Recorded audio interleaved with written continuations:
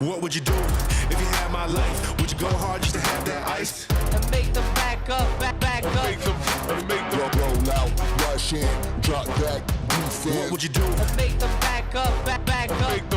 What would you do if you had my life? Would you go hard just to have that ice? Nowadays dudes never had that fight. When a person talking about to add that spice. And make them back up, back up. What would you do? And make them back up, back up. Make them raising the belly of the beast, raising the belly of the beast. I'm ready to go. Charged up. Raising the belly of the beast, raising the belly of the beast. Charged up. I'm ready to go. Charged up. That's all pro. Raising the belly of the beast, raising the belly of the beast. Charged up. I'm ready to go. Charged up. Raising the belly of the beast, raising the belly of the beast. Charged up.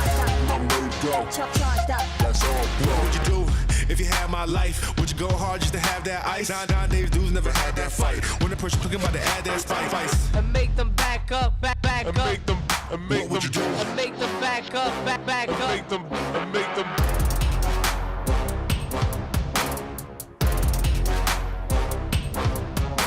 Roll out, rush in, drop back, defense. What would you do? And make them back up, back up.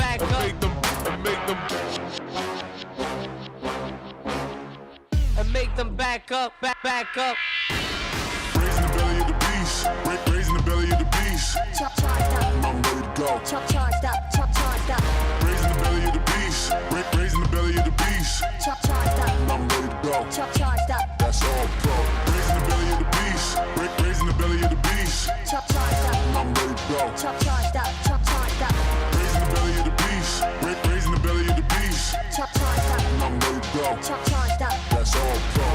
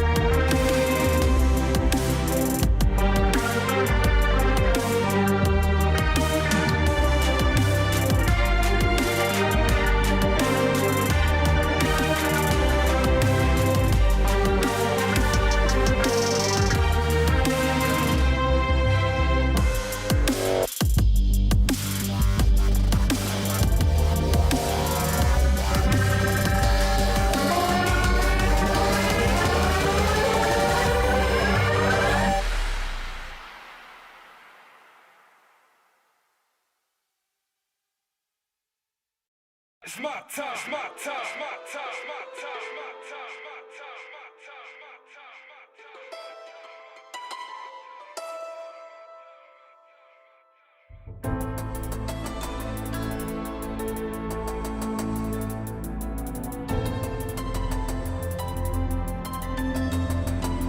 my I think about everything that I've done, challenges overcome, sacrifices I made in pursuit of being the one to take us out of the slums, ready to scrap for crumbs, a million laps on the track until I clasp my lungs, but I ain't done. Let's take it to the maximum. I spaz before a champion in class of bombs. Ain't never stop my rhythm. I'm like a massive drum. I set this beat on fire until the ashes come.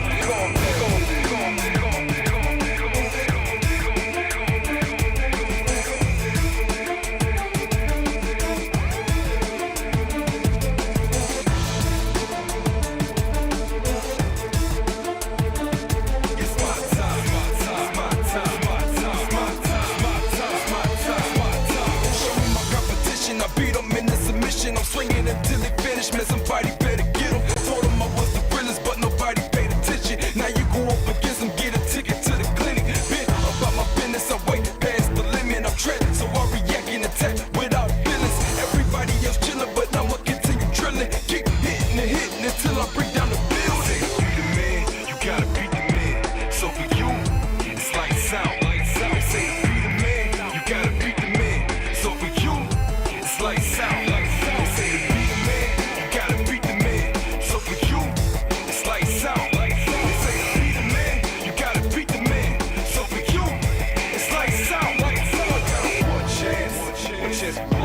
I'm a warrior, you know my story, it's my time, it's my time, it's my time, it's my time. I got one shot to wear the crown, hold up a line, it's going down, it's my time, it's my time, it's my time, it's my time, it's my time.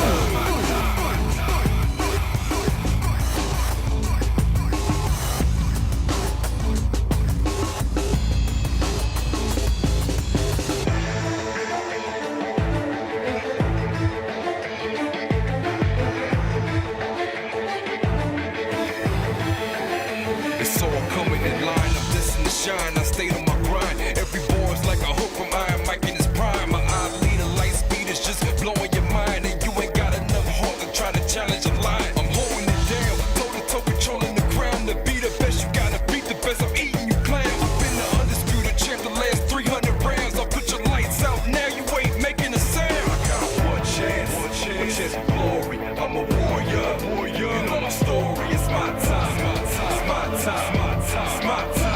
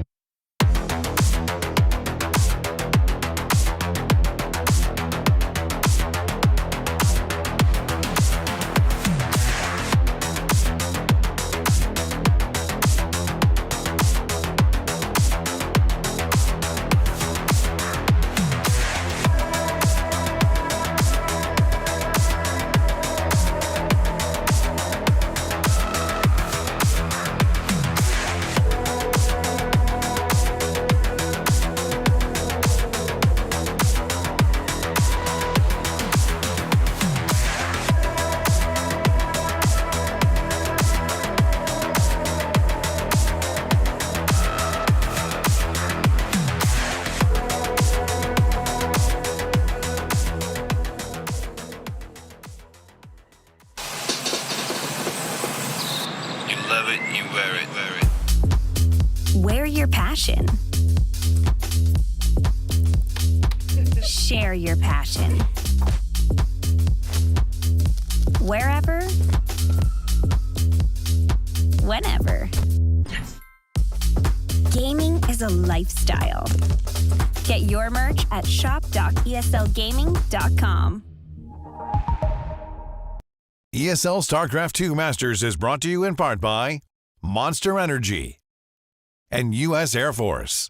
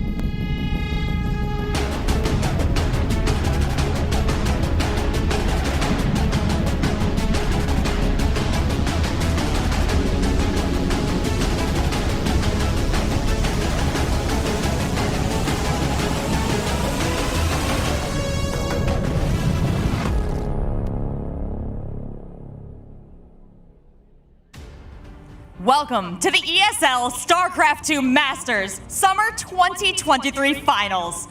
It all comes down to the games today, and it all comes down to our beautiful trophy and the one winner who will carry it home. We have 8 players remaining of our initial 48. We have $75,000 on the line, as well as crucial ESL Pro Tour points. Covering the games today, we have Kylaris and an incredible team of talent to take you through the action. And of course, we are so excited to be bringing you these games from some of the best players from around the world. Of course, you might be wondering how we got here to today, so let's take a quick look at the recap.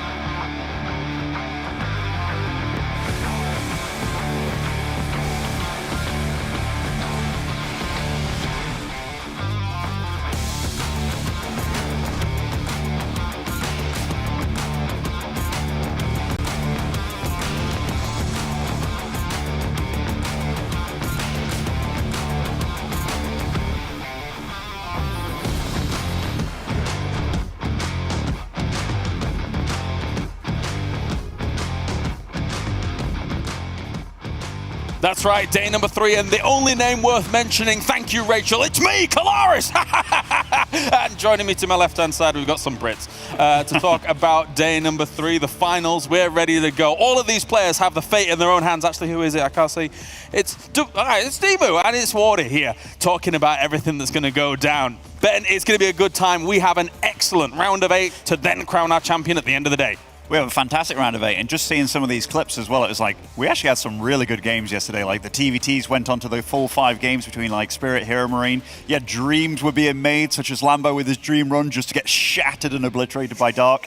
Yeah, some good StarCraft. Yeah, definitely so. Actually, Wardy, let's take a look at yesterday's bracket and see what happened through the knockout stage, as all of these players only had one more chance, effectively. They had to keep winning, and by the end, well, for some of these players, they were able to make the run happen here, but for some, not so much. Yeah, no, it was a great day. Loads of fun matches. I think every round had very fun games. There's a lot of competitive ones. We went the distance a lot. My favorite, in a way, was kind of Maru Gumiho off stream. Gumiho won that in such ridiculous ways. Obviously, it was a great upset as well. But I think it was also awesome to see Classic just looking like super good. Unfortunate he drew Cyril in the bracket because that might be a little bit too much for him. But very excited to see if he can bring some kind of craziness to that PVZ. I mean, that might be too much for anybody at this tournament at the moment. Let's see how that plays out, of course, because Cyril is looking phenomenal. And yes, it was a lot of PvP for Classic yesterday. So, what can you do? But beyond all of that and how it stands here, Ben, a great top 8 here. Obviously, a lot of people are looking at those non-Koreans like Raynor, like Cyril. Raynor already beat Maru at the very beginning of this tournament to open everything up. Definitely. I mean, like, I'm looking at this top 8, and it's like, there's a few players that I would have loved to have been there, like Maru, but him going out, like Wardy said, to Gumiho in the way that he did, Gumiho definitely deserves to be there. I mean, he's slogged it out, but yeah, solid players. I do hope Beyond's wrists hold up. Obviously, he's going up against Raynor, which will absolutely push him to the limit. Yeah. I think Cure Gumiho's good, Dark Soul's good, Herald Classic. Yeah, everyone's really good. I've loved watching Classic yesterday, man. I really can't get over how good Classic was playing. It's like slow, methodical, but it's all right. It just felt good. Yeah. Felt good. All right, let's take a look at something else that's good. It is the prize pool here for all of these players to be able to grab themselves the moolah, the dosh, the dollar. We have got ourselves also EPT points on the line as well. For first place, though, if you get that $15,000, you are also going to the World Championship. That is a guarantee. Those points for seeding will help you out along down the line as well. But what's nice is, if you've already made top 8 here, Wardy, you've already got yourself 3,100 in the bag. Very nice. Obviously, it just gets more and more important as the day goes on. And I'm really excited, obviously, to see some of the guys that want to take that first place spot. The guys that made it through on day 1, we didn't see them at all yesterday. They got to rest up, get some practice in. Obviously, they want that top spot. They want that kind of guaranteed seed to the World Championship as well, right? Yes. So, yeah, lots on the line. Those points are massive too. The seeding in these future events, future regionals, especially with regionals being so important now, absolutely massive. Yeah, and casually 4 world champions in this bracket, casually tournament winners, left, right, center, here, there, and everywhere, are going to be going head-to-head to figure out who will become the champion here for Summer. Now, moving on, of course, as well, we have our playoff bracket. Let's bring that up and actually talk a little bit about this, because, of course, we are going to be starting with Solo versus Dark. Let's not jump into that too much. Gumiho versus Cure. We have Raynor versus Beyond and Classic versus Cyril for our round of 8 to get things going. What jumps out to you straight away, Ben? I think Raynor Beyond, Like, Raynor Beyond, to me, that is just... That's what I want to see. Like, both these guys, incredibly aggressive, incredibly quick. And if Beyond is playing to his tip-top level, he can definitely give Raynor a true run for his money. Because, I mean, that kind of could have been Clem there in Beyond's shoes. But honestly, if anybody's going to take Clem's place, I want it to be Beyond. Wardy? I like Raynor Beyond as well. I signed up to cast that one straight away. But I think Gumiho Cure is also very fun. That's the series that went on day number 1. Cure got the better of Gumiho 2-1. We've seen Gumiho play crazy. It's going to be fun to see if Cure can hold up. I think Solo Dark's really fun. That's a rematch from a Super Tournament Finals last year. Yes. Solo's very competitive in ZVZ. I know a lot of people would say Dark's the more successful Zerg, and rightfully so.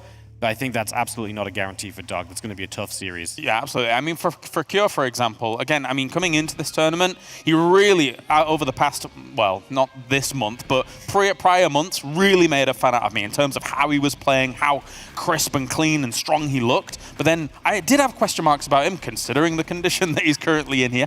But he's surpassing it, Ben. It's awesome to watch so far. He's amazing, honestly. Like, he's very arguably a contender for the second best Terran in the world after Maru, but you know, the way that he's playing right now, him saying he was playing at 40% of what he could, I mean, yeah, that's garbage. He's playing really good still. But yeah, he was looking very good, always kind of laying the shadows a little bit. He's not as flashy as the Beyonds of the world, not as flashy as Maru either, but he's just cool, calm, calculated. He's like an upgraded hero Marine in a way. Just like ticks all the boxes. And right now, he's playing some good StarCraft. He got a day to rest as well yesterday, didn't have to play.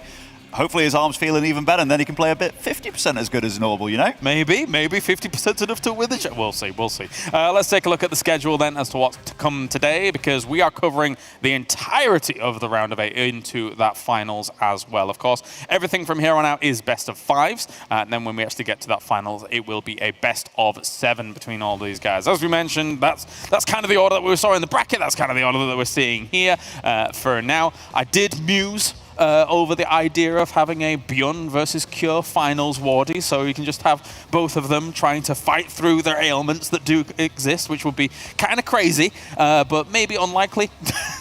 Yeah, honestly, I think Beyond's run is going to be tough. You got to go through Raynor, then very likely Sterile. If not Sterile, then a classic that can take down Sterile. That is not going to be simple, right?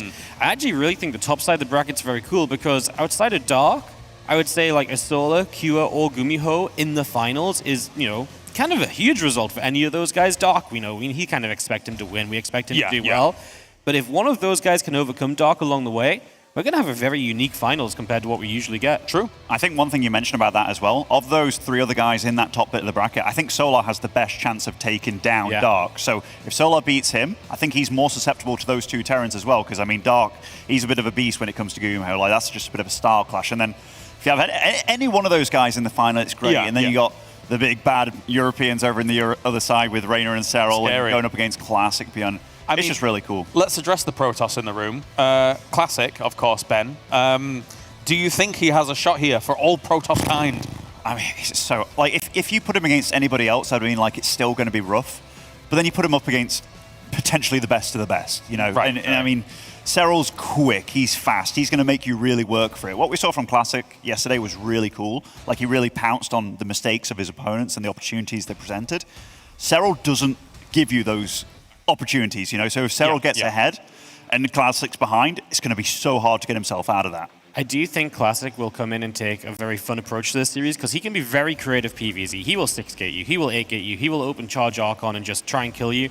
I think if there is a way to maybe beat Sterile, someone comfortable doing things like that might be the way, rather than the pros players that are going to try and blink, stalker, harass, transition late game. I think that is out the window versus Sterile. So I kind of, out of all the Protoss, maybe I kind of like Classic. Right. And honestly, like, Classic looked cool on the stage yesterday. Like, he's a veteran of a player, right? So, like, the fact that he just kind of blitzed through 2 very good Protosses 6-0. Better yesterday than the first day. On the first day on the stage. And, you know, like, traveling all the way from Korea, like, you can kind of get that, right? A little bit of jitters, a little bit of jet lag maybe, but he looked clean yesterday. All right, gentlemen, let's focus. It is time for our first best of 5, as we now have our Zerg versus Zerg on the way, and it's 2 belters of Zerg. It is going to be Solar going up against Dark here in a head-to-head to find out who moves on through into the semifinals to guaranteed play against a Terran on the opposite side. The cards are back. We have got a 94 for Dark, and he's tying for that top offensive spot with some other players that are here at the moment, going up against a Solar.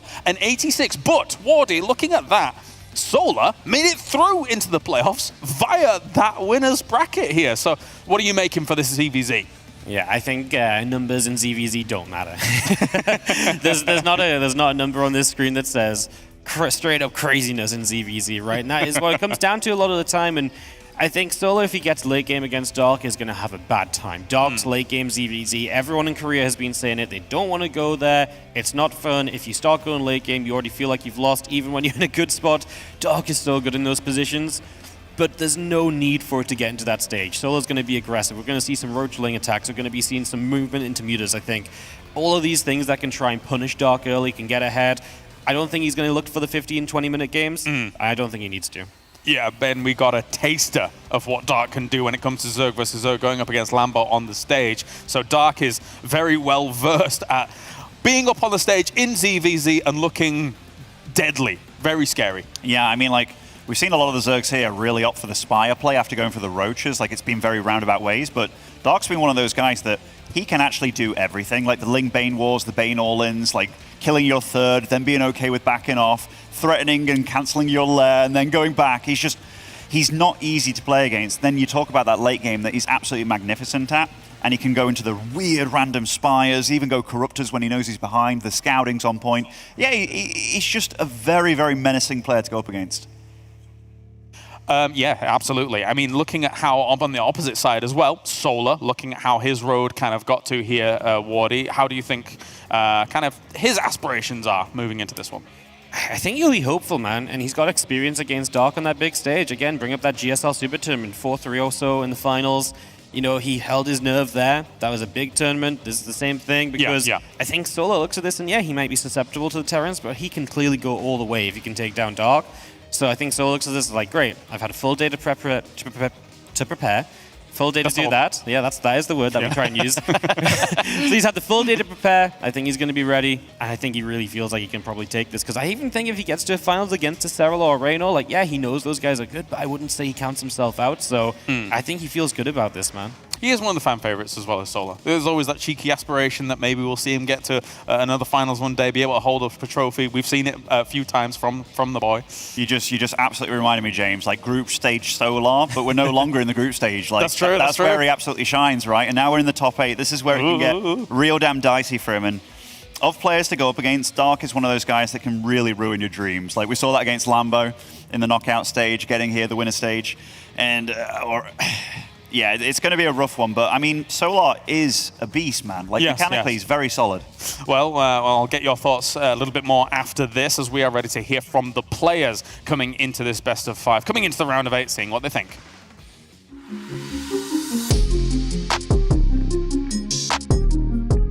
Hello, this is Solar, Zero player from Onsite Gaming. First of all, feels very good.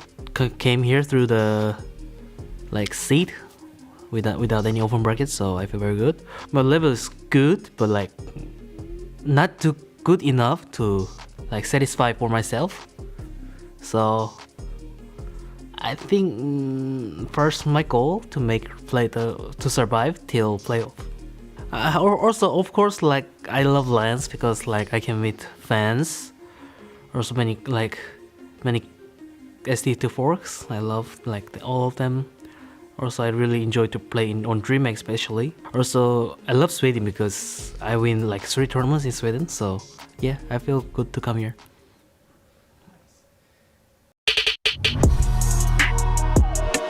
안녕하세요, 박영호입니다. 현재 제 폼은 솔직히 좀 자신이 없어가지고 게임 실력에 좀 무섭긴 한데 이제 남은 시간 동안 열심히 연습해보고 생각도 해보고 해서 다시 끌어올려야 된다고 생각하고 있습니다. 사실 기타 대회 같이 GSL이나 이런 대회 같이 똑같이 그냥 준비하고 연습하고 이런 과정을 거치고 있고, 근데 이게 사실 단기 대회다 보니까 그 대진표가 빨리 뜨지 않잖아요. 근데 첫 번째 상대만 나와 있기 때문에 그 상대에 맞춰서 그냥 빌드를 준비한다던가 그렇게 하고, GSL 8강에서 떨어진 걸로 기억하는데 사실 4강 사테란이 된 순간부터 제 컨디션이나 실력이나 이런 걸 떠나서 4강 사테란이라는 말만 하고 싶어요. 이렇게 큰 대회가 아니더라도 그냥 온라인 리그나 기타 리그들 그런 걸 다 참가하면 무조건 우승하고 싶다라는 생각을 갖고 임하거든요. 그래서 우승을 못한다면 좀 불만족하는 것 같아요, 대회에 있어서. Ever the focus here, Dark saying that he is not satisfied if he doesn't win the tournament. He's going to have to start here if he wants to try and attain a finals position. Thank you very much, boys. It is time now to head over to the stage for our Zerg versus Zerg. Rachel, take it away. Thank you so much. We are about to kick off our first match here at the ESL StarCraft 2 Masters Summer 2023 Finals. I love to see the crowd filled, and I'm excited to bring out this first match. We saw Solar is confident in Sweden, and he had all Saturday off to enjoy the locale and get himself ready. But Dark, who wanted to practice and prepare, has had a day of matches yesterday against Lambo, had to focus on that ZVZ, and now he's coming into a huge one. So let's bring our 2 competitors, Solar and Dark, to the stage.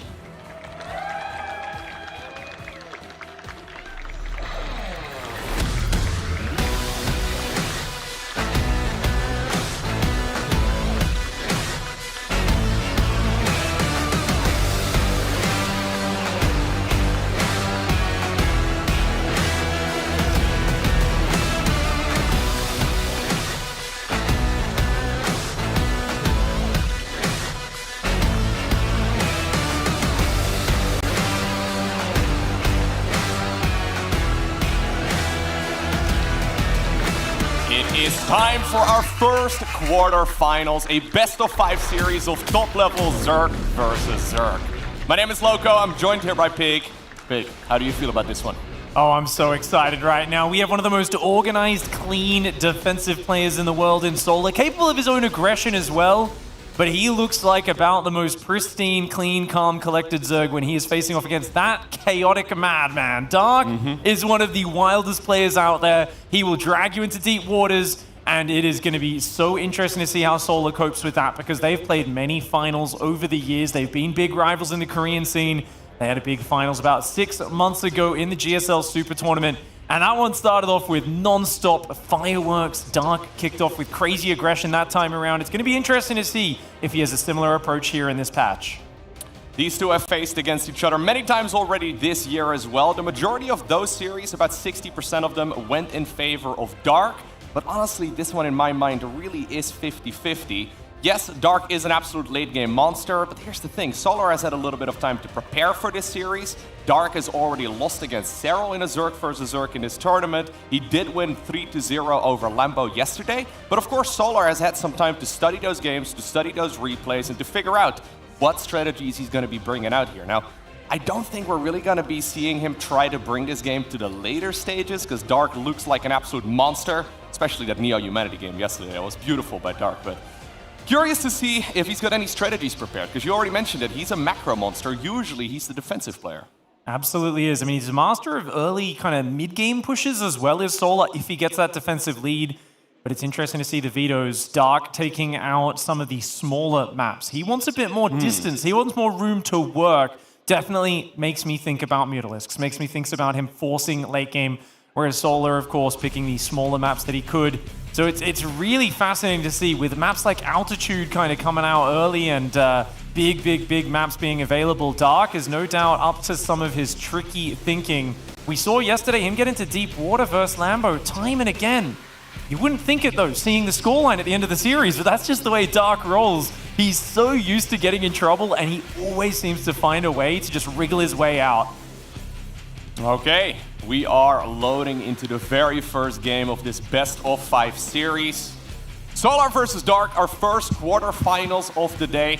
Two players from, of course, South Korea. Both of them have been competing for many years, and they've probably played hundreds of tournament maps against each other already, so they're well familiar with each other's playstyle. Indeed, Solar is going to be coming in here very focused. He looked fantastic in the earlier stages. Dark, it's always cool to see that he is just on point, and it's that extreme power, early micro mechanics and aggression from Dark, but also the late game massive, powerful advantages for it. Let's see how he leverages them going into Altitude. His map for this first one in the top right, representing Dragon Kaisi Gaming. It is Dark.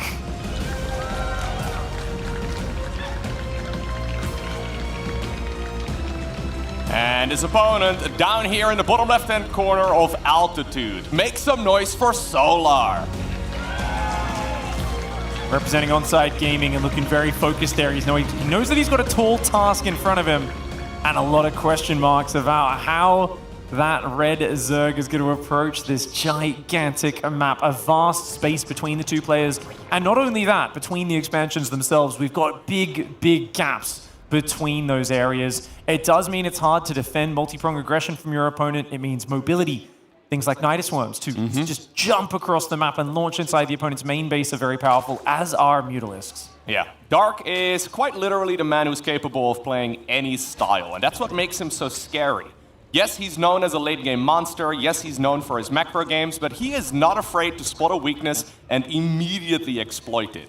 If anybody's going to be going for Nidus Worms in this particular series, if anybody's going to go for some quick, I don't know, 2-base lair shenanigans, I can imagine it's probably going to be our player in red, whereas Solar usually likes to play a little bit more defensively. Now, Altitude, like you mentioned, it's a massive map. I do think that mutas are indeed very likely. The ability to shut down your opponent's overlords, control the map, and force a lot of anti-air defenses, very powerful. And of course, we've seen that those Mutalisk builds are vulnerable to big Roach, Baneling attacks. They're also vulnerable to certain Nidus Worm timings. So there's a lot of mind games and scouting that will come into it. So far, Solar slightly ahead on the gas mining, and just ever so quickly faster on that spawning pool. Gets the queens and a couple of zerglings coming out a few seconds earlier. No one pulling off gas just yet, of course, as Ling speed starts. 1 off gas for Solar. And as Dark does get to 100 gas, his Ling speed should be starting up. And no pulling off gas for Dark just yet. Yeah, that is a little bit interesting. So this is the first small deviation that we have. But if you're going to leave your drones in the gas geyser, well, first option is you've made a little mistake, which at this level of play is not really to be expected, or you've got something in mind for all of that gas income. Yesterday, we did see some very large Ling Bane attacks. We did see some quick lairs as well. So we'll have to see exactly what the plan is. Both players right now opting to go for a third base does not necessarily mean a macro game in Zerg versus Zerg. One of the problems you run into, obviously, if you're making mass Zergling is that you don't actually have enough larvae. So making sure that you get the third hatchery up, even if it's just for the larva production, is incredibly helpful. Yep, that's the funny thing. People think a base is always a sign of economy, but essentially with Zerg, a base is also a barracks or a gateway. It is used to build just about anything. So far, both sides have the Baneling Nest at a very safe moment in time. Dark kind of pulled back his drone, tried to disguise the fact that he was going for it, but Solar went back in with the Zergling and saw it anyway. Dark does hit a little supply block there, but the Overlord pops just in time, and so far, neither side committing to big aggression. Solar just getting a handful of Zerglings. If he wants, he can apply some light pressure with that. Dark, on the other hand, is skimping on the Zerglings. He's only building a couple, and he is looking to be much more economic for now. But both sides are building forwards. The Zergling Scout's going to be very important. You need to figure out what your opponent's up to, and that's why we're going to see those Evo chambers beginning to wall off the front to block the opponent's scouting. Yeah, interestingly enough, in the Zerg versus Zergs that we've had in this tournament so far, Evo chambers have been sort of up in the air. So the timing that you see on that upgrade structure right here for Solar is considered to be the standard. So he took it right around the same time that the Baneling Nest finished up. Dark, however, not going for an Evo chamber, and now after that Zergling Scout gets denied, he decides to plant down a Roach Warren together with an Evo. It's a small deviation. For the longest time, we saw what Solar is doing in this game here, but for some reason, man, all of the Zergs here, they've been mixing up their Evo chamber timings ever so slightly. Yeah, I mean, Solar doesn't actually use his straightaway anyway, so finally +1 range does start up for him, sign of him probably wanting to go for a longer game. That is the long-term upgrade. Neither side starting a lair just yet. Good skirmish micro there. Solar not letting his Baneling get picked off. Dark's Baneling looking for a hit. Doesn't quite find it. Yeah, he's trying his very best, mostly just a skill check. Every once in a while, we will see a big detonation, and obviously when you're playing on a stage like this one, things can get a little bit shaky, and you may very well not have as good control over your mouse as you would like to. Like, for example, these Banelings are running on over towards the third base location of Solar. Excellent splits right here, though. Solar showing us that he could have been a Terran. Beautiful spreadies. Yeah, only one Baneling does go down. Dark will keep that alive for now. He's got Roaches and a lair on the way, a little faster behind this. Work account slightly ahead for Solar, but Dark finds a Queen sticking out. Lings and Banes running in from two sides. He's going to try and hide Zerglings in the corner of the main base. He's going to try and do a sneaky Baneling morph, but Solar, he is aware, and he is not letting any big damage go down. Only 2 drones and a Queen. Good defense by Solar. Yeah, that is the oldest Zerg versus Zerg trick in the book. We saw that in the early days of StarCraft 2. Sometimes it still works.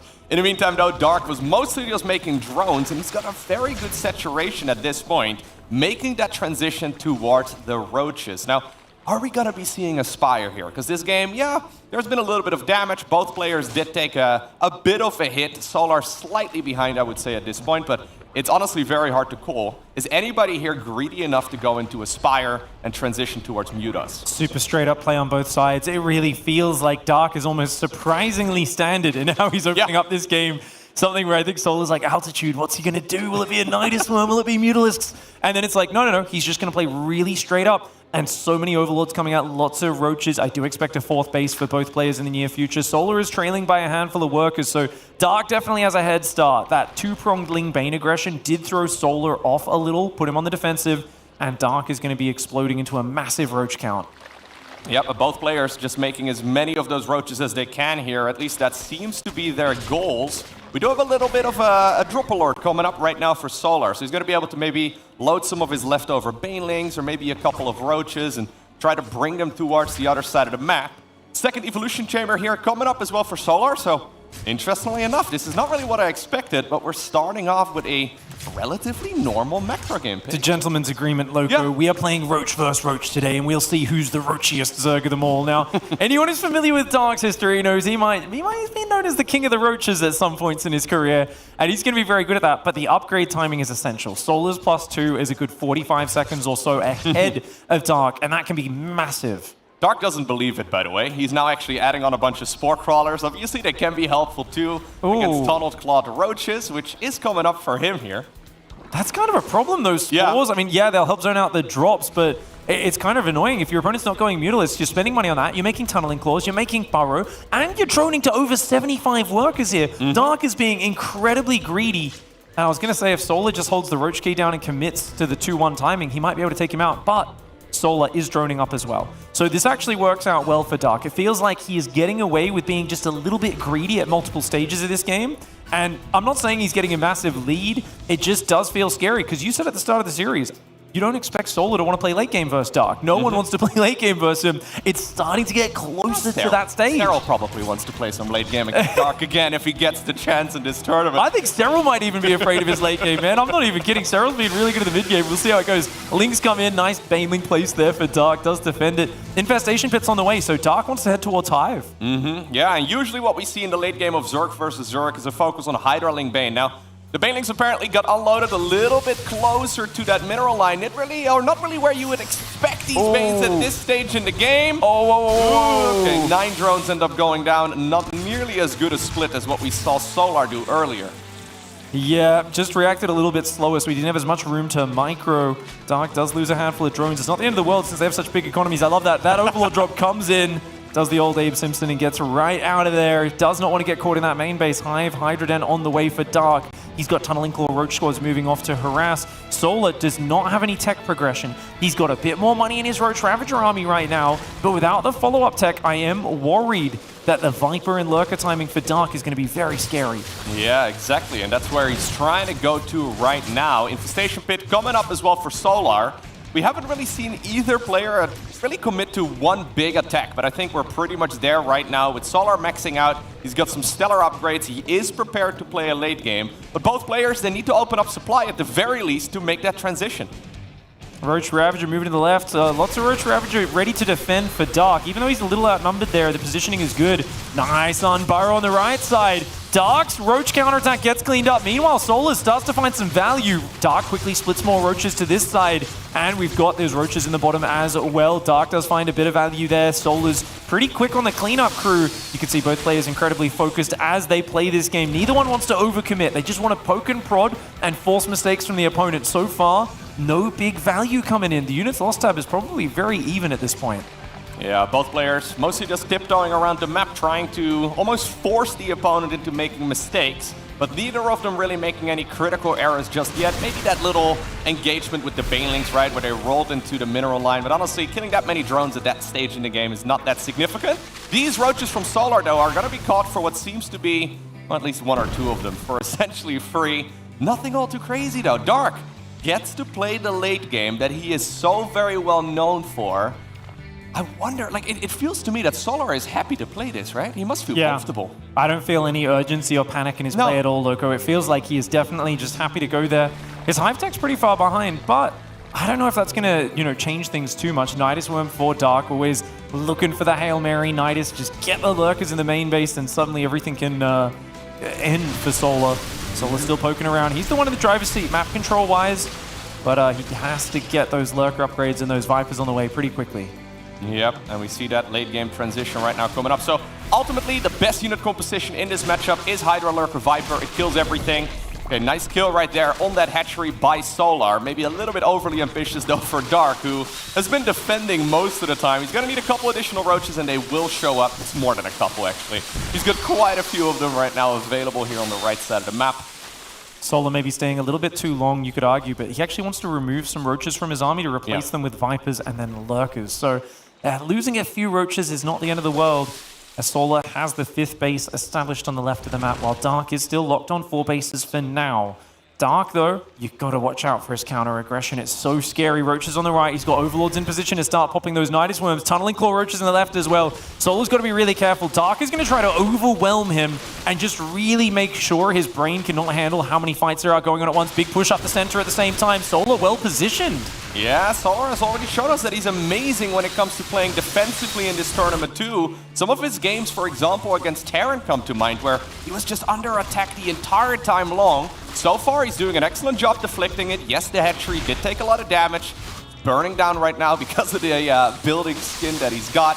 But this is really good so far here by Solar, but not Nidus Worm in the main. I don't know if there's anything inside the Nidus because Solar's applying heavy pressure, but a lot of his army's on the wrong side of the map right now. I don't know if he's noticed it. The Nidus Worm in the main base has popped out. Lurker's coming out. There's a few Queens and Hydras trying to deal with it. Blinding Cloud could deal with that. There's no detection right now. Yeah, he's definitely going to need something to actually spot those Lurkers. There's the Overseer moving forward as well. We're going to abduct a couple of those Lurkers, which will also force them to unburrow. A very costly trade, though, that also just costs a ton of APM. And actually, Dark, he's looking at this like, wait a second, if you're not really gonna, be prepared for this, I'll just send even more units across. Those Vipers already spent all their energy. There's no Blinding Clouds. There's still 5 Lurkers burrowed in the back. Dark here, asserting dominance over the main base. He says, I will just launch this straight inside. Solar, he's got a lot of bank. He's spending it all right now, trying to hang on, but those Lurkers are adding massive damage. Not to mention that worker line on the third base getting ravaged from the high ground. This was not even really meant to deal critical amounts of damage at all. This was Dark just testing the waters, trying to make sure that the opponent is paying attention. Now the rest of the army comes back home, but this is such an expensive loss right now for Solar. Honestly, he should be able to stabilize eventually, but he doesn't even want to play this out. Wow, Dark. Yeah, I told you that Nidus Worm, it's dangerous. I mean, he always looks for that, and I love what you said. It was just probing, seeing if there was an opening. A couple of Lurkers eventually popped out. He saw that Solar was completely unprepared, and it's such a nice way to punish your opponent for being aggressive on your side of the map. That Roach Hydra was so deep onto his side altitude, a gigantic map, and it could not get home in time to defend. Yeah, initially he popped in like 4 Lurkers after the worm was already done. He's like, okay, I guess I'll see how this goes. And then he realized, wait a second, you're not really respecting my Lurkers here at all. I'll just send in even more. And once there's Lurkers burrowing in your main base and you can't really push up your own main ramp, it's incredibly difficult to break. You need Vipers, you need detection, you need a lot of tools at your disposal to push that back. This wasn't really meant to win the game, but hey, Dark will take it. Dark is so good at turtling and defending, but what makes him so scary in the late game is it's the fact that at any moment, 25 Lurkers could counterattack across the map. A Nidus, like here, could pop up in your main base and suddenly turn the game around. So it's not so much about just the pressure of, man, it's hard to break him, but it's also you never know when this sort of vicious counterattack will explode across the map. I love the extra Nidus Worms popping up to reinforce as well. And Dark looking fantastic in game 1. Manages to play his game, and I think really it was Solar who was just scouting and going, where's the tricky play? What's the clever play on this map? And there was nothing. Dark just played a straight up game, and he outplayed Solar in it. That's a huge confidence boost. Yeah, on altitude, as the game progresses, you tend to spread your forces out further and further away from the main base. So part of Solar's army was all the way on the left, part of it was all the way in the bottom right, and that meant that the main base was exposed. Dark, only needs one opportunity, and he will capture it right away. Incredible game. All right, up 1 game now with a fantastic start to the series. Let's see if we can keep the momentum rolling in the top right side. Representing Dragon Kaizi Gaming, he is Dark.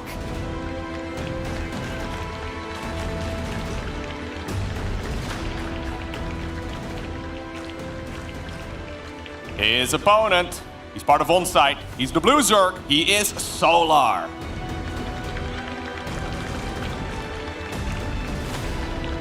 That's got to be a bit of a frustrating game, right? StarCraft 2 is usually all about not trying to make mistakes. And he played a brilliant game there for like the first 15 minutes, and then the last 30 seconds, it's like a house of cards. Everything came crumbling down. The Nidus Worm, it's such a powerful mechanic, and definitely one he'll regret not noticing as quickly as he could. And even when you do notice it, just happened that what could he pull? Queens, Vipers, they don't kill Nidus Worms very well. Yeah, I had like 3 Hydras and 2 Queens working on it when it was already mostly finished.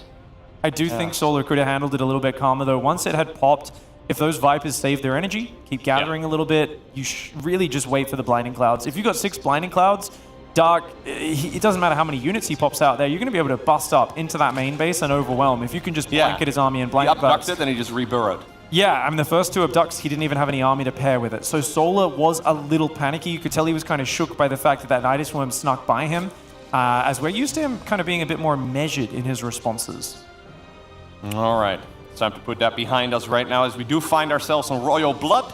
Little bit of a smaller map here. So if Solar wants to go for something more aggressive, if Dark wants to go for something more aggressive, this would be the map to go for that sort of timing attack. So far though, game once again very standard. Both players opting to go for the Overlord here a little bit later, going for the greedy start, right? 1 pair of Zerglings, 2 Queens, and then eventually an Overlord. And Dark actually cues another Overlord immediately. I don't know if that's a mistake or not. Normally he does not get that so early.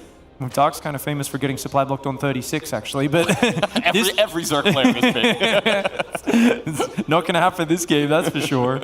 Dark has been a bit more economically focused. He did not actually pull workers off minerals to put on gas initially, whereas Solar did, which is why Solar has a slight lead on the Zergling speed. But other than that, they both are just moving on forwards from here. Third base will go down for Dark a few seconds later. For all intents and purposes, this is a mirror matchup. Not only are they playing the same faction, they've also got the pretty much same opening build orders. And we're going to go into that aim high view here. You're going to see, of course, Solar's view on the left of your screen, Dark's on the right. As Solar just scouts around, gets a full circle on the main, sees not too much other than the fact that Ling speed is upgrading. And we are going to see Dark kind of get his Baneling Nest up on his natural. In the natural for Solar, I don't think he's got a Baneling Nest down just yet. Might be a little bit later on that. Nice little bit of first-person vision. So this is what the players are currently looking at while they are playing this game as we speak. Should be a Baneling Nest right over there. 4L player in blue as well. So everything is pretty normal here. Curious to see if we're going to see, there it is, an Evo chamber coming up as well. This time around, it's much quicker than in the previous game. And I'm trying to wrap my head around these Evo chamber timings in the Zerg versus Zergs that we've seen so far, but they're just so arbitrary. Nice Ling Flood for Solar coming out, though he did delay that Baneling Nest by a lot. And that's because he knew he was going to be aggressive. You don't need defensive Banelings if you're going to flood across the map. Dark not ready for that. And a third hatchery getting cancelled. That's a massive start for Solar. He does have a couple of Banelings ready right now, but those Zerglings, they're not really going to hang around here for all too much longer. Solar does have a defensive Baneling Nest available too. Some Zergs decided to go straight into a Roach Worm from here, but Solar going for the ever so slightly delayed Baneling Nest instead. As long as he's got Banelings defensively, he should be okay. Now the third base, though, on his side of the map is in some trouble. Oh, Dark lets that Queen escape there. A little bit of mismicro from him. She is going to get in between the minerals and buy herself a little bit of extra time.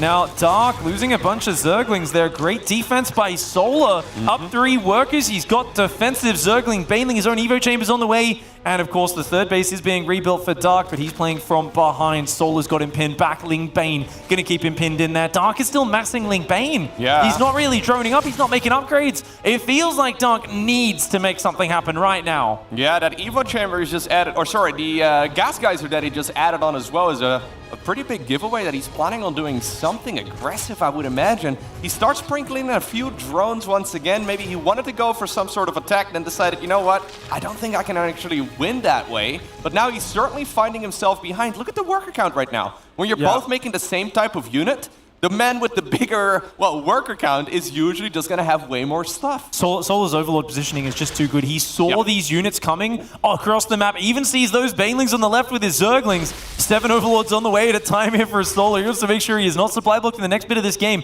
Lings are going to get in. Dark with a Baneling, only gets 2 of them. Zerglings will get a full scout, seeing no lair, seeing no drones on the third base. That's going to tell Solar that he needs to do nothing but hold down the army key. There was a little bit of a Baneling roll by or a Baneling run by over there. Another big Baneling explosion, but Solar just lost 8 drones to, I believe, 2 Banes there of Dark. So that has evened up the worker count here a little bit. Honestly, a complete necessity right there for Dark, trying to create as much chaos as possible, and eventually running into the natural to grab those drones.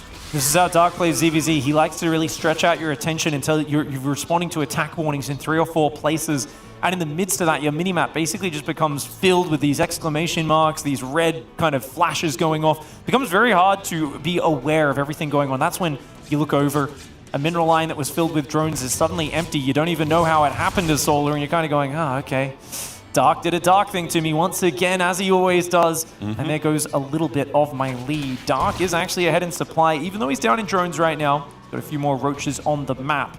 And I think also that 2 Baneling for like 6 or 7 Baneling hit was really efficient for him. It looks like it's going to even out in the mid game. I feel like Dark's happy with that. After game 1, he's looking really confident the longer the game goes. Okay, so even though we had a very large map in the previous game, it's going to be a Spire this time around. Sort of funny to see that, both players going for a very normal game number 1, very large map, where usually mutas are amazing.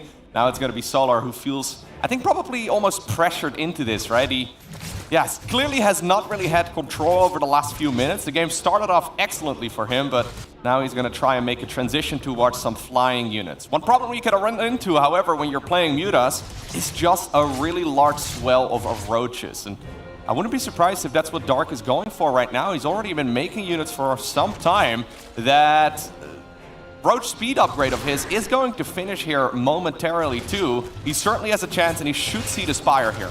Good scout. Very important for him to see that ahead of time.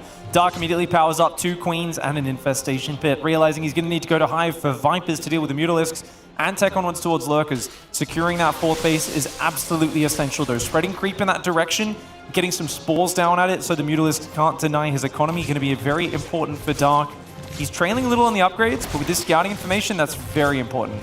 Okay, now, how heavily are we going to commute? Yeah, okay, so 7 mutas end up starting up here together with 7 roaches. So we're just going to make 1 big pack of mutas. We're going to try and grab full map control and then probably push in right around the same time that Dark is trying to make that transition towards units that actually counter the Mutalisks. Okay, Dark's making pathogen glands. Against fungal growth is pretty good too, dude. Against Lingbane Muta, it is not against roaches. They don't do 48 damage like they do in Wings of Liberty. Dark doing a very special Dark thing. I mean, he's just one of these Infester Ravager Kings. He loves using the Infester because he's so good with it. But you've got to be careful because that's a huge investment. You've just built 4 Spore Crawlers, 2 extra Queens. Now you're making pathogen glands, and this is going to be a giant +2 roach timing. Your +2 is way behind. Dark needs to focus on surviving the roach attack, and he definitely has the tools to be able to, but the Infestors are not going to help him out. He's got to be doing nothing but massing roaches to make sure he can survive. Yeah, he's hoping here, crossing his fingers and hoping that the opponent decides to play mass muta, but that is not what Solar is actually doing. Dark may be misreading this situation a little bit. It's very difficult for him to actually scout this out right now. He needs to get vision of the Spire. He needs to get vision of whatever he can. Now suddenly, though, all of those roaches in blue show up, and I think this tells him all he needs to know.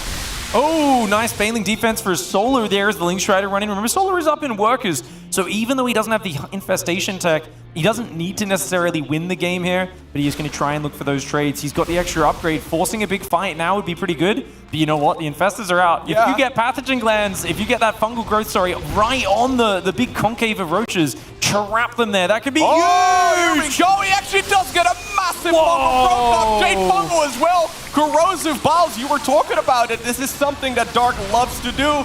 Normally not in this matchup, but apparently it still works out for him. The surprise factor was so big there. Solar just did not realize that there was Infestors out. Move forward, and he was about as clumped as you could ever be. Dark with a fantastic ambush.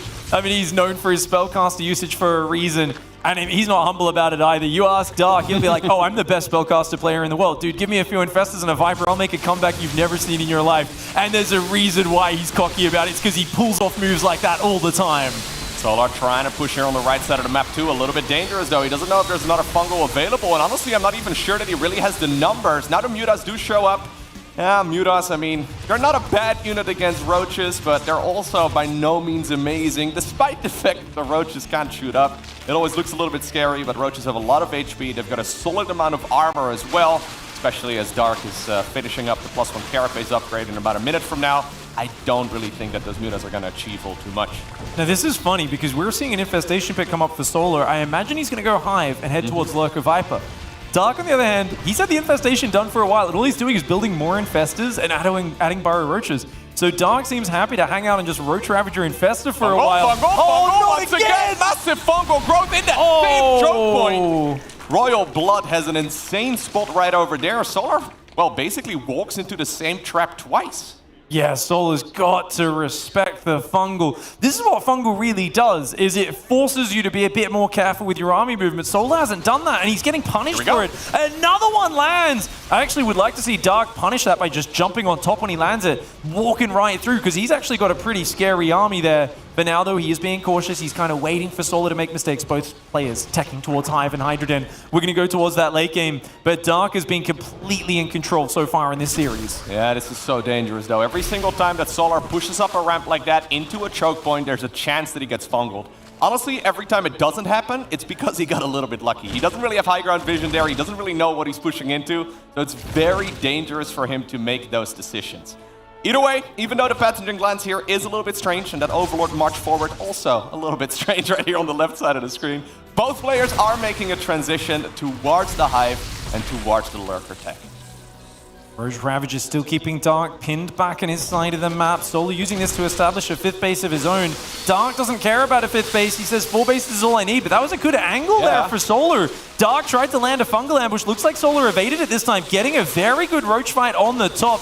He may need to pull back soon, though, as Dark is going to reinforce this side. Solar, though, loves that engagement, and he does stay a little bit too long here. The numbers now in Dark's favor. That fight will turn around.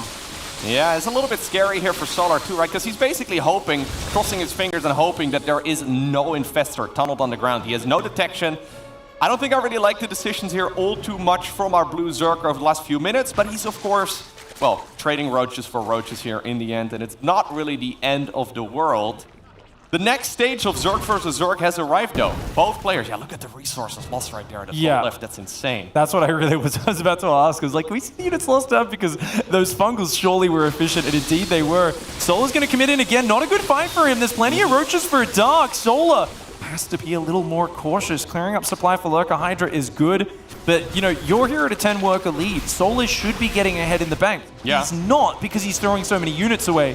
So it's a very low economy for Dark. It's like a weird position for him to just be turtling on 55 drones. That's a tiny economy. That's not even 3-base economy. I gotta, you know, just basically look at this and say, what is Dark's play? Is he waiting for an upgrade to finish, and then does he just go for one big all-in, Loco?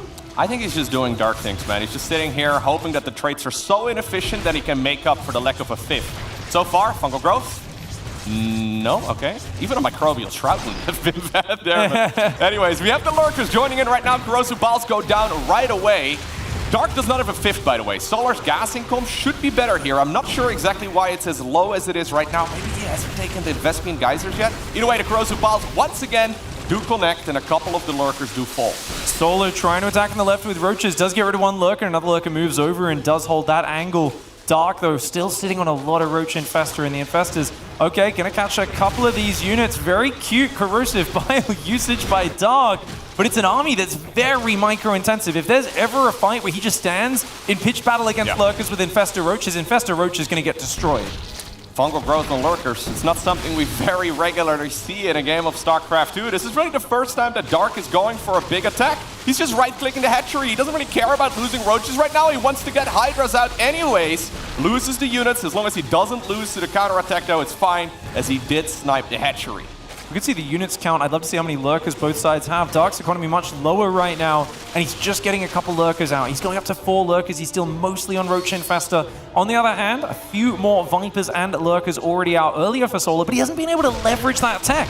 Solar may have a bigger economy right now. He may have the better tech, the better upgrades in some regards, at least, a little behind on the +3, but he hasn't been able to use it. And this patience, like the comfort level of Dark is such a weird thing, because any other Zerg you put in there, down a base, down 10 workers, bit lower on the tech, they'd be panicking.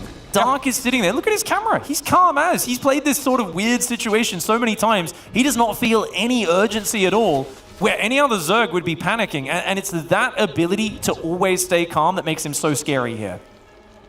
There's the Nidus Worm once again coming up. We saw it once. Will we see it again? Dark is certainly thinking about the main base. He's got fond memories of that previous game on Altitude. He'll be more than happy to take control of the opponent's main ramp once again. In the previous game, he had the Nidus Worm just sort of sitting there for the first few minutes after it was out.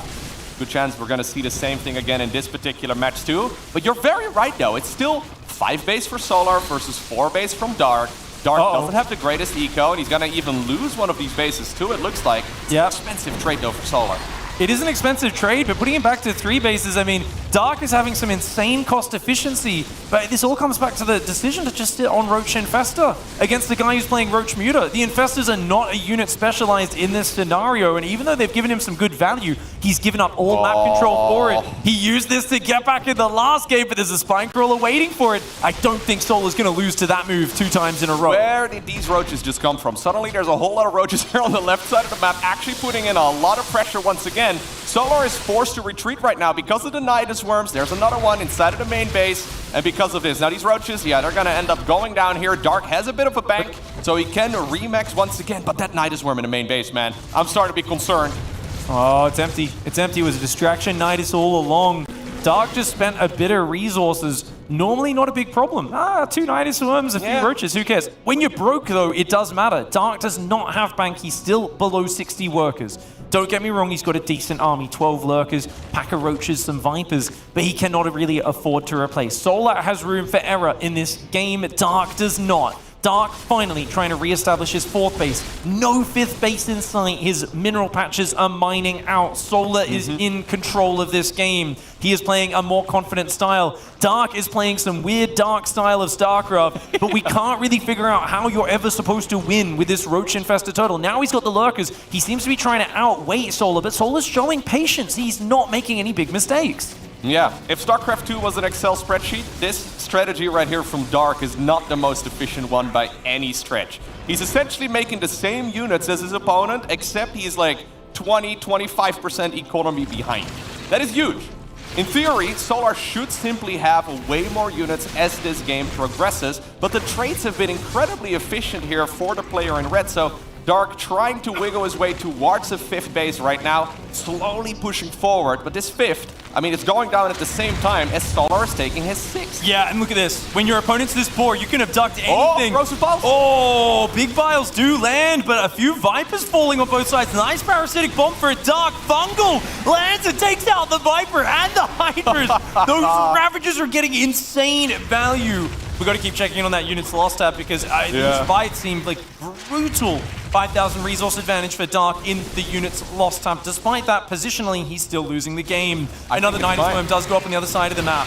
I think it's fine, though. As long as Solar manages to survive for the next few minutes, he should come out ahead in the long run. Now, random Nidus distraction over here, once again, in the middle of all of Solar's bases, rather. Solar losing a few lurkers. As long as he denies that 5th, I think he'll turn out to be okay. Lurker for a lurker is always going to favor Solar. As you said, he just needs to keep on denying that base. Yeah, take some awkward trades. Sure, Dark is doing some flashy things, but flashy things only win the game if you've got solid fundamentals underneath them. And this game, Dark has not had that solid fundamental economy behind all of this. These Tunneling Claw Roaches going down, that's a free pickup for Solar. Insane value for him. Anytime Dark throws away Roaches or a Nidus Worm like that, Solar can feel himself tangibly getting further ahead because the main is mined out for Dark. His natural, mined out. His 3rd and 4th base low on minerals. This 5th base needs to get up and mining very quickly because if you look at the bottom overlay, hold that thought. Yeah, we do have him engaging once again here. Oh, big Fungal Growth, man. Those Infestors, we were questioning them earlier. We have a wombo combo over here, though. Fungal Growth into Parasitic Bomb. Solar trying to go through a choke point, but that is not the place to fight. Solar did abduct a lot of units. He took out a lot of expensive units from Dark, but he lost every single Viper to do it. And it's gone from a 5,000 resource deficit to a 6,000 resource deficit. So Dark is continuing to trade better than Solar, and yet Solar's still maxed with bank. He's still going up more and more bases. He's getting a 6th base up. He should be taking a 7th one, but this base is looking like it's going to be getting up and mining soon. You can see here he's going to try and siege it from the low ground with the Overseer for vision, getting a few of those drones. Nice move. And the Vipers are what's important. Has Dark been able to rebuild his Vipers? Here we go. Should be able to start abducting some of those lurkers. Yeah, the main limiting resource right now is gas, right? That's something you really need in a late game Zerg versus Zerg. Solar may very well, we have one random Swarmos. He may not be able to deny that base through the center, but he can still sort of deny it right here through the bottom instead. His resource count is still looking good, but the gas is my main concern here. He's still pushing in, he's still trading very cost inefficiently.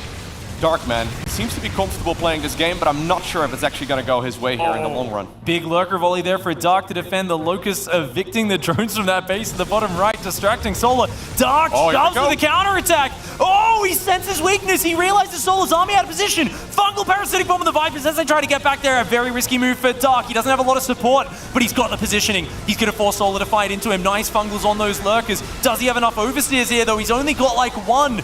Oh, great moves for Dark. 29 drones going down, slaying the Lurkers. Dark has been pinned in a corner this entire game, but you never know when he's going to counterattack. Nice blinding clouds for Solar, though. Solar's going to flank in from the right as well. Not many units left for Dark. Yeah, he's trying his very best here to break this position, trying to get almost to this intersection right here. There's no Overseers for Solar. Solar's lost his detection. An Overseer finally comes in from the left, but he had to withdraw after committing into the Lurkers. That is heartbreaking for Solar. Dark, oh my god, he turtles for so long. And I'm telling you, when that little neck pokes out from under that shell and that little turtle mouth just bites you, you're surprised. You're like, what the heck? You've been sitting in your corner of the map for the last 20 minutes, but when he does bite you, it is vicious. Dark is a savage. This is not the normal game of Zerg versus Zerg that we normally see. Dark just needs one single opportunity. That being said, though, Solar has spent his bank and he is going to be able to push this back. Only 22 drones right now remain here for Solar as Dark snipes another base there on the right side as well with some of his very meager reinforcements. He doesn't have a lot of income himself, but he's got slightly more than the opponent. Now it's Solar's turn. Solar ready to do a similar attack on the other side of the map. Keep in mind that 5th base here, the one that we've got on the screen right now, absolutely critical here for Dark. He needs to get higher tech units here himself. And he's gonna go back to turtling, man. Oh, I don't know if Dark has any Vipers right now, or if he does, they must be gathering energy. The units have very important 2 Vipers for him versus 1 Viper for Solar. Dark has 9 Lurkers, but a lot of them are spread around the map, harassing and denying these bases. Dark should have the advantage with that worker count, but losing that 5th base was big. That was very essential. If Solar didn't snipe that, he was screwed in this game. But look at that Hydra attack coming in for Dark. If he can get this base and get out with these Hydras, that's going to be massive. Yep, and the Hydra DPS at this point in the game is significant. Normally we see the Nidus Worm used offensively. This time around, I think it is a way to retreat and get on out of there. Snipe the hatchery, snipe the static defense, and then pop in the Worm to go all the way back home. I mean, he even gets an Overseer on his way out. Lovely play right here from Dark, man. In theory, though, this strategy makes very little sense, right? Like, they're both making the same army. Solar is doing it off of 4, 5, 6 bases. Dark's sitting on 3, 4 bases the entire time long. But look at the trades here. The resources lost in the top left-hand corner of your screens. I mean, it tells the story. Dark's micro and his control in those battles is just incredible. Well, you know, all Dark needs to do is make the game weird. All he needs to do is drag it to a strange place. He doesn't play like any other player. Other players play optimal styles. He purposely plays sub-optimally. He plays weird, off-meta, offbeat styles so that his opponent is out of their comfort zone. And because he always plays such bizarre situations, he is comfortable playing in the chaos and adapting to whatever's in front of him. Other players are looking for familiar patterns that they can recognize. Dark always knows how to adapt just based on what's in front of him. He has this fluid style of play that makes him very difficult to deal with. Look at this, just picking those Lurkers out of the ground. Solar loses his army, and Dark making a miraculous comeback off of an Infestor Roach Turtle style that we've never seen before. You call it a comeback, but it seems to me that this was what he had planned, right? Like, that's the thing about Dark's playstyle. He seems very confident,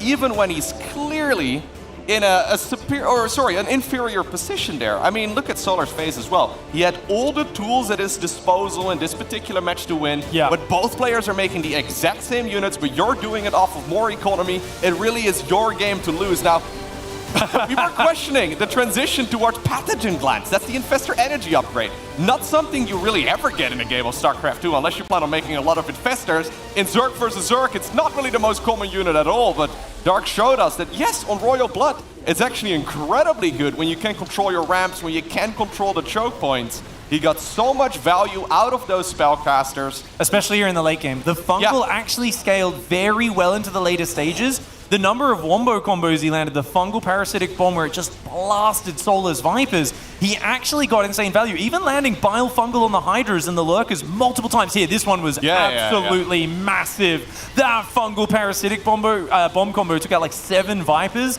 That's 1,400 gas down the drain. It was his ability to find those fights time and again. And then this killer instinct when Solar's whole army committed too deep on the top left lane. He just shoved through the middle, and once you're in between your opponent's Lurkers and their base, Lurkers are a siege unit. They aren't very good at scrambling back home to defend. Solar made a big misstep to that top left side of the map, and Dark capitalized so quickly. Beautiful game right here from Dark. Just want to emphasize how difficult it actually is to control these armies. Essentially, all the units you have on the screen, they need a separate hotkey. It's pretty difficult to micro it all correctly. So it's not even just the Infestors and the Vipers that need to be microed. The Lurkers need to be in range. The Queens are trying to transfuse. You got to make sure your Overseers are close enough for detection. You have your Spore Crawlers pushing forward too. There is so many moving obstacles, so many moving parts that you have to control properly. And Dark does it better than anybody else. That was honestly a beautiful game right there. Yeah, we're not used to Infestors scaling into the late game effectively, but apparently this man knows how to use them, where any other Zerg would have just accidentally lost them in one of those big battles. They stayed alive all game long. The best spellcaster user in the entire world. Down near the bottom right side of the map, looking for the 3-0. Put your hands together for Dark.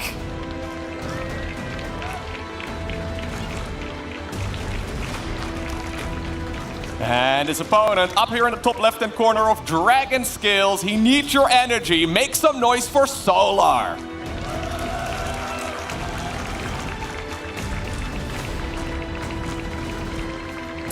You know, in theory, right, when you think about it, is there ever an army that's not better when you add in 2 Infestors and 2 Vipers?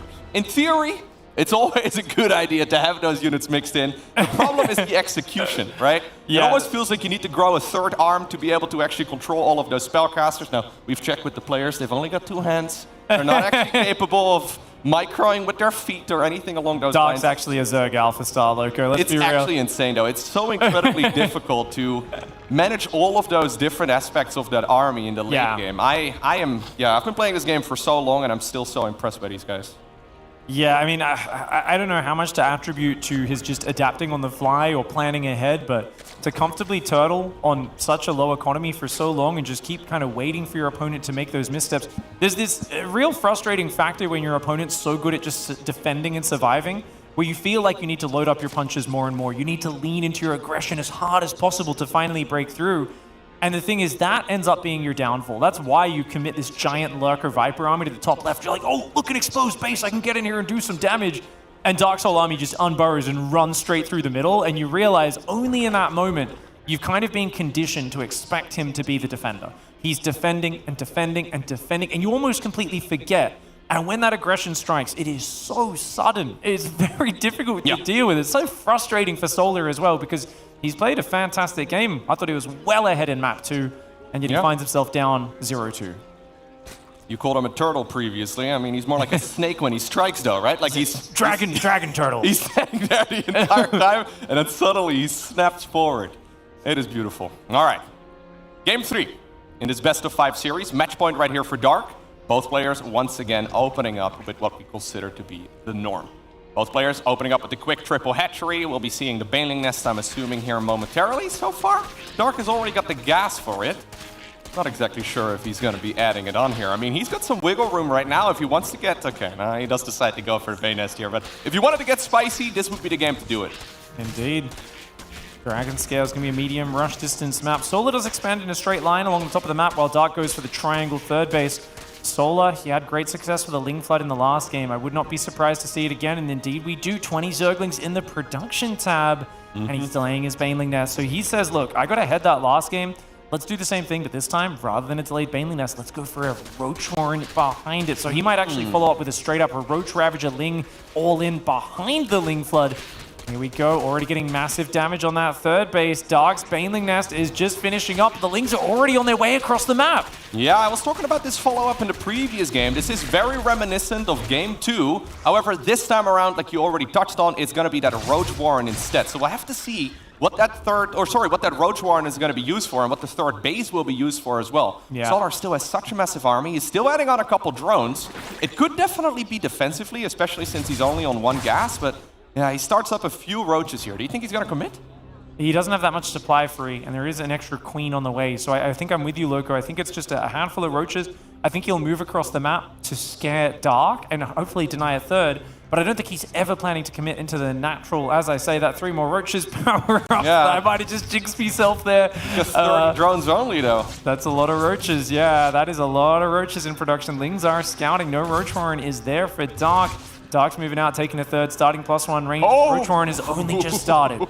That was almost a disaster. If you're going for an all-in, losing your Lings right before the fight would be a problem, to say the least. Okay, Solar's been making non-stop army here for about the last minute and a half or so. Ever since the Roach Warren finished, he did make a couple drones, but that's really about it. 30 workers only. That means he needs to justify that army that he's been producing hidden in the back of his base for a while. He sees those roaches moving out right now, does Dark, and he's going to be frantically throwing down spine crawlers in his natural. He knows he cannot defend the third base. Dark is at 9 workers. Losing the third is not the end of the world. It's getting this wall off up, getting these spine crawlers. I love the full wall. The Evo chamber in the wall. Beautiful. He's got to buy himself time. Solar realizing this, he's droning up, so this is not completely all in, but it's very committed. He'd like to break the wall and get in. He's still got 10 seconds till the spine crawlers are finished. Solar's trying to crack through. Banelings need to stop the advance. Lovely cancel on the Evo into a rebuild to buy an extra second. Oh, the spine crawlers are going to finish. This is a beautiful hold by Solar. Yeah, Dark just trying to buy as much time as possible, dancing forward with the Banelings, threatening those Zerglings. He's just trying his best to hold on whatever it takes. And at this point, he finds himself in a pretty nice game. He's been ahead economically for some time already. The only problem is that he doesn't have a third base. Yeah. He's got all those spines, obviously, that can be very helpful. They're not very static defense if you're playing Zerg. I mean, yeah, good luck with that, Solar. That's not going to happen. Yeah, Solar's just trying to scare him a little bit, see if he can find some pickoffs. Got to be careful there, Solar. Does lose a Roach for free with a bit of a misclick. The Zergling count's still high, as is the Roach count. Solar's still ahead on overall army supply, and now taking the lead in the workers. I really think this denial on the third is massive, because your production, when you defend it, he had 3 queens injecting the whole time. Afterwards, when you transition, yeah, okay, maybe you're a little behind on like upgrades and stuff like that. Does that really matter if you're this far ahead on the economy? And if we could see that production tab in a moment, that'd be great. The Lings are pulling back on the left side. It is Spire for both sides. Okay. I think that favors Solar, though, because he is behind on the ground upgrade. So Muta versus Muta, he's happy to play that. Especially since he's got a third base here, so he can start mining a whole lot more gas than Dark can. This is such a Dark move again as well, right? He has to be thinking right now about his opponent potentially going for a Spire. Strategically, the decision for him to make a Spire here is questionable. It gets scouted here by Solar too. I think Solar will be more than happy to play Mutas into Mutas. Both players know exactly what's going on. Maybe Dark, though, is going to be adding on some Corruptors? It's an option. It definitely is an option. Roach Corruptor, you know, when you're up against a wall. Oh, look at that. Zerg is coming in for a surround, but the Banelings aren't nearby. They will keep those Roaches alive and allow them to regenerate a little later. I do like that Solar's going for the melee upgrade. He's still getting Roach speed, which is kind of funny. I guess he's got enough Roaches to make it worth it. But he'll be able to get into his 4th base, drone up, and he should be able to swarm over Dark if he's greedy enough. So far, though, does seem like Solar's playing a little bit more of a contained style. Dark going for another expansion. He's like, don't mind if I do. Both players are going to be playing Mutas. Now, we don't see a whole lot of Muta versus Muta lately, and it's because things get a little bit awkward. The player with more Mutas will almost always win. So it all comes down to spending as much of your gas as possible on whatever benefits the Mutalisks. Fungal Growth, amazing. Parasitic Bomb, amazing too. But all of that costs a lot of gas, it costs a lot of time, and generally speaking, more Mutas is better. Usually, when there is an engagement going on, it's almost like Phoenixes versus Phoenixes, right? Mutas can't quite move and shoot at the same time, but they're so fast. With some clever micro, you can get them to attack very rapidly. Yeah. Okay, Dark does decide to go for the infestation pit here, man. Yeah, this is a bit bizarre right now. I think he might just be realizing he's too far behind on the Muta count and the gas income as well. Dark, oh, nice move by Solar. Grabs 3 drones, going to this 4th base. Should be able to grab the 4th and potentially just run away right after. Dark, his Roaches do not have Roach speed. Mutalisk coming in for Solar on the right side as well. Solar's got to be careful, as there is defender's advantage here for Dark. We'll be able to take out one of Solar's Mutalisks if he hunts them down, but he decides to pull back. 4 base versus 3, though, in Solar's advantage. Solar on 16 Mutas, Dark only on 13. Interestingly, both players went for the Flyer attack upgrades. Armor is technically the better one, and Loco, why are you laughing? Yeah, What's that purple upgrade? What's What's that? Man, we don't really see pathogen glands a whole lot in ZVZ, but now we have it twice in a row. The only reason to make that upgrade is if you plan on making a whole lot of Infestors. If you're just going to go for like 2, 3, maybe 4 Infestors, the Infestor energy upgrade, not super nice because it, well, just gives you more spawning energy. It only really makes sense if you're planning on making quite a few. In the previous game, Dark managed to turtle up on 4 bases. It's going to be difficult for him to even really secure his 3rd. Ooh, nice move by Solar, focusing down the Spore Crawler. Muta's committing before the Infestors can get in here. Solar is far ahead in this game, and he's looking to capitalize. Transfuser's landing for a Dark. Another Spore Crawler does move forward into the fight, forcing Solar's air units to pull back, but the damage is being done. 13 workers went down, and I'm rather certain that Solar's Muta count is getting much further ahead now, as the Infestors is where Dark is infesting his gas. Now, obviously, Fungal is great versus Zerglings, it's great versus Mutalisks. They're very kind of low hit point units, but it does still take a solid 5 Fungals to actually kill a Mutalisk. And your own Mutas aren't long range. They have to go into range of the enemy Mutas to attack them at the same time. So this is one of the most awkward compositions ever. Yes. Ling, Muta, Infestor. That production tap makes no sense. It's crazy. It's so hard to pull off these engagements, but Dark is like, nah, man, give me any situation, I'll make Infestors, I'll find a way to make it work. In the previous game, I feel like the situation was a little bit better for Dark, though, and that match was incredibly close. There's the fungal growth. I mean, the units do heal up very quickly outside of combat. The chain fungaling here is solid. The roaches and the lings on the ground, though, they're really putting in a lot of work. If somehow, some way, Dark manages to survive, maybe he can counterattack with his own mutas? He had to use a fungal on the lings and roaches, unfortunately. Dark, can he win that fight? I think Solar overcommitted a little bit. But Solar, oh man, another fungal lead. So many Mutalisks going down. Dark just made one of the most amazing holds I've ever seen. He's still dead, don't get me wrong. Yeah. He's just too far behind. But Dark is fighting from his grave like an absolute boss. Those 2 spine crawlers were right off to the side of our screens there. I really wonder if at least one of them should have moved over in this direction. The Spore Crawler, at the very least, is thinking about a repositioning here. Man, Dark is so happy to just play the turtle game. It surprises me every time. He's now essentially doing a similar game once again as we had previously. But this time around, I don't really see how Solar is going to let this one slip through his fingers. Those Infestors need time to regain energy. And there's more coming, don't worry about it. He's not going to give him that time. The Mutas and the Lings are relentless. He's up 14 workers. Any trade is a good trade for Solar right now. And those Queens, they're basically the last vestiges of mobile anti-air for Dark. Queens, Roaches, and Infestors, some of the best defensive units in the game. And he is chaining those Fungals nicely on the Mutalisks, taking down quite a few of them. You can see even a few of them on low hit points. Nothing left that shoots up for Dark. And Solar realizes that victory is within his grasp. The last game was a frustrating one. The first one not going his way either, but Solar never gives up easily. And remember, he's made some pretty amazing comebacks in his time, and especially here on Swedish soil, where Solar won his first championship back in 2014 in Stockholm. He loves playing in Sweden. He's won multiple championships here. He does not want to be going out 3-0 in the round of 8. Just for giggles, can we have a look at the resources lost? Because I feel like it's once again gonna look quite a bit nicer here, for our player in red. When you're getting overwhelmed like this, you should always be far behind in the units lost. The fact that he's ahead at all is actually really wild. So good in these scenarios. Well, Solar is gonna be second guessing himself as well, right? Like, should I have been droning here? I mean, I've got 5 bases, my opponent is on 3. There's no way I'm actually making the wrong choice here, right? Well, at the very least, that is something that Dark is going for himself. Since we are playing a series, I think getting the mental advantage is very nice, but I've got a feeling that this attack right here from our player in blue is a little bit too much. Once again, takes so much damage to the fungal growth. There's an army coming in as well from the left side, but I think Solar's units, they are indeed in plentiful numbers. Beautiful spreadies there for Solar. Does come in from all sides at the end, and finally getting a point on the board. Gosh, he had to work way too hard for that. He's thinking, come on, man, I was way ahead. Why is it so hard to get this guy out of the game? Turtle Dark, back in action once again. For some reason, he always seems comfortable in whatever situation he's in, right? Everybody else would be panicking in that spot, and they're trying their very best to just make the best of a bad scenario. But Dark's like, no, don't worry about it. I know what to do in this spot. Well, he's actually hacked the Matrix, Loco. Like, he actually doesn't play the optimal opening build orders. A lot of the other Zergs go, what's with this opening? He's down 3 workers for some reason, and this sort of stuff. And then, we've realized over time, he basically creates chaotic, imperfect practice environments for himself by never playing the same opening, never playing super duper exactly clean. There's always like weird variations he's doing that put him in odd circumstances, and he has to dig deep.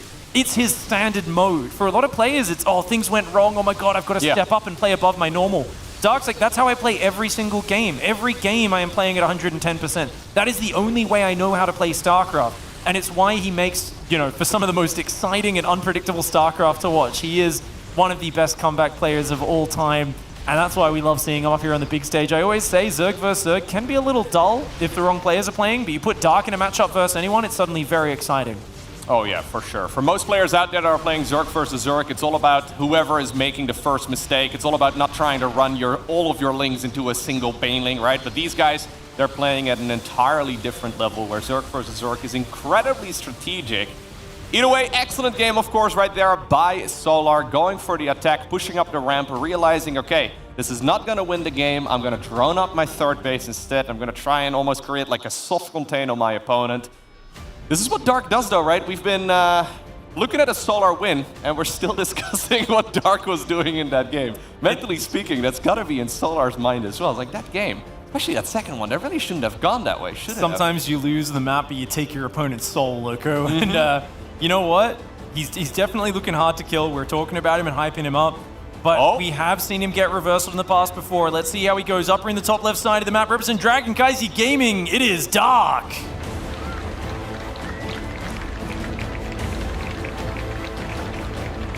And his opponent down here in the bottom right-hand corner of Neo Humanity, sneaking out the fastest possible spawning pool. We're looking inside of the main base of Solar. 12 pool time, Pig. I haven't seen a lot of 12 pool lately, Loco. I don't know how it fares on this map. There is a slow zone in the middle. I don't think the rush distance is that short. Do you think he goes around the side lane and tries to dodge the Overlord so that it's a surprise? I am honestly not entirely sure how he's going to engage this. I think he probably will just go straight through the center of the map. I feel like ever since that Ragnarok Zero game at IEM Katowice, we haven't seen 12 pools at this level because it just looked absolutely ridiculous. Dark, though, at least that's a good thing right here for Solar, is going for the spawning pool after the gas geyser. And this spawning pool is also positioned in such a way that it's not part of a wall-off. So, Solar's actually expanding behind this. I'd say 12 pool into a 17. You're so used to seeing the drone pool, right? Yeah, we see that so often. I was thinking as well, same thing, but it looks like it's just the old school 10, maybe 12 Zerglings. This is a build we've barely seen this year. Yeah, you know, it's funny because you need to go back previous map pools, previous seasons. This is looking to deny the expansion or at least take out a bunch of Dark's workers and put him on the back foot. It's a nice way to get the momentum going in your favor. Solar is done with sitting back in the early game. He says, let's try and throw him off early. Dark's spawning pool was by no means early. It went down at about a minute 16, maybe a second or two late. And you can see here that hatchery's already getting wounded. The drones have to buy time. The Zerglings, only 6 of them here, but once you get to 8 or 10 Zerglings, they can actually fight these drones unless the drones get a good surround. Yeah, you gotta be very careful here as Dark. He's forced to pull the boys to try and defend against these links. So far, so good. Obviously, that hatchery, though, needs to survive. Otherwise, this is all completely worthless. Two lings went down already. Yeah. Really good micro by Dark. He took out 2 of those low hit point Zerglings. Another Zergling gets isolated on the top. The Zerglings in the bottom getting surrounded. Dark with a fantastically clean hold. Only loses 3 drones. Keeps the expansion up. His queens are going to pop. That was clean as. That is really nicely done right there by Dark. Any less than like 5 workers always seems to be an advantage. And well, Dark finds himself in a good response once again. Maybe Solar was trying to create a little bit of chaos against a guy who thrives in a chaotic game. Not entirely sure if strategically that is exactly what he was looking for. I don't think he's going to be all too happy about it, because now he needs to defend against this as well. There's one drone on hold position, trying to just tank some of the damage for the Queen. Nicely done right by Solar, getting that drone back to mining in the main base. Okay, from here on out, we'll probably just see a relatively normal transition, right? Both players just making drones once again. I would not be surprised if we're still going to be seeing link speed here as well momentarily. Dark's played 3 games in a row from either behind or at least losing his third base and being heavily disrupted in the early game. This time, he'll be starting with a bit of a head start. You can see he's about half a drone cycle ahead.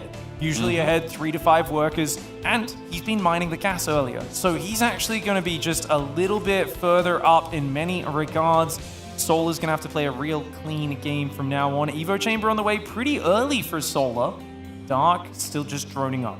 Yeah, Solar is thinking about going for an aggressive build, and apparently when he's thinking about an aggressive build, he's going to double down there too. We've got the lair fired up here really quickly. That means that he won't have enough gas for any of his Evo Chamber upgrades. Did he finish the Evo Chamber and then replace it with a Roach Warren? Yeah, he did finish it. Yeah, it's just chilling for now. Obviously, I think it's partially for the wall off to the blind scouting. It is a little mistimed on the build, and Dark is getting further and further ahead on workers because he delayed his Evo, his Roach Warren, and his Lair just a little bit. So definitely economically looks fantastic for Dark. 3 workers up for him right now. Solar waiting for that 100 gas. There we go, +1 range kicks in at almost identical timings for both players. Yeah, both players actually skipping the Ling speed entirely. So even though a lot of the early game of Zerg versus Zerg is dominated by Lings and Banes, in this particular game we're going to be going, well, straight from slow Zerglings towards that Roach play. And look at that, Solar looking at taking the forward hatchery here on Neo-Humanity instead of the conventional one. This is something that Dark sees right away. The advantage of this base is that there's a high-yield Vespian Geyser right here at the bottom. A rich Vespian Geyser, it returns 8 gas a trip rather than the conventional 4, but it still has the standard amount of gas in it in total. So it's going to give you a nice boost. It's going to give you a lot more income right off the bat, but of course you do run out of it relatively quickly as well. Nice light harassment here for Dark. Still up 6 workers with his own 3rd base. Extra gas is coming in. He's got the Roach speed and the +1. Well-timed Overseer denied. Does have to pull back for now. Solar's obviously going to have his mind racing. He's on elimination point right now. Solar needs to win this game and the next to get back in it. And you know he wants it so badly because not only does he love competing in Sweden, but remember that Maru is usually the player that blocks Solar in pretty much every big tournament. They always run into each other teammates. His teammate fell yesterday. This is one of Solar's better opportunities to get one of these championships under his belt. But he's got to make a miraculous comeback in this series. He started it. He's on the road to recovery. But he is behind a little in this game. Down about 5 workers. That Queen will push back that Overseer, keeping it alive for now. And Aspire goes down for Solar. Like how we've seen Aspire every game so far except Altitude, which is where we normally see that Spire play in Cast to curse, man. Yeah, it is a little bit of a funny decision, but either way, it's of course very, very powerful when you do get those mutas out, when your opponent least expects it. Now, both of these guys are very good at scouting. We see Overseers flying around all over the place, but at this point, Dark does not know about the Spire just yet. Lots more droning coming in for both sides. Very quick burrow and tunneling claws for Dark, as well as +2 range starting immediately. He's also quite far ahead on army supply. And with Solar continuing to drone, that's very problematic. Solar needs to stop droning right now and start making roaches, or he is in mortal danger. Well, you say that. Dark is the one knocking down the rocks over here in the middle of the map. That's going to reduce the attack path by quite a bit. There are more rocks that you can also shoot down, which will open up the attack path once again, but it does indicate that Dark doesn't want to attack just yet, and that's going to give Solar a little bit of time here to make his mutas. Considering we see the +2 missile upgrade, we will probably have a transition back towards roaches as well after one group of mutas. Crazy convention noises in the background there, but definitely that was a bit of a shock. That's the sound of Aspire finishing, apparently. 8 Mutalisks are on the way now. We've got +2 range starting up. This is important for Solar. He's made it past the scary point in the game. I feel like being a little behind, taking the rich base, and going the Mutalisks. But he's gotten away with it. He's got 9 Mutalisks on the field. As long as he doesn't get surprised by Tunneling Claw roaches, I think Solar's in a pretty decent spot. Okay, here come the mutas. How much damage can Solar do? Solar's going to try and just grab the map control, right? He needs to push back as many of those mutas as possible. He hasn't seen it, right? So he can dive on the drone line, actually. I'd like to see him dive forward. How many queens are out? He's making the assumption here that his opponent had already spotted those mutas. But they had not, and that's why he's not prepared at all. The Mutalisks can get crazy damage. A bunch of Ravagers and Zerglings have accidentally burrowed here. That's a misclick for Dark. He's running his army across the map right now, trying to get over there. The Mutalisks may need to go home to defend. Solar with a fantastic wave of mutas catching Dark off guard, and he's set up to defend. Does he eat one of his own corrosive bile? Slight mistake there, but great multi-prong for Dark. Yeah, Dark actually coming in from multiple sides right now. He seems to be losing his fight right here on the left side, but now he's coming in with the roaches that came from the right. They've already took down a bunch of the drones. Is there enough right here for Solar to actually push back this massive roach? Beautiful hold by Solar. The way he fought with those drones at the perfect time, he tanked a bunch of damage, but didn't actually lose many drones. Sends it back to mining. The Overseer is on top, and Solar blocked Dark's Overseer scouting earlier with his queens. Dark had no idea that this was coming, and is completely shocked. I mean, the goal of Solar to go for the rich gas base and Mutalisks, 2 greedy things at once, a fantastic read, and he is not going to be going down this quickly to Dark. He now has a massive advantage. Solar finishing up the +2 upgrade, and he doesn't even need it. GG is cold, and we are maybe seeing a reverse sweep. Swedish soil, you know. We always talk about Captain America. There's different players who've taken up that mantle over the years. He might be Captain Sweden, I guess. Solar is, he just does well whenever he's over here. I don't know what it is. Something about... Secretly a Viking. Yeah, being up in the far north. One of his ancestors used to row around in the boat raiding places or something. Well, these Mutalisks definitely will live in that Viking life. They got in there and messed him up. The moment he realized there wasn't enough queens, that was great. And notice how the drones, they pulled back, but then he said, okay, I do need them to help fight. Beautiful. And he loses almost none. Like, look at that.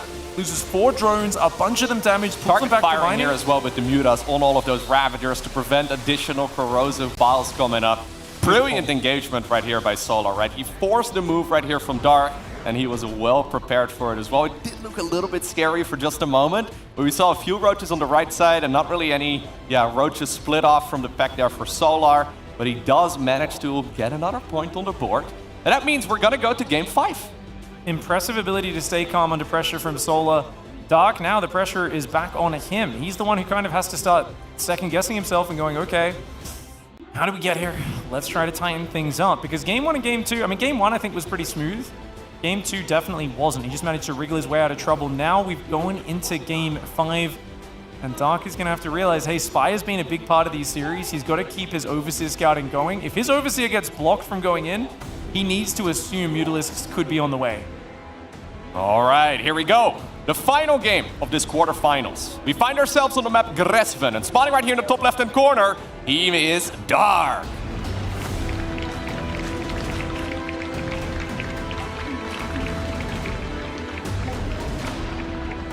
Down here in the bottom right side, a lot of people were counting me out when he was down 0-2. Now he is here in a chance to make a reversal of a lifetime and get to the semifinals. Put your hands together for the Blue Zerg, Solar!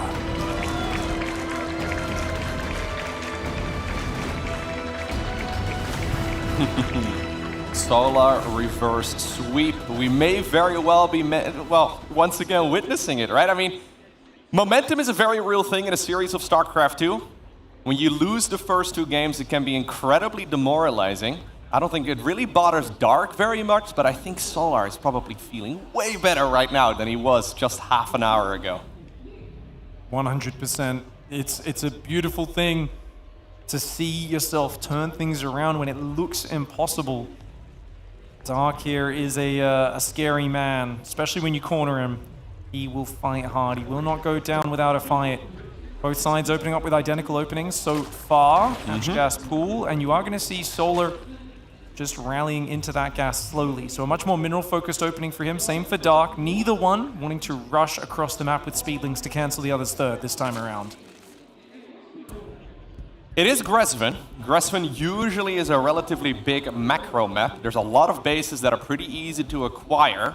If Dark is once again willing to play that turtle style, I mean, we see it from Terrans on this map all the time. It's pretty easy to take about the first 5 bases and hold those for a while. Dark seems to be very comfortable right now, just simply sitting back and letting his opponent come to him and then eventually striking back. I think if you want to play that style, Gresven is one of the very best maps to do it on. Now, we're still a long while away from it, but if I was Dark, if I was in his shoes right now, and I looked so good in those previous games in the late game, I'd probably be aiming for it once again. Some vicious pushes run through the middle of this map, though, especially if you take the triangle base, which is so popular here. It's tempting to just shove Roach Bane across the map. You know, the +1 Carapace builds we haven't seen yet on this map pool. We know that both of these players are experts at them. I actually wouldn't be surprised if both players go for the +1 Carapace big Roachling Bane attack. And that scenario is always very interesting to see how it unravels. Dark getting some pressure on Solar's third base. His Baneling Nest goes down right on time at about 2 minutes 49. Solar's comes down just 2 seconds later. And it seems like very respectful opening. Solar with a few more Zerglings building a second earlier. And Dark, no doubt, will add his in a moment. You need those Zerglings ready so that if a Ling Flood comes, you can immediately morph Banelings. +1 Carapace builds in general, not very popular right now, but always a very scary attack, because all of those early game Zerg ground units do benefit from it. The only problem is that you need to deal, well, at least a little bit of damage on the other side of the map in order to justify an attack like that. Question is, though, are we even going to see Evo Chambers? We should be seeing them right about right now. Solar decides to plant down a Roach Warren. A hidden Roach Warren as well. Yes. It's in the back of the natural. That is a big sign of aggression. Solar wants to just shove towards Dark. And like I said, Roach Bane is so tempting on this map because that third base is just sitting out so exposed. And to be fair, I mean, you're not even going after the third. You're really going for the natural and going after the heart of the economy. But I like this. Lightning Bane pressure into extra Overlords building. Third Queen does start for Solar. I think that Dark just put down a Roachborn right when that Zergling ran away. I don't believe that Solar actually scouted that. But Solar started droning now. Solar's not actually committing to Roaches. He actually put it down right within the vision range of that scouting link. Yeah, and Solar, seeing that, said, okay, well, I'm not going to commit. He built a third Queen. He started building drones, and he said, fine, I'm not going to commit to it. I hit a Roachborn. I was hoping to surprise you. I don't think it's going to work against that early of a Roachborn. So you know what? I'm just going to back out of the pressure, get a few Roaches for safety. Dark, on the other hand, he is going hard. 34 drones only. Dark is going to be committing to a gigantic assault. But this is This is great for Solar. This is really good right here for Solar. He's got all of the tools at his disposal. He hasn't seen his opponent's Roachborn. Well, now he sees a Roach. That tells him really all he needs. He's decided to go back into droning here too, but for at least a minute or two here. Drone. Sorry? Oh, you mean Solar's going back to droning? Oh no, I meant Dark decided to add on another drone there again in the middle of that fight too, but now he decides to go back to Roach production once again. Yeah, and now 2 more drones. Yeah. Dark is realizing he can't break him, so he's got a drone, but he built like 1 drone, then 3 more Roaches. Now he's building more drones. He's being a bit indecisive. I mean, indecisive is better than committing to an ill-fated attack, right? If you just shove across the map, you're going to get slaughtered. I mean, probably. The problem is that Solar is being quite greedy as well. Yeah, he's not just massing Roaches, he's going a few Roaches, a few drones, a few Roaches, a few drones. And against what Dark's doing, this is perfect from Solar. Solar has got a slightly bigger economy. He's got a slightly better amount of tech. This is looking excellent right here for the player in blue, assuming he doesn't lose to an attack right here from Dark, because Dark has a slightly bigger army. That being said, though, I don't really see how Dark is going to be able to overwhelm Solar in this particular case, and that means that we are transitioning towards a mid-game with a Solar advantage. Keep in mind, the man was 2-0 behind not that long ago in this series. He's evened up the score. Now he once more decides to go into a Spire. This is actually a very quick Spire, especially with Dark being in such a compromised economic position. That's going to be really powerful, even skipping Roach speed to get that as fast as possible. I love this play for Solar. He's playing so well defensively, getting himself ahead consistently in this series, and going sideways into Mutalisk is going to be so effective. Overlord speed's on the way, but by the time that kicks in and Dark scouts with it, guess what? Mutas are already going to be building. So this is going to be very awkward for Dark. He is droning up, trying to recover, but he's going to be dealing with Mutalisks and a loss of map control yet again. Does he go for the Infestors again, Loco? I think he does. You really you think he'll do it? Yeah, I would not be surprised. He doesn't know at this point exactly what he's playing against. The problem is, though, yes, it's going to be easy for Dark to take additional expansions from here, but Solar has already got a 4th coming up. This is an incredible position right now for Solar. He's got everything he needs to obtain the victory in this quarterfinals right now. Mutas are going to be hitting the battlefield here very quickly, and once about 8 of those are done, what exactly do you do as Dark, right? You can't really attack very easily anymore with Roaches. There's the Spire finishing. He's got plenty of gas available. Dark's going to scout a finished Spire, and that already means that he can't attack. Instantly, 2 queens. Infestation Pit goes down. Dark realizes he's in trouble. He's going to need to build a few Spore Crawlers as well. It is time to turtle. Infestation Pit could be for Hive. It could be for the Vipers, the Lurkers, the more standard style. And that's what I honestly want to see. I think the Infestor styles, it worked, but it barely worked, right? It worked because Solar stumbled into Fungal 2 or 3 times in a row, very bad fights, and then got out of position to let Dark come back in the late game. You can't be relying on that. That is not a solid strategy. So I'd love to see Dark head towards Hive, get Spores, Queens, spread the creep, try to defend 4 base here. If you can defend 4 base and get to Hive, I think Dark is fantastic at that stage of the game. Yeah, Solar should aim to try and deny that 4th base right here of Dark. It's down here in the bottom left. Okay, he's going to be heading over in that direction. Now, there is a lot of army available, though, and a bunch of Roaches end up going down. You got to be careful as Solar. Oh, nicely done. Big boom booms, get 7 drones. Could have got a few more of those Banelings paired up nicely, but still, any damage is good damage for Solar. He's got that Mutalisk map control, his own Roach speed, and +2 Ranger coming in behind it. Oh my gosh, Dark actually gives up the 4th base. Yeah, he can't defend that, and that is a massive problem. Dark is now playing 3 base economy versus a 4 base Solar. Solar, once again, has got everything he needs to obtain the victory here, and I don't really see him make a similar mistake once again. Pathogen Glance is going to finish up. We don't have any Infestors out just yet. He's supply blocked. Yeah, this is a really significant problem right now for Dark, because I feel like Solar is making himself up for a big attack. He's maxed out right now. He's going for the Roach speed. +2 Missile is finishing. I think Solar is going to push here. Solar's just one step ahead. He's been scouting everything Dark's doing all game. Dark looks almost a little clumsy in comparison. Yep. But let's see what he can do on the defense, because we know that Dark's mechanics are insane. But the fungal just isn't here yet. He can't punish this push forward. He's outnumbered right now. Solar shoving in.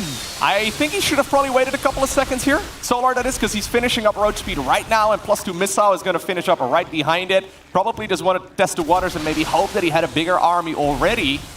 We are getting closer to those infestors being out there. They actually are already. And with the pathogen glands, they will have enough energy for a fungal growth right away. Most of the Mutalisks went down. Bit of miss micro there from Solar. He could sense victory within his grasp of getting this chance to get to the semis. He shoves in. Great fungal. Dark outnumbers him here. There's not that many units on this side of the map. Solar stumbles into a few messy fights. He's got so much more money behind it. He has a 4th base mining. He has a 7th gas. Solar definitely can keep this up. But I'd also like to see Solar transition behind an Infestation bit, Carrot base, and a 5th base all going down. Solar can both swarm over Dark and tech up at the same time. There's no reason not to do that. And Dark, I mean, yes, he's going for those Infestors. He's shown an ability to get good value out of them, but he needs absolutely wild value to get back in this game. Well, we've already seen him get a lot of value throughout this series. Corrosive Balls once again trying to go down. Solar may be a little bit nervous right now too, though, stacking them all up together. There's the fungal growth, the wombo combo once again. Dark getting an excellent trade here, but Solar might just have too many units. The reinforcing army, though, for Dark shows up closer to the battle,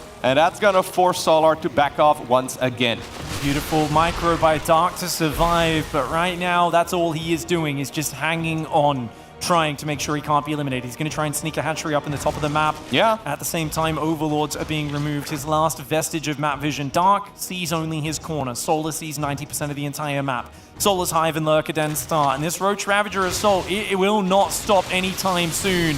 Good spread for Solar, making sure it's hard to engage him there. He's going to keep rallying in from the right at the same time. So many Ravagers here for Dark. You've got to be careful attacking into that Ravager count. Yeah, he's got to be very careful here. I mean, Dark is trading as best as he possibly can here, but it feels to me like he is bleeding out slowly. This 4th base is actually incredibly important for Dark, because he needs it if he wants to transition to anything other than roaches and a couple of infestors. So he's got himself a Hydra Den coming up right now. He's trying to get one of the armor upgrades too. We'll probably see him transitioning towards a Hive if he gets the time, but Solar, he tries to deny it. Right now, Dark is kind of just shouting, you know, he's basically standing there, blood dripping out of every single... Oh my god, that fungal! But he doesn't connect the bile. No. Solar evades, he takes 30 damage on those units, but does not lose them. Meanwhile, Roach run by in the main base at the same time. Dark, he's got to hold on at the front while dealing with that. Very difficult to micro these two engagements. He will clean up in the main, but his Ravagers are a little isolated over at this front base. I think he's fine. I think he's fine over here at the front. The fungal growth combo with the corrosive balls is insane. And Dark now actually grabs the supply lead. That being said, Solar has got himself a... Wait, is he going for a second Lurker Den? Is that a second Lurker Den? He wants to get both? He's making a second Lurker Den right now to try to get the other upgrade, I believe. Not sure if that's a mistake or not. Seems a little weird. He doesn't have that much money. Well, he's not. Look at the units lost tab. The units lost tab is insanely favored for Dark. Dark is 4,000 resources ahead while fighting with the worst tools. But his micro with his Ravagers is exceptional. Solar needs to be very, very cautious. Remember, this is what happened in that Lambo versus Dark game as well, where the Ravagers just survived for so long, and there's just, even when you surround them, it feels like Dark wriggles backwards, and he just uses this like 35 Ravager count to drop biles on everything. It's very hard to force Dark out of the game. He, like any other player, you just attack with Roaches and win here. He's going to force the Lurkers, force the Vipers. Solar needs to stay technical. He cannot let this game get too scrappy, because that's where Dark is going to find a miraculous way to get back in this. Just a few minutes ago, Dark was up with his back against the wall with 3 bases against somebody who had essentially the entire map. Solar still in a really good position right now. I mean, he's got those Lurkers. He's going double upgrades at the same time. The ranged upgrade is already done. Hold fire, Lurkers! Hold fire, Lurkers! Look out! Oh, Solar pulls off a big move there, gets a big volley. The Biofungal lands in response. Dark avoids the worst of it. If he stepped even further forward for 1 second, he would have lost that entire army. Solar turned those Lurkers on hold fire, so they only fired when he removed that command as the army was on top of him, or because Dark's Overseer was trailing behind. Dark has to be careful about that. He needs more Overseers to make sure he doesn't get caught out like that again. Okay, we have a couple of tunneled roaches over here on the left side of the map. Lurkers here at the front still being annoying. Now they have their tunnel and burrow upgrade as well, so life's going to be pretty good right now for Solar as far as defending goes, but he wanted to be aggressive at this point. Somehow, some way, it's Dark who's streaming across the map at the 14-minute mark on Grespen. I don't see, though, how he's going to get much done, but he's trying to buy time for his own Lurkers to Great come move out. by Solar, though. Dark's trying to buy time. Solar says screw that and backstabs him with a big pack of roaches in the north. Fourth base wide open, lots of drones going down. Dark cannot be affording economic losses. This is huge. He's been trailing for a long time. A great counter-strike for Solar. At the same time, in the middle of the map, there's a big fight going on. Oh, nice ambush there for Dark, but you know what? He needs to send more units home. He's not cleaning this up quickly enough. There's roaches getting inside his main base. Yeah, Solar trying to inch closer towards the Zerg in red. He's trying to burrow his Lurkers on the creep somewhere on the other side of the map and try to cut off that economy. At this point in the game, Dark is gonna run out of money very quickly. If he loses to fourth base, he's doing an amazing job holding on here in the center of the map, but I'm not sure it's enough. He has to slow down these Lurkers. Yes. He has no answer to Lurkers in a Fungal? pitched battle. But great fungal bile combos landing. And the way he's going in and forcing Solar to keep these Lurkers burrowed. Every time they try to move forward, Dark jumps on him, and that is keeping him back. Dark now has his own Lurkers out. He has survived to get some Hive tech on the field. He's continuing to deal with Lurkers with a tier 1 unit like only Dark could. Vipers coming up right now as well for Solar, though. Dark has to reach very deep in order to obtain the victory in this game, and it is not for a lack of trying. He's trying to bait Solar to make mistakes here, but Solar has got all of the tools that he needs. The fungal growth, the corrosive files, it's all amazing. But Solar is slowly starting to push Dark to his side of the map once again. Vipers are coming up very soon. You can start abducting whatever you can. I guess in this case, you'll be abducting the Ravagers, because that's honestly what is keeping Dark alive here. Maybe an Infestor or two would not be bad either. Solar decided to be very aggressive, but he's now slowed down the game enough to a point where he must feel really comfortable again. He does. I'd like to see more Lurker harassment, more Roach Run buys for Solar. That was grinding Dark down. But Dark now is starting to stabilize. Does Dark have any Vipers on the field? I'm not quite sure. No Vipers for him is a disaster. When the Vipers come in, abduct on the Lurkers is going to be devastating. A Tunneling Claw Roach Assault though. Dark's Hail Mary, he needs to buy himself time. The Tunneling Claw Roaches are going to pop up in Solar's third, and Solar forced to send his army home. He's only got the Lurker Viper left on the front lines. Dark doing an amazing job of buying time. He's also going up to 10 gas behind this. If Dark can get 10 gases mining, he can get his own Vipers out and start to counter micro against this. But now, he's just trying to buy time with worse tools. Let's see what he can pull off. Fungal growth right there on all of the Vipers. My God, that was so incredibly close. That would have been the beginning of an amazing comeback if he would have snatched all of those Vipers out of the sky. Roaches in the meantime, though, being so annoying, and that's exactly the reason why we see Solar making those mistakes here. He is busy trying to put out fires left, right, and center.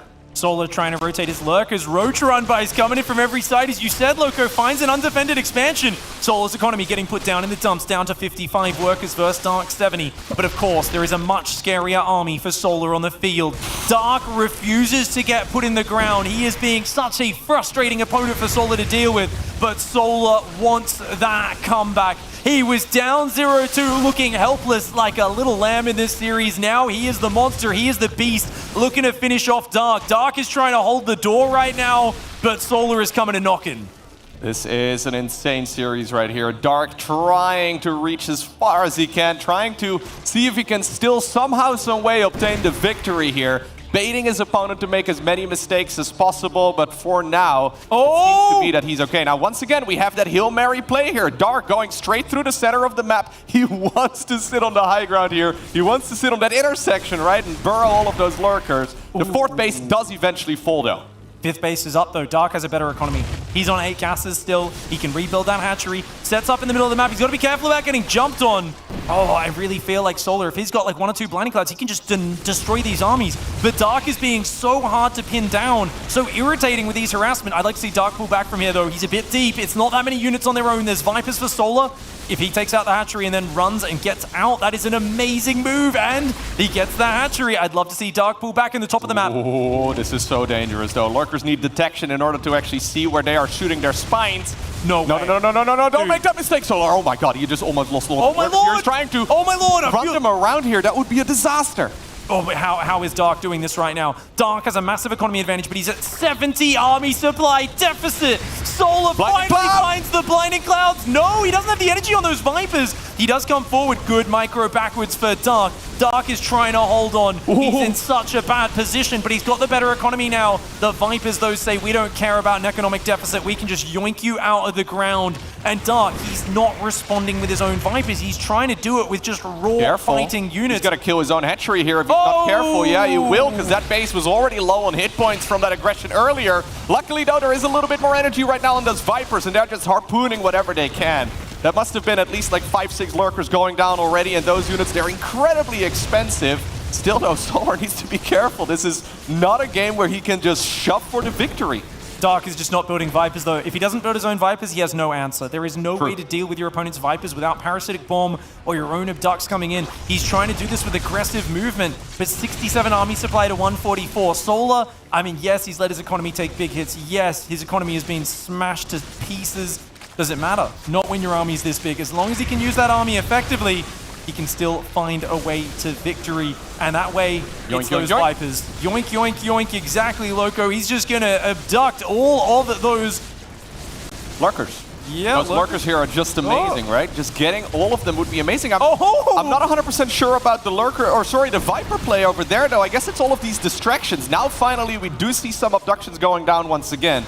Man, Dark is such a monster in this matchup, though. Yeah, double lurker run by winning. One on the top, one on the bottom. I think the bottom one got cleaned up already, but it tried to come in. Solar did defend that base, or Dark did, sorry. Dark's on 62 drones versus 26 for Solar.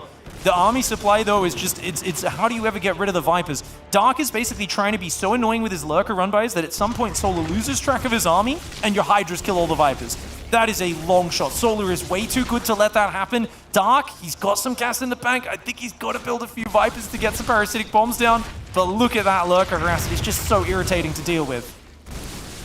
Dark is just so incredibly quick in the late game, right? Like everything just looks a little bit more fluent. Solar, though, still at an advantage, I would say. I mean, he's been at an advantage for like the last 15 minutes, and this game is still going on. But we're just watching Dark refuse to die. He will not go out of this game in this series. And he did this to get the 2-0 lead as well. Remember, it's not like he's been dominating that's a lot of drones. Is he going to be able to snipe those as well? Not quite, as the lurkers are forced to back off once again. Solar's been trying to get to this position for ages. I feel like he needs to just go north. This base over here is nice, but don't you just want to sit there in the natural? That's the last mining base, so I think it's good enough. As long as he's finally getting on the heart of Dark's economy. Behind this, a counterattack of a few Hydras. Dark will take out the last mining base of Solar, but Solar still stands at 135 army supply. I feel like Dark has been so far behind since the 6-minute mark, but Solar has had to run an absolute gauntlet to get to this point where finally victory is within his grasp. This man wants to hold up that trophy on Swedish soil once more, and to have such a rough start in this series, down 0-2, this would be a monumental comeback. What I love about Solar is on that camera, I can see there's no emotion coming out. He's really staying calm and focused. I expect a big outburst of emotion, though, when this series ends, because he has been just staying so stoic, calm, and controlled in the face of the madman Dark. Dark is still trying to be annoying with these drones, finding new mining, looking for some value with his lurkers, but there is just no answer to the Vipers. His tech was so far behind. GG, and there it is. Solar completes the reverse sweep. He was 2-0 behind in his quarterfinals, but he ends up winning over Dark 3-2. A hard-earned victory. This man just had to pour out blood, sweat, and tears to get that victory. Down from 0-2 and just fighting with every single breath to get back into it. Fantastic play there from Solar. Dark clearly incredibly upset here, and you honestly can't blame the man. He played a fantastic series, but he found himself behind in too many occasions. In Solar's mind, though, that second game of the series was probably already supposed to be a win, right? And well, he managed to bring it home eventually. Beautiful play there from the man himself. Let's go over to the stage with Rachel. Thank you so much. I'm here with Solar, who just came back with a very impressive reverse sweep. My first question for you, Solar, how do you keep your mental in a situation like that and fight all the way back to the victory? 네, 저런 그 0대2로 뒤지는 어려운 상황에서 어떻게 멘탈을 잘 잡고 그 역전승을 거둘 수 있나요?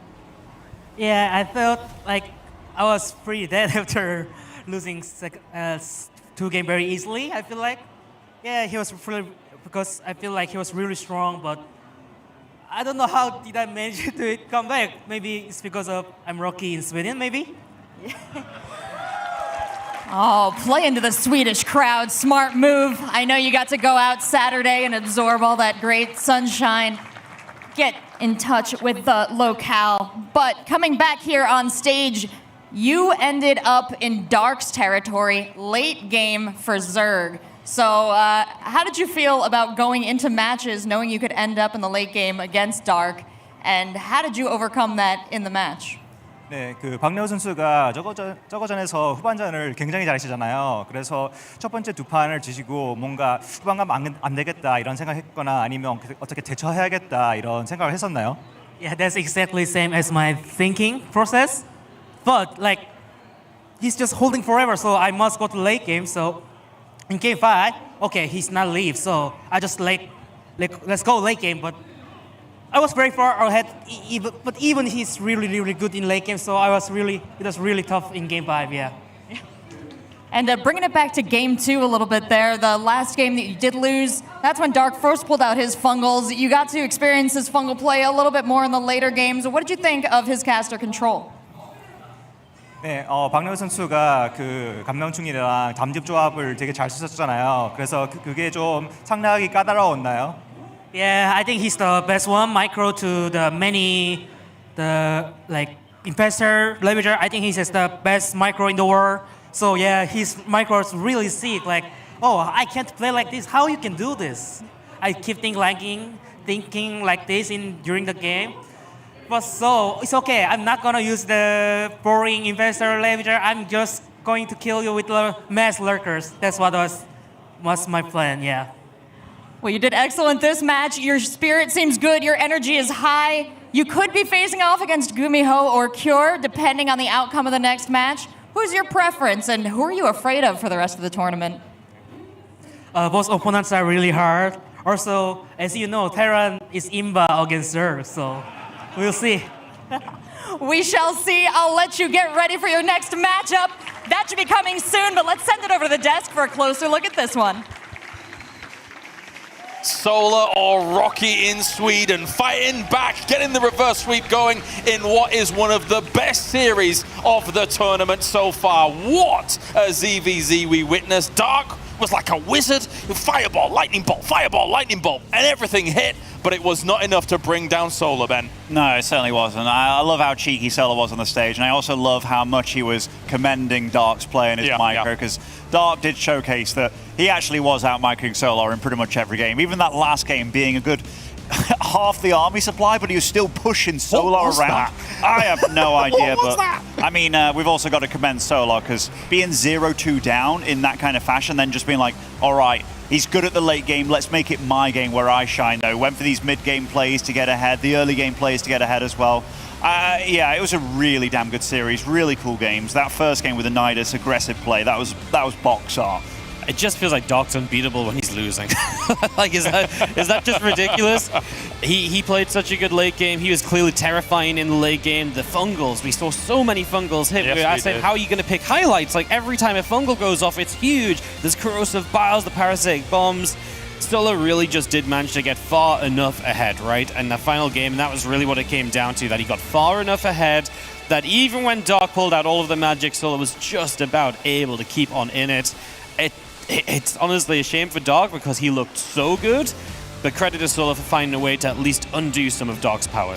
So many magic moments. I was actually sad to see Dark lose, but if there's one thing that Dark's play in ZVZ really reminds me of, and I know this is weird, it's like Maru-esque TVT. Like, no matter how far you get him behind, like, he could be on 3 bases versus 4, 4 bases versus 6, but the way that he controls and micros and knows how to pull it back, and he starts playing the war of attrition way before it gets there. Just a really cool start to watch. I don't know, Wardy, how he stayed alive during this last game. Like, we were looking at the numbers. He had double his opponent's army, well, Solar had double his opponent's army supply for a long time, and somehow Dark still kept being aggressive. It was ridiculous. It was like there was 2 lurkers and Solar had to send 40 roaches to deal with them, right, every single time, and it was just a matter of time until Solar got across the map. But man, he obviously felt afraid, even though Dark was super behind, because he wasn't actually utilizing his Vipers, he wasn't charging them back up. When he did, he killed his own hatchery. Like, he was playing a little bit worried and afraid, but yeah, pulled it out in the end. Bonkers. It's one of those things where it's like, I was worried because it was group stage Solar, right? Where it gets to the top 8 and it's he's 0-2 down. But then he went back to group stage Solar again. But it is definitely one of those series where I'm almost more impressed with the loser than I am the winner. But super fantastic play out of both of them. It's just, that was a ZVZ to be proud of. It was, as I said before, one of my favorite series of the tournament, easily, hands down. I mean, are we in agreement in this? It looks ridiculous. Oh no, absolutely. Yeah. It was super good. Like even the first game, we were like, man, kind of a banger of a game, right? Yeah, it ended in such an epic way with the Nidus play, the Lurkers. Solar looked like he might have got it done, but he didn't. And then every game just delivered. Like there wasn't a boring game in this series. All right, well, thank you very much, gentlemen. Time to go to a break. When we return, we have another mirror matchup on the way. It is going to be a TVT to find out who goes up against Solar in the round of 4.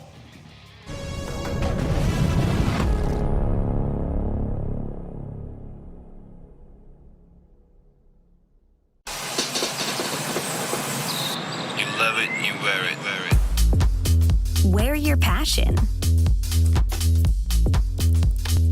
Share your passion.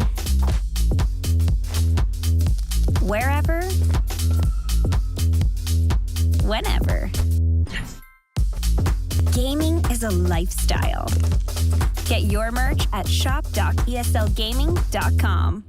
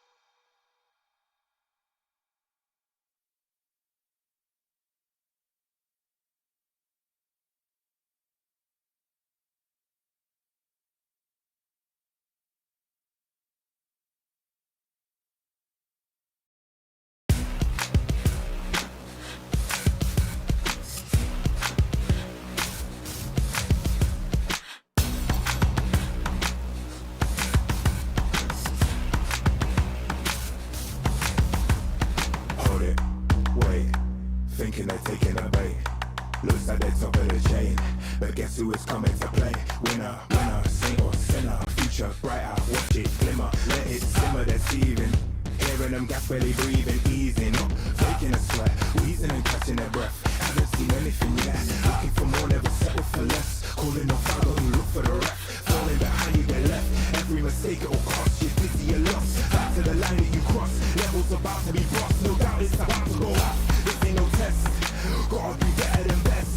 With all we still I possess. Like a rocket, it's strapped to my chest and attack and attack. Call up the people and tell them I'm back.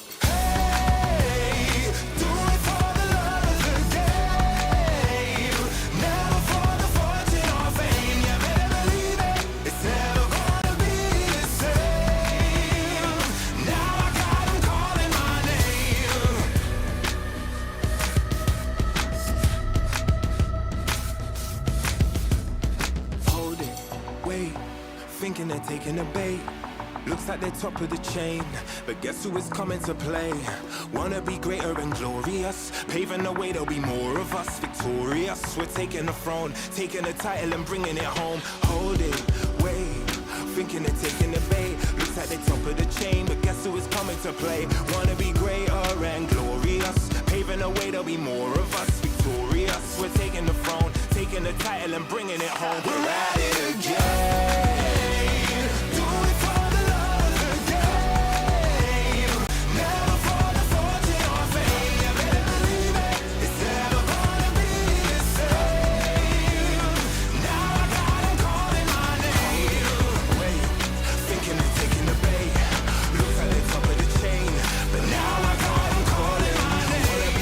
ESL StarCraft 2 Masters is brought to you in part by Monster Energy and U.S. Air Force.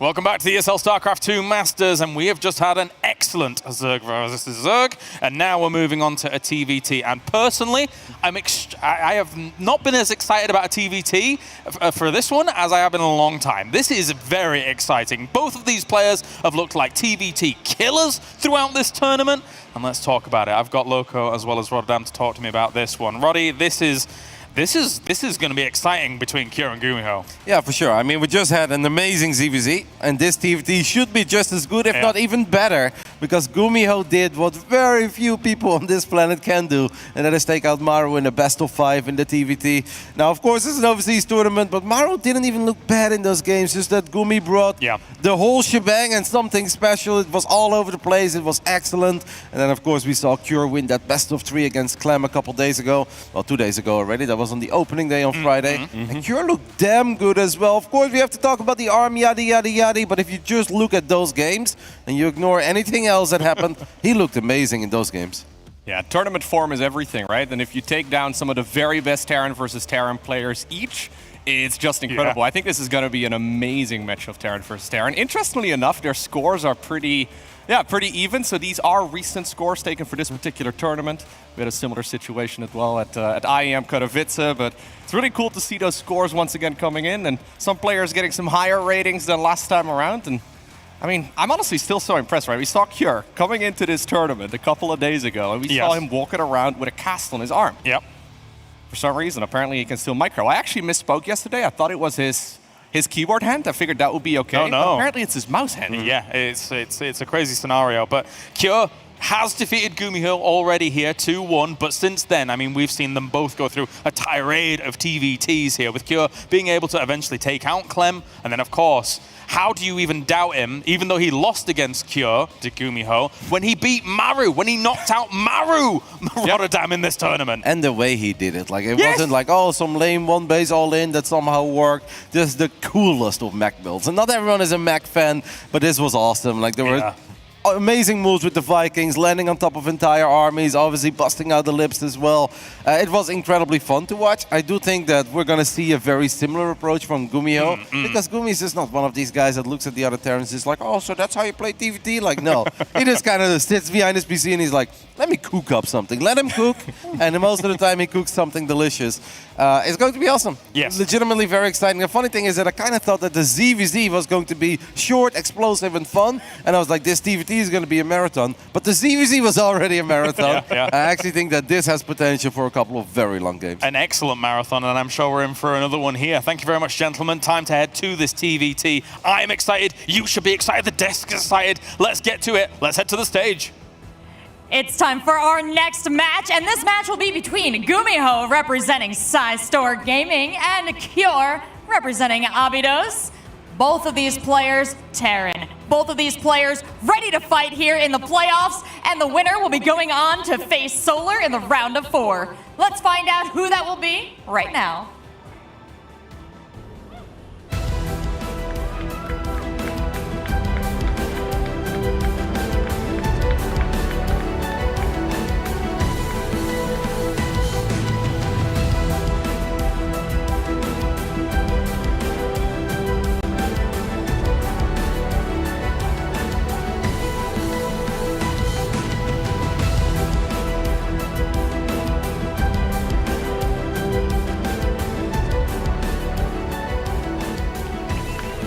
Welcome everyone to a Terran versus Terran, Cure versus Gumiho. Both of these players actually performing very well in this mirror matchup across this weekend, now battling each other on the big stage in this best of 5 quarterfinal.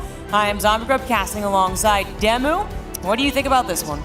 I'm super stoked for this, Zombie Grub. Like, the road that both these have taken, Cure already played Gumiho in that winner's stage. He beat him 2-1. Then he took out Clem 2-1. And we were all a bit worried about his shape, how he's going to handle it, given his arm situation. But he's been nothing short of stellar.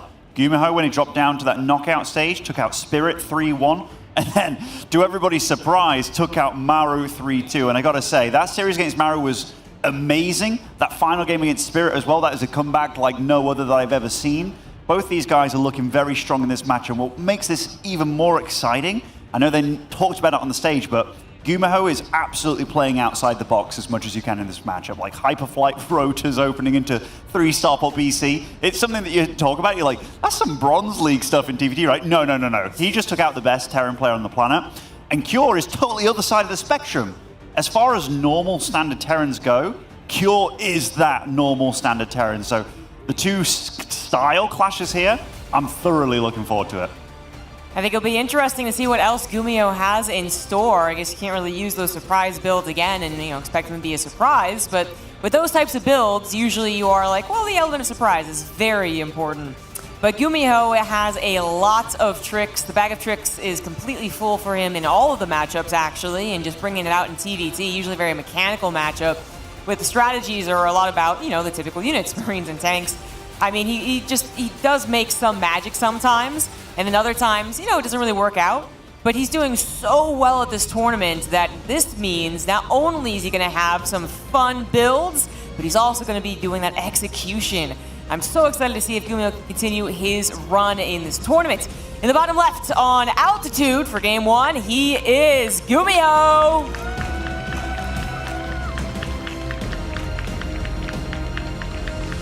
And spawning over in the top right-hand side as our blue Terran for Abydos Gaming, it is Cure. I could not help but notice the way that he was posing in that picture. Oh, with the arm being very carefully folded there. I mean, we've seen him outside the stage where he's just, he's got a little bit of a cast going on and all that jazz, or kind of an arm brace almost. Very unusual for him, but as far as TVT goes, that is a matchup where you can be a bit more methodical. It's not necessarily about how fast you are, how clean you are. Obviously, that's super helps, but Cure has got by just being very methodical, patient, knowing his TVT down to a T. And that has really carried him in this tournament. Like, he had to already surpass Gumiho once. Now he just has to do it again. Yeah, Kira, there was a lot of concern about what would be his weakness because of that injury, and I brought out maybe he doesn't want to micro as much. But then he went ahead and 3 racks Reapered, so he's not. He doesn't seem actually all that phased by his injury, even though he stated that maybe he's playing at 30-40%. They tend to do that, to say that, but you really believe it if you're watching a guy walk around with a cast. Cure clearly able to do all the styles of Terran versus Terran. The question is, can he respond to all of the builds of Gumiho? We're not getting anything abnormal yet, but I do expect something, perhaps in this game in the future, but certainly in this best-of-5 series. Yeah, two very textbook openers here. Gumiho's gone for the 1 gas expand on the low ground, along with the SCV scout just to be safe, whereas Kyo's gone for the 2 gas opening. Means your tech's a little bit quicker. Yes, your expo's a bit slow, but it's far more safe opening. And if you're Kyo already a little bit vulnerable in the physical area, it's like, yeah, I'm not surprised he's going for a bit more of a safe opening here. And Gumiho will arrive with his Reaper and his SV, and it looks like he'll be able to take out the SV straight away, losing his own, but delaying that CC even more. So a nice little start there for Gumi. Yeah, a little bit of a scout as well as that SCV went up in the high ground. He was able to see the second Reaper, of course, but I believe it also saw the reactor. Yeah, I saw everything. There you go. You know what's really impressive by Gumiho, by the way? Like, all his TVTs that he played so far, before he played against Maru, I didn't see any of those shenanigans that he was doing whatsoever. The third CC already coming down for Gumiho. He's a baller. He's an absolute baller. We definitely saw somebody else do this in this tournament. The third CC before the starport might have been Maru, actually. It was one of those matches where it's like, can you get away with this? Of course you can at this kind of level. I mean, you can get punished, especially if you go up against some kind of crazy tank pusher, which, you know, Cure absolutely could do, but I like what Gumiho's doing at the start of this series. It sets a bit of a tempo that, hey, yeah, I'm crazy, I can do anything. Yep, choosing to do it on altitude as well does make some sense there, but trying to get away with the one racks expand, as well as the very, very fast triple CC. I mean, it's kind of the opposite of the other momentum and pace setter, which is cheesing in the first game, right? This is the opposite of that, but nonetheless could be very effective, set up the tone for the rest of the series, especially if you get away with this, then you're just bursting with confidence, and you have so many other openings to play with in TVT. Everything about this is weird, by the way. Like the Viking instead of anything else. Like, yeah. What are you entirely worried about that? I mean, obviously it can also be used for counter-aggression later on, landing, dealing some extra damage to those SCVs, but definitely a funny way of going about things. Also just getting Hellions. He has a tech lab on his barracks, but I was going to say it does not feel like it's going to be right into that stim. Mech coming out on this map, that's something that Gumiho is definitely comfortable with, more so than the other Terrans. Now, most of the Terrans that we get to cast, they've been through all of the metas in StarCraft 2, but Gumiho actually more consistently than others still bringing in that mech, and there is that second factory, and the Viking first into his own Ravens. I don't know what he's going to do with that Viking. Yeah, definitely an interesting one. Looks like a safety one so far. Maybe he didn't want to deal with any of the, the Raven shenanigans, and it's like, hey, I'm not using my factory Cyclone, my gases were lakes at a third CC, so at least I have a bit of a counter control. And now he has map control with these as well, because even if you do have like a couple of Reapers, let's say 2 or 3 Hellions, and a Cyclone, being out on the map like that, you always have to respect the fact that units can come into your main, so Cure is doing exactly that, just being careful and going about it, but this is playing absolutely into Gumiho's hands here, I feel. It absolutely is. Cure is completely in the dark. He just doesn't know what his opponent's actually doing, so he's doing what he actually started off with in some of his previous TVTs. They're actually just seemingly playing very safe, very standard, and just trying to rely on the typical good TVT that he has in a typical TVT, but this is atypical for sure.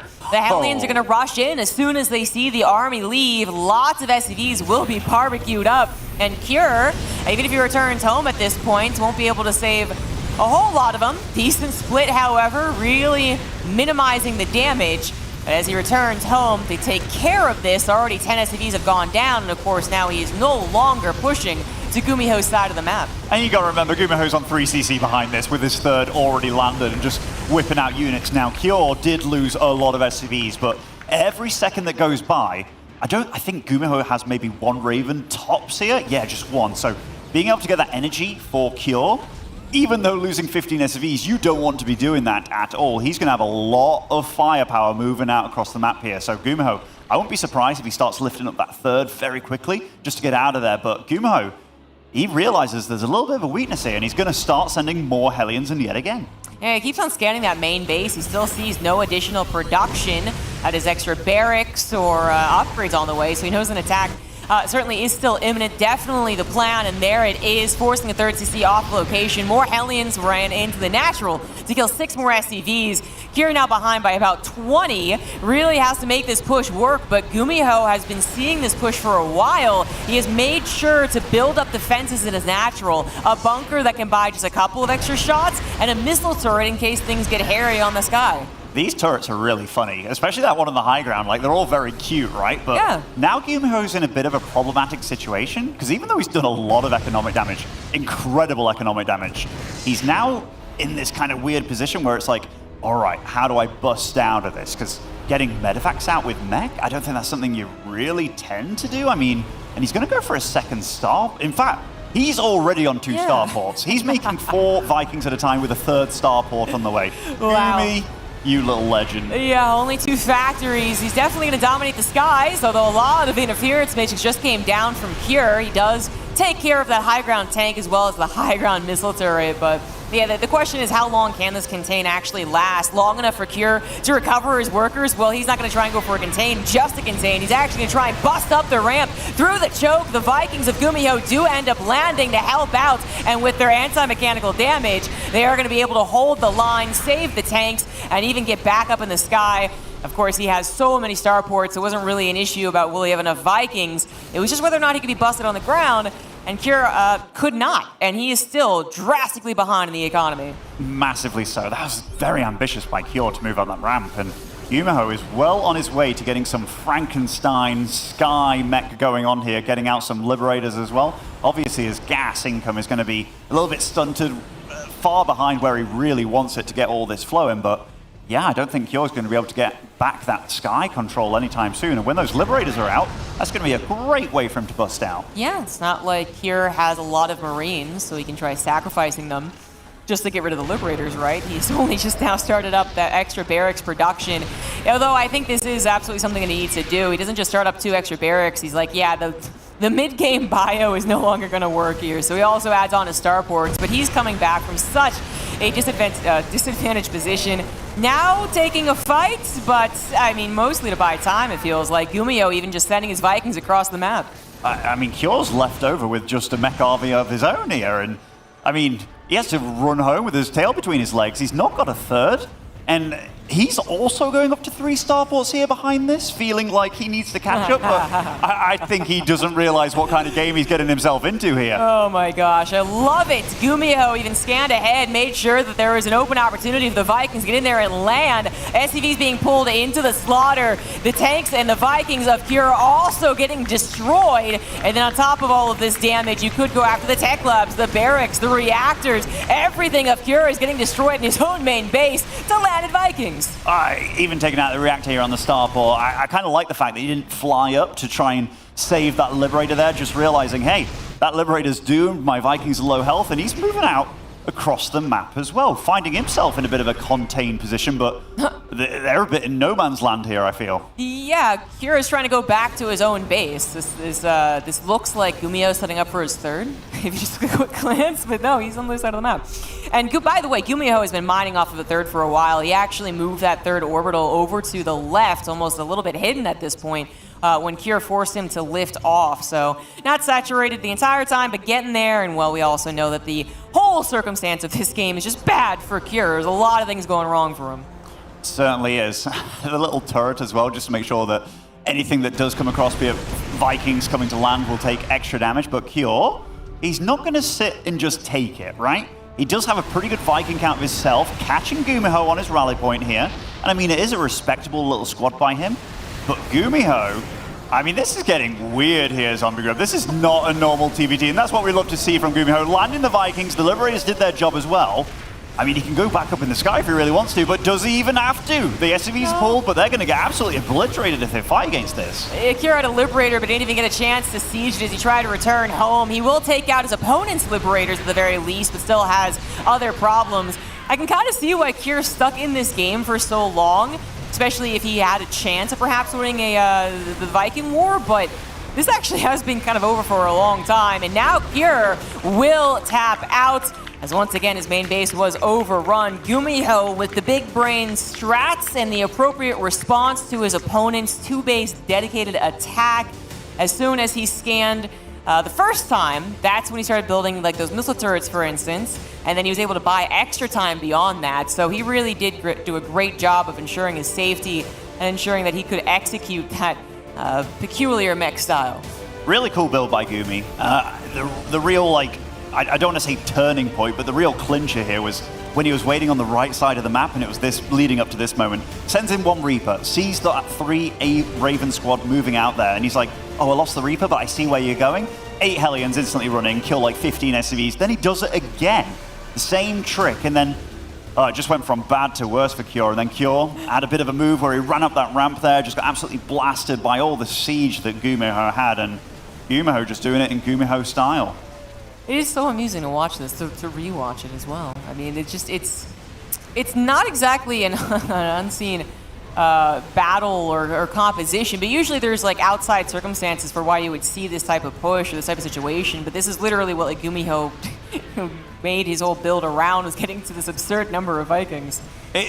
I know it's kind of funny that we're gushing over him in just game 1 here, but him doing this against Maru and kind of saving it for the tip-top players over here, it's really funny. And he was playing like the normal standard styles against the players before, like his life was on the line as well, which is super cool to witness. Yeah, actually, thinking back to some TVZs, I thought for sure he was going to go for some, his mech specialty, and then he really did just play some really fine TVZs with bio and good control and good reading, but then he also does have these builds in his pocket. So Cure definitely going to have to be on the lookout for what else is going to go weird in this series. Perhaps him playing just the old standard, straight and narrow, factory expand, push out at some point.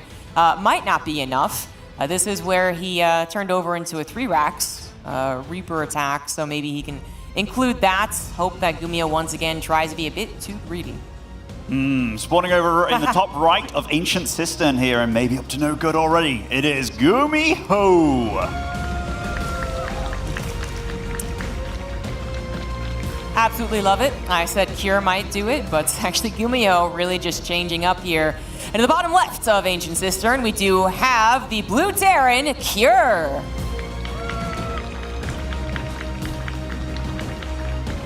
"12 or 13 years into StarCraft's lifespan when we thought we had it all figured out. And Gumiho is like, hold the phone and just, play his own style, but Cure is up to no good of his own. Yeah, we missed the other SCV exiting the base. Oh my god. You don't often get to see this. This is like when like 2 12 pools collide. And I mean, Proxy Rax is colliding. They're both going for different variations though. Like Gumiho is going to have faster Reapers, faster gas. Usually I much prefer Gumiho's situation here, because if this does turn into a gas contest where you can get out an extra Reaper or so, you are in a lot of trouble as the other guy. This does happen occasionally, these proxy 2 racks against each other, and usually it turns into, I guess what you could say is a very quick base trade, because they both just blitz into the SCV line, kill each other's SCVs, and then it's like maybe one person has 3 as opposed to 1, and then perhaps someone mismicros a Reaper, right, and the SCVs surround, and that becomes really crucial. He's going to build Marauders in the main. He's going to go Marauders in the main, yeah. Oh my gosh, he did this actually. I mean, there's been a couple of Terrans that have done this. I haven't seen it on the new map pool. I don't remember the last time I actually saw it was, but this can get really weird now. Marauders in the main base of Gumiho, Cure about to have Reapers in his. It's okay. I'm already super worried for Cure though. Like it takes a lot longer for these Marauders to get out, and their DPS is lower, and you can't hunt down those SCVs once they start running away. Yeah. And you know, I'm very, very worried for Cure. Upon this Reaper coming into his base, I'm sad we don't have the player cams right now, because even though I haven't seen super expression from some of these players, this is one of those where you're like, oh no, I'm against this. Yeah, I'm actually looking back to see his expression, and there's a little bit of like, that, you know, like mouth twitching, I suppose. I've got a bad arm and you do this to me, Gumi? Shameless, but lots of these SCVs aren't mining. It's a lot about getting enough gas out just to make sure you can get out some units, but Cure has a buttload of gas, so he just needs muddy. And look at Gumiho, he's like, Oh, there's a Marauder in my base? Well, that's unusual. Yeah, his expression actually stays the same, which is basically mouth agape, right? But it really worked out in this game with his Reapers in Cure's base and Marauders in Gumiho's. That's cute. Absolutely brilliant position on the Barracks and Tech Lab to abuse the Marauders against those SCVs. No surround capable. Cure, of course, losing his SCVs, all of his SCVs actually. In the blink of an eye, he has no longer has any minerals to build another one. Of course, he can drop a mule. But now the question might be, you know, what army wins? The Reapers have so much micro ability, but the Marauders are tanky and they do have that slow. The unfortunate thing for the Marauders, and I've been in this position one too many times in my career, Zombie Grub, you have 11 SCVs to help out with all those Reapers. Yeah. You know? And they can keep juggling with the grenades as well. You can move bases, but none of those SCVs from Cure could get away. Now, unless Gumi super messes up in some incredible fashion here. I mean, he's a little bit supply block, but, you know, be able to remedy that because he can actually mine in the future. He's going to be making his own supply depot over here. See these SCVs turn up and Cure? I saw a little biting of the lip there. I definitely know this feeling, Cure, and I'm so sorry for you. This is such a weird build order exchange. Oh boy, both of them trying to be pretty tricky in the second game. Gumiho actually more straight up cheese than it was Cure who's actually being quite cheeky. His Marauders are coming, I was gonna say home, but like where is home for Cure? As his Orbital does, I guess, go for the 6 o'clock base. That's something. I mean, do his Marauders just stay there? He's probably going to stay there to protect these two mules just till he gets something going, but from 0 SCVs cashing up to 11, even though, this is actually, that's something that he was hoping for. And I saw Gumi with something happening with his hand there, like lifting up his hand, maybe a bit like, damn, I didn't expect you to be there. Yeah. But, I mean, this is just a weird scenario now. Super weird. It's actually not that, it could have been way worse because all the Marauders hit 1 Reaper. So the rest of them didn't get slowed and possibly taken out. Because I guess if you kill, maybe you kill like 4 Reapers, let's say like that could have happened in a perfect scenario, then maybe you can actually try busting up the ramp, but you know, Cure doesn't exactly know what's going on for Gumiho's base as all of his units, structures, have been killed. You're not going to waste a scan in this scenario. He's not making SCVs, he's just making Marines. Oh, okay, I just saw one SCV pop out, but definitely prioritizing those Marines was Cure here, which I find a little bit unusual, but I mean, if he probably realizes how bad an economic situation he's in, and he comes over here, this Marine heads up here, and it's like, oh, yeah, I don't know. I mean, if this wasn't so important, if this was just a ladder game, you'd be out of here pronto. But maybe these Marauders can actually get something done if they're not getting repaired. But Reaper Grenades are going to try and buy some time. The bunker does fall. Gumiho a little bit slow to the pull. Maybe these extra Marines that he has as a firepower could actually help out a lot here. SCVs are kind of diving into the army without anything else. That is unusual. Yeah, the Reaper's a little bit late, but there they are. They come in pretty quick, and there is a partial surround on a couple Marauders. The Reapers are up nice and close, targeting down the Marauders one at a time, not even having to use the grenades. And Gumiho is going to take game number 2 with, I guess, what you would call as a build order win. Super build order win. Yeah, I mean, like Marauder proxies and stuff, especially the I'm going to float over into your base. I love the fact that Cure smiled a little bit there because, you know, that was a cheeky attempt, but it takes such a long time to get going. They're slower. They can't deal with the SCVs like the Reapers can. Yeah, just a bit of a build order loss. And Gumiho has found himself in a position where he's 1 map away from securing a top 4, and that's going to be one of the best results he's had in recent times. Yeah, absolutely. Gumiho has had a couple of I suppose, runs or taken down opponents that we didn't expect him to. So he's been, you know, the talk of a couple of tournaments. There's been stories there, but as far as really expecting Gumiho to get deep into a tournament or perhaps even win it, that was difficult for him to do before he went to the military. And now it's, you know, you just kind of expect him to have even more trouble. But here we are, and Gumiho is very close to moving on to the semifinals. And usually I would say, oh, well, good luck, you know, facing Solar or whatever Zergy faced. But actually, I think him and Solar play a lot, and it can be an exchange. Absolutely can. Absolutely can. You know what? I'll look at those results after just talking about this a little bit. But going ahead in this series, Gumiho showcased that A, he can play an exceptionally greedy game. B, he can do the proxy stuff pretty damn well too. I mean, obviously, when you run into a base with Reapers and there's literally nothing but SCVs, of course it's going to go well. But yeah, those are pretty difficult to predict what he's going to do in the next games. But spawning over here, top left of Dragon Scales to start things off, it is the Red Terran, it is Gumiho.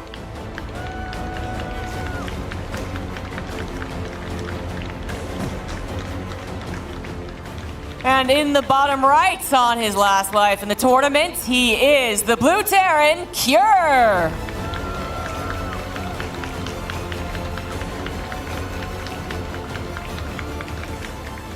Yeah, I mean, like this whole side of the bracket, honestly, for over advances here, it is kind of opened up a little bit more with Dark being out of the picture, because Gumiho's matchup against him, never did I feel it was super good. I mean, the closest he came was Gamers Without Borders, even though he had a good game against him in the group stage here, but Gumiho's results against Solar, it's about 60% in favor of Solar. If Cure was in super, healthy physical shape, I'd probably give Cure the edge against Solar, but he's got a bit of a bad hand, and one matchup that you definitely need a good hand, it's TVZ. Yeah, that's certainly true. Very mechanically demanding. But it was something that he was able to overcome in this matchup throughout the tournament. It didn't really appear that he was even considering it, like I was saying in the beginning of this cast. But now, to just really emphasize, it's not really the mechanics here. Like, it's Gumiho's brain doing a lot of the work, and of course he still has to execute as well. But Cure absolutely cannot, quote-unquote, get away with normal TVT, hoping that eventually gets to a very familiar pace, familiar place, and then he'll maybe win out with big marine tank battles, right, which he was still very good at. No, he's got to worry about so many different builds to the point where this is almost like I'm talking about PvP, right? Or like, oh, you're up 2-0 in a PvP. Like, there's so many things the Protoss can throw out. PvT is usually a bit more standard, but with Gumiho, no. So you have to worry about everything he can throw out when he has 3 lives to give. 2 lives to give before it gets really dangerous. Absolutely. And Cure did opt for a 1 gas expand here with a scout. Gets to see that he is up against a reactor build immediately. Comes over, he's like, okay, that's 1 SV done here. That's more than I could hope for, really. Does get to see that it will be an expansion from his opponent. Gets to see the 2 Reapers, and he's on out of there. So nice scouting information from him. Now he's technically ahead in the economic game, but Gumiho has done crazy things so far in this series. He's not going to do it this one, where it's a 3rd CC before a starport or anything like that, but we'll get to see what they both do follow this up with. Yeah, I was expecting a couple of aliens, actually, but he adds a tech lab to his factory instead. So maybe the last 2 Reapers on the way out here for Gumiho could do the scouting. They're going to have the map control until Cure gets probably a factory unit out, more than just a single Hellion. And they could go for, again, what we call a backstab. If it is just a normal macro game and Cure's at home, can't really do very much. This is a little bit scary for him. Like, I feel that Gumiho's definitely going to go for a medevac with this, because he's going to line it up with getting 4 Marines, a tank, and then having 4 Reapers. That is very scary if that gets into your main base. And I don't think he's scouted at all with an SCV, so he's playing totally blind here. Like, he's absolutely spinning the wheel, and yeah, you see that. Totally not in the know. He doesn't know if he's up against a double gas, an expansion. But going up against an expansion build like he is doing, this is one of the better builds you can go for, and it's not often you go up against a guy that's got 4 Reapers, 4 Marines, and a tank in your base very, very early on. Yeah, I wonder how Gumiho is going to set up the situation. The Reapers come with the medevac, and they could even try and maybe go on top of whatever army Cure has in the natural, but Cure does have a bunker, which again, you're pointing out that there's just no scouting. If Cure was playing fast and loose without a bunker, I'd be extremely terrified of that option, but even with or without, there is the option of the main base, exactly where Gumiho is headed. Reapers jump up as well. His tank is going to be blasted by Cure's, however, right off the bat. Cure with excellent tank position, really working out against this to lose some supply depots, but probably not much more. Probably not much more. I mean, Gumiho was definitely ballsy with this play, and I mean, Cure, the foresight that he had, he saw what he was against with like the 2 Reaper, but maybe he was thinking it was going to be like that Hellion, medevac, and jump into the base. Not quite this, but very good by him to have the tank where it was, and now he's shutting this down pretty hard by the looks of it, Zombie Grove. The medevac falls straight away, he can't get out of there. That tank left behind, and Cure, for the first time in this series, really, kind of gets himself into not a bad a position, but Gumi wouldn't be Gumi if he didn't do something like this with it. Yeah, he's still trying to continue the aggression, gonna cancel a refinery, maybe a couple SCVs going down as well. And this one, maybe he can actually escape, at least with the medevac, right? But you might think that's it. This has to be the last drop, right? It's not. There's another medevac on the production tab that just popped. The medevac does escape, but with less than half health, I'm not sure it's really gonna add a lot of pressure alongside this new healthy one. Gumiho's playing GVT. This is not TVT at all. Like 3 medevacs in a row. As soon as you line up the 2 or the 4 Marines, get the tank out, you just like go, go, go. And I mean, if he did manage to keep that first tank and medevac alive, yeah, we could have been looking at a tremendously scary drop. And it still is scary, but Cure's starting to feel it a little bit. Gumiho does scan, does get to see what he's up against here, and he looks at it and he's like, 1 tank? Nah, I'm going for it. It's probably not going to work out too well. He's going to go for the lift before anything can get that medevac, which again was very low on health. Gets even lower. But I think you're absolutely right about what the could have been is, which is that we could have had 3 medevacs full of units very early on, dropping wherever they please, actually, in Cure's 2 tanks. He got 2 tanks with that, so that was the medevac with the 2 tanks in. That was a massive catch by Cure. Just sneaking around. I was also thinking, where's that Cyclone in the main base? And he was looking for the opportunity over there, and Cure's trying to be a little bit cheeky with the scan, using it to outrange, but Gumiho does get a nice grab on them. I kind of wish I could see this again, you know, like pretty immediately. You see Gumiho save the first medevac, get the second, get the third, save the third as well, doesn't lose the tanks, continues on the pressure, continues on the drops, and then behind it is going into this mech, right? So once again, 2 factories, but also 2 starports. I was about to say, you've heard of the 2-1-1, but have you heard of the 1-2-2? Because that's basically what this is, and what a funny way. He's got his 3rd up on location here, getting the gases as well. Cure does have those 2 Ravens, though. You can never scoff at what 2 Ravens are capable of. Also, good amount of tanks on the ground, the Marine support, it's decent. I mean, the stim is not going to be super handy if you get one shot by the tanks, but Gumiho's army can hold if he's careful. If he's careful, and tracking the army is certainly one of the more important things right now. It's trying to figure out where exactly it's going with some of these Marine spotters, where it possibly is hitting. It is Dragon Scales, which has a couple of opportunities for those big concaves, so it is quite scary to do what Gumiho is currently doing. But again, the plan was to be on the aggression for most of the time and kind of cover that weak early to mid game that mech usually matches up against. But now Gumiho even doing his own push. Cure will see it. Hopefully gets on that high ground. Yeah, his army is already positioned.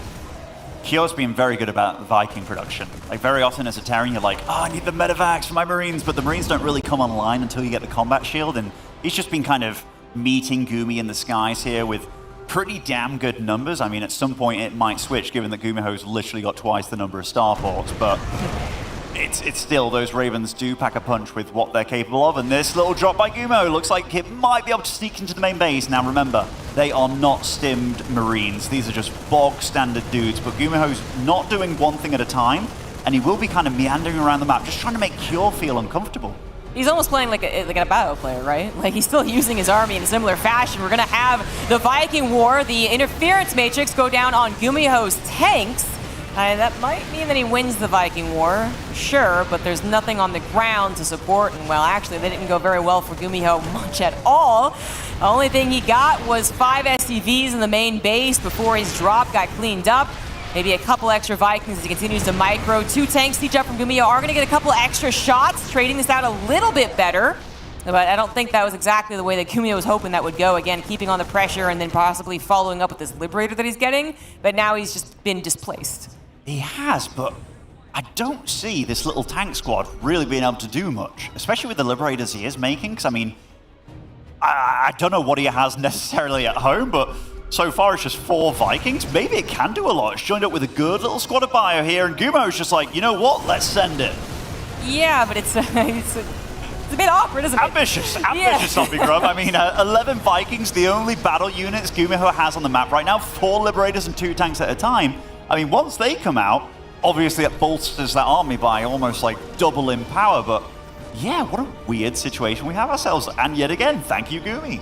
Yes. Gumiho playing such a cool style. Of course, Cure again playing the more typical one, and he's doing it well, which is great. He absolutely needs to stay alive in this tournament, but Gumiho is making us, really ponder, really think about things where I know certainly the last best of that I cast in TVT, we could pretty much predict those openers. We can see how it kind of goes. Oh, no. Okay, medevacs are safe. Those SCVs, did you see them? They were looking to...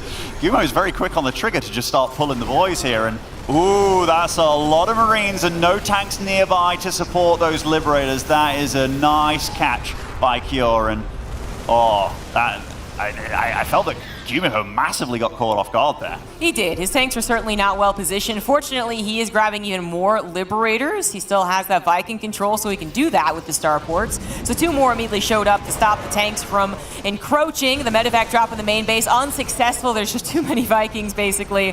Gumiho really does need to get this third back on location. Finally, settling it down again as his tank now properly placed. Gumiho's lost 11 SCVs, fallen behind in the 4 base economy now that Kier's setting one up. And Kier, with that nice economy, is getting all the things, right? He's got a lot of production, 2-2 upgrades, an upgrade for his Vikings, as well as his own additional starports. Sick SCV count for Kier as well. Like, he's been macroing behind this really well. He didn't put all his eggs in one basket. It wasn't like, oh, I need to kill you, mech player, before you get going. No, it looks like he's pretty damn happy with his situation.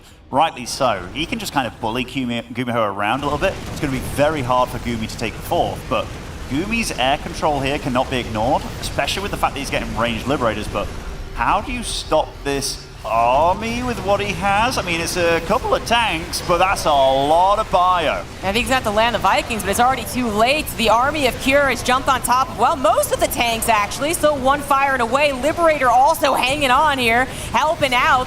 It looks like Kier is going to try and dive past, but it kind of turns around on him, as only tanks left over will not combat the Vikings on the ground. Gumiho will hold.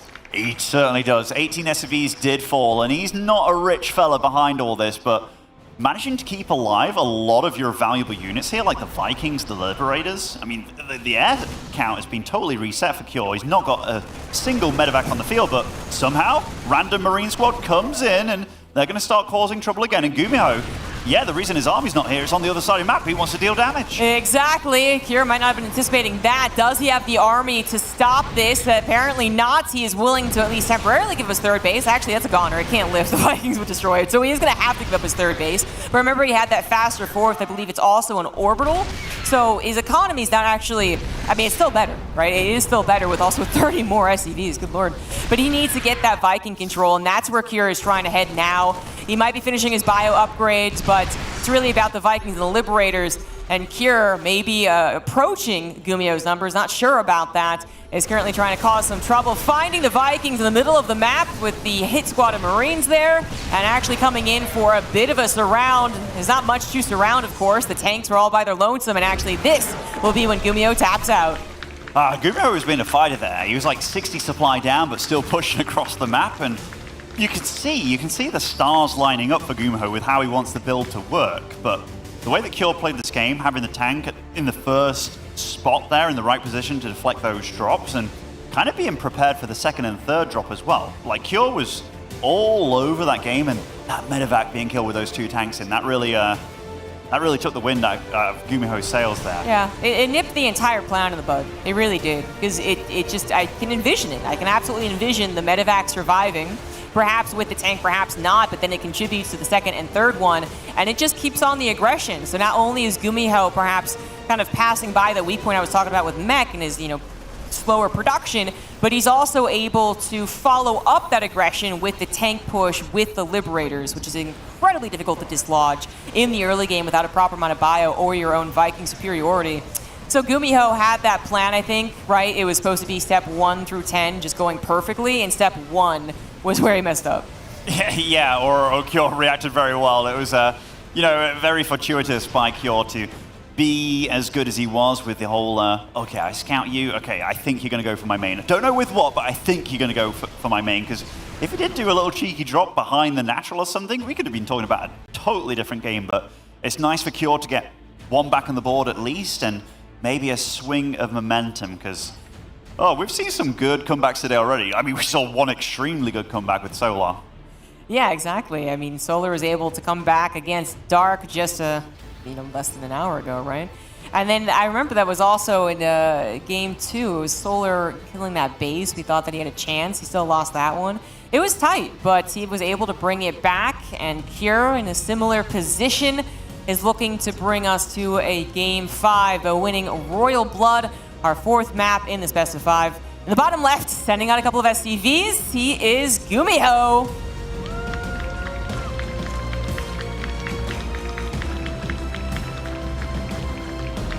And spawning over in the top right, it is Cure.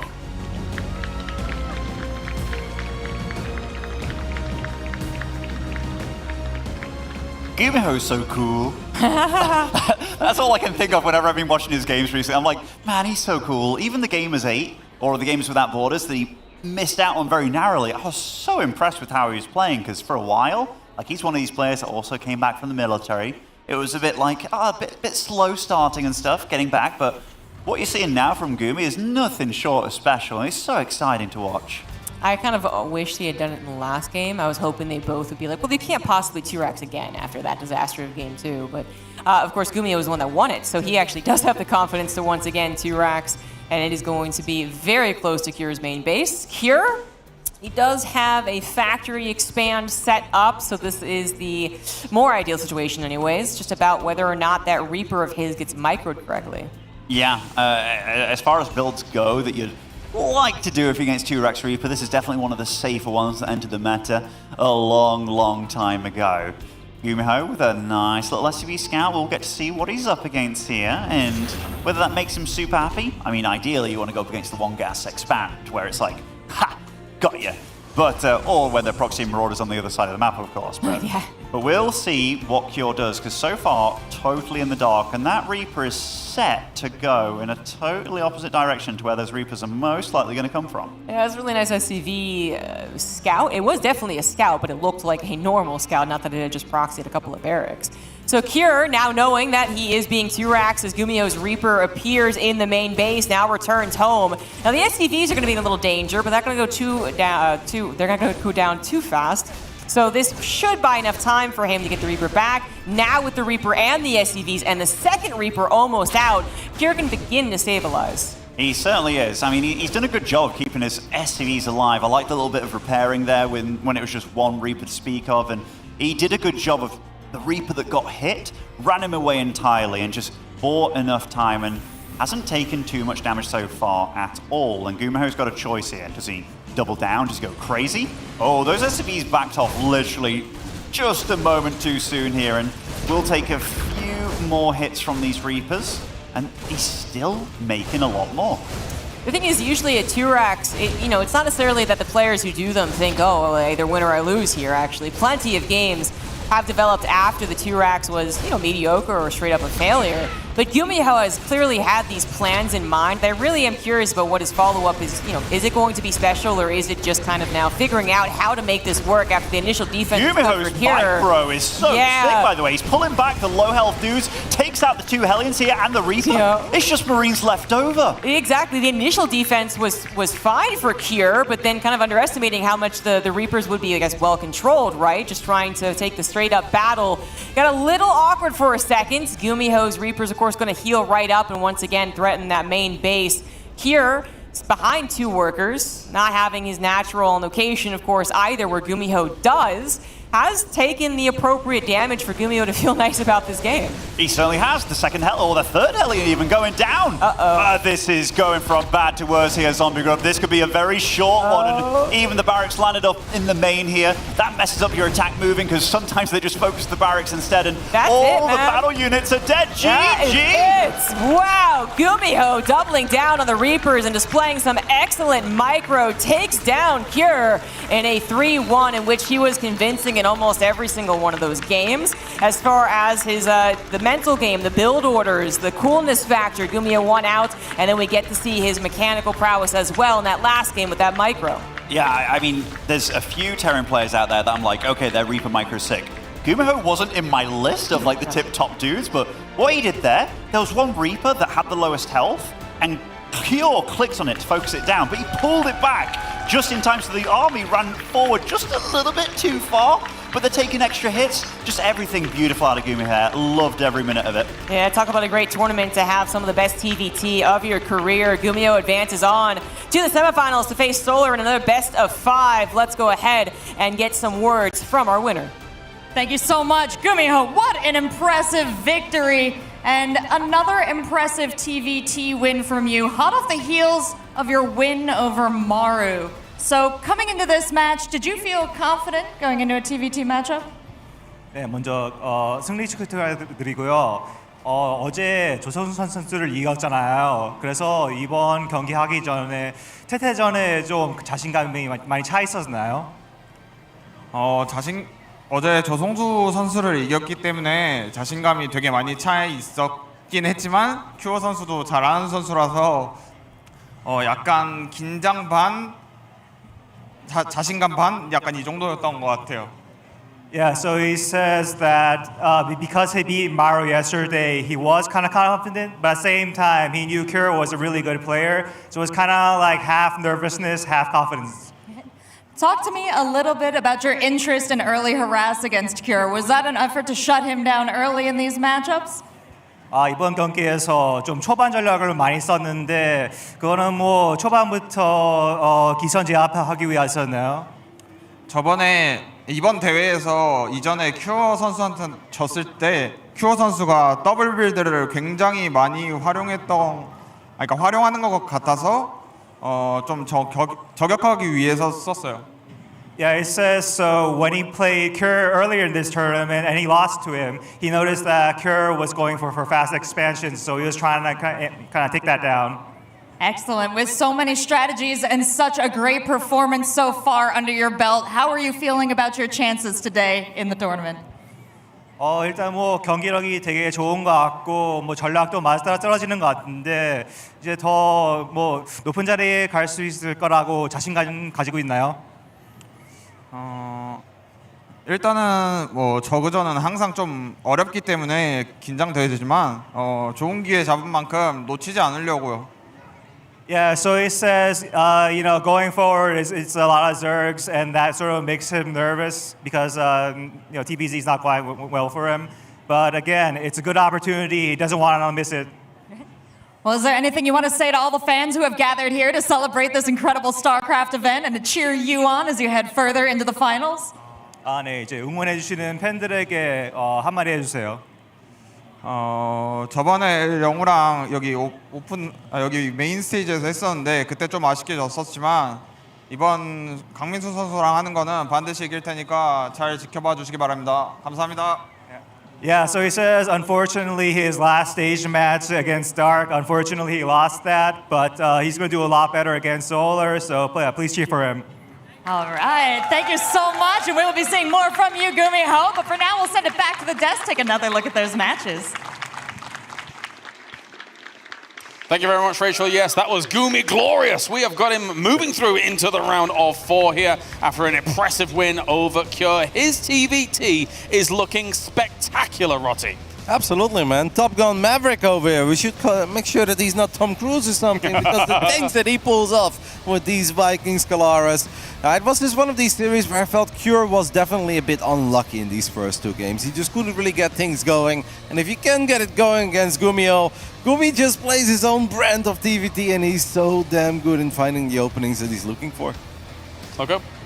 Yeah, honestly, it makes me so happy to see Gumiho doing well, right? Like, he's been such a fun player to watch for all these years. One of the most creative players in the entire game. But usually, after the game gets figured out, after a patch is around for a long time, we get to a so-called standard. And Gumiho's like, you know what, the standard? Nah, we'll just go ahead and play a little bit funky, a little bit different, and he does incredibly well here. I mean, this game was an absolute, this was incredible, right? Like, flying the 2 barracks inside of the main base, going double tac lab, just such a banger. Yeah, a bit of a build order win. We'll talk more about that soon, obviously. Yeah, sure, Game 3, I do think that Cure had his moments, but I also want to give kudos to Gumiho there, where even if he lost, actually after that first double drop kind of got pushed back, I'm yeah, this one's pretty much over. And Gumi's like, yeah, it might be, but I'm still going to be as annoying as absolutely possible. And a few times I was like, oh, Cure, do we have enough? Because he ended up losing a lot of tanks here. But in the end, I think the advantage Cure created for himself after the early mid-game was big enough. Yeah. But in this final game, I mean, the boys said it as well when they were casting, it's like, since when does Gumiho excel like this at Reaper Micro? We know that all the Koreans have good micro, but this was spectacularly good micro. Yeah, definitely so. I'm able to win it out here with the second wave of attacks, even bringing in his barracks of all things to have a little cheeky look around. There was that moment, though, Loco, where I'm thinking to myself, and I think all of us were thinking to ourselves in the previous game, is he just going to keep making Vikings and that's kind of it? Then actually, they did pretty well against the Siege Tank. Against Mechanical, I guess they're amazing. Yeah, that new bonus damage against Mechanical, right? We saw them killing loads and loads of SCVs throughout this series as well. I mean, if you ask what his favorite unit is right now, I'm assuming he's going to say Viking, because certainly seems to be fond of going double starport openers in Terran versus Terran, but just such a fun playstyle to watch, right? Like, play it a little bit differently than everybody else does. teamless, by the way. Just saying. Yeah, I know. I mean, that cannot really last very long, right? His TVT is amazing, man. A 3-1 over Spirit, who clearly has very good TVT, because Spirit got the best of Gabe in that previous round and has been doing well. The win over Maru, I mean, we can talk about that for days because that's big. And now a 3-1 victory over the guy that actually got the best of him on Friday in the same tournament. It's amazing the kind of run that Gumiho is on. I do really hope that he can bring this same level to the TVCs as well. Otherwise, it's sad. But I do think this is still the beauty of StarCraft in 2023. We know the players so well. We know the meta. We know the map pool.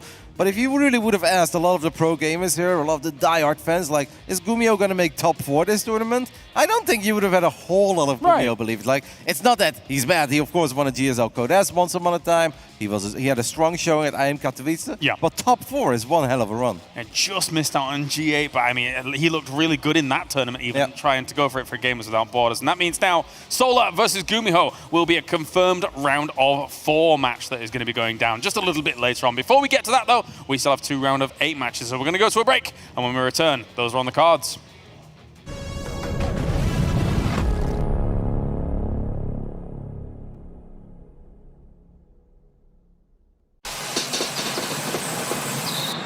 Love it, you wear it.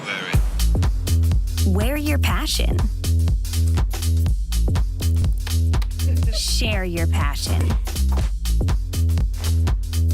Wherever,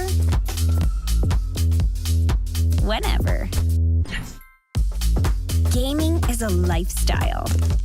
Get your merch at shop.eslgaming.com.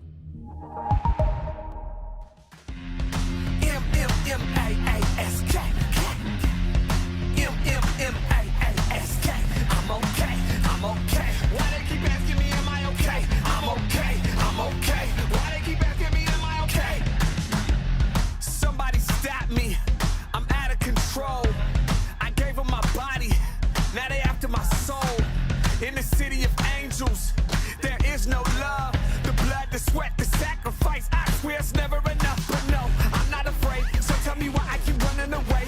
I hear the rumors, I know what they say. That I am angry and something with rage. That I am crazy, should be in a cage. But trust me, nothing can handle my rage. I am the only one who's really sane. That's why I wear the mask, to cover the pain. I hide my scars beneath my clothes.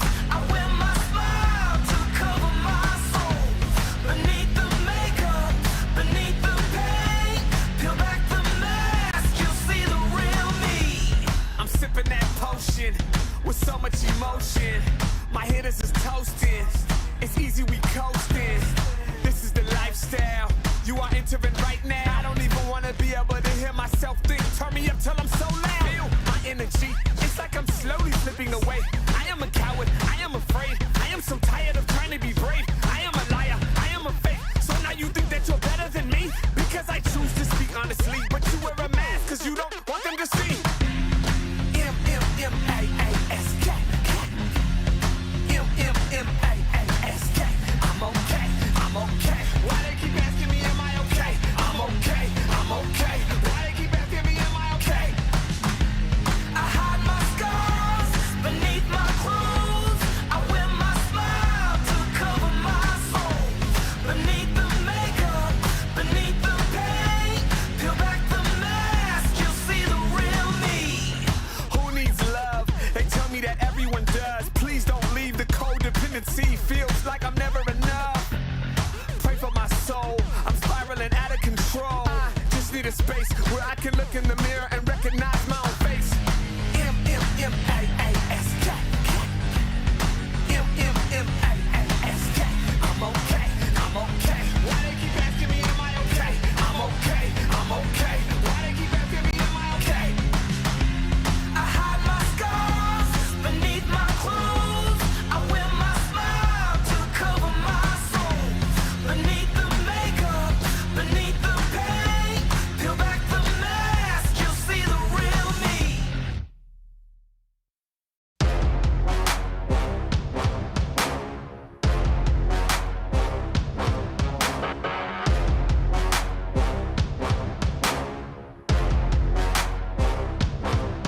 What would you do if you had my life? Would you go hard just to have that ice. Nowadays dudes never had that fight. When the pressure cooking, about to add that spice. And make them back up, back up. What would you do? Make them back up, back up. Make them raise in the belly of the beast. Raise in the belly of the beast. I'm ready to go. Raise in the belly of the beast. Raise in the belly of the beast. I'm ready to go. That's all pro. What would you do if you had my life? Would you go hard just to have that ice? And make them back up, back up. Make them roll out, rush in, drop back, defense. What would you do? And make them back up, back up. What would you do if you had my life? Would you go hard just to have that ice? Nowadays dudes never had that fight. When the pressure cooking, about to add that spice. And make them back up, back up. What would you do? And make them back up, back up. Make them raise in the belly of the beast. Raise in the belly of the beast. I'm ready to go. Raise in the belly of the beast. Raise in the belly of the beast. I'm ready to go. That's all pro. Raise in the belly of the beast. Raise in the belly of the beast. I'm ready to go. Raise in the belly of the beast. Raise in the belly of the beast. I'm ready to go.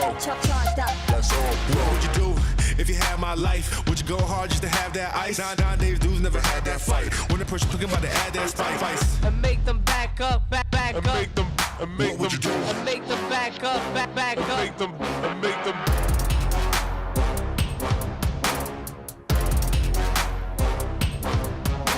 Roll out, rush in, drop back, defense. What would you do? And make them back up, back up. Make them. And make them back up, back up. Raise in the belly of the beast. Raise in the belly of the beast. I'm ready to go. Raise in the belly of the beast. Raise in the belly of the beast. I'm ready to go. That's all pro. Raise in the belly of the beast. Raise in the belly of the beast. I'm ready to go. ESL StarCraft 2 Masters is brought to you in part by Monster Energy and U.S. Air Force.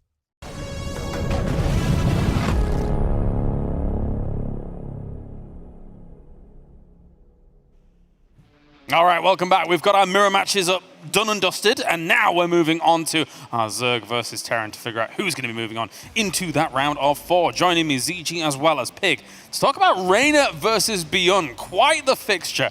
2 headlines, 2 main eventers, Pig, to be able to battle it out to find out who moves on.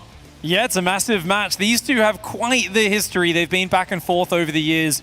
And there was a period where Raynor was coming out on top and really dominating Beyond. He just couldn't get through him. But the last 3 times in a row they've played, Beyond has actually come out on top, which is a really big turn in the tail. That being said, Raynor has really showed up to this tournament. He's looking on his A game.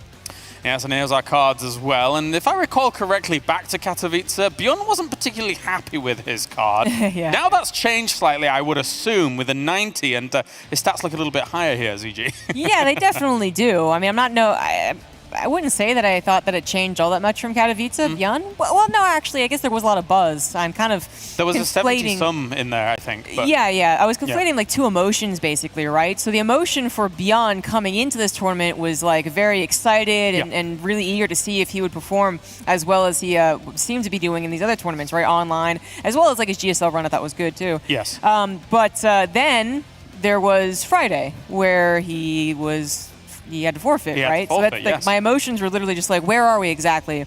But now that we're here Sunday, Beyond survived yesterday, right? And he did it, totally fine apparently. Yeah. So, I mean, I guess we'll find out if his emotional state's okay coming into Sunday, but he should at least have some confidence against Raynor, considering their recent history is Beyond favored. Yeah, I mean, I'm quite glad that you did bring up Friday, though, to be perfectly honest, because there are those question marks at the moment around Beyond Pig, and when you're against Raynor, someone like Raynor, who has apparently 100 speed, and so the maximum stat, he's going to strain you. He's going to kind of pull and poke you and try and drag you all around the map here and try and really tax you. So for Beyond, maybe that might be difficult here. I mean, Raynor started this tournament getting through Maru, and he looked fantastic doing it. Where a lot of us were saying Raynor might not show up. He's had a rough couple of months, the last 6 months, not the best performances, but he said he's practicing hard. Let's see what happens. Day one, he destroyed. He looked absolutely unstoppable. And that's a problem for Björn, assuming there's no wrist issues.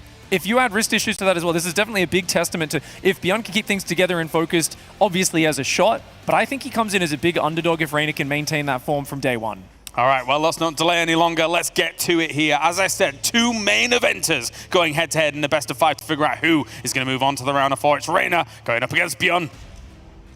As you said, this is a historical matchup once again, but there's some X factors coming into play here at this tournament. For example, Raynor has already taken out Maru so far, and that's proven good luck for anyone else facing up against a Terran in this tournament. But Björn has had more than twice the matches, so that practice could work in his favor at this event. Let's find out how it all comes to play in this matchup.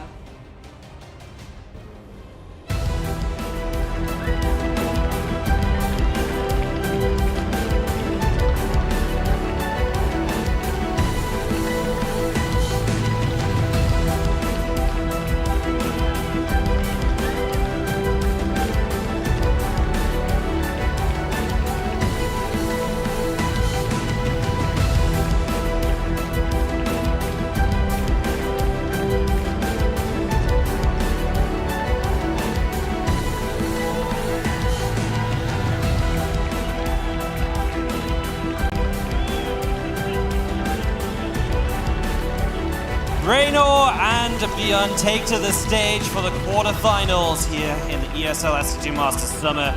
A TVZ that has potential to be explosive, all over the place, quick. It's going to be absolutely wild. Both of these players are incredibly fast, they're incredibly strong mechanically, and when it comes to high-level Terran versus Zerg, just standard classic TVZ, it really doesn't get any better than these two facing off against each other. Now, my name is Loco, I'm joined by Wardy. Wardy, how do you feel about this, man? It's going to be such a difficult one, I think, to predict. I think so. I think Raynor looked so good on day one. That's something we cannot get out of our minds. Björn has played his heart out to get through to the quarterfinals. It's never easy to play against Raynor online. Online, Björn has had the better of Raynor lately, but I do feel as though that in general, it's just one of those things, right? I feel like it's one of those moments where it's just tough. You're online. This is where Raynor excels. This is where he brings his very best. It's going to be tough. The map pool is quite nice for a Terran player. We've talked about that a lot. We'll see if it's enough for Björn because he's going to have to play his heart out in this series.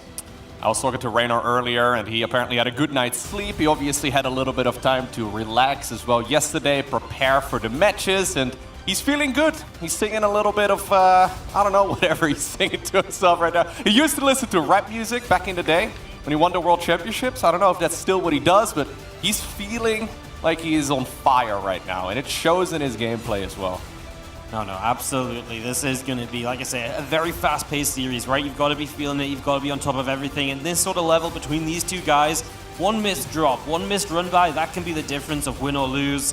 It's going to be all on the table here. We are going to start up, I believe, on Raynor's map pick, which is going to be Ancient Cistern. So to begin things, in the top right-hand corner of the map, from Basilisk, our Red Zerg player is Raynor.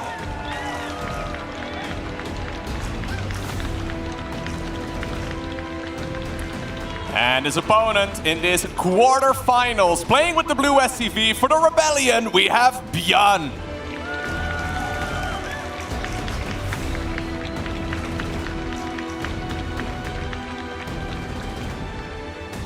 So here's a funny thing: is Björn is going to open command center first, I believe. Oh no, barracks on the low ground. That works too. Very far forward, though. Yeah, very far forward. Funny thing is that Björn doesn't veto Ancient Cistern all of the time. You might expect him to kind of do that because every Terran player vetoes this map in best of threes, but sometimes even in best of threes he plays this map because he likes doing his little Reaper thing, and so he's got experience in this, maybe more so than a lot of other Terran players would. So we'll see what he does. We've got to mention the Reapers of Björn. He's going to do it here. There's so many variations. 3 racks. Sometimes he goes into extra racks behind this and goes for kind of a bio SCV pull all in. Those are the dangers that's going to keep Raynor on edge in the early stages. This is a strategy that Björn has been playing over the last half year or so, over and over and over again. This low ground wall off, not something we have historically seen that much in StarCraft 2, but Raynor has got a lot of practice against this. In the past, we used to see these barracks coming up on the other side of the map. Björn pretty much single-handedly got the Reaper nerfed a couple times. He was way too good at controlling it back in, I think this was like 2016, maybe 2017 or so.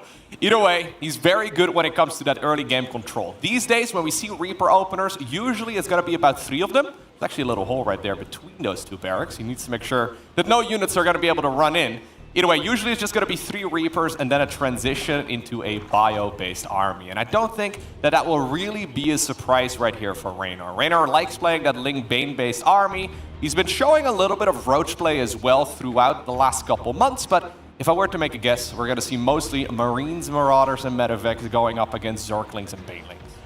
It's a pretty good guess. Bio is popular, Ling Bane is popular. As our Reaper shows up, going to try and get a drone, of course, as we dance around.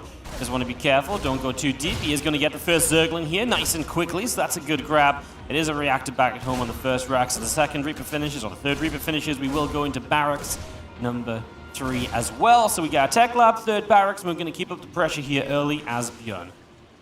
Double injected, looks like. So Raynor actually delaying his third base here, going 2 additional queens. That is the correct response against this.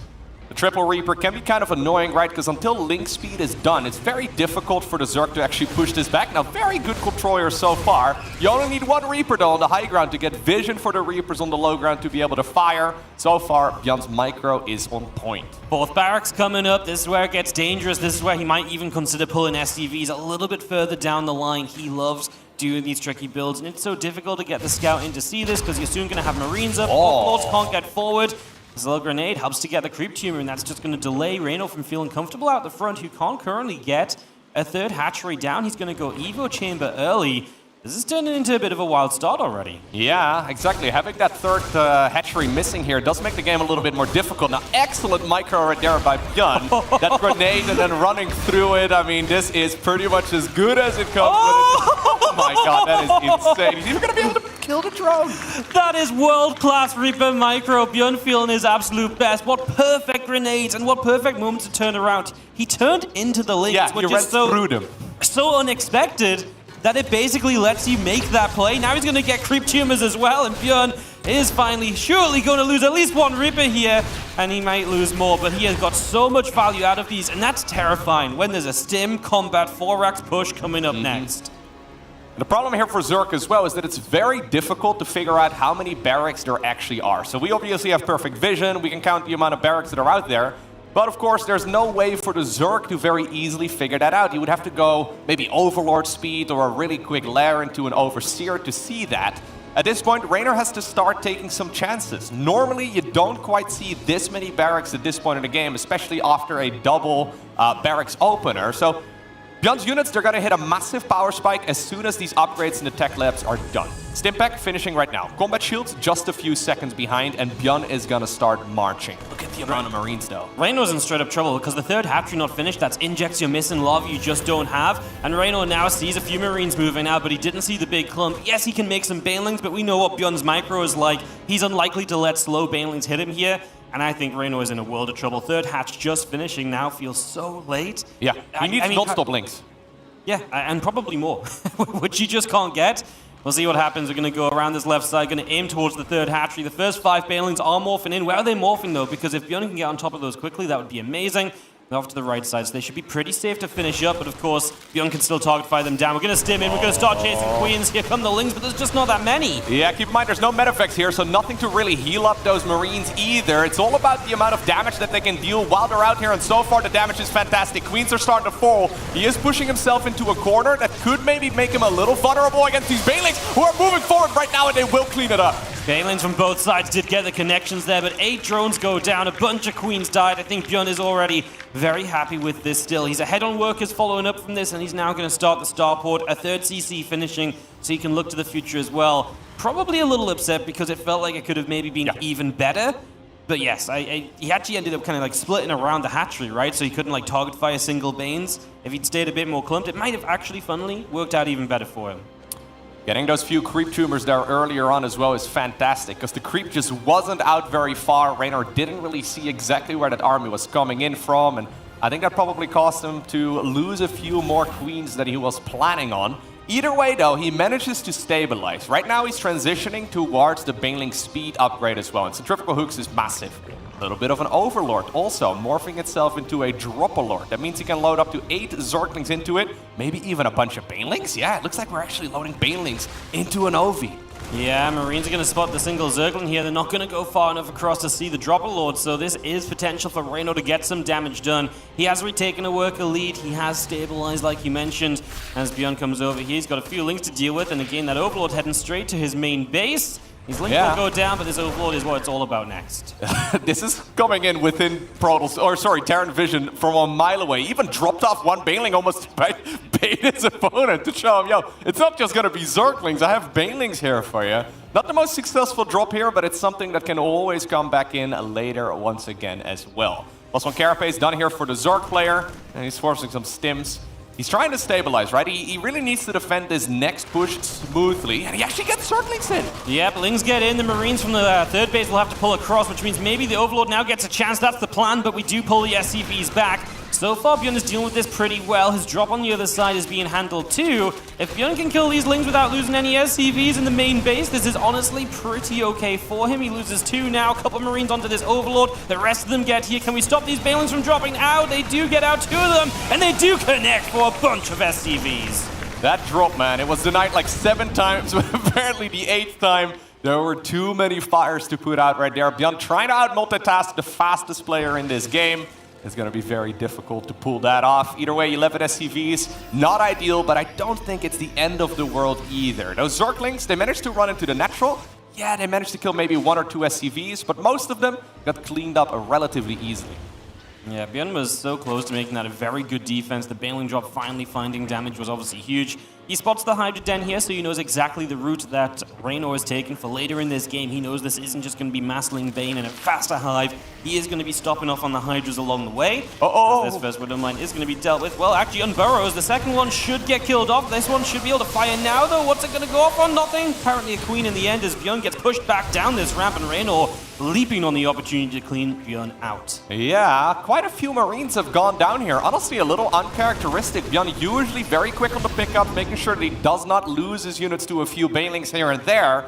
Raynor started off this game with a pretty significant deficit, but he's managed to close it. He's trying his very best here to transition now towards Hydraling Bane. Now, Hydras are amazing because they outrange those Widow Mines, and they're good against, well, whenever the Terran makes a mistake. If you overstay your welcome, the Hydras can clean up your army very quickly. 4th command center on the way from Björn, worth noting as he does find an opening for a couple of drones as well, so get some of these. Lings will wrap around, but time to just lift on out of there. Now we're pushing on the left-hand side, and Björn just going to try and keep Raynor moving around one side then the other. Always wants to try and find some connections on these Lings before the Banes can catch up. And again, so far doing a pretty good job of this, even just unloading in the main base yet again. And he is just kind of edging out ahead in supply. It's not by anything significant, but he's also about to be on 2-2 versus 1-2. We'll see if he can break through soon. Like I say, it's not like he's in a rush. He has a 4th base. Björn can play very, very good late game. And if he ever needs to shut off the aggression and just sit back and do nothing at all, he's extremely good and patient in those games as well. Yeah, he's gotten rid of all of the creep on this side of the map too. Once again, a whole lot of the Banelings do connect. There are a lot of Widow Mines. I actually thought that's what he was trying to bait this Zerg army into here, but 2-2 had just finished up for the Terran right after that engagement ended. Maybe this push here on the right side is going to be a little bit more successful, though, as the drop in the main base gets cleaned up. Yeah, you got a couple Hydras over here. It takes a long time for Raynor to get units back across. A couple drones went down as well. We lift up, we get out. The Widow Mine still active, is not firing up just yet. And Björn is still quick to just go back to where he just left from because he knows the Zerg is already moving somewhere else. So he's pretty happy to just go back in the same place, but no pickup here, but he is focusing, getting every single Queen on the left-hand side. This mineral line is not being pulled away from, and this hatchery might be in trouble if there's no Banelings showing up. There's one coming in right now. Björn has to lift up. Raynor gets the hatchery save.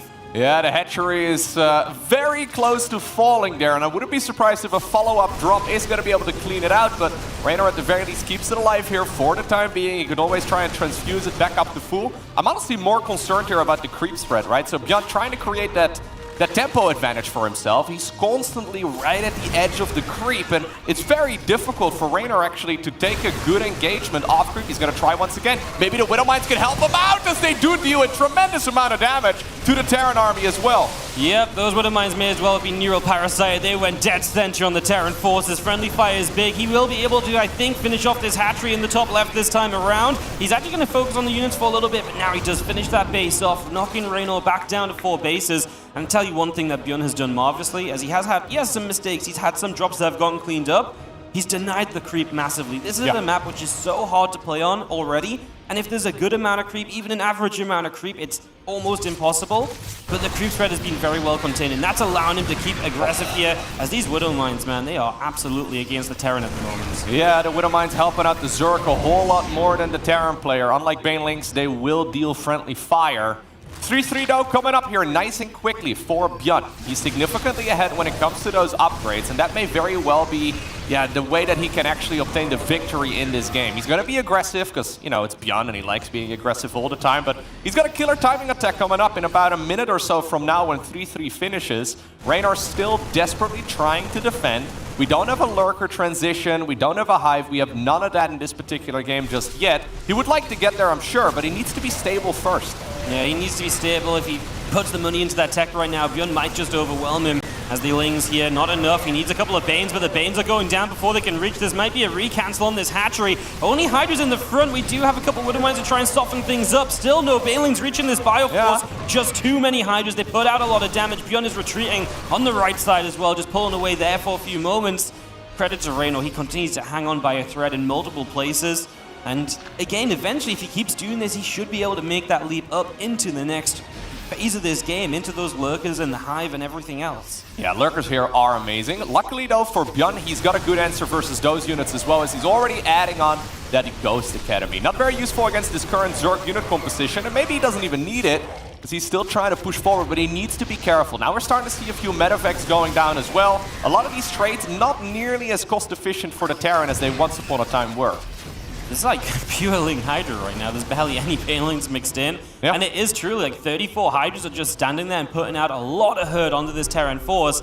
I almost feel like right now, Björn, instead of being split, if he joined everything together and took a big fight, might actually cause a lot of issues for Raynor, because then it's hard to have that critical mass of Hydras, which Raynor is finding against these smaller armies. There's the hive coming up. Apparently Raynor smashed his piggy bank. He just barely managed to get enough gas to afford himself a little bit of tech. Infestation pit, a lurker den, as well as the hive.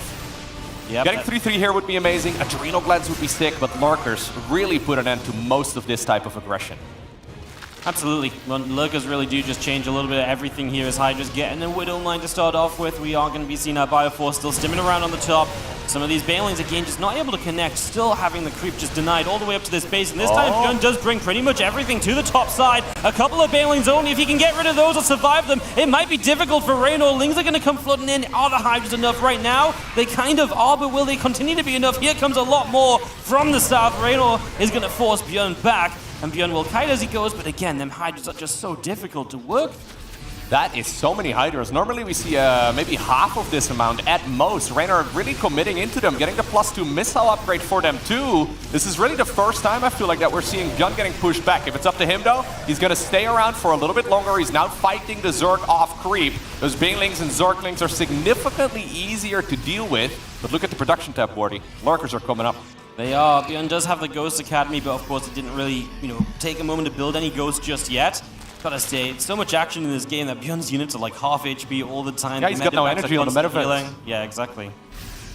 There we go. He just takes a moment to breathe right now, and that's all that Raynor needs. Raynor has been up with his back against the wall for the last, what seems like 12 minutes. Honestly, ever since the Reapers first came in, he's been playing defensively. Most Zerg players out there will take a critical amount of damage, and this is a bad feeling for Terran, right? When suddenly you see those spines coming out of the ground, your Widow Mines can no longer get into the position that you want them.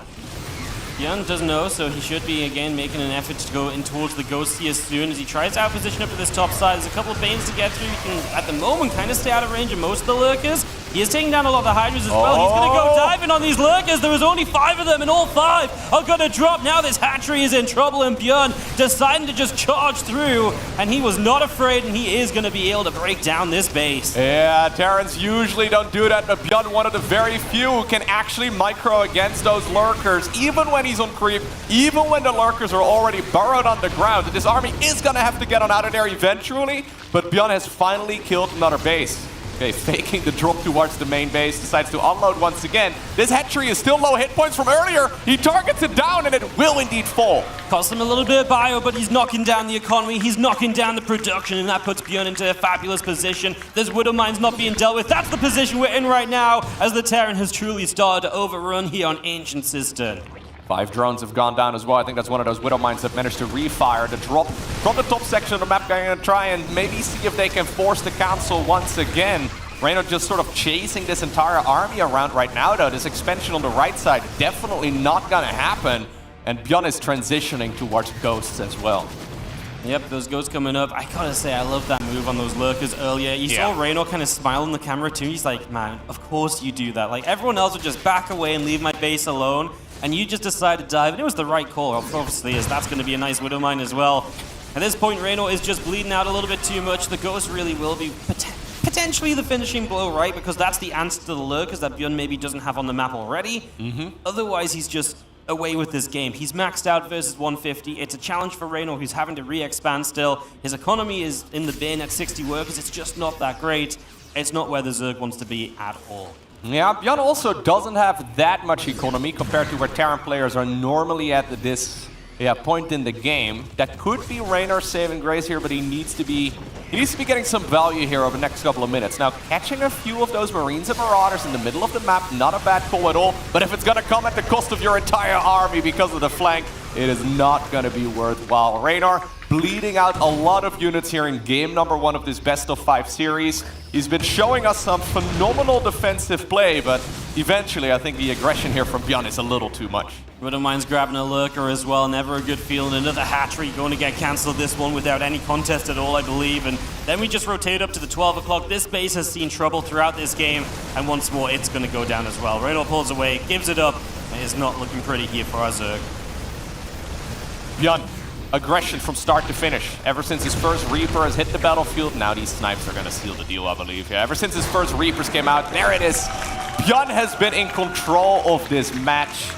Containing the creep, containing the army. Honestly, brilliant game right there from our South Korean Terran.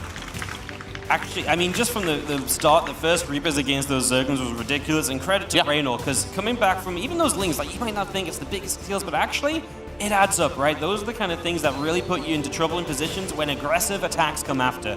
And Raynor held on, he bought time, he survived, but Björn was relentless. And even when Björn made a couple mistakes, he didn't let himself kind of get worried by that. He kept it going, made great choices, and he saw the Lurkers. He could have started up Ghost right away, and he decided, no, a little bit more aggression until you have a few more Lurkers, then I'll turn it around. Great game. Yeah, these Bane lanes. I think if Björn stays clumped up here, he target fires these Banes much easier, and that might have even just been game at that point, so... Yeah, no, I'm with you. Madness at the start. There were a couple of really good Bane lane connections in this game, and that is not really something you can rely on as a Zerg. That mostly just comes down to the Terran making a small error. And we saw a few of those connections, almost allowing Raynor to get back into the game. I think that Björn probably wanted to win this game about 10 minutes earlier, 10 minutes sooner than he actually did, but, I mean, he continued onwards with the aggression, man. The Reapers also early on, I think they got 2 creep tumors, which really slows down the advancement of the creep. Obviously, in this game in total, we saw probably 100 of them going down, but the first few are so important just to spread that creep a little bit further out. Yeah, denying it early made the cleanup later so much easier, and that's why he had Raynor so contained creep-wise. Creep was never really an issue in this game for Björn. He was just on top of it the entire way through. A fantastic way to play out game number 1, and winning Ancient Cistern, that's like one of the given maps for Zerg, or at least it's meant to be, where it's their choice. That's the one they go to. That's the one they feel good on. And it's not that they can't win on a Dragon Scales or, you know, a bit of a tougher map like a Babylon. It's just that that's meant to be the one you take and you don't have to worry about as much. So now, Björn's got to be feeling great. That's a great map to win. It's a great start to the series. It's a long way to go against someone like Raynor, but he showed everything he needed to be able to win this. Raynor taking a quick little peek right there at the trophy. Maybe game number 1 didn't quite go his way. We're no longer singing, though. He's poked a bear. He's no longer saying, he's just between tracks, man. Yeah, maybe. It's just on the intro to track 2. Yeah, honestly, really nicely played right there by Björn. This was a game that he honestly had in control, right? Maybe the micro, especially after the Reapers, wasn't quite as flawless as he was probably hoping for. Either way, game number 2, we're looking right here in the bottom right corner of Dragon Skills, inside of the main base of Raynor.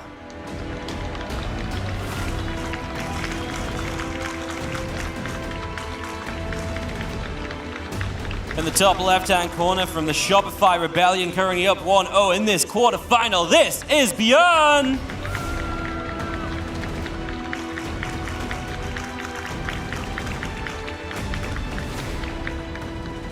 And once again, we've got ourselves a barracks right over here at the front of his natural. This really is the new standard from at least a few of the top tier Terrans, right? Not everybody is a huge fan of this. A lot of the European Terrans seem to favor just a more standard opener. A lot of the Koreans actually do as well, but Björn consistently going for the double barracks. And you know, if you're Björn in this situation, I wouldn't really mind seeing even a third barracks going down. Yep, it plays a very different style of game, but it's absolutely something he can do, and that's what makes it so dangerous, because again, as Raynor, it's so difficult to scout, it's so difficult to identify. This is a shorter map, and so 2 racks might just be the go-to here, because seeing a 3rd rack is that much easier and that much quicker, so you can respond sooner. But it just throughout the series, right? We've got a lot of games to go. If he opens up like this most games, there's 100% a good chance of him mixing it up, and again, it's just so dangerous to have that in your back pocket at every moment. Raynor not really mixing it up so far, going standard hatch into a gas and then also a spawning pool. He'll be trying to defend whatever the Terran player is throwing at him, and honestly, props to him as well for defending for such a long time. I feel like the vast majority of Zerg players out there would have lost that game significantly earlier than he did, and only a very small mistake from Björn could have actually led to a Raynor victory in that previous match, right? A lot of Zerg players would have crumbled under the pressure, but Raynor did show his speed in that game, and he did stay on top of a lot of the attacks. 100 speed on the player cards, man. Yeah. They're not messing around, they're not joking. These guys are playing against Raynor. They just looked at the scores themselves as well, and Raynor gave me the thumbs up when he saw 100 for speed. I was like, yeah, you got 100 for speed. Yeah. Again, they're voted on by the players, so these are the guys that have gone up against Raynor and just like, man, it's unfair. You know, he's so much faster than anybody else. As the Reaper does come in, the Zerglings will start to dance around, and of course, this time around, we are hoping as Raynor he doesn't take as much damage from the initial Reapers, as he does lose 1 Ling, loses 2. That's actually kind of a big deal, because now he's going to lose 3, and you've got 2 Reapers here. Yes, the Queen pops out, but this is where you're going to have to make a couple more Lings again against the 3 Reaper pressure. It just is that little bit of damage early that starts to add up. And there's 2 more barracks coming up inside of the main base as well of Björn, so he is once again ready to start piling on the pressure here short. You will see some add-ons on those first 2 wrecks. 1 reactor, 1 tech left. We'll be seeing the Stimpack upgrade fired up shortly, and this is just gonna lead towards a very similar style as we saw previously. I mean, so far, Raynor, he may be fast, but the micro on those links is not quite as perfect as we would like to see it. Nope. It's just losing a little bit, and this is bad because this Queen is hurting as well, and if you start getting a Queen kill here, that would be really terrible for Raynor. This is just 3 Reapers, you've got the barracks follow up, right? You've got Stim, you're going to have combat shields on the way. Raynor can't take too much damage here. That really would be very, very rough for him. Evo Chamber coming up once again here for Raynor. I'm assuming he will once more transition towards a quick +1 carapace, and sometimes when that upgrade finishes up, suddenly those fights go heavily in favor of the Zerg. It's always difficult though, just like in the previous game, for Raynor to figure out exactly what's going on. He does see these exposed tech labs and reactors here that can be something, okay, he snipes a few of those Marines. That can be something that you can try and exploit as a Zerg, but Raynor not going for a Roach Warren or anything hyper aggressive. Instead, he's just firing up the carapace upgrade, and he'll once again try to defend. Reapers have a lot of options here. They can run out upper right. They can, of course, jump into the main of the Zerg as well. I mean, the main thing is just keeping the Zerglings over here. That gives your Marines a bit of a better chance to move across later. And I mean, he's putting damage on this hatchery. That adds up. That could be something to think about later. This time, Raynor is way better at dodging the grenades. He moved out of that one very preemptively. He is still going to lose a few Lings here, but obviously it's not as disastrous as we saw earlier. Queen's in position, shuts down the jump into the main. Yeah. Raynor knew exactly what he had to do compared to game 1. So this march right here from the Terran, though, towards the Zerg's triangle base, towards this third that Raynor has taken, is very short. That's a problem that you run into as a Zerg player on Dragon skills when you're playing against this opener here from Björn. He just simply doesn't have to cross nearly as much terrain. He can knock on your front door very rapidly. And you already brought it up, he actually did put a lot of work on that hatchery with those Reapers. The Reapers were going to go down eventually anyways. They certainly did bring a bit of hurt to that hatchery. And yeah, that can definitely add up with this Marine push. And the nest isn't done just yet. The Marines are going to be here, like you said, in just a moment. They get across so quickly, and Raynor has to find a way to buy a bit of time and defend this. But because the Reapers did a lot of damage to this hatchery, it's already hurting, right? That's a lot less HP the Marines have to go through just to kill it, and that adds the pressure on that much sooner. It forces Björn to make a play, Raynor to make a play that much more quickly against Björn. Björn not going too quickly though. He is going to move forward now. There has been a transfusion dropped here as we are going to see our Marines jumping in. And again, the Queen's going to be some of the first targets. The Banelings are nowhere in sight. They're going to come in on the left side of the screen at some point. Now the Marines are going to get surrounded by these Lings. We stim one more time. We're just going to trade about what we can. But I think Raynor has got a good cleanup here as Björn gets a couple Banes. But that is every Marine taken down. Yeah, this is right before the +1 carapace finished. Raynor is trying to buy as much time as possible for that upgrade to be done. Hopefully before this attack was committed. But most importantly, he did clean that up. And that changes the tempo of this game drastically if you compare it to the previous one. Is that another barracks? It is as well, isn't it? We're just going to keep on going into what seems like essentially a 2-base all-in, right? No third CC. We're just going to keep it going. Going to put the reactor on the barracks here because we're done with upgrades. Factory's going to get a tech lab, and we're just going to go pushing. Tanks, medevacs, Marines, 2-base. And I mean, the single engineering bay is a great, sign of this as well, because usually if you do any sort of macro play, it's double engineering bay. So Raynor's actually putting his money right now into Burrow, which is a very interesting upgrade. With double command center, you don't have a lot of scans available, and with an attack like the one that Björn is going for, I don't think he will really save up a lot of energy at all. Raynor doesn't really know exactly what he's playing against. He hasn't seen the third, command center or leg thereof. He doesn't know exactly how many wrecks there are inside of the main base of the Terran. But there is certainly a situation where Baneling landmines are going to be able to end this game in a heartbeat. No, absolutely. It's scary because then you're going to need to scan every time. And especially when you're a 2-base Terran, you don't have as many scans as usual, right? So scanning is actually much more of an issue than it is before. There's a nice grab of a few Marines here. Björn will continue down to the south side.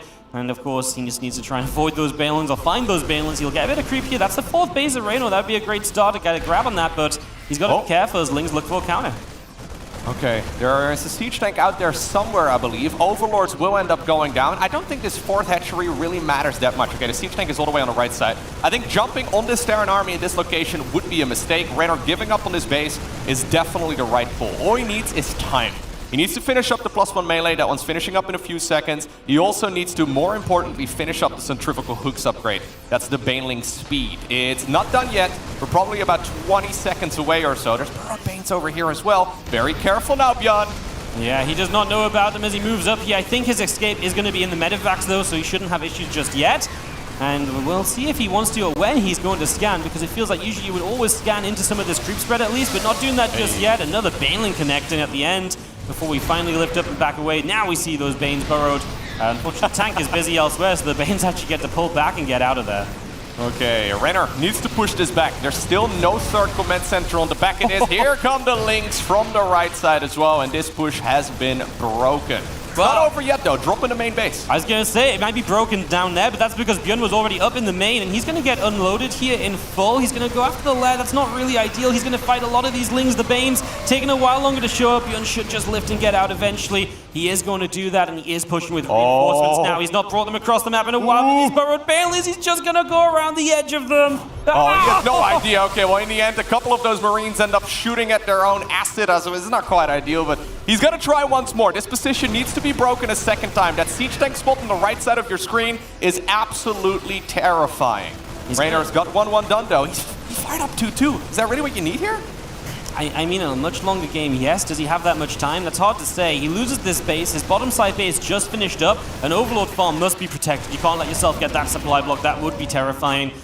It is going to force Björn now to go somewhere else because this base is on the bottom side. It's a bit further away from the usual pushing direction, but Björn is also going to drop a little bit himself, so he's got other plans. He might just go up into the main base as well. No, it looks like he's just going to straight up fall back. Or he is just going to get attacked. What are we going to do, Björn? Yeah, he needs to do something. He can't just sit around here. In about a minute or so from now, his main and his natural will start running out. So Raynor actually giving up those bases on the right side of the map, giving up that triangle third. He is ready. There's an infestation inside of his own main base with Zerglings running around there. All he really needs to do is just clean up this one attack that Björn is going for. Björn has got an awful lot of supply though, caught up in these medevacts. He decides to unload inside of the main base. Siege tank gets surrounded, no room in the plane anymore somehow. Yeah, the Marines loaded back into the wrong medevac, so they ate up all the space. There was no half-empty medevac to jump in there, so Björn will unload on the low ground, get a couple more kills, even sieging up. The drop on the left side, the Queens were positioned well to deal with that, and it's been the perfect amount as now We are going to see Bjorn still trying to break his way into the main, but we are getting closer and closer to 2-2. That's going to be a massive aid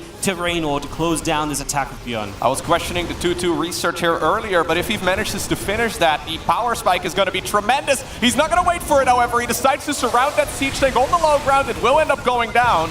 Another tank in the corner of his main base. Raynor forced to defend. Base in the center, also in a little bit of trouble. Not the most important expansion right here for Raynor, though, but Bjorn is running out of cash. He doesn't have a lot of minerals anymore. Raynor is just moving around so well. He's so preemptive towards each and every one of Bjorn's attacks. He's doing such a good job of just not allowing him to take control of this game. As the tanks go down, Bjorn's going to lose a lot of his pushing power. Behind this, he did build a third CC, an armory, engineering bay too. He's realized that this attack is not going to end the game, but this is such a late time to start trying to do everything else and macroing up. There's a little Zergling as well burrowed underneath that third base location. Bjorn is going to need to scan that spot. He's already running out of minerals here, and, well, any scan right now is expensive. He's got a little bit of energy available right here, though. 50 energy is needed for a scan. There you go. Could have been a mule.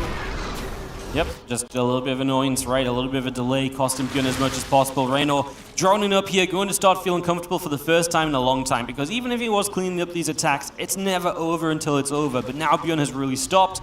Raynor's going to get to 4 bases, an infestation pit. These are just things he never really thought about until now. So it's great to be able to get there. Even burrowed Banes in the main to stop drops. It's such a cool little play. You don't see it a lot, but it's the perfect little choice here because it's the kind of thing you can run headfirst into as Bjorn, who's going to go and play around the edges.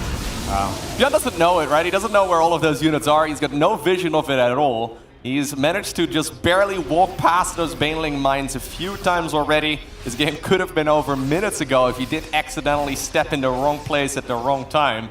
Either way, do you think we're going to see an attack though here coming out of Raynor? He's been playing very defensively for a long time. He's got a killer economy right now. Do you think he's brave enough to go for an attack? Yeah, it's a great question because it feels as though as he maxes out, yeah, you kind of want to, but then Bjorn is set up defensively now. Like, Bjorn has given up sort of attacking. So Raynor's got to believe he has a lot to be able to kind of break through Bjorn. Otherwise, this might be a very bad decision. Off creep, pre-split, tanks everywhere, all around the corners and on the ledges.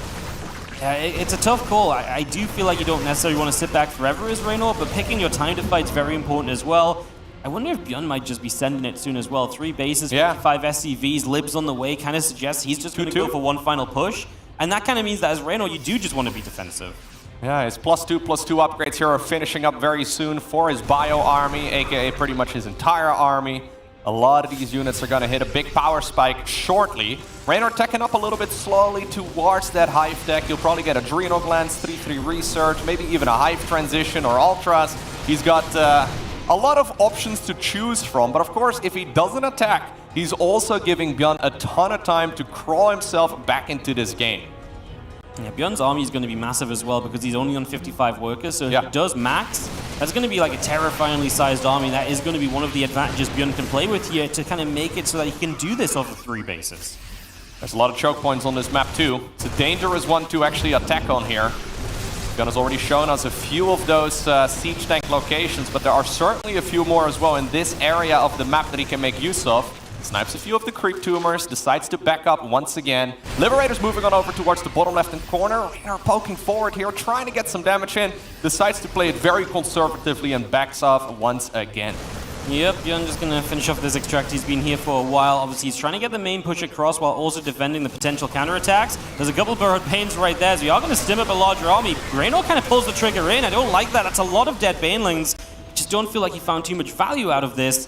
Still Liberator's going on in the corner. Bjorn going to run back one more time. Now, a single Baneling, he scans and kills it, but that's going to hurt a lot of his army. And that's the kind of thing that's really annoying because now you need some time to back away and not let other Banelings connect in on you.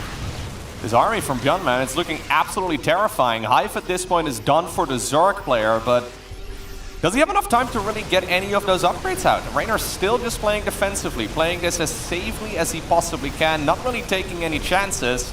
I'm not entirely sure if it's the best choice here for Raynor, as he's now going to be forced to fight once again, and he decides to go into the choke point. Yep, this is going to be one of those situations where Bjorn has to split well, because he doesn't have that much splash damage, but he is killing a lot of what's there. He's killing drones in the corner too. Björn gonna set up in the front still. Lurkaden on the way from Raynor. Björn really is on the biggest timer he's been on yet in this game. If a Lurkaden finishes and Lurkers come out, Björn's army really is not made to fight that. Raynor's gonna push down here one more time, try and scare Björn off a little bit, leaving the Marauders in front to tank. Some Liberators will come to reinforce this. The Banes keep on chasing, but the Marines are splitting well. As Raynor continues through, he might just have too much on the ground. The Hydras are continuing forward also, and they're gonna be able to clean up all the tanks. The Liberators will fall soon after. There's a tiny bit of bio remaining, but it's not enough from Björn. Raynor is going to stampede through on Dragon Scales. GG is called. Raynor gets a point on the board. Excellent game right there by the Italian Zerg, playing it very patiently, to the point where I was like, okay, maybe this is a little too much. I know back in the day, sometimes he would get a little bit overly eager, a little bit too aggressive. This game, man, so patient, so methodical, brilliant match. No, absolutely. He really just didn't take a bad fight, really, right? Like, he just always engaged and disengaged, and I think the main thing, he was so quick to go anywhere Björn was heading to. Björn didn't get to unload any of his drops comfortably. He didn't get to kind of sit behind a mineral line all of a sudden. Just very well played by Raynor. This was just a great moment as well, where Björn just didn't really have anything to do but to fight. I did wonder, like, a moment before this, if Björn could have gone in, like, a little bit sooner. He waited a few seconds, and sometimes those few seconds can mean a lot. I love this play, by the way, as well. Also, the rocks coming down, blocking a lot of the Ling Bane from wrapping around. Cute little stuff, but obviously not enough. Raynor did continue to hold on. He continued to survive. And again, he played that kind of timing game. Eventually here, he was about to have Lurkers, so Björn kind of needed to do something. He set up too aggressively. Raynor was able to capitalize. And we have got a heck of a series on our hands as it ties up 1-1. Yeah, Björn decided to delay that third command center for as long as he could. Right, at some point he decided to plant one down just because he didn't really have another choice anymore. He was running out of resources right around the 10, 11, 12 minute mark, especially with mules. Terran will start running out of minerals in their main and in their natural, and Björn needed to do something. His plan was to win the game before he absolutely needed it, and he honestly still made it look pretty close, but Raynor never really making any mistakes in the back of this, and well, he manages to even up the score. I like Björn's idea, right? Where it was, you know, pull back. Oh, I'm clearly in a lot of trouble. So hey, let's take like a third base instead. You know, he realized he wasn't going to end it, and then off the third base, it's like, well, what is my best chance still? Maybe still just one big attack. This map is designed for that, so let's just send it. And it did make it kind of close. You know, one worse fight for Raynor, and it could have really been disaster for him. So yeah, some cool choices from Björn. Obviously, we are set up now 1-1, heading to a game 3 in just a couple of moments, and we'll see who will be able to take the lead in the series, as Raynor, of course, was very happy taking down Maru on the first day of this event as well. He looked pretty good there, man. But Björn is just a different beast in terms of how he plays. Like, he plays quick, he plays aggressive. These Reaper openings get so much done. It's terrifying to play against him. All right, so Björn ended up winning on the map. That was Raynor's choice. Raynor winning on the map. That was Björn's choice. That means that everything is open once again as we are loading into game number 3. That one will be taking place on Grespen. Now, I know the man right here in the top left-hand corner of the map is not necessarily the biggest fan of playing a macro game against Terran on here. We're looking inside of the main base of Raynor.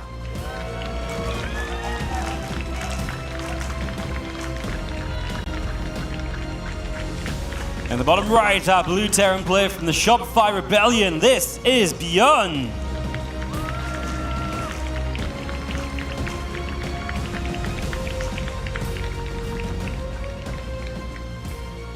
Once again, low ground barracks right over here for Björn. Now, a lot of Zerg players have been avoiding this map against the top-tier Terrans because of long, drawn-out macro games. If these games go to a split map scenario, it's pretty easy for Terran to take 5 bases, and it's very hard for Zerg to take one of the bases that is considered to be one of the Terrans. That's usually how Zergs win in the late game. When the map gets completely mined out, it's very difficult for them on this map to steal one of the bases of the Terran. Late-game Terran armies, very cost-efficient as well, and Raynor, he mentioned a few times that he's not a huge fan of playing this map. He vetoed it earlier on into this tournament as well. A lot of the Korean Zergs do still seem to like playing this one as well, but yeah, I'm curious to see if that changes his strategy at all. Does that mean he will be playing this more aggressively just to try and avoid that late game? Well, Gaspool Hatch already suggests aggression, or at least a very solid defense, right? You're going to have Ling speed much sooner. This can negate some of the power of those Reapers. There is a world where you can maybe play Roach. I don't know if we're that extreme, and honestly, I'm not sure if that's even a great idea, because Björn is so good at buying time and doing what he needs to end up in a good, strong position when it comes to Roach builds against his Reapers. All right, he's going to scout it over here, and Raynor's going to be happy to find this. He does indeed have that quick Zergling speed upgrade. He still has a little bit of gas coming in as well. I don't know exactly what he's planning on using that gas for. We have seen Baneling busts, we have seen Roach rushes, we've seen a lot of aggression on this map from Zergs lately. So we'll have to see exactly what he's going to be using that for. Bjorn is not expecting Metabolic Boost anytime soon here. I mean, at this point, he sees the timing of the head tree, so that should give him all the information that he needs, and he scouts that indeed the gas is still mining. Bjorn, when he feels like something is working, will just not let it go. It's going to be the same with this build, right? Extra racks on the way as the Reapers are coming up, the Reactor and the Tech Lab building through.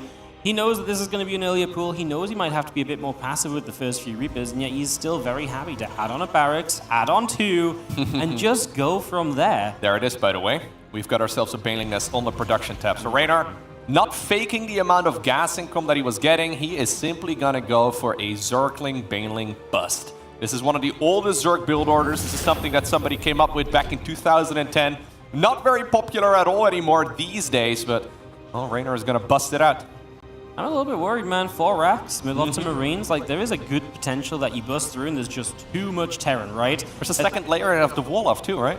Yeah, he's walling the high ground as well, which isn't oftentimes the case in this scenario. You would just wall the low ground and the wall into the main isn't there, but that means that Bjorn has tools to deal with this. Yes, it's got potential to work, but I'm not immediately like, oh, this is over. And there's even a bunker coming up behind. Bjorn is very aware that something's happening, and this is potentially terrifying for Raynor. If this doesn't work out, it's heavily committed. He needs to do serious damage. 10 Banelings are a lot, but I think Bjorn is pretty well set. Yeah, you need about 5 Banelings to go through one of those supply depots, and he needs to go through at least 2 of them in order to break the main base. That bunker is going to be very difficult as well to deal with. Here come the Lings and the Banes. Banelings will already be able to roll down that supply depot. He decides to commit to the bunker over here, which I guess is pretty good, but is that enough SCVs that he's going to be able to take down? Yeah, I think this might be good enough because the bunker goes down pretty quickly and Bjorn lost a lot of his units here. Now he does have that second wave of the wall off and he did waste a lot more of the Banes.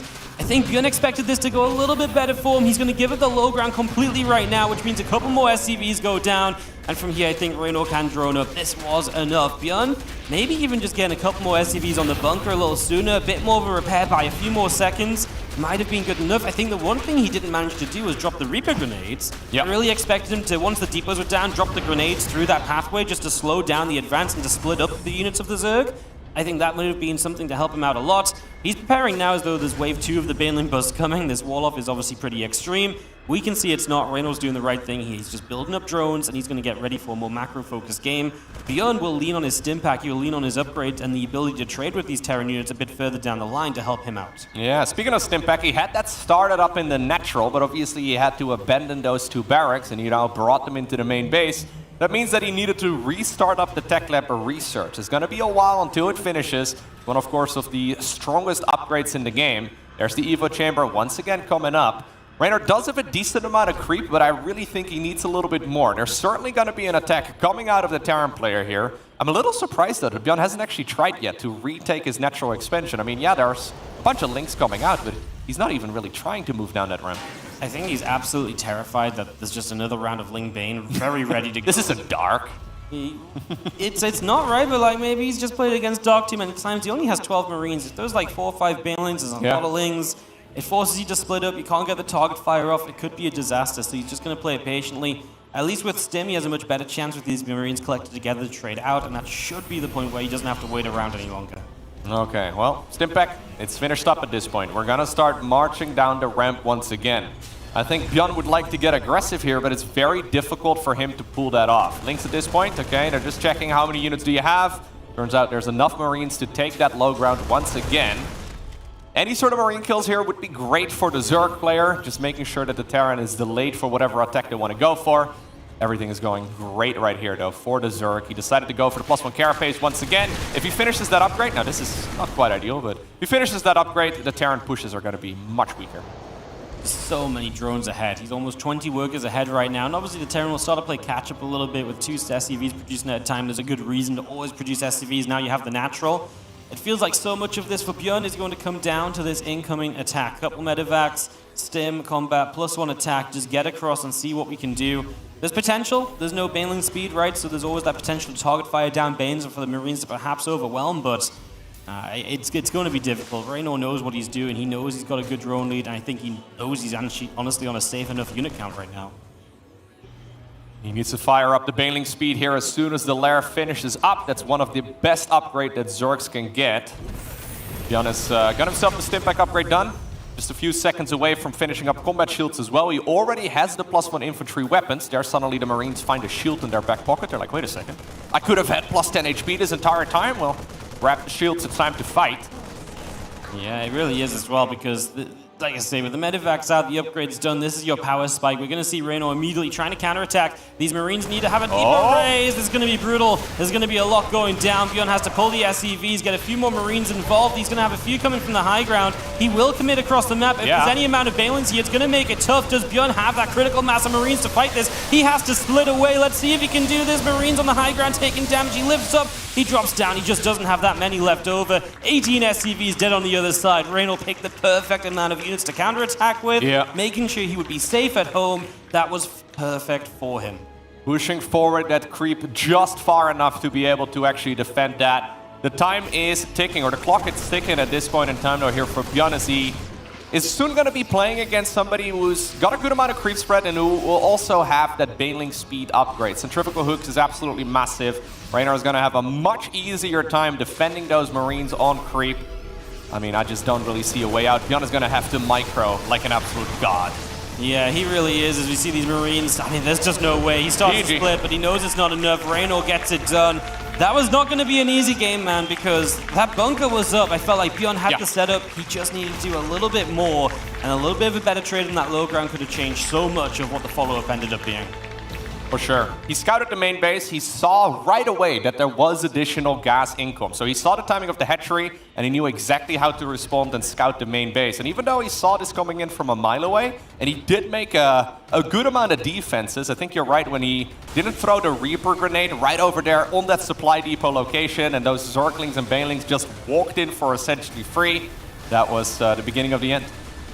Yeah, this moment really felt like I say, just a couple more SCVs on the bunker. I know that's scary because there's Banelings there, right? But it's just those little things. It was so close to maybe being perfect. This was beautiful from Raynor. Honestly, just the right amount of lings because he was so safe back at home. He took no real damage. This is just enough Banes to push this back. He's got that little bit of creep spread because he's controlled this game. It was everything he needed. Yeah, just really well calculated from Raynor. Great choice of build, great execution in the end, and great follow-up just to make sure there's no way back into the game from the Terran. Beautiful game. All right, so that now means that Raynor has a chance to move on to the semifinals if he manages to win one more map. Yep, that's all it takes. Of course, Raynor wants to move through there. He would be playing the winner of Sterile or Classic later. Obviously, could be an all-Basilisk semifinal there. It's, I feel like these guys as well on the bottom side have got to feel good because I feel like whoever comes through this bottom side is probably the favorite going into the finals as well. So, yeah, you know, a lot's on the line in these matches. Raynor looking to get it done in his first match of the day. He's looked good this weekend. We had questions coming into this weekend about Raynor. You know, online he hadn't been looking so hot. He'd been moving around countries a lot from one place to another. But it really feels like he brought his absolute best so far, and he needs to keep on doing it. All right, here we go. We are looking inside of the main base of the man who's got a chance to go to the semifinals of this tournament. Make some noise for Raynor.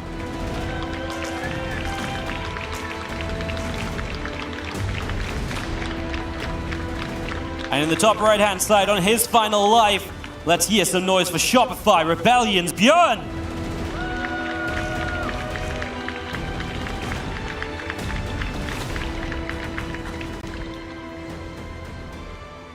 Well, Björn once again going for the low ground barracks. He does this time and time again. It's not really what we consider to be the quote-unquote standard in this matchup. And Raynor, you know what? He's thinking the same thing. He's like, well, he doesn't seem to be too flexible right now with his openers. I will once again go for the quicker gas, quicker spawning pool, and then eventually an expansion. And against this particular build, it is fantastic. Yeah, good adaptation from earlier in the series. I think the Ling Bane version of kind of aggression from this is really nice. Obviously, you don't necessarily have to be aggressive. You could just say, cool, faster link speed, defend the Reapers much more easily. This is a 3 racks from Björn, so this is the first time he's bringing this out in the series. It's been 2 racks every single time until now, at least on the Reaper portion of the game. So a little bit of a different approach. We'll see exactly what Raynor does with the gas pool, if he is going to get aggressive in some manner, because Björn definitely wants to step this aggression up a notch early. So once again, Raynor's going to be able to get that link speed out a little bit faster. Curious to see if he is going to go into the Baneling nest once more, or if he's going to pull the drones out of gas. It looks to me like he's still getting at least a little bit of gas income. He's leaving the drones in once again. There's a few different pivots that he could make, but I think he has to go for some sort of aggression, right? You wouldn't normally leave these drones in gas if you're just trying to get the link speed out. Yep, no, there's definitely something else beyond this, but I'm not sure how good roaches are. So, like, if it's Balins, I'm kind of down. But the roaches are something that Björn has shown the ability to deal with this build on repeat. Even though it's kind of meant to be good, Björn has it figured out, and that's why he can do this so reliably and so predictably. As this Reaper dives hard into the base, he wants to scout of the gas, and he wants to know what's going on, so make sure he gets that information before jumping out, and this allows him to make decisions a bit further down the line, of course. 100%, yeah. Roaches can be a little bit dicey. Roaches and Ravagers do tend to work well. It's just that Björn is so good at that Reaper control, as we've already seen in this series, that he can slow it down so much if Zerg decides to go for some sort of aggression. Looks like Raynor, by the way, did pull out of gas here eventually, so I'm not sure exactly what the plan was. He must have seen the timing of that third Reaper and realized that he's playing against somebody who might be playing 3 Rex. So whatever he had planned, he's apparently not keen to give it a try against this particular build from Björn. And Björn saw the gas count, right? So he might just say, okay, you committed to the scout, you got the scout, now I'm not going to do anything. And maybe you over-defend, maybe you put a bunker down. It's not efficient from Raynor, but he's hoping that inefficiency cancels out based on what Björn does in response to it. Exactly, that's what we saw in the previous game as well. Björn this time around not going for the double barracks just yet inside of the main base. I mean, that'd be difficult to pull off if you already have the 3 that are done. That is a whole lot of Reapers, though. What exactly are you going to do with all these Reapers once Zerg gets a little bit of creep out? Well, that's what you think, but I saw Björn play against the Laser the other day, and he was with Medivacs, and he had Reapers in the Medivacs, and all sorts jumping up and down. I think that might have even been this map, so maybe there's something of a plan. He is going to head down the right-hand side and to see what he can start doing. Stimpack starts up. Looks like we're going to follow up into pretty regular bio behind this, as the Reapers are going to find some of these lings, and that's not a good fight for Raynor. Time to pull away. Hello. And he's actually losing a few more of these lings, so a little bit of a mistake. Shouldn't be so much that Björn can just break through or anything, as we do drop a couple grenades down, make sure we can pick off this creep tumor. And now he's just going to go put some damage on this hatchery, forces a response out of Raynor. Yeah, every 2 Zerglings that you see out on the map right now could have been a drone, and well, Raynor is going to need quite a few of them to push all of his back. Honestly, with this amount of Reapers, you can even start contesting the hatchery itself. Those Queens are also not safe. Björn trying to see if he can still get a lot of value out of this early game of his. And you know what? I think the 3rd hatchery may be in some trouble here. I think so too. This is just a situation where obviously Raynor never really necessarily knew exactly what this was, and because of that, maybe he has just been a little bit underprepared for it. Plus, you lose a few extra lings. The hatchery will not die, but Björn also made sure to maintain all of his Reapers, and that means that they are still a threat. They can combine with the follow-up Marines and be even more powerful on the push. Double Evo Chamber here coming up as well for Raynor, so he is aiming to go for the double upgrades here, whereas Björn is going to hit a power spike here momentarily. He'll be going into the combat shields as well after this Stimpack upgrade. Stimpack, of course, amazing. Now, it's not going to be very beneficial right here for those Reapers. I don't know, for maybe their friends being a little bit more powerful, but I mean, Reapers with Stimpacks would be kind of crazy. That would be a little bit unfair. I think we'd see a lot more Reapers, believe it or not. Stim does finish up here in a few moments' time. Starport's not far from being done, and Björn can definitely get across and try and do something. Again, especially against double upgrades, there's going to be a very late baneling speed, and there's going to be a little bit of time where Björn has +1 against 0-0. So a few different points he can maybe try and take advantage of. And again, that 3rd hatchery being low HP makes it an easy target when those larger armies show up. It's all about the tempo advantage, right? Usually the tempo advantage, it controls the creep, it controls the Zerg. At this point, yeah, Björn has been roaming the map, but these Reapers, they're not Hellions. They're not really capable of just diving in and always being a threat. They can't really step onto the creep, like, for example, Hellions could. So we haven't actually seen a lot of Hellion play at all during this tournament, which is a little bit surprising because it's so common in general in this particular matchup. But I'm really liking the creep threat here for Raynor already. The further he can push this, the better it's going to be against this attack that's coming in right now. That being said, though, you brought up the +1 upgrade. Combat shields are already finishing here as well by the time that this army gets across.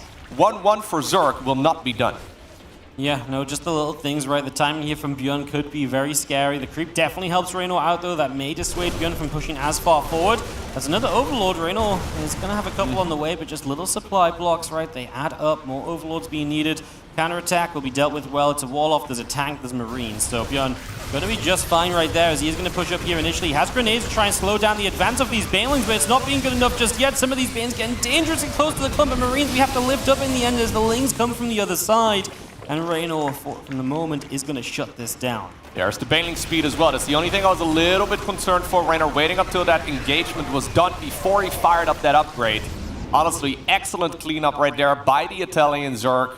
Trying his very best to secure 2 fourth bases. Now, you could call one of them a fourth, the other one a fifth. But I really think he's only really trying to take one of the 2. If Terran decides to commit to killing one, he still has a backup plan. And otherwise, it'll be treated as a macro hatchery just to increase the production. This is still a scary attack, though, here for Bjorn. He's got his upgrades finished. He's still getting more and more as well in the engineering base. And these siege tanks, man, they don't mess around.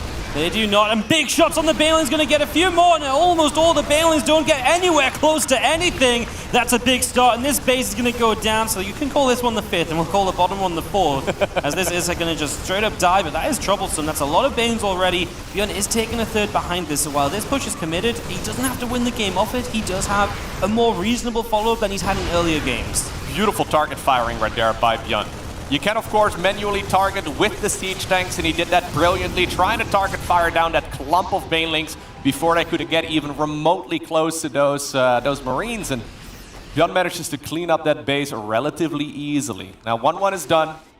The roly-poly upgrade here, centrifugal hooks also done right here for Raynor. So this will get a bit easier, but by no means is Bjorn going to let go of this pressure. Nope, I don't think so. He's going to get another siege tank here. He likes this position because it's difficult for the Zerg to attack down into him. The wraparound takes a while because you've got to go right out into the center of the map. There was a couple libs moving around in position as well. Not sure where they're up to. There they are, as if on cue in the picture-in-picture, going to get some drones and just be an annoyance while this hatchery is essentially going to go down, right? Remember, it was low from earlier, and it's going to start dropping. He's not going to go for it as he has to fight the Lings. The Lings actually coming up through the top side as well. Bjorn needs to stim those Marines. No, Raynor just backs away. Happy to have saved the hatch and still losing drones to Liberators. Yeah, these Liberators are actually super nice here for the Terran player. Raynor was trying to set up a surround there through the top section as well of that previous engagement. The Queens, though, were occupied down at the, or I guess over here on this high ground. They're now all the way down over at the 4th base, and that means that this is going to be the end of the 3rd. Yep, that goes down. That means we're working off 3 bases for the moment. There's a new hatchery coming up in a forward position, but that one doesn't have a lot of creep in front of it, so that could be an easy target for Bjorn. It's different location to where he's pushed before, but it's going to be a very easy push from the forward 3rd base he takes. So, yeah, as he kind of runs out of things to do on this side, maybe he could jump up into the main a little bit, but yeah, Raynor definitely in a little bit of trouble, right? Like, this pressure is still going on. He needs one big cleanup, and he might get it because he's going to have 2-2 upgrades way sooner than Bjorn, and he's also soon introducing that burrow play that we saw Bjorn have some troubles against earlier as well. Yeah, Bjorn really beautifully playing the map layouts, though, right? Like, putting those siege tanks in locations that are difficult to break. Now, this location's certainly not easy, but is there enough Marines to actually support all of these siege tanks? It turns out the answer is no. Bjorn wanted to continue pushing inside of the main base of the Zerg player, but Raynor manages to clean it up before it would cause even more trouble. This 4th hatch here in the middle of the map is very exposed, but at the very least, Raynor is going to be able to finish it. I wouldn't mind, though, seeing a couple of creep tumors in that area. Yeah, just anything to create a little bit more map control in that more forward position would be amazing. This new hatchery probably just going to get instantly cancelled or killed. Yep. Raynor doesn't get to it in time, so 300 minerals down the drain. We're going to lose this extractor as well, and the Marines just lift up. So Bjorn keeping this drop over here keeps that little bit of pressure available, and is going to be able to, well, use that to kind of emphasize some attacks on the right side as well. Looks like he's just going to go for 2 separate sets of drops right now, and also starting that 4th command center, really readying up just much later stages of the game here. Banelings, Banelings, there we go. Once again, Baneling landmines coming into play. It's not something we very commonly see, but more and more Zergs are mixing it in. I mean, it's a pretty cheap upgrade, right? Only 100 minerals, 100 gas. You can get it right at the start of the game. Now, getting it at the start of the game would be a little crazy, but it is one of those things where I think in hindsight we'll probably call it a no-brainer, and we'll be a bit surprised it wasn't used more often in the meta in the past, but Bjorn does get caught off guard, and some of that tempo does get shut down. Gonna be having the bigger push though down the right-hand side. Couple Widow Mines coming up. He switched into Mines as this has continued to be extremely Lingbane heavy, so we'll start heading towards that now. There is a Hydra Den on the way from Raynor as well, so he's also tacking up. He's currently got a massive counter-attack around the top side. Let's see what Bjorn's defense is like. Very good, honestly. The Widow Mine might not do much, but the tank does a lot, the Warlock does a lot. And at the moment, we can sit behind this base and just stop the mining from here. This is not a common base for Zerg to take this early, so the Terran being able to walk up behind it is kind of why. It's kind of a weak place to be. Yeah, normally there's lurkers out at this stage in the game when this base is taken by the Zerg, but none of that is even remotely close here. Raynor once again defending whatever he can, just like we saw in game number 1 of this series. Trying his very best to not be broken, but Bjorn, I mean, he is everywhere. He's trying to be so aggressive. Always letting those Marauders be in the front as well so they can tank some of the Banelings as they move through. Widow Mine trying to reposition. Bjorn has to load up. The Widow Mine won't get much, but he'll go to the high ground, deny that base once more. And even that's obviously a pretty big win. Raynor has never really been comfortably on 4 bases for a while at this stage, so at some point you expect lava to become an issue, even just the amount you can mine to become an issue. Bjorn's finally finishing upgrades as well, so he's going to be equal in upgrades, which has been a long time since that's been the case.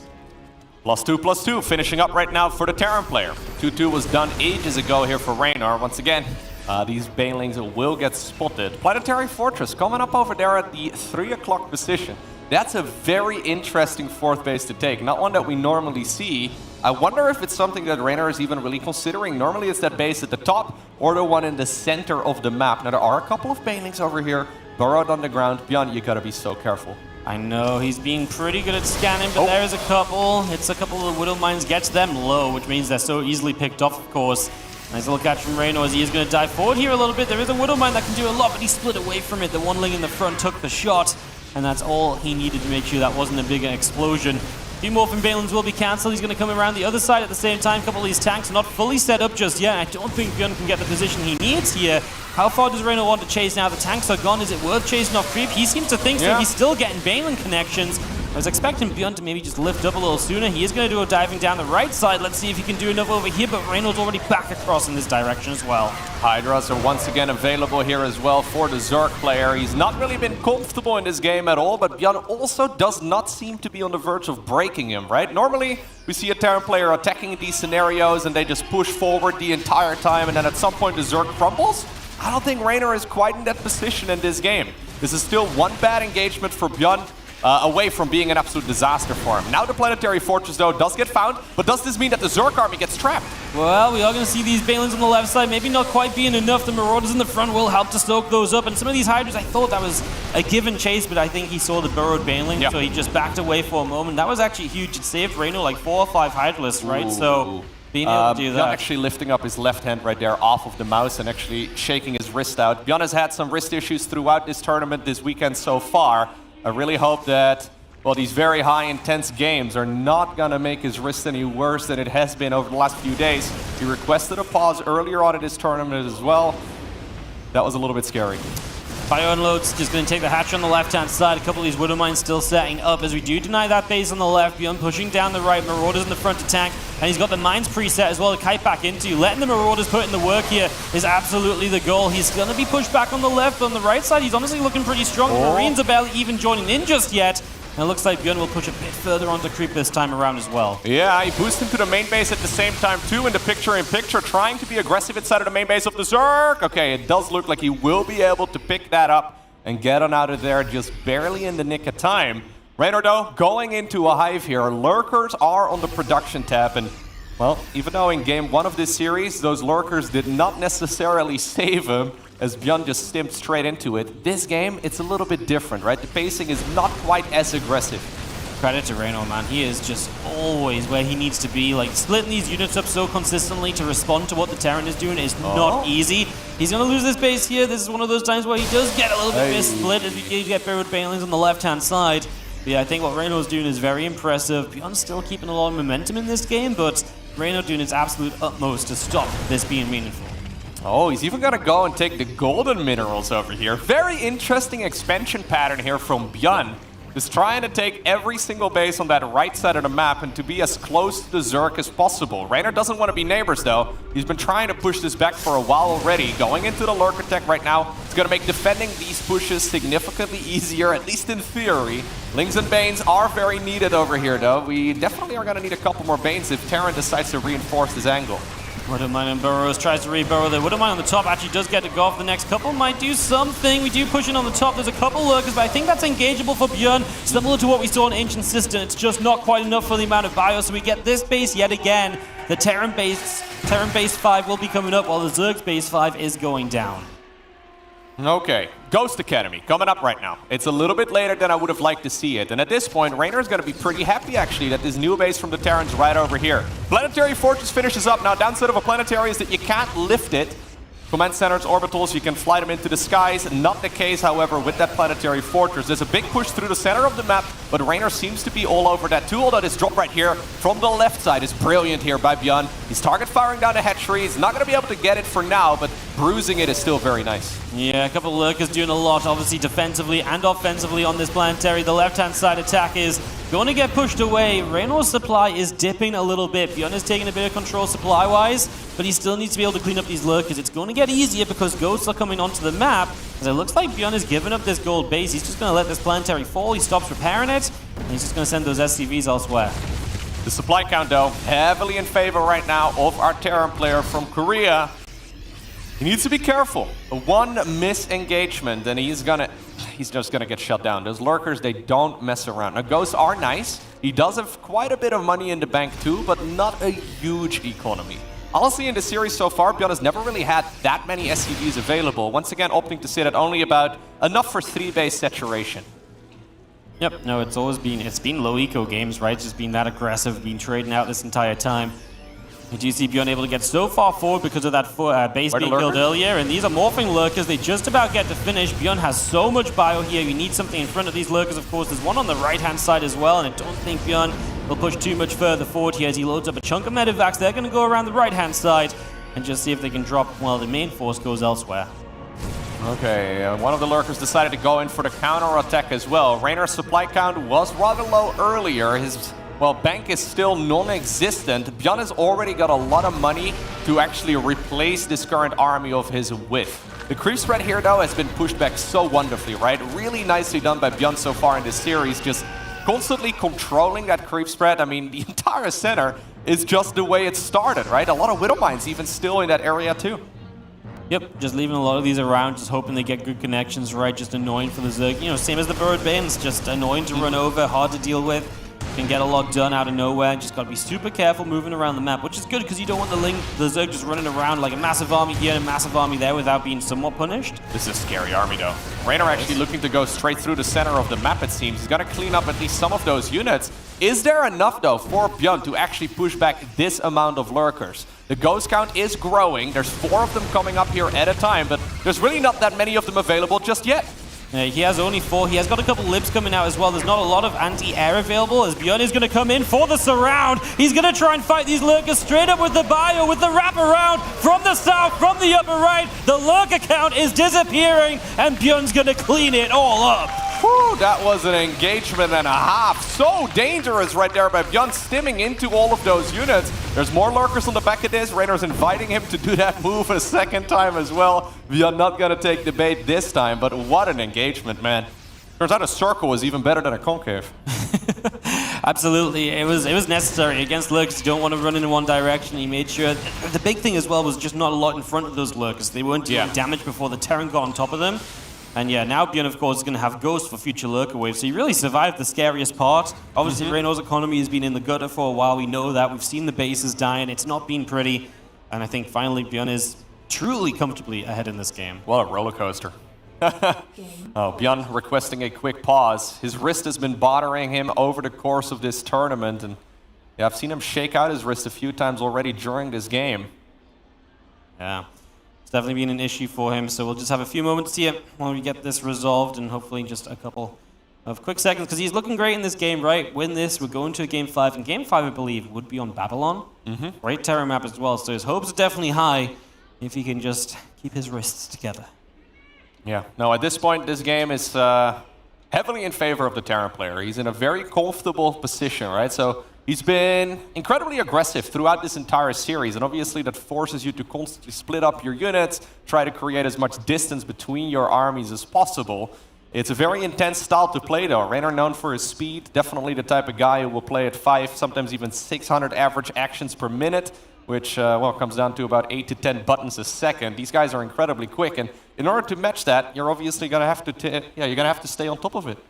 All right, we got a quick little video to buy some time here. We'll be right back.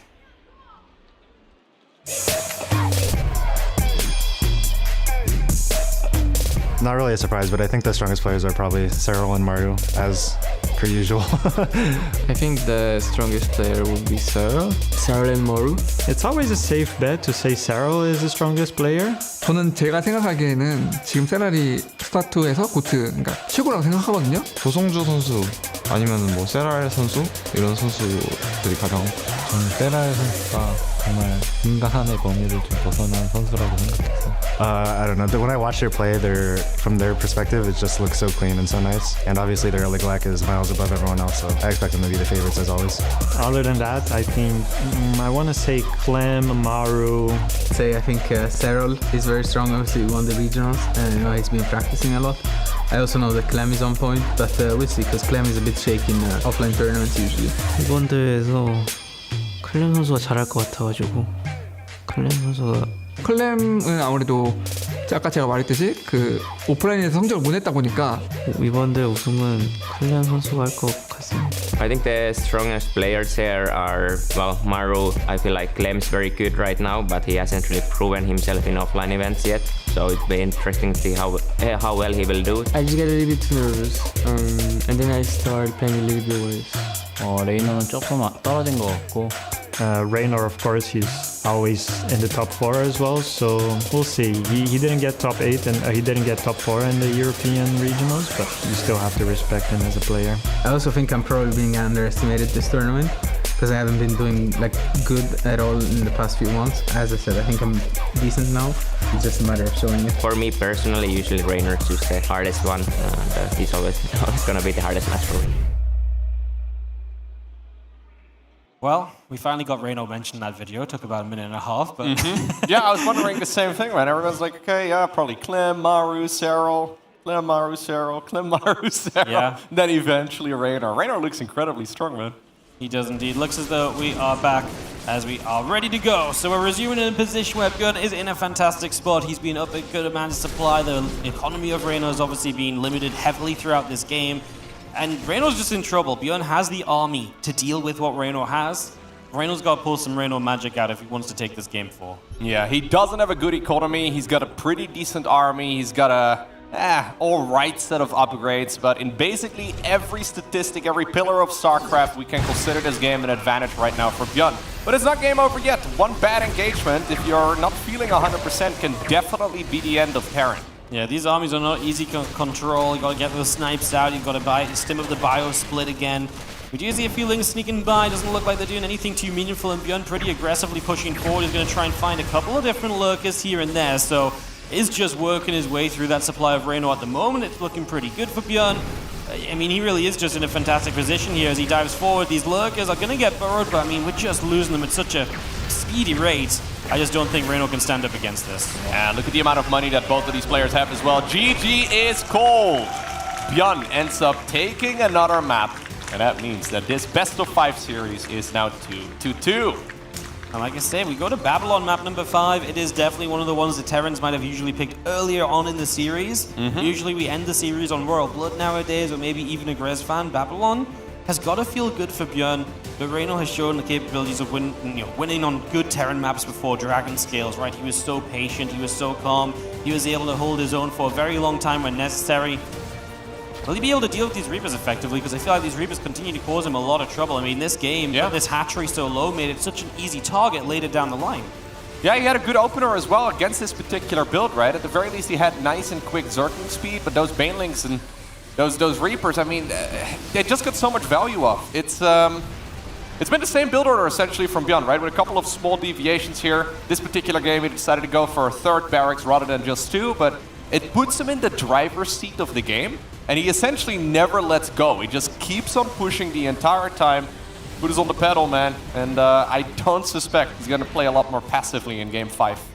No. I think he's going to play 100%, right? Like, in terms of speed. He's not going to slow down. You can't slow down against someone like Raynor, otherwise he's the one that's bringing the speed to you. And he will do that very well. One of the things that Björn did great in this game was he kept Raynor defending and putting all of his attention into moving around against Björn's army. Whereas if Raynor doesn't have to spend that attention there, he's going to put that attention into run-bys and counterattacks, and those are the things that are very difficult to keep on top of on the Terran side of things. That was a beautiful engage against those lurkers. Yeah, that was honestly perfect. There was nothing really buffering for those lurkers at that point in the game, and there wasn't enough for Raynor to clean it all up. Most Terran players, man, when they see one lurker spine, they run.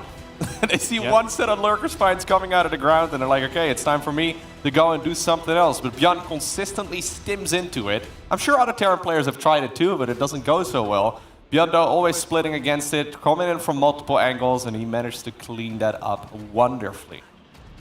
Well, we do head in towards Babylon here, map number 5 in the quarterfinals. Winner is going to end up in the top 4 of this event against the winner of Serral versus Classic later on today. In the top left-hand side, can he keep his run alive? The red Zerg player from Basilisk is Raynor!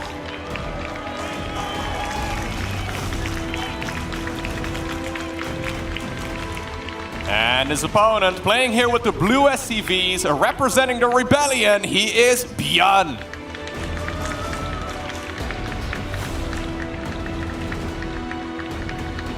I really hope his wrist is okay right now, though, because these games, they are very intense, and I really hope that his wrist is not going to force him to play a different style or go for a strategy that he wasn't originally planning on going for.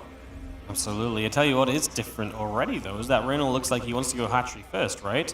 So that's something we didn't really see in some of the earlier games, or the last couple of games. It's been about a faster gas and pool, so he is going to be happy to go back to hatchery first here, as Björn is still going to open with these couple of barracks. Yep, he will once again be sending those Reapers towards the other side of the map. This does mean that Raynor will be able to get the Queens out a little bit quicker, but he's gonna have to wait a little bit for the metabolic boost for the Zergling speed upgrade to finish up.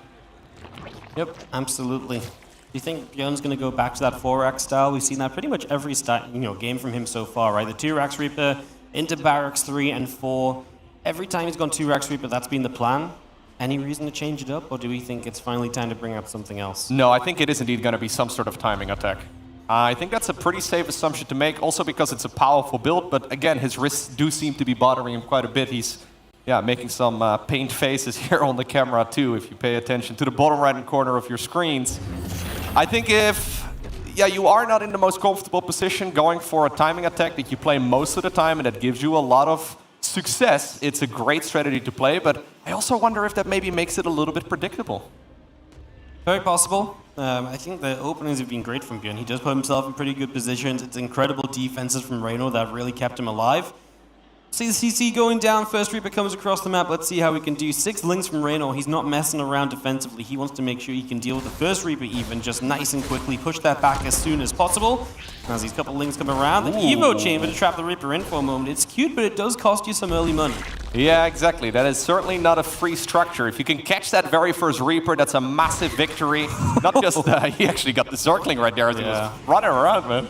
Yeah, I think the Ling wanted to block the Reaper to try and get the catch, and so... Like, sit down! But it's kind of cool, though, right? Because Björn realized what he was trying to do. He said, right, I can kill the Ling to free myself up. That was a scary moment. That Reaper was in a bit of trouble. Yeah, losing that Reaper would have actually been a problem. So he decides to play triple CC here. Very quick third command center from our Terran player. That does mean he's happy to play a longer macro game. Raynor here going into the metabolic boost upgrade, firing up 2 additional Queens as well. So he's going to be forced into a third base here a little bit later than he would have liked.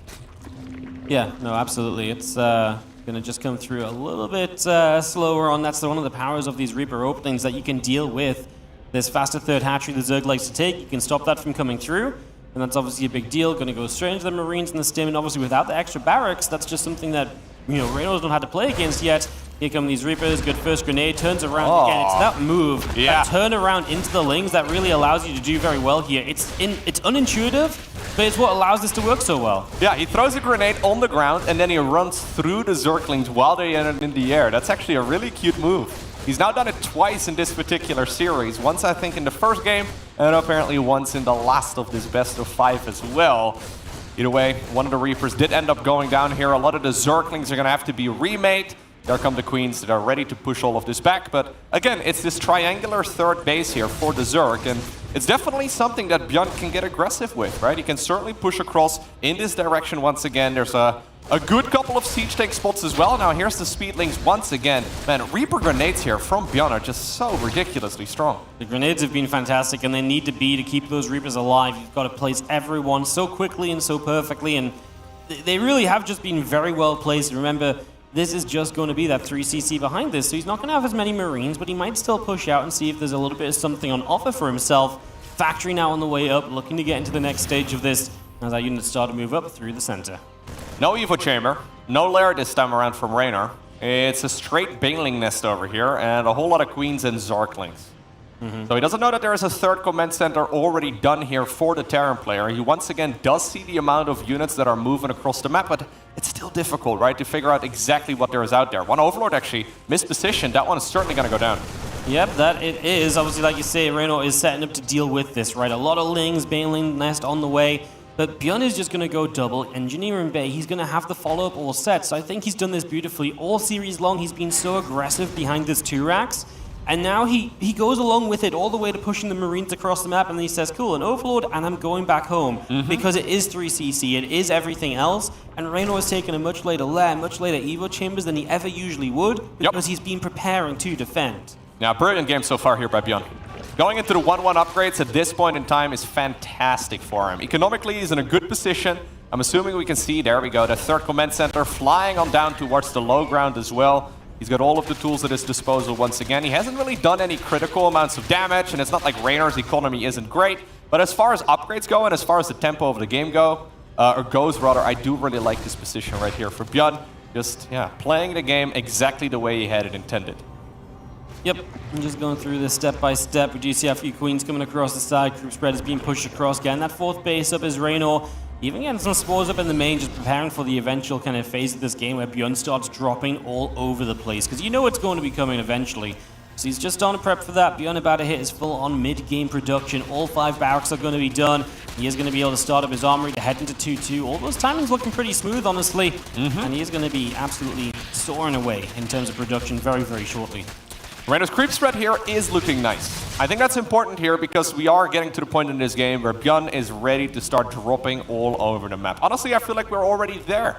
He's been relatively passive. Normally when the man gets 2 Metafex out and he happens to have Marines, he will send them straight across the map. This time around, we're going to go for a little push here in the center instead. Ooh, he needs to get on out of there. That was dangerous. That Marine has a story to tell, man. Björn's heart must have skipped so many beats in his life with moments like that where he's like, I've got the, oh no, lift up and get out of there. We do have some creep spread is hopefully going to be denied. That's what Björn wants, to try and keep this creep back as much as possible. The heavy Queen count from earlier, because Raynor was trying to play defensive, is going to allow him to keep on, keeping some of these units back.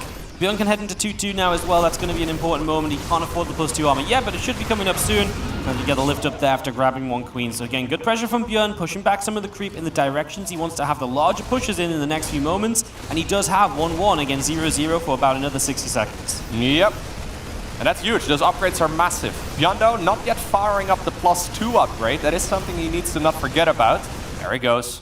It's very important to make sure that you get all of those upgrades continuously rolling. That way you have multiple timing windows where your units simply deal more damage than your opponents. Now Raynor, I mean, again, the creep spread, especially on the left side of the map, is looking ridiculously good. This is pretty much close to where Terran is likely going to take their 4th base, right? So you really need to clean this up, and it means that it's difficult for Björn to actually push on this side of the map. Yes, no, absolutely. The creep is just an absolute stopper. You don't want to be caught off and caught out in a fight on that position, as you have to lift up over here. A few Marines will turn and fight before they die. But yeah, Björn just making sure the Banelings don't get to connect. He is on that left side as well, just trying to Oh, the right side as well, just trying to push back creep, and he does get the tank set up over here. This base of Raynor is actually going to be a bit of a troublesome one to defend because the tanks will cover the ramp. The units have to move up. It wasn't so bad in the end there, but yeah, you can't let Björn kind of take that down easily, as now this hatchery in trouble, and we're going to need some Banelings to break that position. Yeah, without Banelings, it's going to be very difficult to keep that fourth base alive. I mean, we can run all of our Zerglings in, but that is going to be the end for the majority of them. Most of the Banelings over here dodged as well. Banes do show up, but Björn decided to pick up and get on out of there before the Banelings could connect. This base is in a whole lot of trouble, Wardy. Yeah, he lost so many Banelings running forward earlier. He's going to have to run in now again, but the tanks put in some serious work. There's no secondary attack at the same time. There's no pincer movement like you might so often see, and that means that Björn has had a good couple of trades. He's about to take an upgrade lead as well, and that might be enough for Björn to push on through. Björn trying to see if he can potentially obtain a victory in the series right here, right now. His siege tanks do end up getting surrounded.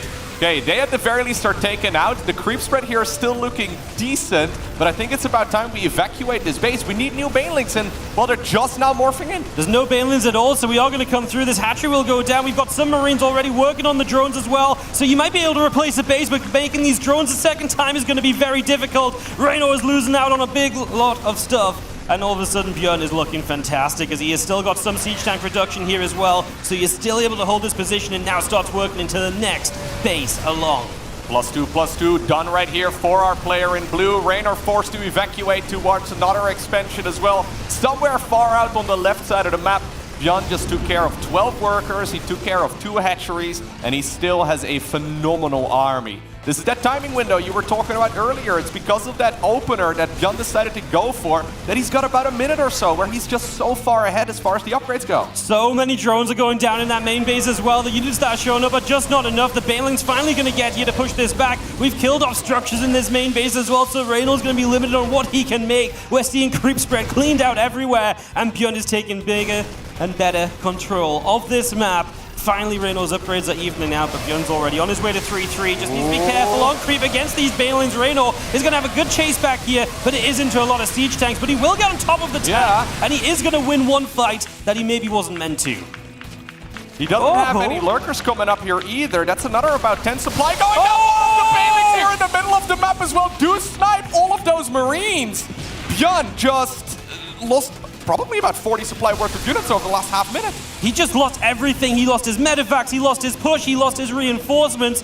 Björn's supply has absolutely plummeted in the last few moments. And Raynor is kind of back in this game a little bit. He's that wasn't meant to happen at all. Björn was at a game-winning advantage. There was no saving grace here for Raynor. The creep spread was looking all right here on the left side of the map, but we didn't have lurkers, we didn't have hive tech, we've got a whole lot of nothing. Now Björn forced to play this a little bit defensively. He does not decide to continue the aggression here. I think instead he decides to wait until his 3-3 upgrades are done. But that is a frustrating moment though. He must have lost what was at least 40 supply worth of units for essentially nothing. It was a lot that went down super quickly. It's fortunate he did so much damage leading up to it, because otherwise that would have been game ending in Reynor's favor. Björn had to lift up his main base. This was a big 3-base push that seemed like it had the job done, but now he's going to have to make that main base his 4th. That means no planetary fortress there. And Björn just has to reset and has to put in a lot more work once again that he kind of had already done in this game. Let's see what he can do in this corner. There's a lot of units. Don't think he'll find anything here. Raynor is just so well set up, already thinking about what Björn might be doing next. Okay, so the base at the 12 o'clock position is very ambitious. I just don't see a way for that to happen. That medevac drop, though, in the bottom left-hand corner of the map also shut down pretty handily. Raynor trying to sneak out a hive. He's probably thinking about a lurker den, right? That's really where he wants to be, but it's so expensive. He doesn't have a lot of cash here, and he needs to try and stay alive while he's teching up towards those expensive units. So maybe just going for upgrades for now is enough. Either way, Björn has finished up +3/+3 on his infantry. Well, at the very least, the +3 armor here is just seconds away from being done. He's found the base at the 12 o'clock position as well. I almost feel like that is bait, though. There's no way that Raynor actually anticipated that this expansion was going to mine. He's taken the bases on the left side of the map. Those are really nicely tucked away behind a lot of creep. Yep, Björn just going to knock this one down easily. The few lings pop out, they get away. Björn, not much else to do here apart from look to push elsewhere, pushing up this top side. There's no gain to be made anymore. Raynor's going to come into the center a little bit. Raynor's put himself in a weird spot, man. Like, he's looking to chase those units up there, but he needs to be careful not to get dragged into a fight he doesn't necessarily need to take. These few Banes and Lings running forward. Björn was quick to pick up and back away. Of course, if you do push here, you could dive the main base. 4 Vipers. 4 Vipers. That's why we're going up towards the hive. Raynor is just gonna try and make Hydraling Bane and a bunch of Vipers to maybe get some good Blinding Clouds, maybe a few abductions. He doesn't want to pull the trigger though until those Vipers are out and until they have at least a little bit of energy. Bjorn has a whole lot of creep to go through, and I wonder if that's gonna buy Raynor enough time to get those Vipers into the battle as well. It's gonna give him enough time at the very least to max out. Oh, a few Banelings do decide to commit forward here as Raynor loses a little bit. Like you say, those Vipers are out. They're going to be gaining energy as we speak. And the tanks, they are pretty well split up, but 4 Vipers means you've got enough Blinding Clouds in theory to deal with this. Bjorn putting himself in a position to maybe force a bigger fight, but again, Raynor might have just slowed this down enough to get the tech online, and that gives him a bit of a better chance. Vipers have a skill called Blinding Cloud. It's going to be absolutely critical. Now, I love that. Yeah. Knocking down the rocks here is beautiful. Trying to create more and more choke points. I think those Lings and Banes are going to try and commit to a surround instead. Either way, though, where are the Vipers? The Vipers are so critical in this particular engagement. Well, I think they must be ready right now because the Zerg decides to commit. Reinforcements coming in from Bjorn, but they're not there yet. And Bjorn's kind of backed into a corner, locking down those rocks, has locked him in. And Raynor just smashes through everything. Raynor, he put Bjorn in a position where Bjorn just had no space to move to, and that is GG. Raynor turns this lost game around and gets himself a Game 5 victory. Raynor realizes the situation that he was in, though. This game was his to lose, but he ended up taking a phenomenal engagement multiple times in a row. His opponent making a little mistake, and that's all he needed to get back into it. And that means he actually ends up winning this quarterfinals 3-2 over Bjorn. Yeah, fantastic stuff from Raynor. Kept his nerve, kept his cool. He was in, honestly, such a bad position in Game 5. And he just did what he needed to get himself the fight he needed and to put himself now into those semi-finals. Brilliant series of StarCraft 2. When it comes to high-level Zerg versus Terran, it really doesn't get much better than these two facing off against each other. Raynor looks like he can't quite believe it yet himself either. But let's hear from Rachel and let's hear from Raynor. Oh, you don't want to hear from me. You definitely want to hear from this guy. Talk me through just the last couple minutes of that match, how that went for you. I was like, oh, not again, Babylon Game 5, Katowice flashbacks. I was dead, and then, I don't know, something happened, everything exploded, and then like the last fight, and then I won. I don't know, honestly. Well, you made a lot of people happy with that victory, and beyond an incredibly tough opponent throughout that. You actually went down in the first map against him, a map that was a little bit Zerg favored. So where did that leave you after Game 1 mentally? Well, to be honest, I'm used to losing map 1. It's nothing new. I was expecting, well, I wasn't expecting it. Obviously, I was hoping to win, but yeah, I didn't care too much. I'm used to it. Actually, I almost like it at this point. All right, well, there's no getting you down, not even with Bjorn's interesting openers. You went 2 racks, was doing a lot of harass early on. What'd you think of that? I was expecting it. Bjorn is a very aggressive Terran player. He relies on me making mistakes a lot, and he punishes them really well. So, yeah, I knew what I was gonna face, but he's still a very hard opponent. Those mistakes were few and far between, though. You were exceptionally patient throughout those games, especially Game 2 and Game 3 that went the distance. So where does that come from within you when you have to do something that's a little bit counter to your nature? Well, I don't mind it. As I said, I know he's a very aggressive player, so once I got the control of the game, I know that I can win, and most likely will win, because he doesn't like defending that much. So yeah, I was just banking on that. Obviously, I don't like it, but it is what it is. Well, you're on an incredible tear. You'll either have Classic or Sterile standing in your way for the next match. Any idea who you'd rather face? I mean, of course, I want to play versus my friend Sterile. He's my teammate as well. So yeah, I want to play against Iona. So I think at least one Basilisk player in the finals is good. So yeah, I'll be cheering for him. Well said, and congratulations once again on the win. We will see who you will face shortly, but first, let's take a quick look at those matches you just gave us.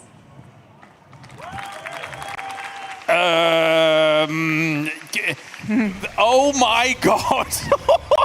Game 5, Raynor makes the recovery off of some mistakes from Bjorn, but he was dead. He knows it himself. He was dead. Raynor resurrects from the grave to take it 3-2, ZG. Yeah, I mean, we know him a bit of a comeback kid, but that was just insane. Game 5 on Babylon, as he was saying, once again looking like it was going to be the sore spot. But he stays in the game, which is very important because it would have been understandable to tap out after he dipped down 60 supply. Yeah. Stays in the game, and there's a sequence of events, perhaps also beyond, you know, kind of part of his mental going to that injury for him as well. It just ended up being perfect. He was a perfect distraction after distraction after distraction. And then Raynor also keeping his cool afterwards. Yes. Because it's not like that was actually what won him the game. It just evened the game up. Yeah, exactly. So really impressive stuff from Raynor. An entire best of 5, just slugfest ending with that. What a fantastic TVZ. Yeah, the classic head tilts as he knew he was really down, really almost basically out of it, Pig. But yeah, I mean, the whole series as a whole, really kind of back and forth, touch and go here for both players. And then, yeah, that's the conclusion. I would not be surprised if Raynor's hands actually moved over the GG key for a second, contemplating it at a point in that final game. But he hung in there and did bring it back. Hats off to Raynor, because even in the games that he won earlier than that, it was not easy. There was a lot of having to give up ground and make hard decisions. He abandoned like 15 different bases through the course of that series because Beyond was an absolute killer. He set up some of the greatest tank positions, some of the fantastic bio spreads, and it felt like he was always there before Raynor was ready to deal with it. I felt towards the end of this a moment of sadness for Raynor, a moment of happiness for Beyond fighting through everything. And then that turned around just in an instant. I mean, what the heck? Yeah, it definitely did as we watch this play out here once again. And slowly, as you watch the supplies here in this game, and these are the Banelings that made the difference. Beyond must have been looking elsewhere and things like that. The final fight comes in, ZG, and it's all over. Again, like, I think it was just a perfect sequence of events. I don't think that was directly related to his wrist issue. It was just that he was distracted by the fight ending, then his medevac dying, and then the rally, you know, finding the Zerg in the middle of the map, right? Didn't expect it. So, I mean, those don't happen too often, but it seems like with Raynor, he finds those moments more than a lot of other people. I'm not saying that he's extremely lucky, but it's certainly a part of why he is known for making so many comebacks happen. A little bit of Raynor magic, Pig. How cool is that stat? I mean, that tells you how aggressive Beyond was in this series. When you play a 5-game series, lose 2,400 units and only kill 40 workers of the opponent, he was literally just under assault the entire time, start to finish. Beyond didn't build that many workers in a lot of that games. It was all tempo. It's I'm going to be in your face. Even that game 1 never went past 66 workers. Main bases were lifting down to 4th bases and the like. That's a very scary style to play against. Yeah, definitely so. Of course, yes, we get Raynor now into the round of 4. Just a brief talk about Beyond here, because, again, what a warrior. To be going through, we bring it up a lot, his wrist, etc., and things like that, but again, he's having to pause at the end of that game for a game that he basically already won, but clearly was struggling with things, and then going into game 5, a bit of heartbreak there for him to lose that. Oh, it's absolutely heartbreak. I mean, you know, the conclusion might be that we're biased towards Raynor, but I really just think that it's exciting when a sequence of events happens. Oh, yeah, when you do absolutely step back for a second. You're like, oh, wait, no, Beyond's an excellent winner as well, right? Like, it would have been so awesome to see him continue on, possibly with another TVZ, and then win after his hiatus and then military service. It would have been fantastic, but I guess there's also the potential Raynor-Serral matchup that does seem to be destined in so many of these tournaments, and perhaps that was a little bit on Raynor's side as well. Maybe. Final thoughts, Pig, before we head off? Honestly, just an incredible journey there. I said Raynor was heavily favored because he's showing up to this tournament.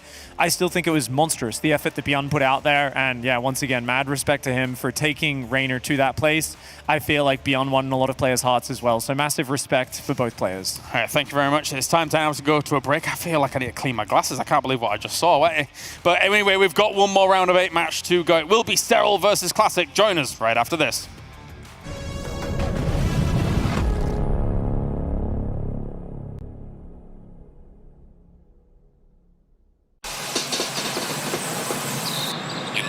You wear it. Wear your passion. Share your passion. Wherever, whenever. Gaming is a lifestyle. Get your merch at shop.eslgaming.com.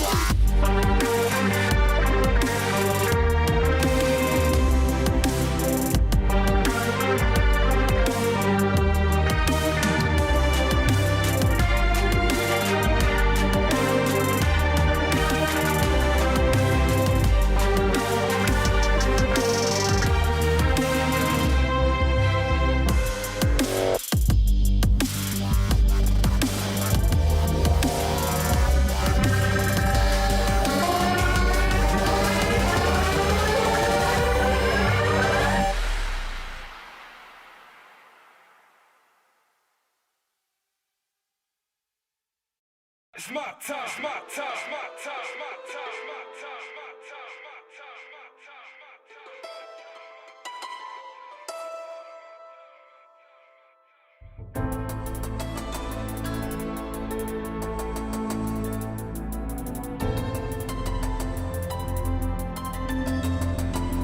I think about everything that I've done, challenges overcome, sacrifices I made in pursuit of being the one to take us out of this lunch, ready to scrap for crumbs. A million laps on the track until I clasp my lungs, but I ain't done. Let's take it to the max some more. I spashed before, a champion in class of bombs. They never stop my rhythm. I'm like a massive drum. I set this beat on fire until the ashes come.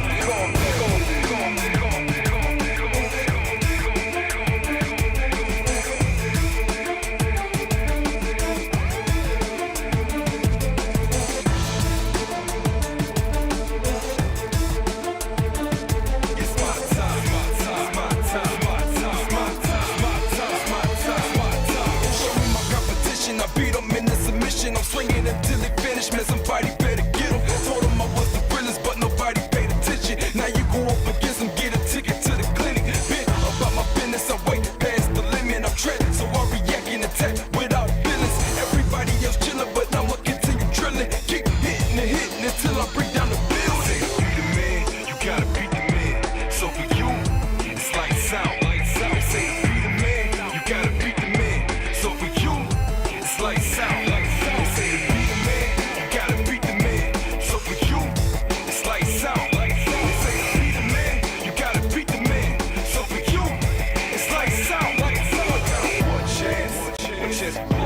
I'm a warrior, you know my story. It's my time, it's my time, it's my time, it's my time. I got one shot, so where the crab, hold up a line, it's going down. It's my time, it's my time, it's my time, it's my time, it's my time.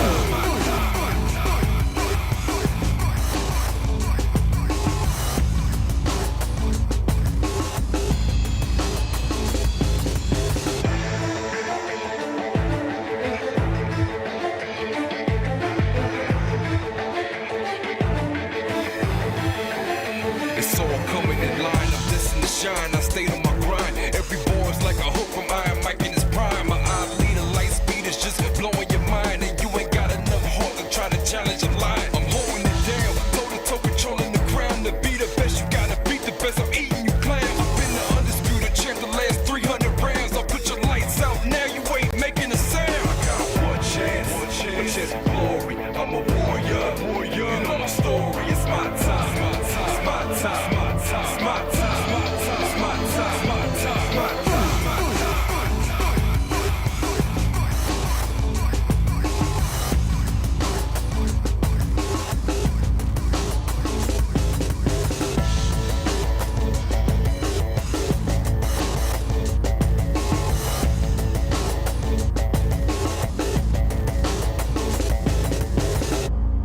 ESL StarCraft 2 Masters is brought to you in part by Monster Energy and U.S. Air Force.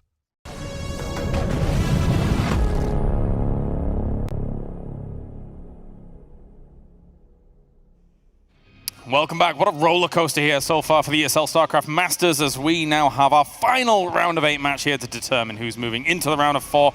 And of course, it's going to be Cyril going up against Classic here. Joining me to my left, I have ZG and WOD. And, well, actually, you know what? You were just casting all of this, I suppose. How do you feel about what just happened?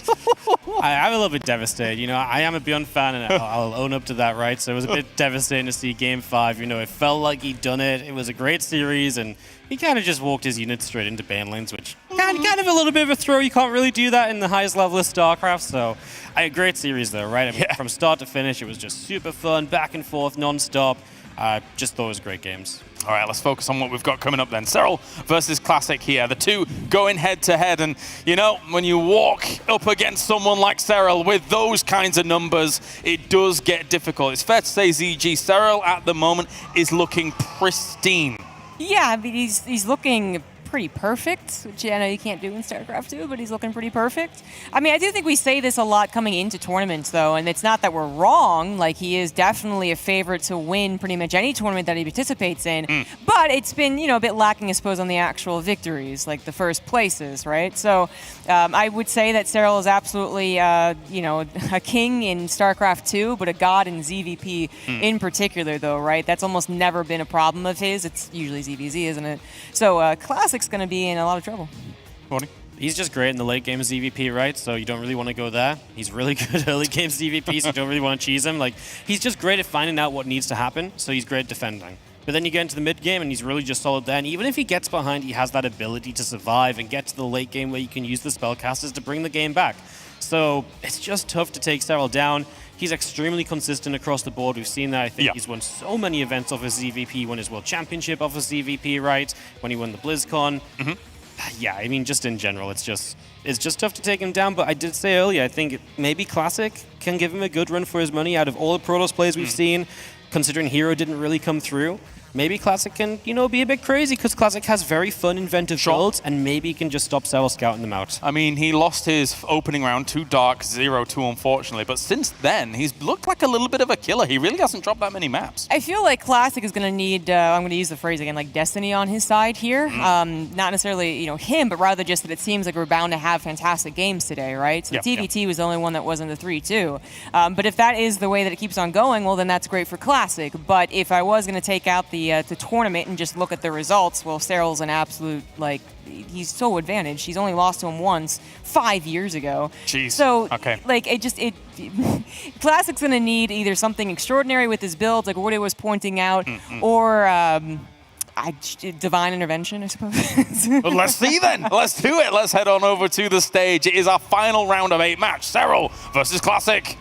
Thank you both so much. Both of our players have fought so hard to get where they are in the tournament today. Classic representing Twisted Minds and Serral for Basilisk. The winner of this match will head into the top 4, our final top 4 qualifier for the ESL SC2 Masters Summer 2023 Finals. So let's get into the match.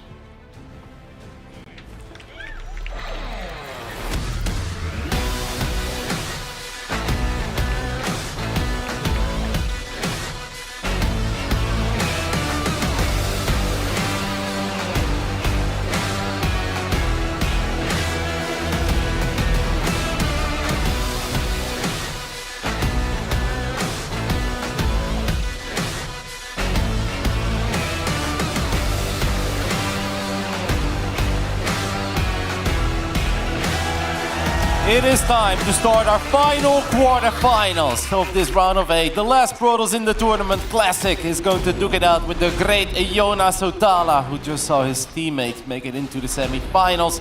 I'm Roddy, with me is Benny. Ben, a nice ZVP to wrap up our quarterfinals. So far, these quarterfinals have been pretty damn good. They've absolutely delivered, haven't they? Starting off with Dark versus Solar, the reverse sweep happened. Gumiho was very cheeky in his series, and Raynor Beyond also went the full distance. I mean, this for Classic is where shit gets real, Kev. I mean, he has done very well in the knockout stage. He took out Estrella 3-0, took out Skillus 3-0, but now going up against Serral, I couldn't think of a harder opponent for him. Kalaris already said that he did lose to Dark in his opening match, but ever since then, it felt like he's just got better and better. But Yona, he is one different beast altogether. Serral is, of course, the reigning European champion. We had the online Europe regionals, and Serral did manage to win it for only the second time in his career. In that grand finals, he went up against another Protoss player. That was MaxPax. Serral won pretty convincingly, but he had to work for it, and he did drop 2 maps. And as weird as it is, like normally you would applaud someone for 2 grand finals, that's fantastic. We've seen Serral be flawless in this matchup in the past, and it was very good, but he didn't look as invincible as he did, let's say, a year and a half ago. That might be more about MaxPax's style, though, just him pushing the limit. But if he can do it, other Protoss are going to be looking at that and copying the style, seeing what worked, what didn't work. Classics know no dumb cookie, is he? He's smart. He's been showcasing some very, very exquisite play, good positioning, knowing when to pounce and take advantage, and nobody can forget how crazy some of his plays can be. And that's probably going to be the key to success yet. A couple smart build orders, nice timings, try to be as clean as possible. We're going to kick it off here on Babylon. In the bottom right side, representing his new team, Twisted Minds, the last Brutals in the tournament. This is Classic.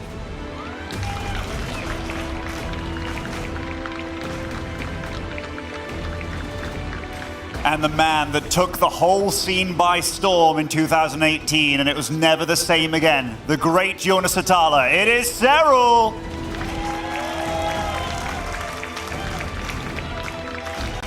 It's only the third time we get to see Serral this weekend, as he played his opening 2 series on Friday. He won both of them. And after that, he basically had the Saturday off. He could just relax a little bit. Knowing Serral, he went for a little walk or two, tiny coffee break. He's a big fan of those. Not a guy that shows up at the venue and then plays 10 hours on the Saturday. He's been pretty vocal about it. He said, if I'm not ready, a couple days leading up to the event, I will never be ready, and it doesn't make too much sense to get a whole bunch of extra games in. It's better to just make sure you're as relaxed as possible and then just bring your A game when it matters the most. And that's all he brings these days, isn't it? His A game. I really feel that even at Katowice, he didn't play bad by any means, but ever since, it's just anybody that stood in his way, he's just knocked him and pushed him aside. And here he did go for a nice early hatchery. A little bit earlier than normal, I do feel. Gets his spawning pool up, but no gas on the go thus far. There will start. But yeah, you're right, Serral. I think just getting through that winner stage quite nice and quickly for him. Having the day off afterwards. He does like Sweden. He's not too far away from home. Taking it easy, but all refreshed. We're going to be seeing tip-top notch Serral over here. Yeah, he said it's one of his favorite places to go because it's very similar to Finland. And obviously it's a very easy journey for him as well. Classic, of course, had a much longer journey, but he's been here for quite a few days now, so he should be well adjusted to everything. We're going to expect a lot of Oracle openings here, and then the real question is Classic always a double Oracle guy? Is he going to go triple Oracle guy? And how many times is he willing to switch it up? Are we going to see some straight up Twilight builds coming out of the Korean? Seems like that's not going to be the case in the first game. But just because it's Stargate, it doesn't mean that Serral now immediately knows what the plan is of Classic, because there are so many ways as a Protoss to follow this up. Yeah, and I mean, Classic already showcased that he will take a different approach, especially in those PvPs. He's like, no, I'm going to do it my style kind of thing, and just showcase some very high-level play. No gas, by the way, here on Babylon from Serral. How do you feel about that one? Because normally they like to get that link speed, just to make sure that they're safe against any early adepts, knocking the probe off the map and such. But here, very conservative Serral. Yeah, and this maybe opens the door for Classic to just get 2 adepts quickly to the other side of the map, and these adepts should have a lot of potential because link speed is going to take a little while. I do believe that adept shade went in far enough to see the timing of that extractor, and that would honestly be almost a missed opportunity if Classic doesn't at least try to make some magic happen with his first 2 adepts, because that's going to be very difficult for Serral to deal with. Basically, all he can do is always have the queens in the correct position, but it's not just the adepts that Serral needs to worry about, it's obviously that first Oracle as well. I think Classic's kind of locked onto this a little bit, because making an extra adept right now, getting an extra gateway as well before the third Nexus drops down. Ooh, that's a bit of a leery little adept shade in there, but I kind of like it, you know. If he's getting 3 drones are getting out of there, might get a 4th one here, trying to block it there with the body. That was nice play out of Classic, but good Spore Spore making that to just save the drones. Yeah, it was very cool because Serral obviously tried to already do that with one of the first drones that went down, but those shots arrived a little bit too quickly as this Oracle is going to show up. Only a single queen in the natural. Not necessarily the cleanest start here from Serral. We've seen plenty of ZVPs where Serral just does not lose a drone in the first 6 or 7 minutes, and he makes it look easy, and other Zerg players sit there and wonder, how is it possible? How are you not losing any adepts, or how are you not losing any drones against adepts or oracles? But just after Serral didn't necessarily have the best start, he gets an Oracle pretty much for free. Of course, good job by Serral hunting it down, but that's still a mistake on the side of Classic. I mean, it certainly is. You should be able to get your Oracles out of there. And we did see Classic visually, a bit of gritting of the teeth and a bit of a head shake at that one, because having a few Oracles alive and this many Adepts being aggressive against no link speed, you can definitely cause some chaos. No, Classic was probably feeling it a little bit, right? Sure, he lost one of the Adepts, but he's like, whoa, I got 6 drones before minute 5. Like, that's honestly pretty unheard of. It's very unlikely that he's going to get 6 drones in the second or the third game this early into a game. So a good start suddenly feels a whole lot less good because you lost an Oracle recklessly. Of course, Sarah did a good job moving those queens forward to the edge of creep to get those extra shots off, but that really was all on Classic, as Classic lets the Adept Shade finish up into the natural, is once more going to find a couple of drones. It's 4 at first. I think he could have gotten a 5th, but it seems like he's busy controlling his Oracle. Yeah, he was looking to get a stasis or something over there in the main, but realizing, that spawn's a little bit close, and I got queens on my tail. Did secure a nice third, and we look at the probe and drone count. Protoss is doing pretty well on that front. Normally they do take a little bit of a lead as the Zerg's getting things together, but you do see that Serral is doing nothing but droning at this point, and now after that first few blips there, losing a few drones, he's looking pretty solid. Yeah, absolutely. It's obviously +1 is on the way. Blink is more than halfway done. So Classic is also getting a relatively quick robo, which is obviously something that's going to be important in case Serral would double down on the roach production and be a bit more aggressive than we're used to from Serral. But I don't think Classic really needs to worry about Serral being aggressive anytime soon.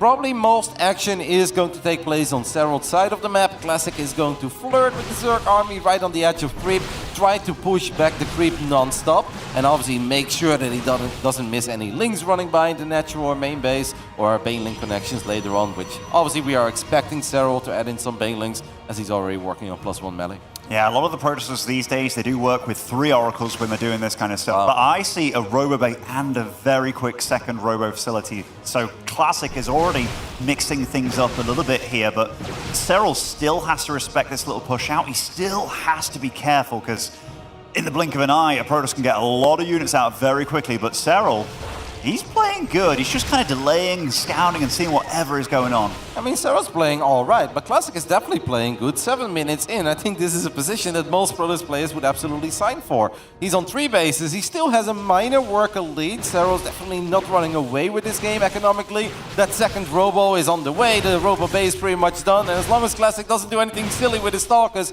he should be fine. This is where these Oracles are really needed. One Oracle is going to show up, activate Pulsar Beam, and this is really where Classic is going to miss that Oracle that he lost in the beginning of the game, because if there are 2 Oracles, it's just so much less likely that Serral's able to get that kind of a surround with Zerglings when the numbers are this small, all things considered. Serral very good about the scouting, as is his trademark these days. Get to see that double Robo pumping. I mean, those 2 Colossus are very quick, and one thing that is decent against these big Robo pushes is a lot of Roach, Ravager, Banelings, kind of hard to deal with that, but Serral is getting a very quick infestation pit, and the mic on both sides here, tip-top. Yeah, that reminds me of a couple of the games we saw from him in Katowice as well, where Serral just gets the hive ridiculously quick, and he will often have Vipers ready for the first time the Protoss is truly willing to commit with the 3 Colossus, maybe an Immortal and a War Prism right on the edge of a 3rd base or a 4th base. But because Serral lost a few more drones than he usually does, I think it's going to be a bit unlikely that Serral is going to have Vipers the first time Classic wants to be aggressive. Serral, however, in typical Serral trademark fashion, is still going to try, but I honestly think that Classic should have a little window where he can fight before those Vipers are out, as he blinks forwards as well. Snipes 2 Queens, will lose a couple Stalkers in the process, but getting 2 Queens that quickly, honestly, that's all right for Classic. You know, I was a bit worried about the aggressive blink there, but he's doing a good job of utilizing this Warp Prism to kind of save these Stalkers that are getting shot by those slow-firing Roaches here, but this is a very quick timing here, Kev. Like, those are some big upgrades coming online. Can't forget he's on double Forge behind this, and he is taking a 4th base, so he's by no means all in, but he has to try and get something done with this kind of timing. Yeah, because Classic's army is so much better when there are no Vipers than when there are Vipers, and I'm sure that's something he knows, but Serral could actually get a freebie here. There is 1 Adept in the wall there, and that basically saves the Colossus, otherwise the Roaches could have just right-clicked right next to them. Serral is just trying to buy some time for Baneling speed, which is close to finishing up. I don't think Serral can realistically accomplish anything here near a battery and a cannon. But as long as Serral is buying time, forcing Classic to be worried about a run by, worried about an attack on the 4th, take a look at that production tab, and the first Viper is fired up. And obviously, once Serral gets a couple Vipers out, these Colossus are less intimidating. Classic is aware of it though, and he's going to go for it. And only a single Viper is not going to have a whole lot of energy. Like, this is going to be a very scary minute for Serral. Absolutely. So it's going to take a good 20 seconds or so for that Viper to pop out and then get the energy on top of that. But look at his spread here, Kevin. That is a lot of blue Zerg, but Classic's very well set up for this. Serral can't go into it. And the start of this engagement, I mean, Serral is trying to buy time, isn't he? He's not looking for the fight directly unless it's a really good one, but Classic, He's being so patient about this. Sero's very low on gas, and he has just spent way more of that gas on a couple of extra banelings, but he lost a decent amount the first time he tried to run into that monstrous Protoss army. Single Viper does get an abduct, but it doesn't even get the kill on the Colossus as the War Prism saves it. And I think if Classic just keeps on microing his army properly here, he should be able to survive. It is a lot of Zerg though. Stalker's trying to do that thing. A couple of the Colossus are falling, and especially the Colossi at the bottom side of our screen were so exposed. And Classic goes from 5 Colossus to 1. He does, however, still have a whole bunch of Blink Stalkers. And that 2-1 upgraded as well. I mean, taking out the Colossus is one thing. That means your Zerglings are definitely going to be better, but these Roaches, if they can get good wraparounds on this army, because it's such a brittle Protoss army, and with no real means of escape, just blinking backwards, but holy crap, it's getting big here, Kev. A couple of disruptors on the way. That's obviously very promising for Classic, who's still looking quite alright. I'm sure that he wished he would have been able to save a Colossus or 2 extra in the previous fight, but it wasn't all that bad because of those upgrades that you mentioned. The Double Forge has been doing its thing. Sarah has a couple of links on the other side of the map, and he will trap 2 of these Stalkers, gets the pick-off. Obviously, small victory there for Sarah, but Classic is still a 4-base Protoss. And Sarah is a bit gas-starved. He still does not have a whole lot of gas in the bank, and that's going to make it really hard to get those extra Vipers out to start dealing with these disruptors. I mean, these Stalkers trying to take out the Viper. He did get a really good snipe there, so it will keep this Colossus alive. I love the spread of the Lings. They're just kind of marching in there, acting as meat shields, but there's so much Protoss everywhere you look. I mean, Stalkers, they don't deal exactly the most damage, but 17 probes do go down. That is the joy of +2 banelings over there. Yeah, that's the big one for Cero right there. 19 probes in the end falling. Well, Cero didn't overcommit with his fight. He was obviously not going to clean up the Protoss army, but he does get a lot of economic damage, and there are still a couple of things happening in the third base of Classic. Classic seems like he cannot be bothered. He just wants to get some value out of the fact that he's got 3 important robo units here, and Cero does not really have a good answer for them. One of these Purification Novas did connect in a pretty decent way, and Cero's going to be forced to disengage, but we've got Baneling run by number 2, and Classic goes from -19 workers to -31. This Protoss army pretty much needs to get the job done, and I'm afraid it's just barely not big enough for Classic. I mean, Cyril, he's again pushed back a little bit here, but the supply does not lie. He is rich behind this. The last Colossus does fall. Only Stalkers left over, and as these Lings start marching in, being the cannon fodder, being the damage dealer, look at that Zerg army, Kev. That is more than enough, I think, especially with 48 Lings in production. Yeah, Cyril obviously doesn't need to chase up that ramp. Cyril knows the time is on his side at this point. He has taken a lot of probes out on the other side of the map, and the only thing that Classic can really do is warp in a few more robo units. The doors are wide open at the third base, so it's not just Baneling run-bys that are going to be a problem, Ling run-bys as well, especially because these Lings, of course, have Adrenal glands, and they are even working towards +3.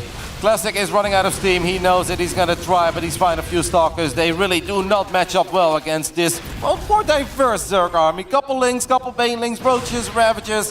Cyril does not need to fight near the battery, so he won't. Instead, he's just going to try to take down a few more probes. The way that Cyril's just kind of... he's torn him apart from the inside. I actually thought he was going to deal with that just then, but no, 14 more probes. How many workers have died this game thus far? I mean, Cyril's done a damn good job. 45 probes. Classic is mortally wounded. And 34 probes. 39 Banelings on the way. This pixie Protoss army is just not enough. There's more Banelings than anything else on the field, and I feel that this one's kind of in the bag. Classic goes for a very tiny recall there, but there really wasn't a whole lot of army to save anymore. It's an unfair fight at this point. No matter how good your Blink Stalker micro is, you cannot out-micro the Swarm, and Cero will take a 1-0 lead after a victory on Babylon. Has a little speech with himself.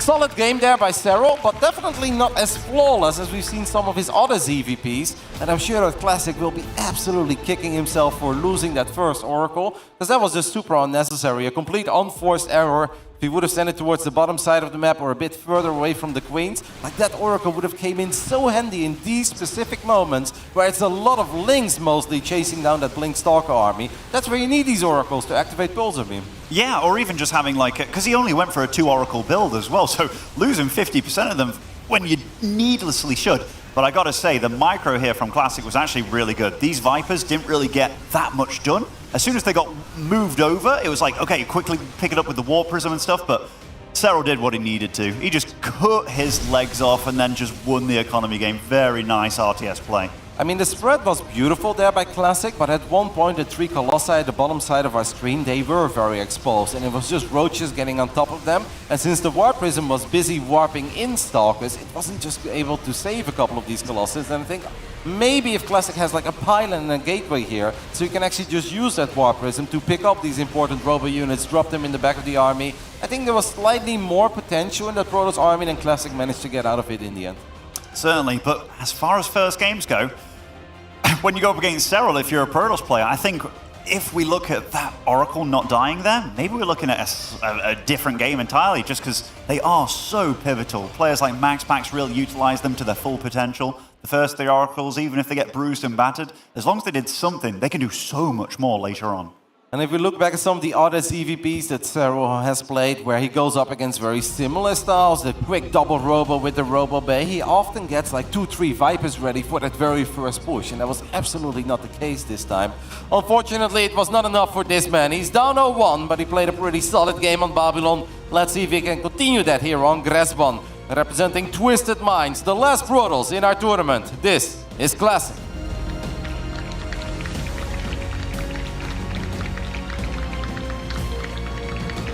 And spawning over in the top left, representing Basilisk, it is Serral.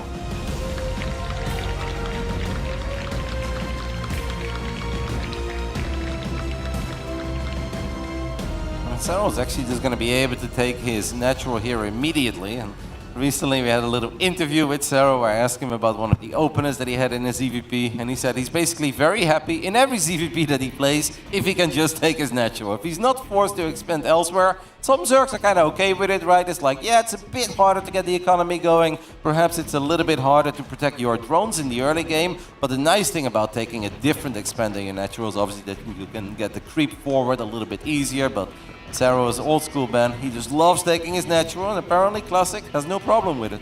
No problem, and you know, I've been doing everything I could to absolutely make Serral's life hell, every little thing, so yeah, I'd absolutely bring that probe out very early, but feeling confident, feeling comfortable. I mean, the early game for Classic, you can't skip out on the fact that he saw that it was a gasless build, and he was like, you know what, get some Adepts in there, get some Oracles in there, killed a good, like, I don't know how many workers he killed, but it's a good 10 or so. And I mean, Serral's build was reasonably greedy. The gasless build meant he got like some extra queens early, some extra drones, so didn't hinder him too much. But yeah, Classic's play so far this tournament has been pretty darn solid. I like that Classic got adventurous with the first 2 Adepts when he knew that there weren't that many Zerglings and that the Zerglings would obviously be slow. But I kind of wish that he would have shaded a bit further away from the Queens, because the Queens are the only real solid defense that Zerg has in the early game to deal with those Adepts. So the one place you don't want to shade is right next to these Queens, because Queens can obviously be a bit clumsy when they have to run after Adepts and still fire at the same time. Yeah, certainly we do see a Stargate again for Classic. Now, for Protoss players these days, Stargate just allows you so many more options getting into the late game. Often with the Twilight Council type builds, you're really resorting to deal some damage, or you know, you've seen players like Creator where they have that massive flood of Adepts. And while I do think Classic is more than capable, this just shows a bit of confidence for me when I'm watching his play. Yep. I do wonder if we're going to play it differently, right? Because obviously, I think Babylon's slightly smaller map than Gresbon, and if that's the build that Classic is a fan of, there's obviously nothing wrong with it for going for it in that first game. But doing the exact same build here on Gresbon, which is the larger map, I think that just makes it less likely that it's going to work, because Serral is going to have a little more time to get some extra value out of the superior economy that Zerg normally has, and it's just going to make it a bit easier for Serral to get access to that hive tech and make sure that the Vipers are out in time. So I hope that Classic has a different follow-up than he did in the first game. We already see some change-ups by him, getting that Stalker out, so he'll be able to kill that Scouting Overlord. And I mean, the Scouting Overlord from the game before in Babylon just got a vision of everything. The Stargate before the Oracle even popped. This game, Serral, the Oracle normally comes over to deal with that Overlord, so you do get vision that way, but at least Classic on his side of things gets to know that, hey, I've dealt with that second Oracle on the way as well, and most likely it's going to be a nice third base, quickly followed up. I do see his minerals getting to that point, and yeah, bang on. Of course, Serral had a decent amount of Ravages in that previous game, which is kind of mandatory, but I was a bit sad to see that Classic was so heavy on Stalker Colossus and that we didn't see a couple Sentries sprinkled into the mix, especially with the great force fields that Classic has been able to drop throughout this tournament so far. The War Prism control and the Sentry control is really what separated him from the other Protoss players in this tournament. And even if there are Ravages, that doesn't mean that Sentries are useless, because you can still drop force fields, wait for the Corrosive Bowels, renew these force fields, and especially on Babylon, which I think had a lot of choke points, a lot of tiny ramps, I feel like there was some serious value to be gained out of making a few Sentries. Oh, that was very Larry from these Oracles, flying into not just 2 Queens, but the Spore as well, realizing he can't deal any damage. Behind this, Classic pumping out a few more gateways. Definitely going to be making most likely Stalkers. Oh, this could be a charge lock kind of build, right, behind all this? Yeah, well, it's going to be Blink at first, but it can obviously be a much more committed version, right? Because last game we saw a Robo, we saw a Forge, later on we saw him at the second Forge, even though he kind of just stopped at 2-1 and he said, like, no, these are the upgrades I want to have. This time around, it seems that Classic wants to be a lot more aggressive in an earlier stage. So he's not going to wait for Colossus, he's not going to rush up to 4 bases, but you can really see how much more difficult it is for Classic to get those drone kills that he had in the previous game, and this looks a whole lot more like the ZVP early game from Serral that we are used to, where he makes it look easy to have these units in the correct position. Has he lost a drone yet? Is it 0 drones so far? I think it's 0 drones, yeah. It's a night and day difference, like 6 drones before the 5-minute mark or 0. That really changes everything in this matchup. Yeah, Classic. He hasn't gone for a Forge with this build at all. So that tells me that he wants to hit hard, he wants to hit fast, and he probably wants to end the game very quickly with this, because getting that +1, it gives you a little bit of longevity. But 7 gateways I think he's got done as well. It's going to be a bit scary. It's going to be very fun to keep an eye on the probe that Classic is absolutely sending out soon. Because if he wants to be that aggressive with this build, obviously we need a pylon on the other side of the map, because he's got no Robo, so he's got no War Prism. And if you want to keep on attacking with a bunch of Stalkers, if you really want to bring the fight to Serral, you of course need a pylon and a gateway on the other side of the map, because warping in units from home, and it's kind of feel like that would be painful. But he is dropping the Forge right now, Ben, so that kind of confused me a little, because I also thought that he was going to play this with a little more commitment than he's currently doing. Yeah, like not syncing it up with this attack kind of thing definitely is a little bit surprising. Obviously, Protoss can do that, but yeah, maybe just hoping to throw Serral off with the timings a little bit of what he's used to. And here, tries to get a quick snipe in the Queen, but no bueno. And a few Stalkers will get caught out, but honestly, nice crisis management from Classic there. Does get out fairly unscathed. There's a chance that he maybe tried to blind counter, right? Some sort of an ultra-aggressive build from Serral, but Serral not the guy to all-in all that often in this matchup, as the Stalkers are going to try to do Blink Stalker things, get in and out of range, fire a couple of shots, but obviously that doesn't hurt Serral all that much with the 4 bases that our Finnish Zerg is already working with and the 70 drones, and obviously Stalkers are very expensive, Roaches and Zerglings not that much. Classic is doing a good job here though, right on the edge of creep, this is where he wants to be. One of the Spore Crawlers try to move forward, Stalkers are going to deny that. Serral obviously knows that he just needs to buy time, make sure that he doesn't take a silly fight off creep, because every second that goes by is a very good one for Serral, because he's severely outmining Classic at the moment. He certainly is. It might look like the Zerg is bleeding out now, but Serral, as long as he doesn't lose an economy or too many units, he's doing okay, because this Stalker army, it's kind of on a timeline here. It needs to get a lot of damage done. I mean, it is growing, and it's growing fairly rapidly, but as these big Zerg swarms come in, Serral setting up a little surround. There's 20 or so Zerglings in the center of the map, so if Classic is going to overstep his boundaries, these Lings are going to come in from the right side. Roaches and Ravagers are in slightly higher numbers at this point. Serral in the end decided not to go for it. We'll just send those Lings to the other side of the map. I don't think there is a whole lot that the Zerglings can get done there. So Classic is starting to bleed out a few Stalkers. Definitely needs to warp in something quickly. You don't want to lose that battery for nothing. Seems like that battery will fall in the end, but at least no probe should go down. I mean, Classic is making some magic happen, but I just feel like it's not quite good enough. I mean, he's doing good, man. Every time he runs forward, he snipes off a valuable unit like a Roach or a Queen or a Ravager, and this army from Serral is not big enough just yet, but I'm looking at his bank, he's spending like crazy. He's only on 69 drones, so super respecting the push as well. There are 9 Queens though, and it's incredibly difficult for Stalkers to push in 9 Queens. Queens have decent range, and they can obviously drop Transfuse over and over again on the Roaches, on the Ravages. But Classic is trying to go up to 4 bases. Serral's already all over that, has a lot of Zerglings counterattacking. A single Adept is never going to be enough. The Stalker ball is big, but it's just so damn difficult to get up this ramp. Classic obviously would love to just stay in range of that hatchery, but Serral is doing whatever he can to make sure that Classic cannot get in a comfortable position on top of that ramp. The time buying from Serral is really good, and also cutting off the head of the snake there, taking out that 4th base potential. So Classic more on a clock than ever. These slow boy Zealots as well. There's no charge on the way. We know that.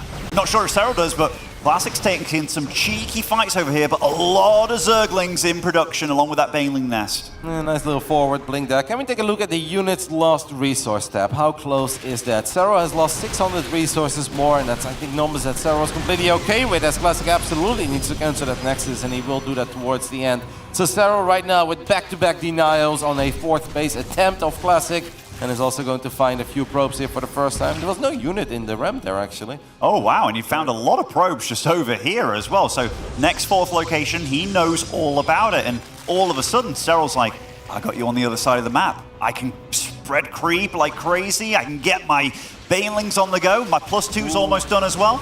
This is going to be very difficult for Classic to control. He's got Blinkstalker armies in basically 2 or 3 different locations. Very hard to get max value out of your Stalkers then. I think Classic is doing an alrighty job. Can obviously always blink to the high ground there. If I was Classic, I really wouldn't spread up my army like this. It's just so damn difficult to get all the blinks up that you want to get off. Sero does not quite have Baneling speed yet, but he's still finding some very good connections on Stalkers. Not something you normally want, but if you're rich and you're denying bases over and over again, you can get away with it. This was a slam dunk victory for Sero. Seryl's flourishing, man, behind this. Look, he's gone up to 75 drones. I think he's on 5 bases now. +2's about to hit. The Baneling speed's about to hit as well. And he's feeling so confident that he can take an infestation pit behind this. And Classic, more all-in than ever this game. Trying to take a 4th base along with the +2 and the charge, but he is on a clock. And Seryl just again, is this like the 3rd or 4th Nexus cancelled at this point? It's got to be like 4th, yeah.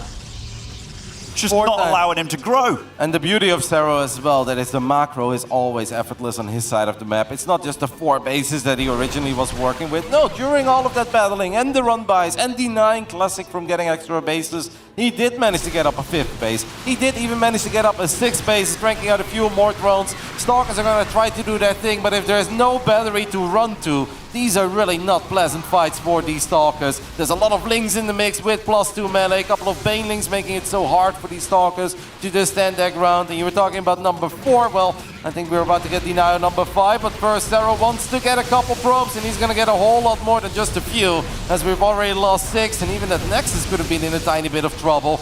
There is the 5th cancel. This time around it's a kill, and Classic's supply has dropped to 86. I mean, just 2 minutes ago it was like 30 supply in it, and even then it didn't look good for Classic, and now it looks absolutely awful for Classic. And this wasn't without trying, right? He was really pushing him. He went for that forgeless kind of style where he attacked with a lot of Stalkers. The Oracles did way better this time in the mid-fights than they did the previous game, but not being able to slow down Seryl at all. Just absolutely unleashing. He's about to hit Hive this game, Kevin. He doesn't need a Hive, but he's getting the Hive, and now a big wraparound on this army. Lots of roaches in the midst of things. The Baneling's trying to chase him down with the Zerglings as well. And while all this is happening, losing probes behind it. Brutal. The Swarm is here in all its glory, and Classic will type GG. Seryl takes the 2-0 lead in his quarterfinals. That first game, I felt it was kind of a bumpy ride for Seryl. It was honestly not smooth sailing. The second game, those are the ZVPs that we see so often from that man in Finland, where he's bulletproof in the early game, does not lose a single drone in the first 5 minutes, and even though I like the fact that Classic switched it up, right? He played a very different game. He was going to be a lot more aggressive off the Stalkers. I kind of feel like if we want to commit a little bit, then try to get a pylon up and a gateway up on the other side of the map. If we're playing a style without a robo, because clearly he was trying to make a whole lot of magic happen with these Stalkers. But if you're forced to warp in the Stalkers at home, I just feel like you're giving Seryl too much time over and over again to get ready. And of course, Seryl did a phenomenal job in denying a 4th base attempt of Classic. Yeah, I like what you say about, in the first game especially, like, he's normally bulletproof. Like, this isn't quite characteristic, because the change from this game to that game, it was massive. The man from the north, bulletproof. He really is a man of iron, and his ZVP is scary. Because even when he's on the defensive, he's always doing something aggressive to make it very difficult. Like this game, there was no robo facility for the warp-ins, so these warp-ins had to be at home. Eventually, it was like 20 Protoss units having to defend these Zergling run-bys, and it was still getting damage done. And then as soon as +2's done, these Banelings just went crazy. Yeah, Pissarro even started already finding some value out of the Banelings before Baneling's speed was done. Like at first it was all about the Lings and the Roaches and the Ravages and a couple Queens to make sure that he would stabilize. But I think that this game overall was just a lot more convenient for Pissarro, a lot more comfortable, where he had those extra resources to work with that he kind of missed in the first game. And if you feel like you are a bit richer than your opponent, it's not that scary to send 20 or 24 Lings to the other side of the map, look for some freebies and a couple of pickups. And in the first game, it really felt that Pissarro needed every single unit he had out on the map to defend. And that's why for the longest time we saw almost nothing happening on Classic side of the map. This game was just a lot easier for Pissarro to play. Yeah, Serral did have a day's break on the Saturday, given that he just cruised into the top 8. Maybe he needed a game to settle, but that last game was nothing short of excellent. Spawning over in the top left here, as our Red Protoss, maybe one final time, give it up for Classic.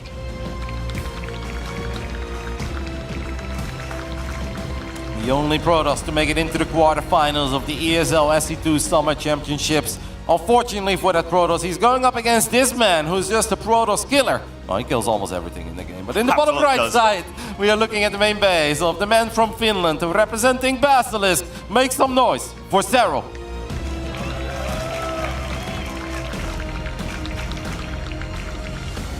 The dominance this man is showing this tournament is absolutely amazing. Just to go over how the group stage went for him, because he looked like he wasn't getting touched really. He took out Kelazor. Series against Dark, actually, considering how good Dark's ZVZ was.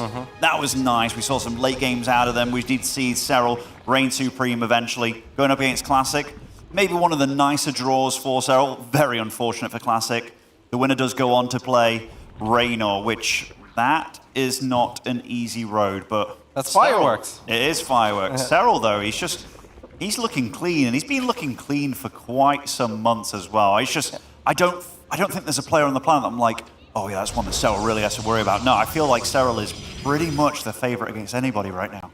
I don't think a lot of people will disagree with you, but I do also agree with the fact that getting a ZVP in the quarterfinals, that's basically what Serral's dreams are made of. Because going up against a Korean Zerg, it's always scary. We saw it a couple of months ago at IEM Katowice, or even getting a Raynor has obviously been very scary for Serral in the past, and if Serral does win this series, he will face his teammate in the semifinals. But like, for instance, in a different tournament, you could have ran into a Bonnie or a Clem or Maru, right? And those are all very tricky opponents for Serral. Well, Serral may be the favorite, but he knows that he's going to have to bring his A+ game. But I think especially the ZVP draw, if Serral could have had it his way, I think this is exactly the draw that he would have went for. I mean, if the talk of the town with the pro game is anything to go by, I can imagine all the kids, like, in the candy store, it's like, I want the Protoss, no, I want the Protoss, you know what I mean?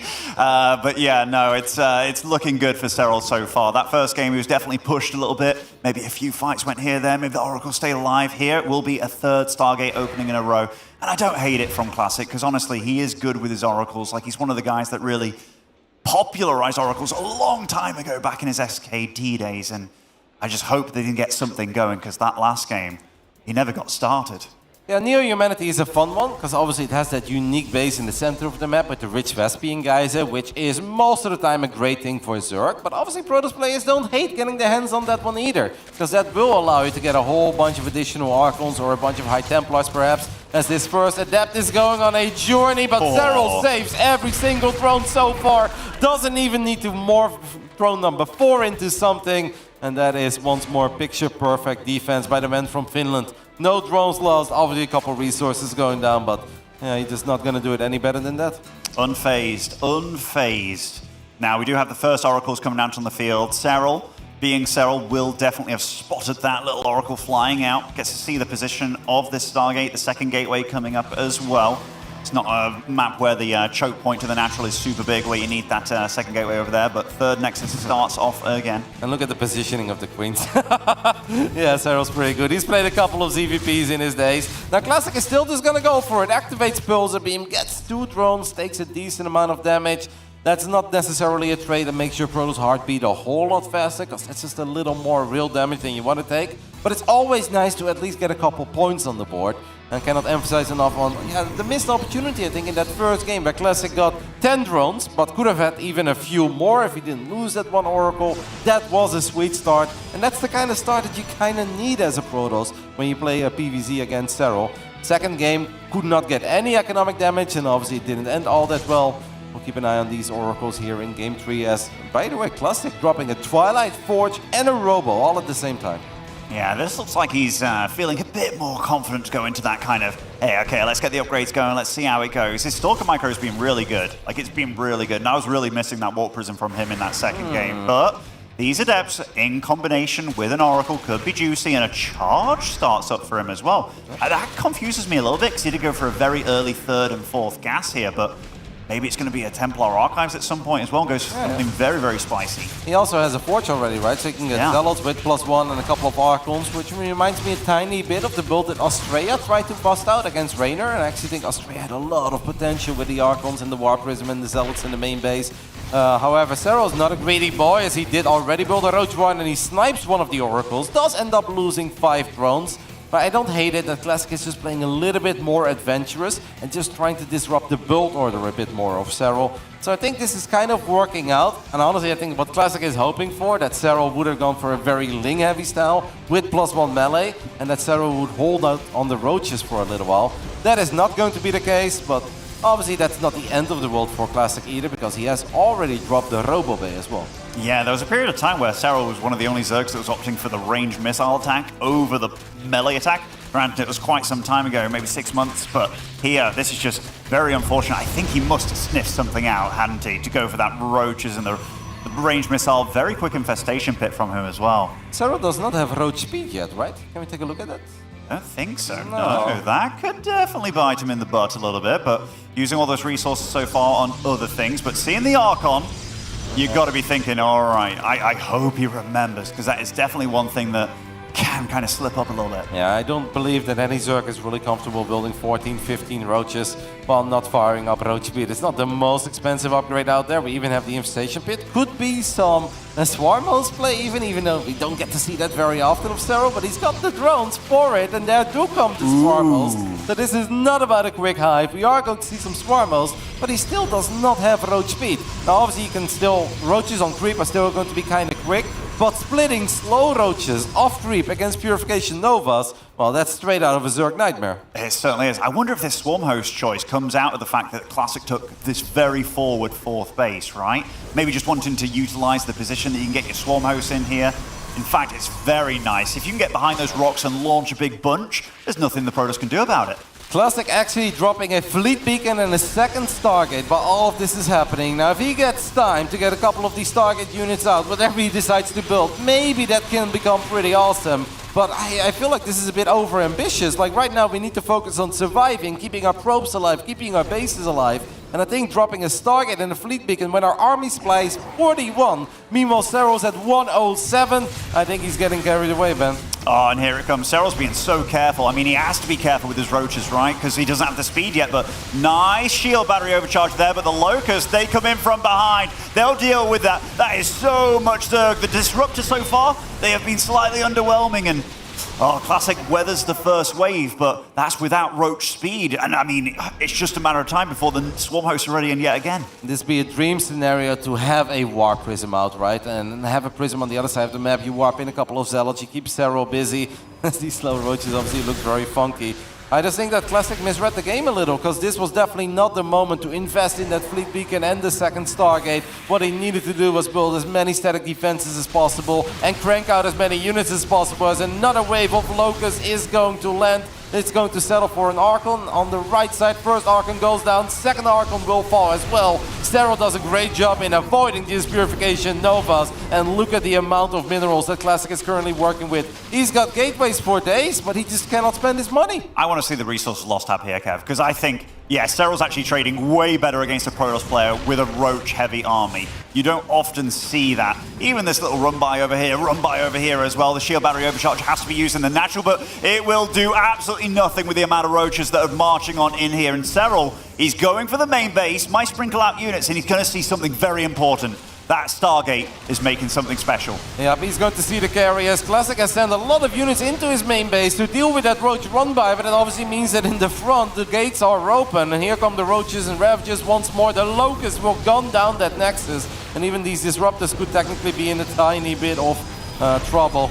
Classic it does not feel like he's got enough army supply. Like he just didn't have enough units. He was spending a lot of money on production facilities and then obviously on transitions into the late game, but he just didn't really have the right amount of units. And by the time that he's finally gonna get something out of these Stargates, I mean, Zoro's gonna show up with 15, 20 Hydras and even a couple of Vipers on the production tab already. Yeah, he's low on the economy, like 66 drones. It's not the craziest, but Zergs tend to want to be in the high 80s kind of thing, but with the Swarm Host, they're very supply inefficient, but they're going to start bleeding out over here into the natural, and oh, this is just a dead Nexus. This is not what Classic wants to be dealing with right now. So Classic goes from a 4-base Protoss to a 2-base Protoss as he ends up losing the robotics facility as well. That's obviously a big one because you do want to make sure that the disruptor count stays high. He's got a decent amount of them. There definitely is like a tiny chance for Classic, but it really comes down to the Purification Novas that he's able to land and the amount of carriers he's able to get out. Like 2 carriers are probably not going to cut it, but 4 carriers and 5 disruptors, well, every Protoss will start dreaming a little then. They might start dreaming, but these Vipers on the field, they are going to start working on these disruptors. Nice job by Serral, and rinse and repeat will be the name of the game for him. The sentry is getting walked in, and it's just in time to stop these roaches from again going into that main base. So nice play by him. Serral now gets super confirmation that it is multiple carriers, but the disruptors, ooh, trying to keep them alive with the disruptor shots, and ooh, does actually keep that disruptor alive by the skin of its teeth, but again, oh, no, they are not kept alive whatsoever. A juicy disruptor shot just to make sure that he kind of softens the blow a little bit, but not what you can be having. I mean, that's a nightmare because the man lost his Robo. We saw that Robo go down earlier. The Hydra count is going to get very high. There is a Templar Archives. We are warping in a couple of High Templars at this point, and obviously these High Templars could lend a feedback. Storm and carriers can be obviously very good against Hydras as well, but the disruptors are a whole lot better because the Storm can take out your own interceptors, and it just feels at the moment Classic is too low on units. Serral may have lost a bunch of roaches, but he has immediately replaced that supply with better units. More Hydras, Vipers, and even some Lurkers down the line. Yeah, Serral, he's got to max here, and he's going to start building up a bank, and he's just utilizing these Swarm Hosts really nicely, just dealing damage over here at the natural. It's not what Classic wants to be dealing with. He's down 9 probes from this attack, 10. Now Nidus is going to start joining the field. If you look at the production tab, you'd think that Serral is like ultra rich, right? And he's a 6-base Zerg with 95 drones, but Serral is affording a lot of the very expensive stuff simply because he has not been losing a lot of units in this game. Double Up Duck goes off, -2 carriers, and that's obviously a big loss. It takes a long time to rebuild carriers. And you mentioned the cost efficiency earlier, Ben. This is turning into one of the most cost-efficient Zerg games we have ever seen against the Protoss. Because I believe Classic has lost 4,000 resources right now in a PvZ. Make it 6. Like, that's insane. It's really insane. He's about to lose his space as well. Oh, I love the switch onto that shield battery overcharge there. He tried to pop it to keep that Nexus alive. Serral was very quick to find out what was happening there. And again, oh my goodness, this is like reminiscent of Polt when he's going for the Nexus sniping, isn't it? Carriers only have +1 as well. Classic probably just does not feel that he's got the time or the resources to fire up +2 air weapons. Serral is slowly but steady getting a couple of Corruptors. Serral obviously still needs to be careful because for all the great things that he has done, he is a Zerg that's been relatively low in the drone department. And if he takes one bad fight near an overcharged battery, or if he eats a couple of storms to the face, like Serral does not have the kind of economy where he can just rebuild 20 Hydras and 9 Corruptors. No, and we've got to remember that supply that he has, even though it's only 65 drones, those Swarm Hosts, if they're on cooldown, like pretty much they're being used to obliterate the bases and the economy of his opponent, they're not necessarily the greatest in the fights, especially with the amount of Storm that we have available. Yeah, +2 air weapons on the way now as well. That carrier count is still growing. Serral has been building Corruptors for a fair bit. We are looking at 8. That's not a scary amount though. Obviously the 15 Hydras, 8 Corruptors and 2 Vipers together, especially with Spore Crawler support, they're going to be totally fine against 6 carriers. But Serral still needs to be careful. For as an amazingly clean game as he has played, he's playing a dangerous game because we're not looking at these crazy late game Zerg banks that we are very used to. I tell you what, Classic's climbing in supply, and he's doing so with very valuable units here. And if he was to get a mother, I like the stasis trap as well, but these High Templars do get sniped over here, and 13 more probes do fall. Man, these Locusts deal so much damage. Those storms did more harm than good. Yeah, they certainly did. This Nidus will get taken out over here, but Serral's just popping here and everywhere. Random carrier. That's so sad for him. He's trying to get above the 160 supply mark, but Classic just, he can't get any luck, and everywhere we look, it's just Serral taking these little fights that are just working out so well for him. Oh, I want to look at the resources lost again, because this is actually ridiculous. Twice as efficient. Yeah, unseen numbers. Honestly, things that we very, very rarely see in a ZVP. Of course, if it was ever going to happen, it has to happen with a Swarm host build to some degree. But it's not just the Swarm hosts that have been able to find great trades. Serral's able to punish every little mistake that Classic makes. Every single time a unit is a bit too far forward, Serral's there to capitalize on those mistakes. Classic still trying, and he's still allowed to dream. If he just gets a few more carries, he gets that +2 upgrade, a very important one. And even the Mama ship out, he's absolutely allowed to dream. But it's not going to get any easier because we have not just a bunch of lurkers on the field. I think the spore crawler count is relatively high as well. And obviously Classic is going to have a very difficult time cleaning up spore crawlers that are protected by lurkers since he lost all those disruptors a while ago. And he's allowed to dream, but I think this is starting to turn into a nightmare here, Kev. He's trying to get something done here with these Zealots, and there's a lot of random spores here, there, and everywhere, and I like that from Serral, realizing that his army isn't necessarily the strongest supply efficient thing, but here, again, bleeding out. Can't take another base. Nice little win from Classic in the middle here, trying to move out into the creep and eliminate the spore and the pushing there. Does lose the middle base, or in fact, is it still alive? But the gas was already taken on it anyway.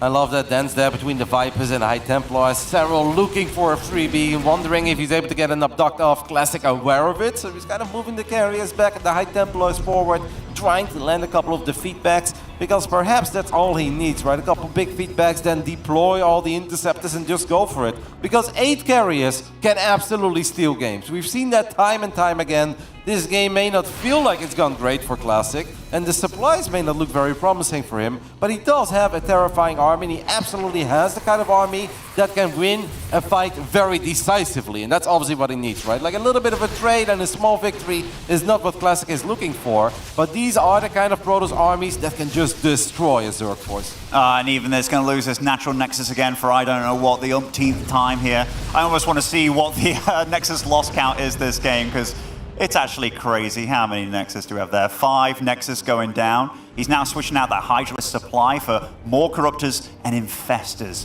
Serral is one of the absolute best players when it comes to spellcaster control, and I don't see any place where Classic can do any damage whatsoever. I think Classic was 23 probes, Kev!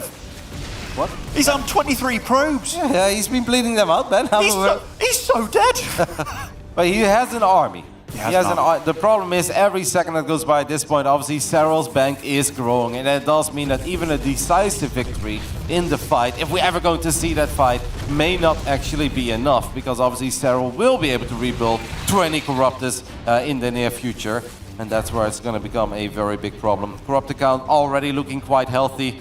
It's a couple storms, a couple feedbacks, and 11 carriers with +2. That is basically the dream. And if Serral had no spore crawlers, I would honestly still kind of believe that there's a small chance with a little bit of Protoss magic. But I think the 29 spore crawlers, that's honestly the biggest problem here for Classic. And that number's ever growing here, like from 28 to 33, and just moving out. Like, your ground army's kind of useless against these lurkers, and Serral, he's still managing to be aggressive behind it as well. He's killing Classic from the inside, and look at this, look at the positioning. Don't think we have an observer with his army either. Now, I don't think that the Infestors have Neuroparasite yet, but that's obviously something to keep in mind. It does feel that Classic is just running out of steam. You're starting to see it a little bit in his posture as well. He's looking for an opening, but there are no openings. But he also knows the longer he waits, the worse he gets. So he's just gonna go for it. We see the Shroud going down, and that means that these Interceptors are not going to have a good time battling these units on the ground. A Parasitic Bomb lands on the carriers, a Fungal lands on the carriers. Oh, look at that supply. Serral is still maxed out here. The Storm's landing on his own army. All of the Protoss absolutely being obliterated in the skies. And GG, Serral moves on to the semifinals in absolute dominating fashion. Puts on a masterclass of Zerg cost efficiency there in Game 3. One of the most efficient games we've ever seen. And of course, it started off with a couple of Swarmos, but even all the Vipers, the Corruptors, the Hydras, and the Roaches, they always found what they were looking for. Unfortunately for Classic, his magical journey ends here. He did make it into the top 8. He played some fantastic PvPs yesterday. Unfortunately, he had to go up against Serral here in the quarterfinals, and It proved that the PVZ was too much to overcome for him today, but still a man that absolutely deserves a round of applause as well. DreamHack, give it up for the last Protoss in this tournament. But I guess first we're going to hear from the man himself who has advanced into the semifinals, where he's going to meet his teammate Raynor. We're about to hear from him with Rachel. Thank you so much. Congratulations, Cyril, for another beautiful victory. What is it like to be feared? It's not that much, I feel like. I don't really feel it myself, so I don't know. You should ask the others. I will ask them if you give me a chance to talk to them on this stage here at the rest of the tournament, because you are cruising towards the finals. Do you feel that confidence inside yourself? Yeah, I was really confident coming into here, and games have been going really well. My main opponent probably is Raynor, so that's a little bit scary, but at the same time, not too worried. Well, before we talk about Raynor, I want to ask about that last match against Classic. You were playing so crisp, so clean. Where did you feel like it slipped away from you a little bit? Well, to be honest, I don't think the games were the absolute best, especially the first game was a bit of a mess, and then I forgot road speed in the last game, but just general, good play. I was pretty confident going against him. My CVP is decent. I think I'm not the best at it, but at the same time, I do win a lot. Well, you mentioned Raynor. You're going up against him next, and he is a feared opponent for you. So tell me a little bit about being teammates, going up against each other, this huge high-stakes match. Just gonna be exciting games, I hope at least. Sometimes they're not so exciting, but usually it's just gonna be fun games, and I'll try my best. And at least we'll have one Basilisk player in the finals, which is always nice. That is absolutely nice, and I love to see the solidarity for you and your team. It's been a joy to watch you play, and we can't wait to see you play more. I'm going to give it back to the desk, though, to take another look at those matches. Thank you, yes. ZG wanted divine intervention for a Classic, but only the Reaper came for him. Classic said, was I a good Protoss? The Reaper said, you were the best one. But unfortunately, nowhere near good enough to defeat Cyril. What a masterclass coming out from Cyril, ZG. Yeah, his EVP is all right. You know, maybe he's not that best at it. Yeah. In the last 2 years, he has an 80% win record in it. So, like, I don't know. That's pretty good. So unfortunately, Classic really just got a bad matchup starting off the round of 8. You know, perhaps had he started off in the round of 8 against someone else, would have been a bit of momentum to build, or of course someone would have knocked Cyril out for him. But it is what it is. You got to beat the best players to actually win these championships, and today Cyril was certainly the better player. It's just a terrifying series coming out from Cyril here against Classic. Even when Classic was aggressive, Wardy, it wasn't working. When Classic sat back and then Cyril was just allowed to macro up, it doesn't work. Nothing works against him. Yeah, I mean, he's very well-rounded. That's what we said going into this series. That's what we knew. I honestly wanted Classic to be a bit crazier. I think at the end of the day, this felt almost too standard. And I get it, like game 1 started well. You got the 10 drone kills, right? That's the sort of start you want, right? But yeah. It just wasn't enough. So if that's not enough, then what is? Then I would have loved for him to kind of like mix it up more. But yeah, I don't know, man. Like just a rough series. Like Cyril played different styles. He was very convincing in all parts of the game.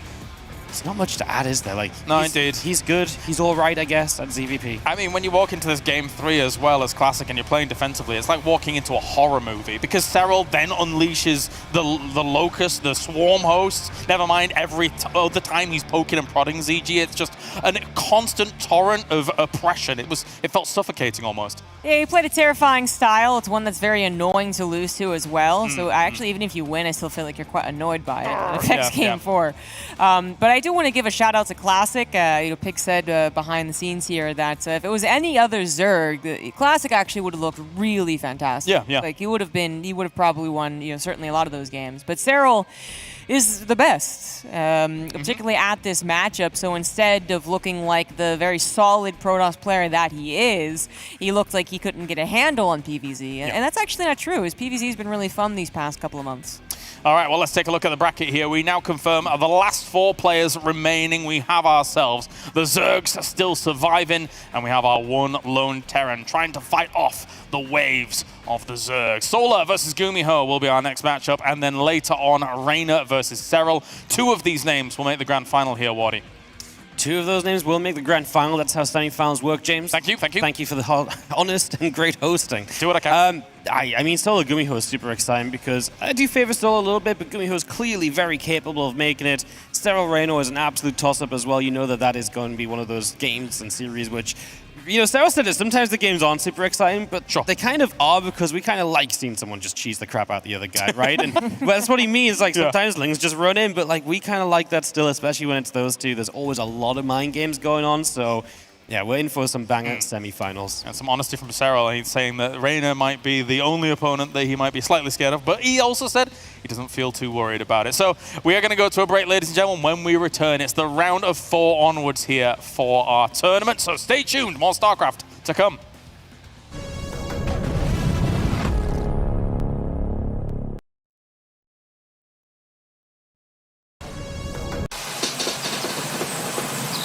You love it, you wear it.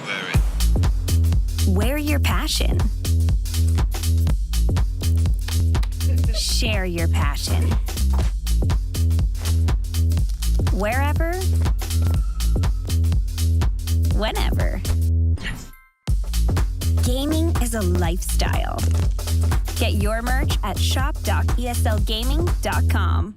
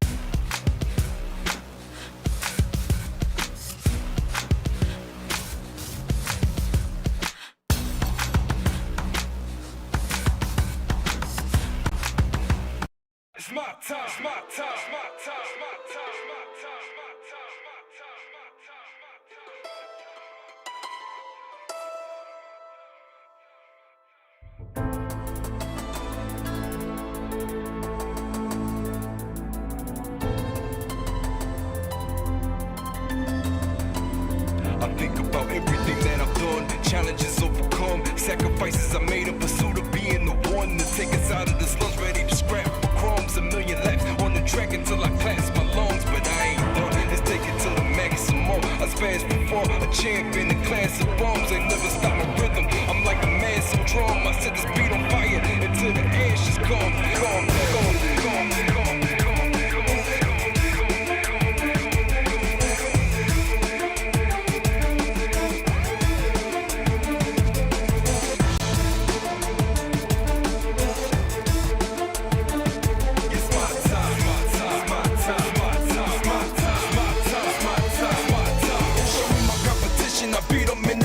I'm swinging until they finish, man, somebody better get them. Told them I was the realest, but nobody paid attention. Now you go up against them, get a ticket to the clinic. Been about my business, I wait past the limit. I'm treading, so I react and attack without feelings. Everybody else chilling, but I'ma continue drilling. Keep hitting until I break down the building. Be the man, you gotta beat the man. So for you, it's lights out. Say be the man,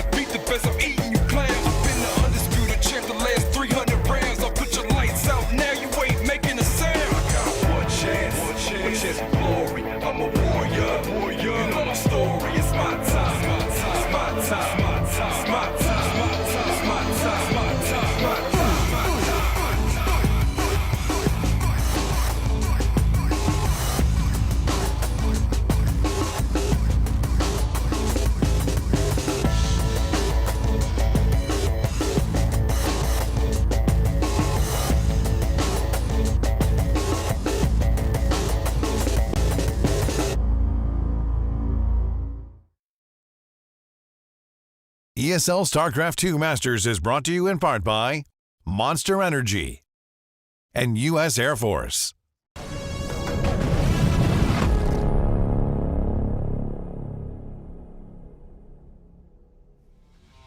Getting very much down to the wire now as we move into the round of 4, and it gets serious for all of these players as they look to try and get into that grand final. Joining me, Pig, as well as Rotterdam.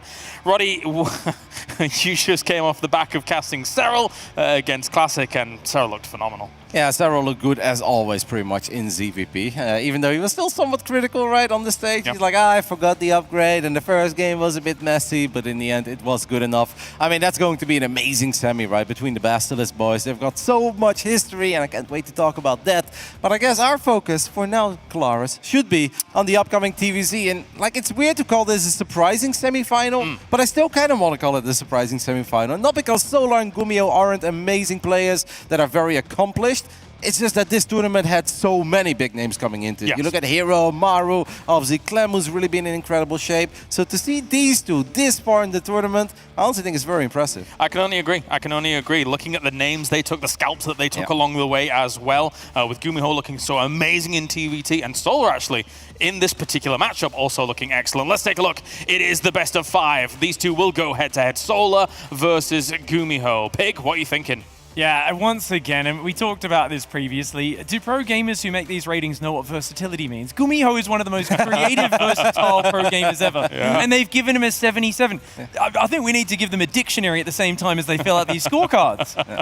And also when it comes to macro, man, Gumi actually has amazing macro because he's so good in being active out on the map with those Hellions and Cyclones in the past, and he will always take bases non-stop, so I actually think he deserves a little more in the macro department. Yeah, if this says anything, this shows that coming into this tournament, the pro gamers, so far he's completely surpassed their expectations coming in. And I mean, when you take out Maru 3-2, you know, that's might do it for some people, I think, is fair to say. But looking at the head-to-head, Pig.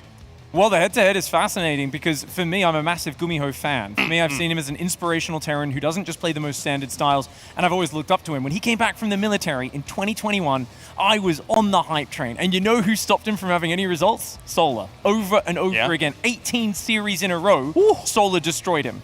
But since then, in the last year, Gumiho started to get some back his own. He's shown he can take the fight to him, and he's really evened out those stats. So, you know, there's this part in my head that says, oh, Solar always beats Gumiho. But you look at the numbers, it's actually been much more even recently. Yeah, for sure. Still slightly Solar favored, but definitely not a one-sided affair. Like, I think the semifinal has a lot of potential, but I am a bit worried because Gumiho has a lot of very complex, complicated builds that can look fantastic if it can just get going. But Solar is such a party pooper. He's so good in completely denying that fun stuff from ever getting rolling, and he's just going to kill you in the mid-game. And what Solar does incredibly well, especially in this matchup, out of the 3 matchups, I think I'm the biggest Solar ZVT fan, is that he can make a ridiculous amount of links, roaches, ravagers. You think it's all in, but then suddenly he still shows up with another wave of lurkers. And you're like, how did he do that so quickly? How does he make so many basic units, but still have the resources to fire up a Hive transition and then just get the Terran out of the game? He's done that against Maru, and he's absolutely capable of doing that against Gumiho. Mid-game, he looks undeniable, and then you get into the late game, and he looks undeniable there as well. But let's check in with it. It is our next round of 4. It's Solar going up against Gumiho.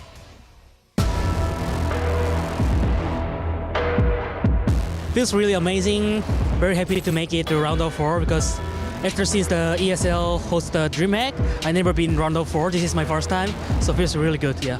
정말 너무 기쁘고 왠지 4강도 이길 수 있을 것 같다는 생각이 갑자기 들어가지고 좀 약간 설레는 것도 있는 것 같아요. First of all, before come here, I just want to make it through the playoffs. But now I'm in round of 4, so maybe I can aim for more higher achievements. Yeah. 첫날에는 솔직히 자기 자신한테 실망을 좀 많이 했고 둘째 날에는 좀 엄청 기뻤고 지금은 약간 좀 설레이는 느낌이 좀 있는 것 같아요. Oh, he's really weird, so hard, tough to play against. Like he has so many strange strategies, so I'm really afraid of it. I can manage to play in standard. I think I could have a chances. 강민수 선수는 진짜 평소에 많이 지는 선수긴 하지만 그래도 왠지 이번엔 이길 수 있을 것 같다 약간 이런 생각이 드네요. 전략을 단시간에 뭐 짤 수 있을 것 같진 않고 있는 거를 잘 한번 써 먹어봐야죠. 까다로운 선수인 것 같아요. 생각보다 할 줄 아는 게 되게 많아가지고. If I advance final, I think I'm gonna play against Yona. He's really good in ZVC, so I'm not sure, but we'll see. 4강까지 왔으니까 목표는 우승이니까 우승할 수 있을 거라고 생각하고 있습니다. Yeah, I'm ready to play. A storied matchup, and these two players are about to add another chapter. It is Solar's first time in the top 4, and Gumiho is our last Terran standing. Let's get this match underway and find out who is headed to the finals.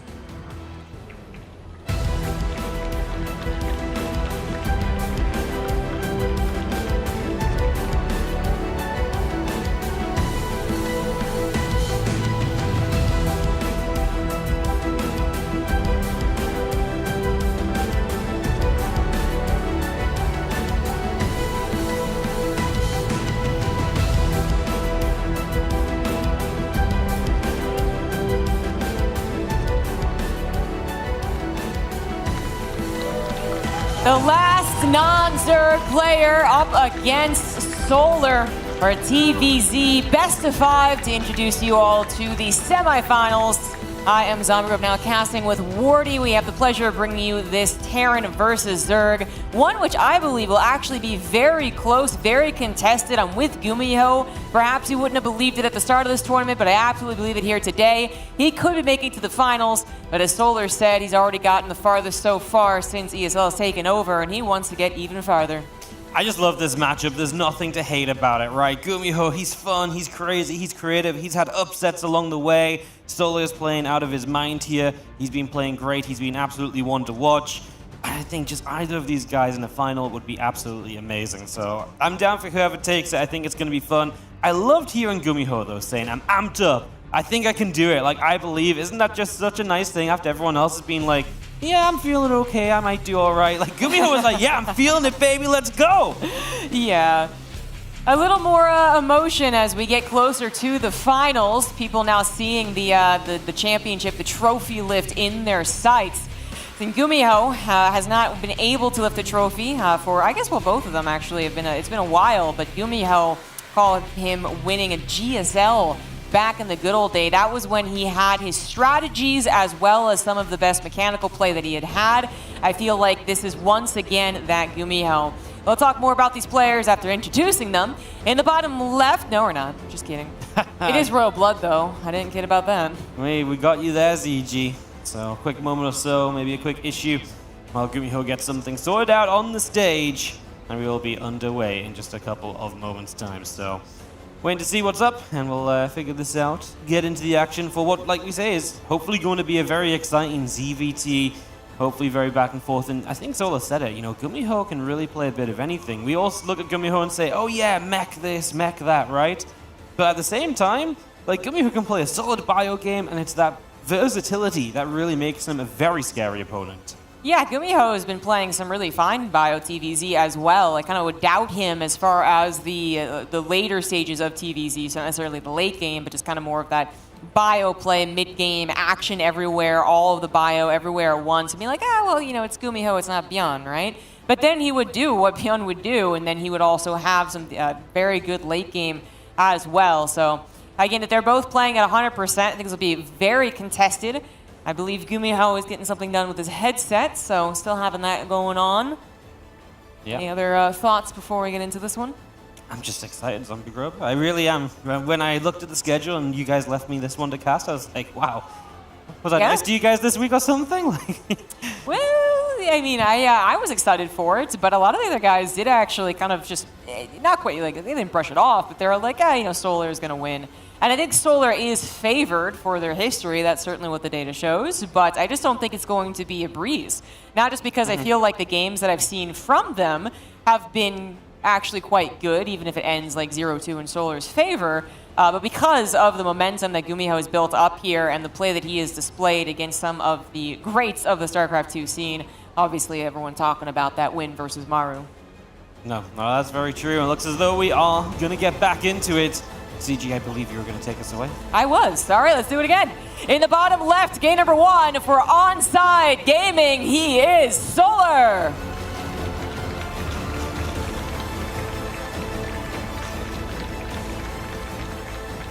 In the top right, our blue Terran player, let's make some noise for Gumiho.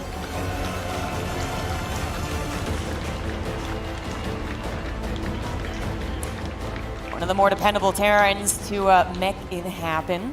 Could be seeing that in this best of 5. Gumiho already starting off a little bit differently with that forward barracks. Now we know that Björn does the forward 2 barracks basically every single time. But it's not just him going for those low ground. They've actually been a big mix-up as far as all of the Terrans really go. And Gumiho has done the 2 racks opener into Reapers, but he's also done it with Marines to really trip them up. And in this case, it's not even 2, it is just the Platipo barracks. So for right now, it is a 1 racks expand, just you have a faster wall off in the natural. Very interesting. I thought for a moment maybe we just see a Marine try and catch an early Overlord, but nope, we're just going to go for a Reaper expand. It's just all on the low ground.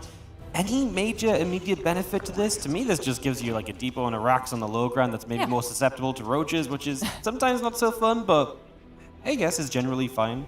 Yeah, I guess that is the concern, especially though the roaches having that range, right? It doesn't matter if the tech lab is safe against the melee units, it's not going to be safe against the roaches. But that's kind of what the Reaper is for, right? Like if the Reaper scouts something that is suspicious, then you can take defenses, you can take precautions. Otherwise, if it isn't going to be one of the cheesier things that a Zerg can do, then you do just have that nice wall off in the natural already set up. And then, I mean, maybe they do a Baneling bust, it's a bit concerning, but Solar unlikely to do those things. They haven't also mentioned, by the way, but I'm reminded looking at the UI that Gumiho is really, I think was the only teamless player coming into this, and certainly now the only teamless player coming in the round of 4. Yeah, no, he's been looking for a team for a little while. He kind of missed that sort of initial. The World Team League usually gets like an influx of players like added into teams, but he kind of missed that kind of timing and just hasn't picked up a team since. But a result like this, I feel like he might have a couple DMs opening up the next couple days. I certainly hope so. He absolutely deserves it. Not only is he doing really well in the tournament, but he also is just such a fun player to watch. And you have that nice, interesting fact about him too. The Tal Terran is what we used to call him quite frequently, and we just stopped kind of just, I don't know, because everyone knew about it. But just to remind you guys, he does play with a Tal on his mouse, actually. So it might seem a bit awkward, but he makes do.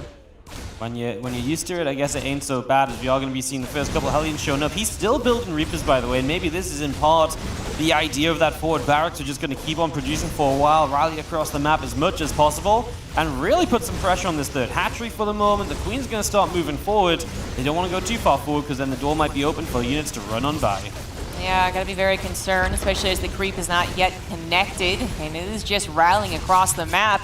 We do have exactly what you just said, the Hellions and Reapers running past those Queens. Even if they're on creep, we know they're just generally slow. 10 seconds to Ling speed means, well, they wouldn't be able to catch up even if there were enough of them, but there really isn't. 4 drones already going down, and more to come in the main base. We are not done at all. 7 wounds down, and of course the rest of them are still kind of stacked up. They're starting to get away now. This is also a lot of lost mining time, a lot of dead Zerglings, and Gumiho has really found himself some good damage early. 3 Reapers should mostly be able to get out. Looks like 1 will fall. There's a drone on the low ground, but there's also Lings here. Maybe none of these Reapers are truly going to get away. 2 more Hellions will commit in. What do they find? Just 1 extra Zergling. That will be it done.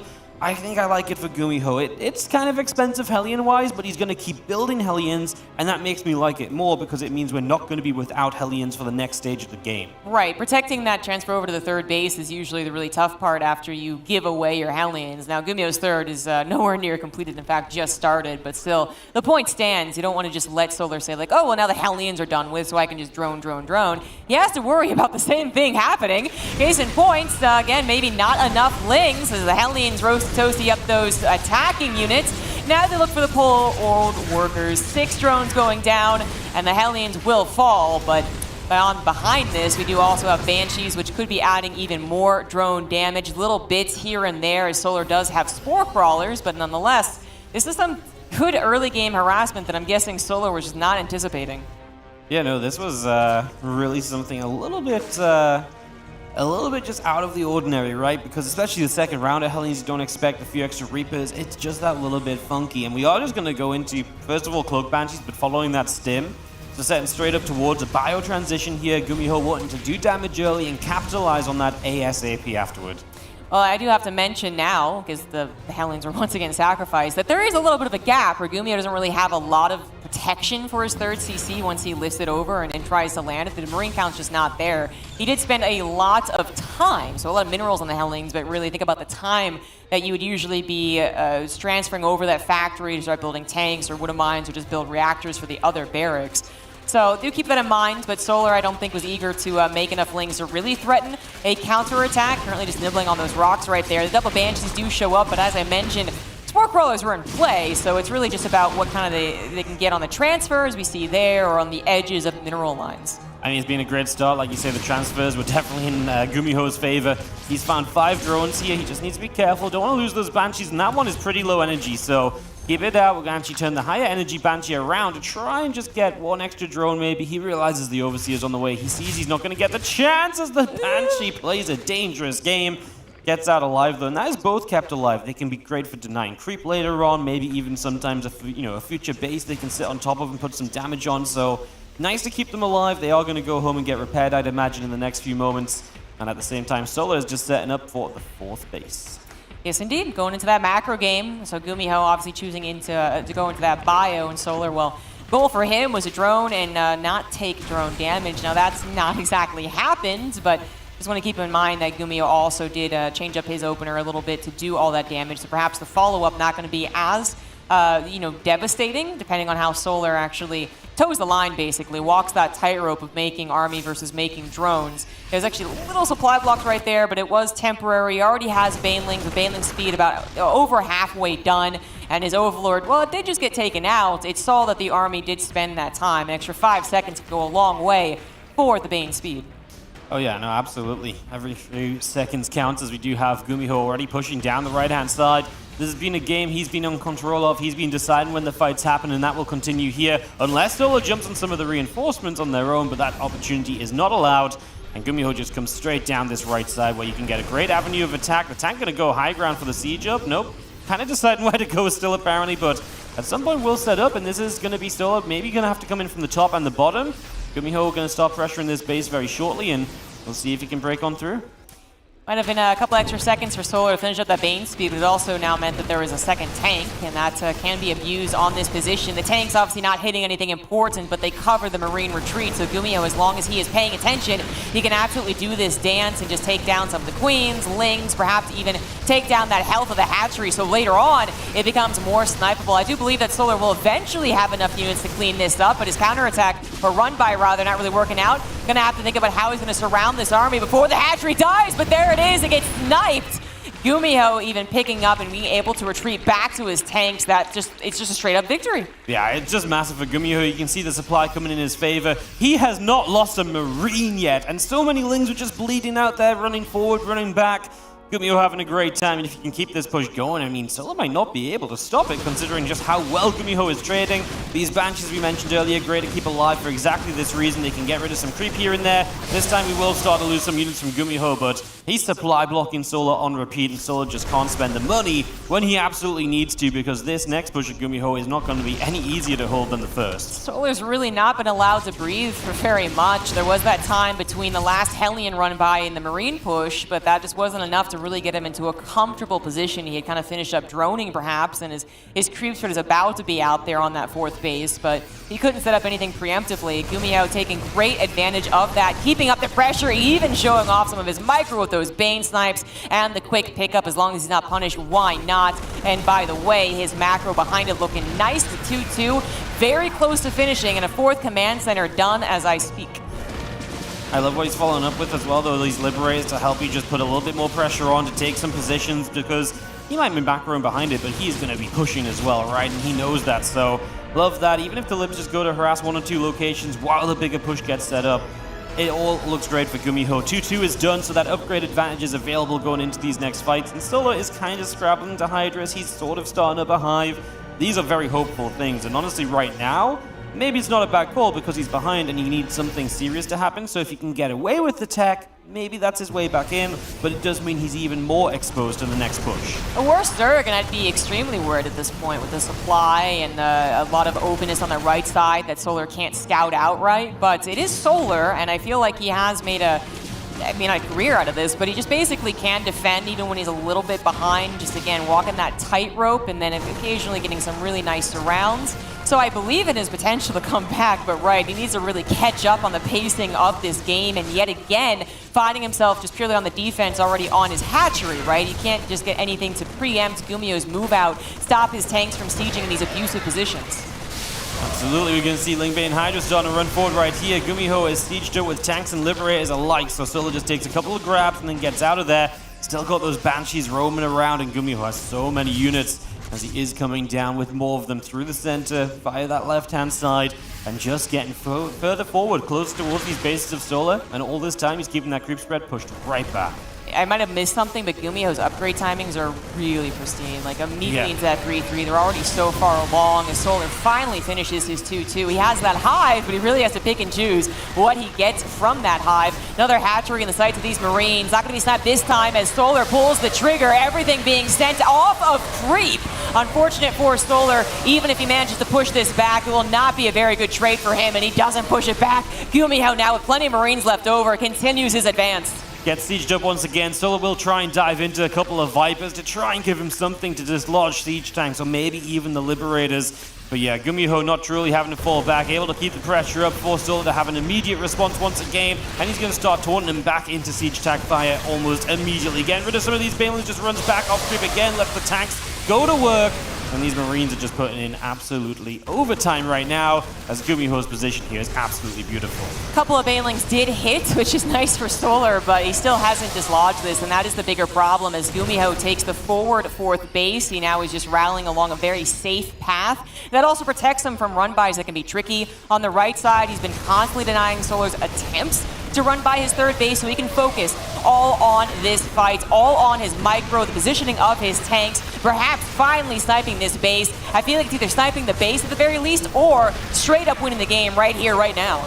Yep, absolutely. Let's see if Solar can actually push this back. There's a blinding cloud, much needed. There should be a second on the next tank, but the tank line goes so deep. Bio units still on the left-hand side as well. Solar can't clean them all out, and his supply is once again looking a little bit miserable as Gumiho will actually focus some attention to the left-hand side. There is a base there up for grabs, and I think this is honestly not a bad position to fight. It is going to give Solar the creep spread, but he doesn't have as many Banelings this time around to utilize that, so the tanks will just clean those up, and Hydras are going to be left standing on their own, which is never a pretty situation. Yeah, I think that was his worst fight yet. Down the ramp, some Banelings stuck behind the Hydras, less than ideal. Vipers actually getting involved without getting sniped. There's not enough Marines right there, but they do the blinding clouds and nothing's there to kill them. Solar does top out. Gumiho with an incredibly convincing game one, just never letting up the pressure, and of course, most importantly, keeping his mechanics in check. The macro behind the pressure is something that I think he has faltered on in the past, why he stopped being that GSL contender, but he's really been working on it. So he once again contended last year in GSL, did pretty well this time, and obviously is doing fantastic right here. Fantastic opening. I love just how aggressive he was from the very start of this game, and he just never let it up. He had the second Hellion run by even, and then of course he had the first push, and behind it all he was pristine. You mentioned the upgrades, and that was just him slowing Solar down a little bit, but being perfect on his own macro. He didn't miss out on 2-2. He didn't miss out on 3-3. He made sure every possible advantage he could have had was used to the extreme, and yeah, he was just so good at setting this position up, and he just knew that this position's not meant to be easily broken by the Zerg. He pulled back at the right times. He went forward and grabbed extra units at the right points as well. Gumiho did a fantastic job in this first game, and I love the way he opens up. Just, again, the aggression, the confidence and belief in himself. Yeah, I mean, Solar is going to be a little more on edge about those early Hellion run-bys, right? So maybe he's going to make a couple more lings than he should, and then Gumiho, doesn't open that way or doesn't pull the trigger, and then Solar's still like, well, the early game still affected me. I have 4 less drones because of it. So it's, it's a beautiful start for the, again, only non-Zerg remaining in the tournament. A lot of people are going to be cheering for another TVZ in the finals, but we all know we also love Solar, and he is usually a very good defensive Zerg player. Just getting tripped up, so then the trip next was worse, and the trip next was worse, and then he's, falling on his face. Well, we get into map number 2, and I think Solar will be pretty happy to see the sights of altitude. Usually this is a fun one, but then you've got to question, why didn't the Terran veto it? In the bottom left, our red Zerg from Onside Gaming, down a map. Let's give him some love. It's Solar.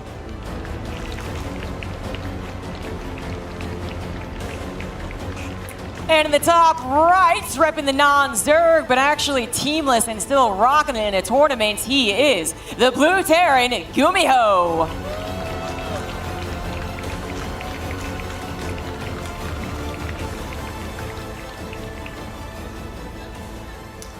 Altitude. Oh. Yeah, I was going to say, it's one of those maps where maybe Gumiho lets it through over Ancient because he kind of likes the mech stuff, and yes. It can be okay on this map. Yep. So then even more beautiful to go proxy mode. Exactly. That's exactly what I was going to bring up, because I was going to bring up, I believe it was his match versus Dark, wasn't it? I think that's what it was, where he played an incredible game on altitude with Battle Mech. He actually was in control from start to finish, but it still got complicated because, well, his opponent was really good. And it was just a thing of beauty to watch him play that out on altitude. But you're right. If that's what Solar was anticipating, because he's, seen some of the previous games, or that's how he's played in previous matches against the guy, it's the complete opposite. It's not even just a 2 racks, it is a very dedicated 3 racks. Yeah, gonna go absolutely all out here. Such a large map as well that Solar can't get an Overlord across easily, especially if he doesn't scout straight away, or if he tries to scout the barracks and then he doesn't see them. He won't have an Overlord across the map. If that's the case, there's no checking to see if SCVs are being pulled or if it's an expansion behind it, right? So even more aggressive options basically for Gumiho.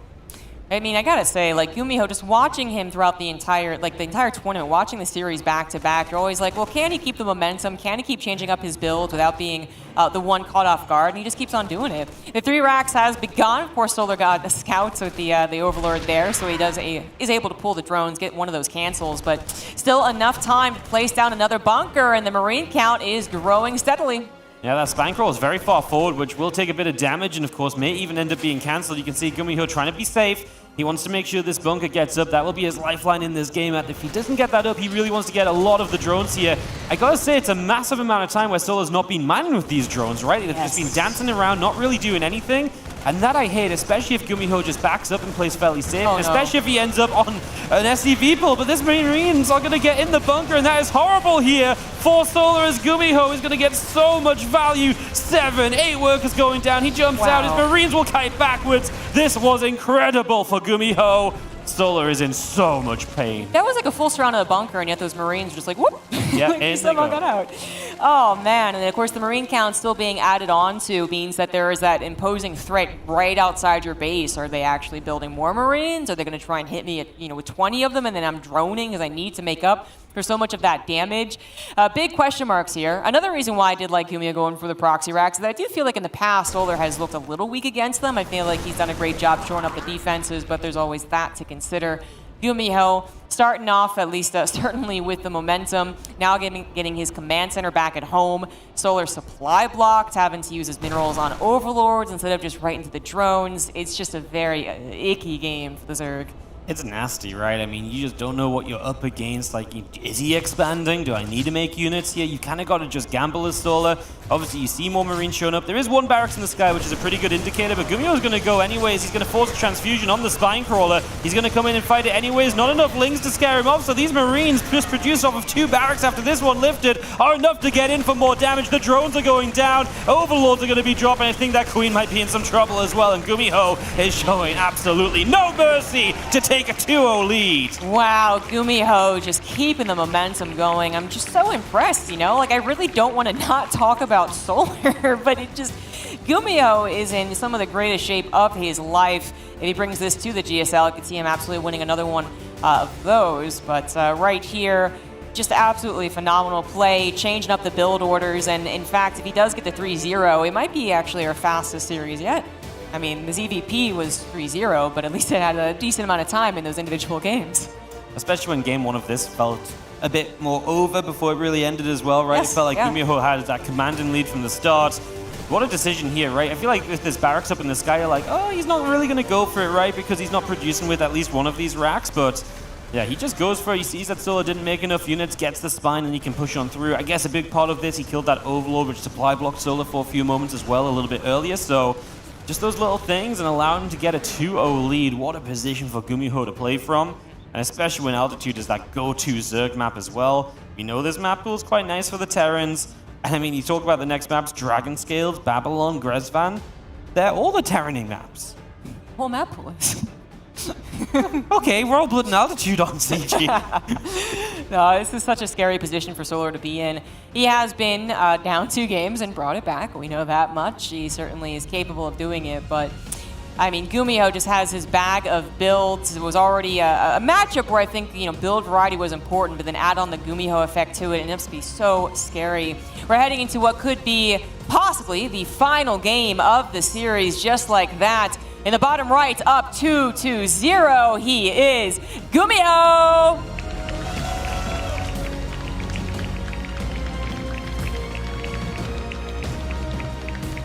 Last chance for our Zerg in the top left-hand side from Onside Gaming. In the blue, it is Solar.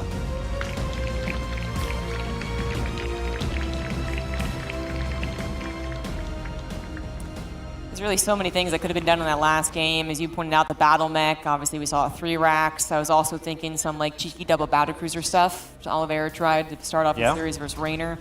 And then it was just the 3 racks, which worked out, kind of gave him an easier win too, and just furthered the momentum of Gumiho's tournament, but also the series, and gives him the confidence boost. It's just an amazing position to be in. We know that with 2-0 on the board, but the type of games that are played out are also important. And as you said, the first game might have been a little more contested, but Solar was constantly on the ropes in it.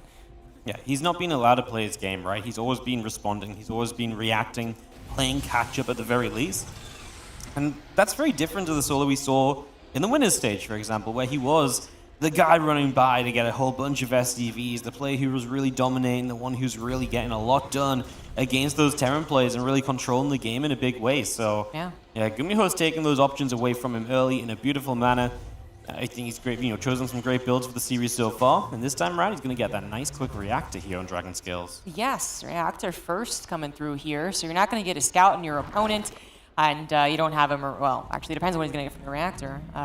Is it just going to be right into Marines? It is right into Marines. So the Marines are going to cover any Overlord scouts that might happen later on down the line, right? Which is also annoying. This is now leading up to the potential of a couple other different builds. As I said, TVZ has actually really opened up in the build variety. I think it's always been a matchup where that is important, but with the low ground 2 rack coming in, and then also before that low ground 2 rack kind of took over the conversation, I remember we saw a lot of Beyond and Maru doing this type of opener with Marines and then a medevac, and it seemed kind of odd, and then we even saw like battlecruisers after that one, thinking back to, I guess it was last Katowice, 2021, or 22 rather. Time's a concept. No, you're right though, like these builds were very popular. There's a lot of different ways of doing these kind of builds as well, right? Which kind of falls into what Gumiho likes doing as well, which is mixing it up, doing things a little bit funky. So yeah, doing that once again here, this Marine deny is really nice because you can just stop the link from seeing what's going on. We are going to swap the factory to the reactor here though, and we are going to start up with some Hellions. What is that? Is that an SCV? The yes, okay, I thought they might do this. I was like, I saw the Marines moving out, and if that's an SCV, you can put down a cheeky bunker, you can hide it, and I mean, you can even sometimes be aggressive, because at this point in time, the Zerg player is just trying to drone, maybe 4 lings just, because they expect a Reaper, but yeah, that bunker going down as secretly as possible. I mean, Solar's recently had to deal with this. I think he might know about the bunker, but then, where's his state of mind currently, and has he recently dealt with it? So the Marines are one thing, the bunker adding to them is another, and Hellions reinforcing lickety-split across the map. It's already going to be a very awkward game again for Solar. Yeah, this is not fun at all. We've got the Hurt Marines in the bunker straight away. The first Hellions already looking to dive by. Lings are there to meet them though, and this shouldn't be too successful. We should just take a couple shots on the Lings, and that will be all. So that part didn't go so well for Gumiho, but this hatchery's taking damage, half HP already. Queens, Lings, all joined up together. It's going to have to be an expensive hold here, unfortunately, for Solar, but it is a necessary one, because he obviously can't let this hatchery die. Yeah. We see Gumiho trying to target down some of the Queens, or at least one of them, but obviously it's very microable, so kind of just let the Marines do whatever they could before that bunker gets taken down. Kudos to Solar for not overreacting to A, the Marines, and I think just making Lings and then sending them out willy-nilly, and then 2, being properly placed. The 2 Hellions would not have barbecued the drones particularly quickly, but it is almost a bit of like a hand wave thing right there, where it's like, hey, the bunker's really scary. Okay, well, the Hellions are actually going to do that damage. Would it be nice if the Hellions were on that bunker though, because then they would have helped so much against the Zerglings, and then all of a sudden it is a little bit of a tougher breakout as well. So yeah, a bit of a shame. I mean, I like the idea of diving in the natural, but maybe he could have been a bit more patient until he knew the Lings were maybe on the bunker as well. Right. Either way, here we are with some Hellion Raven, which is actually always fun because the Raven can actually help you a little bit against the Queens with some mortar turrets, and of course it provides vision against the creep throughout this as well, as we do see a full scout here from Solar. Gets to see everything that's going on, the extra barracks time, and all of that goodness. So, and of course at this point there's a 3rd CC from Gumiho as well, worth noting, with Solar heading into Roaches for the first time in a long time. Yeah, he's going to once again at least have a game to play out, unlike the last one. And this time he's going to change the tempo of the match by going into those Roaches. Gumiho, I mean, with the Raven added in, it's something that we have seen occasionally. Certainly when the Raven got changed, we saw a lot of people experimenting once again, but it's not extremely popular. I do like it with the way that Gumiho is just playing, right? He's not just kind of accepting that Hellions often don't do a whole lot, or just getting the Banshees because they're nice and safe, and they might find a couple of drones. He's really trying to make Solar second guess his ability to defend in the early game. And in this case, it's not so much defending like his drones, but rather his creep spread, which is absolutely important as we head into the mid game.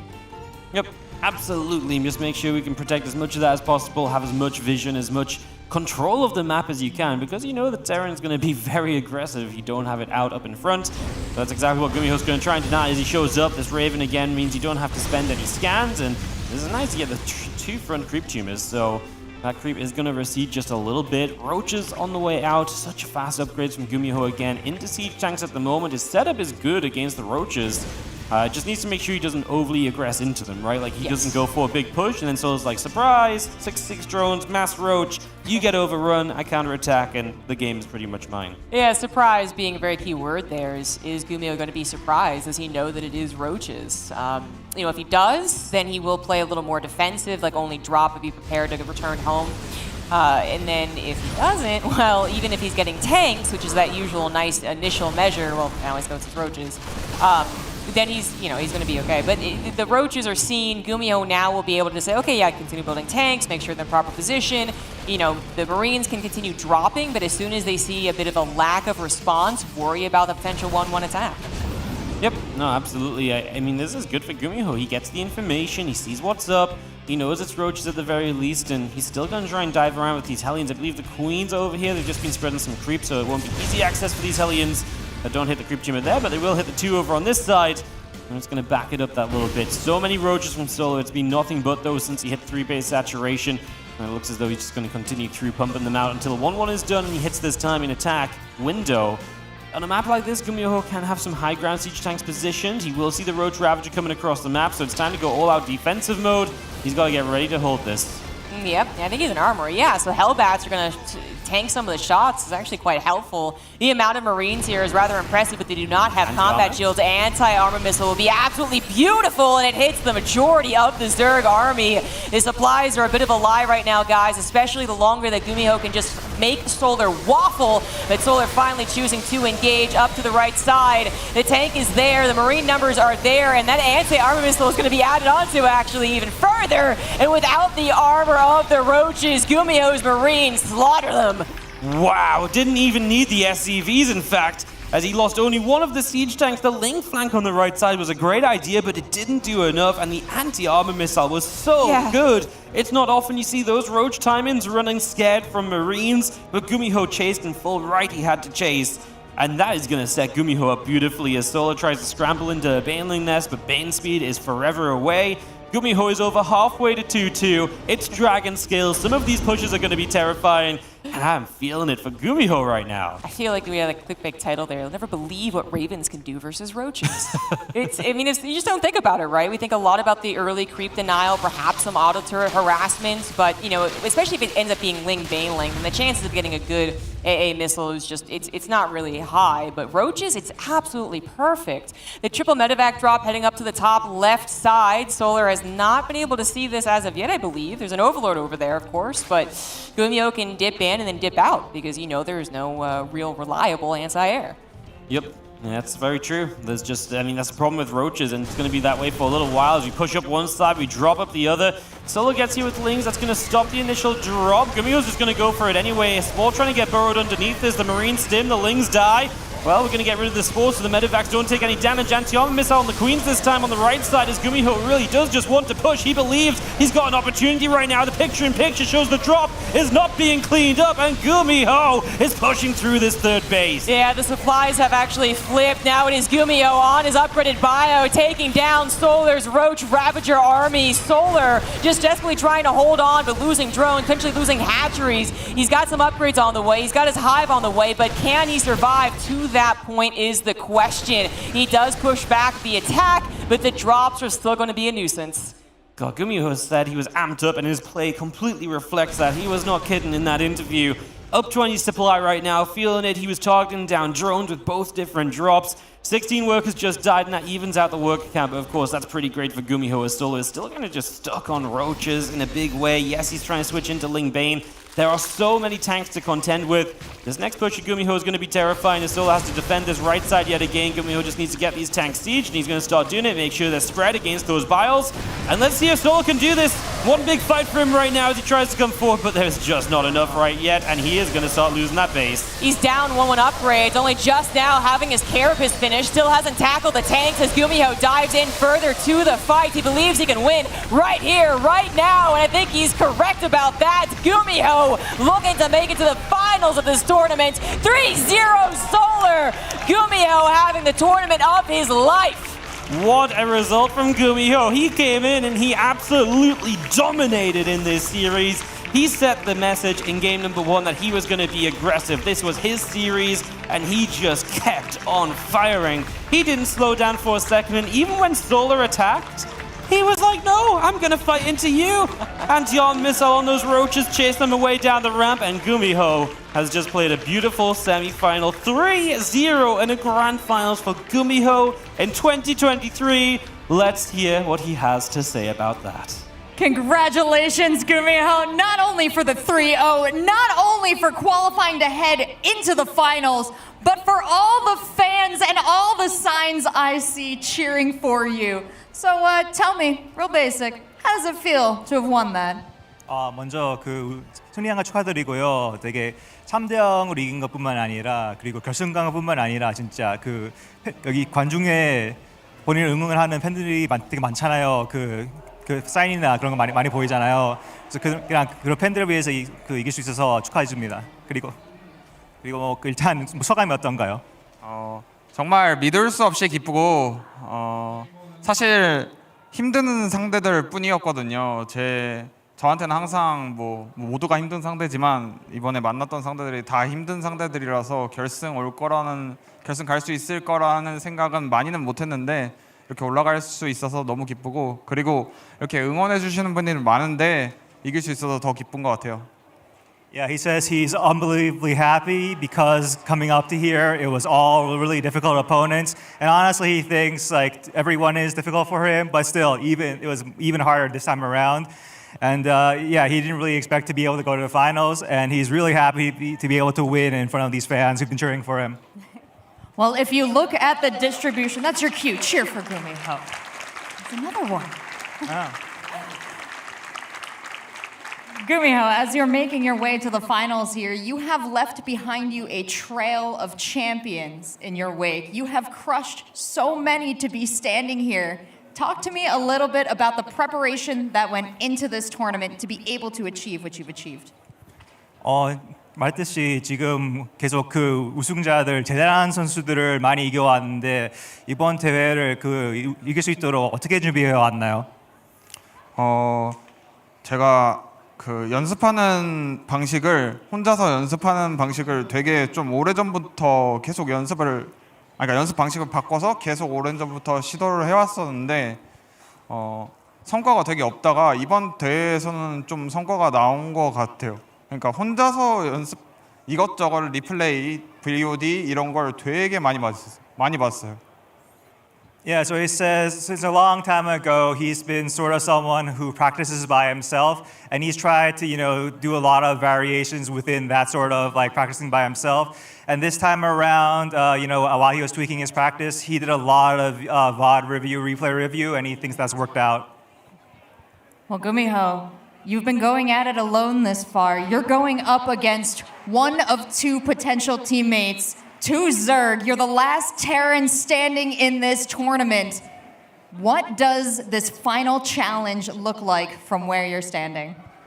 결승 상대가 세랄, 레이너, 대단한 저그 둘 중에 한 명인데 마지막 남은 테란으로서 그런 결승전에 이만한 입장이나 심정이 어떤가요? 쉽지 않을 거란 건 충분히 잘 알고 있지만 컨트롤만 잘 된다면 결승전도 충분히 해볼 만할 것 같고 그리고 세랄, 레이너 선수들은 솔직히 많은 데이터가 있진 않아요. 제가 뭐에서 연습할 때 만나는 선수들이 아니기 때문에 근데 아마 그 두 사람도 제가 뭘 할지 잘 모르기 때문에 제가 좀 까다롭지 않을까 그렇게 생각합니다. Yeah, he says as long as his micro is going well, it might be winnable. At the same time, those two, Cyril, Raynor, they're very good players. And honestly, they don't play on a Korean server, so he doesn't have much data on them. But at the same time, they probably don't know much about his style either. So he could be a pretty tricky opponent for them. Well, we're excited to see the results of that matchup. You've got so many fans in the audience, Gumiho. Anything you want to say to them while you're on stage here now? 네, 마지막으로 팬들한테 한마디 해주세요. 짧게. Thank you for cheering me. Thank you so much for the interview, Gumiho. We will see you in the finals shortly. But first, let's take a look once again at that matchup. The man just might be on the run of his life. It was 2017 when he won GSL Code S, but the landscape of StarCraft 2 6 years later looks very, very different. What a performance coming out from Gumiho here. What a list of victims he has left in his wake to get to the grand final, Roddy. We were impressed by his TVT. We're like, wow, he's so good about TVT. And he's like, shut up, nerds. I'm pretty good in TVC as well. I'll show you. I mean, what a series by him. I loved everything about it. The aggression with the Hellions in game 1. And then don't let Solar get momentum by playing a lovely macro-oriented CVT on a big map. No proxy 3-regs in his face. Honestly, incredibly smart approach to this big semi-final. This is just beautiful. I love the way he really has surprised all of us. Yeah. I was going into it saying, wow, his TVT is so good. I'm really impressed, Gumiho. But honestly, the story probably ends here. And oh my gosh, did he put that to rest. He absolutely demolished. And I thought this was a really clever strategy from Solar, but that positioning, the anti-armor missiles, which the casters were raving about. Beautiful defense. Gumi was flawless in this best of 5, man. I really feel like he made incredibly few mistakes, dominating from the very beginning to the very end. And one thing we didn't even mention, guys, is that they played against each other just a couple months ago in Poland. Round of 12, playoffs, tournament live on the line, biggest tournament of the year. And Solar got a pretty convincing 3-1 victory back then. Honestly, absolutely insane that Gumiho is able to turn things around that quickly. Like, we thought this could be a 3-0, but I think most people like 3-0 Solar then. But man, what a run by Gumi. The only teamless player to come in from that winner's bracket as well. And oh boy, making it straight into the grand finals. What a performance coming out from Gumiho. What a magical run, quite honestly. And we're kind of blessed in StarCraft at the moment, Roddy. We're getting these magical runs happening after tournament, and Gumiho's making it look fantastic. Yeah, of course, Gumi has had some couple of pretty big accomplishments in the past. So it's not like, wow, we've never seen this out of him before. But this really is a very impressive run, especially that trio right now against Solar. Just very smart play from the very beginning till the very end. The TVTs were awesome. Took out Europeans, took out Koreans. It is, I don't want to say the run of a lifetime because he's still a GSL Code S champion, but it's definitely the best Gumiho we've seen in a long time. And that's just really awesome. And he seems like a wholesome guy, and I love what he said, where he's like, yeah, I still play a lot, but I've also just kind of studied a lot. I've been working on trying to analyze some VODs, and it's clearly really paying off. Final thoughts, Pig? He's never been the fastest of the pro gamers. He's admitted that himself, but he's very clever, very creative. We saw their 220 APM. I don't even know if that's real, because that's the lowest by far of just about any player here. Hey, no need to APM shame all of us, Piggy. It's not about the number of APM, it's about how you use them, Kevin. It's true. That is We're not on your own stream, Pig. Behave. All right, I'll shut him down as fast as possible. Never mind. All right, we're going to a break here as Gumiho makes it into the grand finals. We are guaranteed a Korean going up against a non-Korean in that. And the next round of 4 is going to be Raynor versus Cyril. Stay tuned.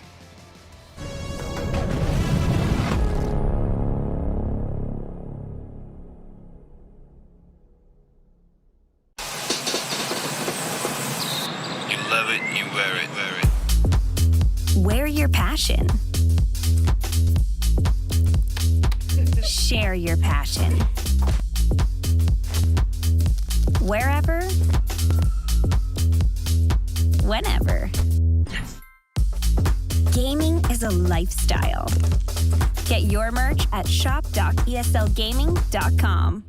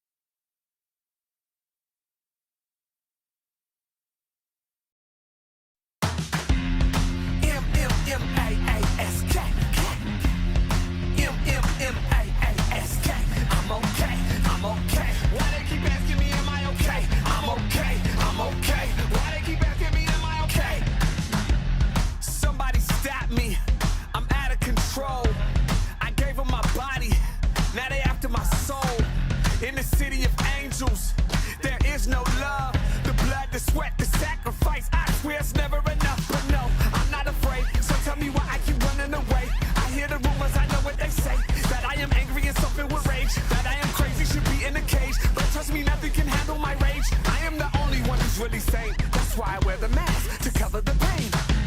I hide my scars beneath my clothes. I wear my smile to cover my soul.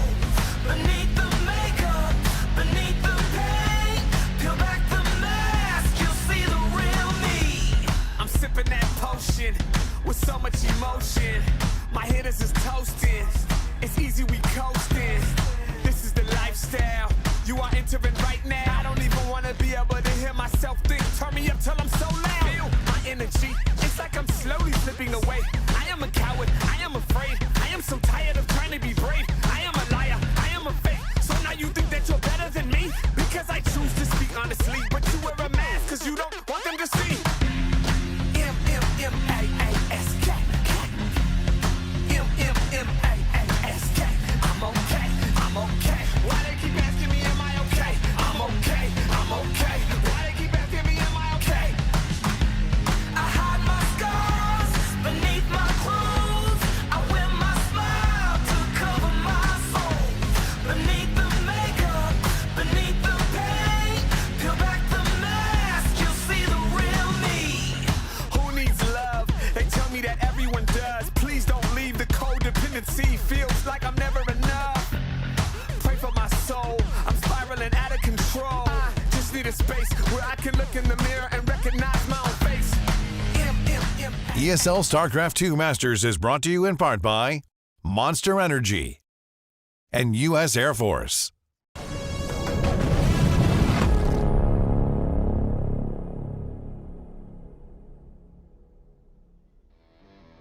Welcome back, ladies and gentlemen. Here it's time for two members of the main event Mafia to go head-to-head. For a long time, these guys decide who goes in and who goes out. It is time for our next round of four. Joining me, we have Mr. Dimu as well as Loco. We have the two Zergs, the two non-Korean Zergs, Raynor and Cyril, going head-to-head in the round of four. Yes, please, Ben. Absolutely. Like, you know, whenever these two duke it out, they've both had real seasons of dominance, right? Like, Cyril's obviously the first foreigner, but very quick on his toes. It was Raynor just shooting on up. And yeah, I thought that's a once-in-a-lifetime meteoric rise from Cyril, but Raynor very quickly on his toes. And he's almost like a little fan of Cyril. Now they're in the same team together. I know, like, Cyril got his keyboard, and I saw Raynor's. He's like, yeah, he copied me, you know, like got the same keyboard as him. But no, I think this is beautiful. Like, they truly have been the two most dominant foreigners of all time. Yeah. At this point, like, I know Neeb's rise was amazing as well, but what Raynor's achieved, like World Championship,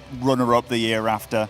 But Cyril, he's a beast, man. And the way that Cyril's looked this tournament as well, he's looked like he's got no dent in the armor. It's amazing. Yeah, turns out not only the main event Mafia, but the players' ratings Mafia. They've got 5 of the 6 stats on lockdown, Loco. Yeah, honestly, absolutely insane, but also expected, right? I mean, Cyril and Raynor are both incredibly good. As a StarCraft caster or an analyst, it's very easy to predict a result whenever Cyril's playing it. It's because you just assume that Cyril's going to win. But when it comes to players that can actually take games and series off of Cyril, Raynor is one of the very few. Generally doesn't really happen all too much. He seems to win the majority of the events that he enters. But Raynor has been consistently winning against Cyril over the years. They've had a lot of series. What are you giggling at, James? Because I'm just thinking about doing the meanest thing I possibly can after you've finished. Continue.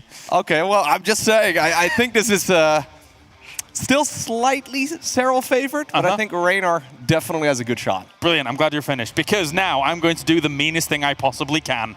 I haven't asked for predictions all tournament long, and now I'm going to ask them for predictions. Ben? I just want to say one last thing. Okay, go on. The last 4 times they've played, which, you know, they don't play super damn often, but it was 3-2 for Cyril, then 3-2 for Raynor, then 3-2 for Cyril again. But the most recent time they've played, which is the one time this year, it was 3-0 for Cyril. I'm kind of feeling that, because Raynor did look a little bit shaky against Bjorn. Yeah. Like, you know, if they're both in tip-top form, it's 3-2 either way. I'm going to go with 3-1 Cyril. Okay, Loco. 3-1 is always the easy answer, right? Whenever you have to make any sort of prediction, 3-1. 3-1 is always the easy answer. I actually find this one very difficult to predict. In my mind, Cyril is a little bit better overall, but if there's like one weakness, Zerg versus Zerg has always been it. At least over the last couple of years, that's been, well, one of the very few weaknesses that the man has. I'm going to go 3-2 Cyril. Okay, all right. We've got the votes in here at the desk. What do you guys think at home as well? It is time. It is an excellent round of 4 to find out who moves into the grand final. Let's do it. I mean, it's insane, honestly, especially given the games. It was super close, and yeah, it's been a while since I've had a good result, but I want to keep going, obviously. I mean, I've been here multiple times already, but at the same time, I had some lackluster results at some point, so just nice to be here. I'm a bit sad I have to play against Raynor, but besides that, just all good feelings. I'm definitely more confident since day one. Winning always gives you confidence boost, so the more I win, the more confident I am, so yeah, definitely more confident. I still feel around the same as the start of the tournament. Goal is to win, and I'm not there just yet, so not celebrating yet. It's really exciting to play my friend Cyril. We talked a lot during the days, so I'm sure there's gonna be a lot of mind games going. He's obviously my teammate, so yeah, whoever wins, it's exciting anyways. There's no mind games against Raynor usually. It's just him doing some random stuff and me doing some random stuff, and well, that's just CVC. It's a matter of who mind games better. Usually when one wins, I think I'm in his head. Like I said, Raynor has no mind games, so that sounds very incorrect. I think my chances to win are very high. Stay tuned for what I have to show you guys. They say a basilisk can kill with a glare, but when you've got a basilisk versus basilisk, it's who blinks first. We'll find out which of these teammates will fall and which will move on to the finals versus Gumiho right after this match.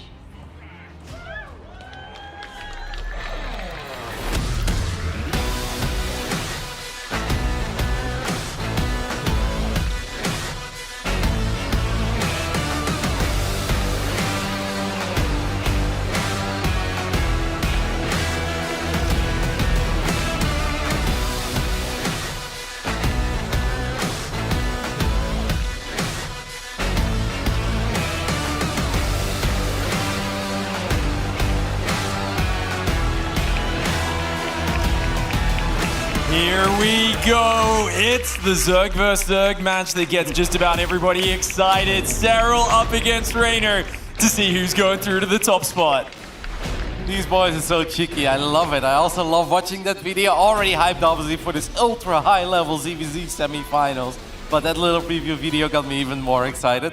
Seeing them bantering already before the match, and then also watching over my shoulder, seeing how Raynor is reacting to the things that Sarah was saying. That was incredibly fun. It's going to be an awesome series. These two have a lot of history. And the first thing, Biggie, that we have to address real quick is, yes, they played against each other once this year. And yes, that was a 3-0 victory for Sarah in an online tournament. But they played TVT. At least in the first game. And now Raynor's Terran is very good, so the fact that Cyril won with his Terran is very impressive, but that's not really a result to go by. It was a fun online event, Basilisk-sponsored event. So honestly, this is the first real big encounter that these two have with one another in 2020. And this is a new Raynor. I really feel like he's reinvented himself going into this tournament. It feels like he's back on his A game after a little bit of a dearth in the results. You know, a bit of the downswing late last year, early this year. Raynor seems to have showed up, but he definitely got tested in that last series. I think he's happy to be in this spot right now. He said even he can barely believe it. That's an understatement, I say,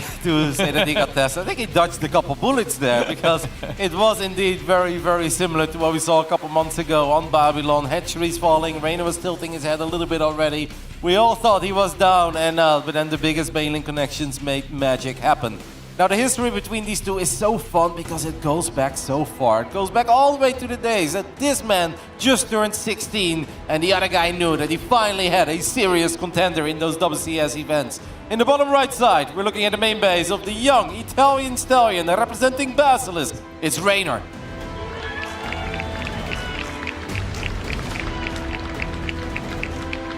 Fiery and chaotic in his strategies, the Red Zerg, but up here in the top left, known for his stability, his solid, just unstoppable play. Representing Finland and Basilisk Esports, this is Cyril.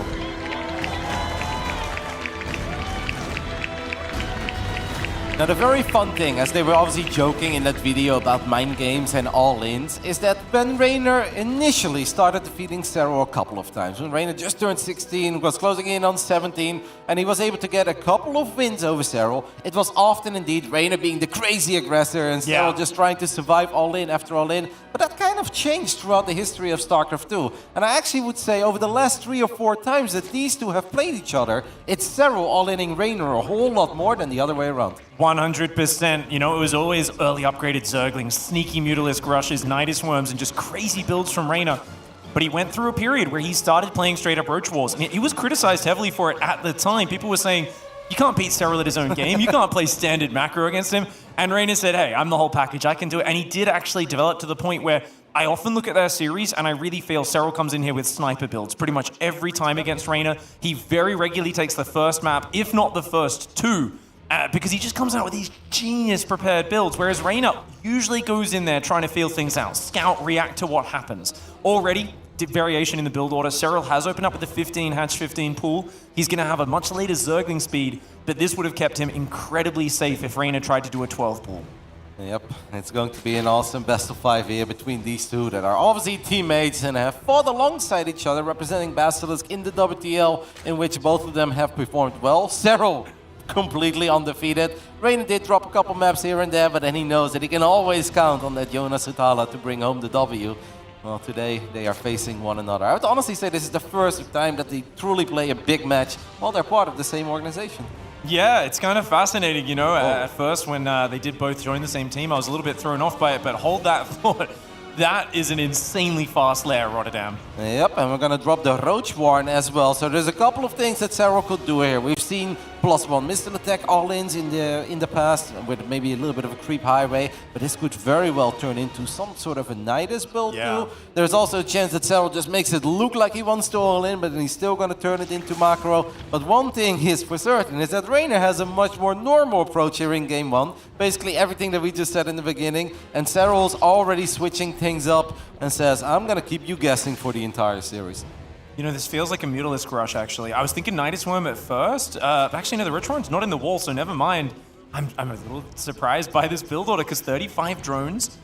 Yes, Roach Speed is probably going to be powering up. It's got to be that or a Nidus Worm, and it is indeed Roach Speed. Perhaps even walking Queens across the map with this, but more drones coming in for Serral. I guess he just wants to scout with an Overseer?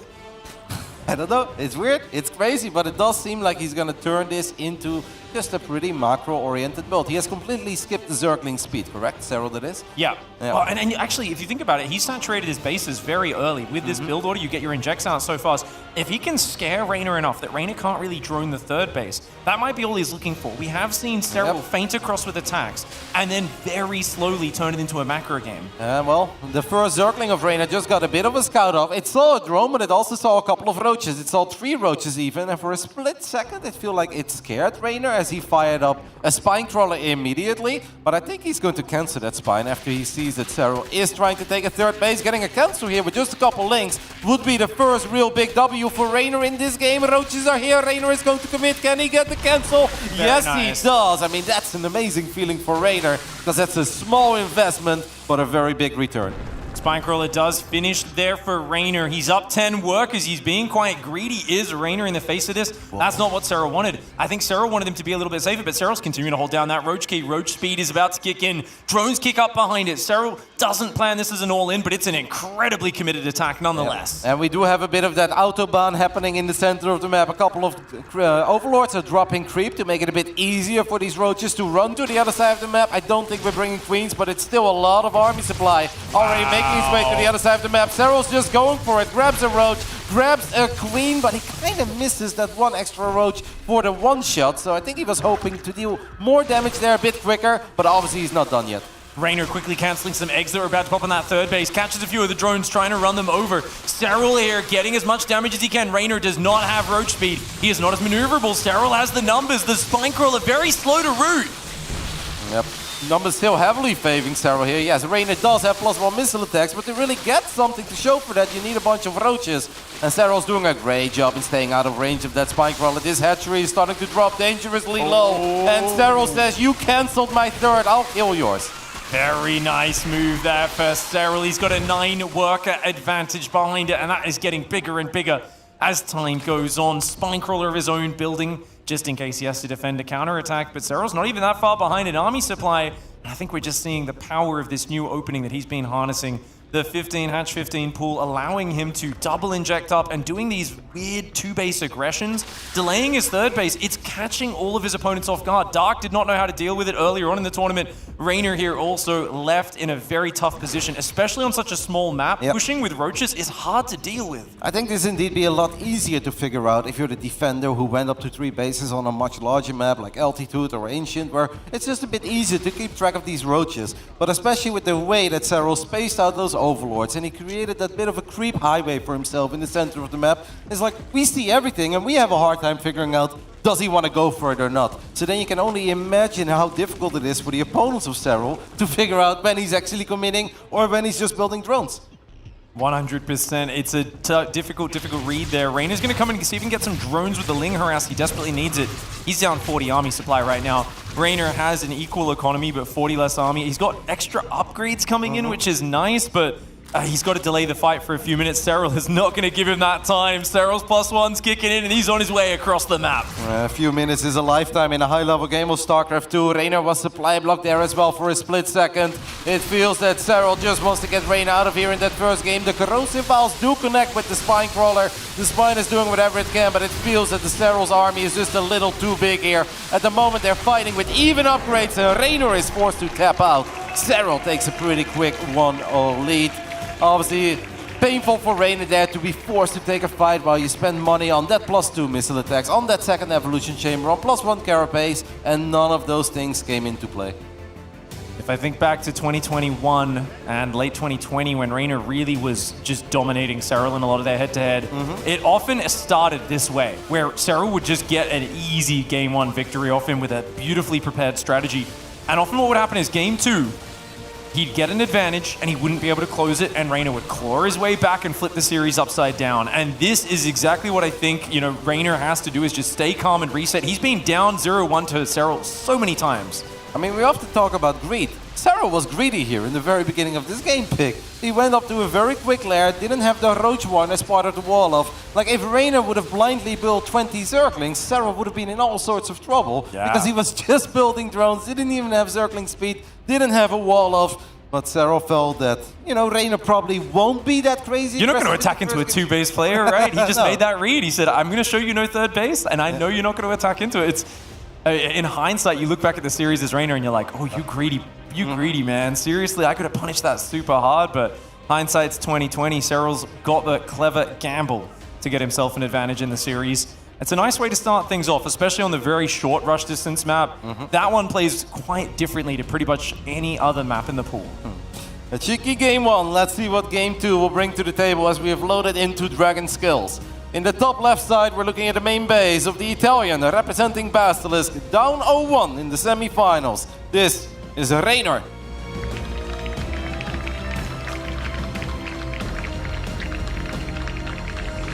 And down here in the bottom right side, a fantastic Game 1. Let's see if we can continue that momentum. Also representing Basilisk, it's Serral.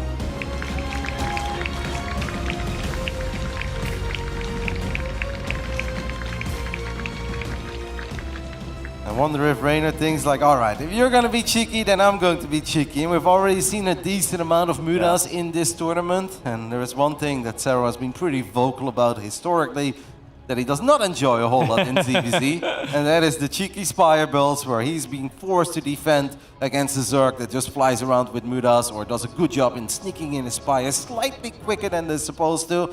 Wouldn't be surprised at all to see Raynor make an attempt to go for quick Mudas in this game to get the even, get one on the board. But there is a chance that Serral's already preparing for something like that as well, because obviously these two, they know each other very well. Indeed, there's a lot of anticipating, getting one step ahead. And as Raynor and Serral both said at the start in those interviews, mind games. Whoever can get the edge, the understanding of their opponent's goals can usually be one step ahead. Serral, in the first map, seems to have that advantage, but a prepared build like that, it's a one-off. You don't get to really use that information in the following games at all. I love how Serral said, nah, I don't think mind games will really come into play in this best of 5. And then in the first game, he just goes for a 2-base lair with a Roach Ward in the back of his main base, no wall off, no link speed. I mean, that's pretty damn cheeky. That's so funny because, Serral's kind of famous for saying, he's like, I don't really get angry. And he's like, oh, I do, actually. If people gamble versus me, I hate when people gamble. That's what he used to kind of say, but I feel like he's become a beautifully calculated gambler over the last few years. You know, he really picks the right time to cut a corner. Nothing is done without intention for Serral. His build's perfectly tailored. Looks like both players have link speed starting up. Interesting to see if they've pulled off gas too much. And just one off gas for Serral and one off for Raynor as well. Very standard openings. Yeah, they're completely mirroring each other so far. So we're expecting to see, obviously, both of them to go up to 3 bases. Neither of them will do something weird, like take the triangle. They will both expand horizontal. And now it's going to be fun to see who drops the Baneling Nest, or if one of the guys tries to be greedy once more, just make a couple links and try to sneak straight into the Roach Warren. I have the feeling that Raynor is absolutely going to drop the Baneling Nest and is definitely going to try. It seems like both of them are doing that in the end. And this is going to be a fun pick, because this is sometimes where Raynor can get the best of Serral, where, you know, it's a little bit of chaos. We're fighting with links, we're fighting with Banelings, and then suddenly 2 Banelings sneak into the natural. And obviously getting 6 or 7 drones in an early game of ZVZ is monstrous, and most of the time that's enough to close it out a bit later. Yeah, if Raynor can increase the pace, he can use that speed advantage that he has on just about anyone in the world, and also his unpredictability, something which Serral does sometimes get a bit stiff against Raynor, where if he can't figure out exactly what Raynor's goals are in the game, sometimes Serral starts to second guess himself. For now, of course, we can see both players furiously multitasking, trying to get the scouting information as well as any harassment damage. Serral's hidden 2 Zerglings over there near the grass, ready to potentially morph Banelings. Raynor's coming out with a bit of a flood. Yep, Raynor already has Banelings morphing, I believe, in the bottom left side on the bridge there. Yep, a couple of Banelings in the center of the map, a couple of Banelings on the left side. So it's Raynor who's going to strike first here. The hatchery is done, whereas Serral, his unit slightly out of position. I do think that Serral's going to be able to save this hatch. It just comes down to the micro. Not a bad start there, I would say, for Serral, because that was a 2-for-1 trade. And Serral also sniped the Baneling there that was trying to run into the natural, and at the same time there are a couple of links somehow in the main base of Raynor finding a bit of damage. Man, Serral doesn't just weather the storm, he even books a little victory there. Up a couple of workers right now. He's got the extra tech advantage as well. Roachhorn and Evo Chamber on the way. Raynor does have an advantage in the +1 upgrade department. That range upgrade coming in. 3rd Queen now starting up as well. But definitely going to be a little frustrated. I could see a slight reaction when he realized those lings had been unattended in his main base, because that was just an oversight for Raynor. If he saw that, he moves the drones, doesn't lose any, goes back to mining, but definitely realizing that Serral's a bit ahead on the multitask. That's a lot of roaches on the production tab for Serral, as he's going to fire up 9 of them. Raynor only now drops the Roach Warren. Basically needs to stop building drones immediately, but he's not picking up on this yet. Raynor does not know that Serral plans on being aggressive once more.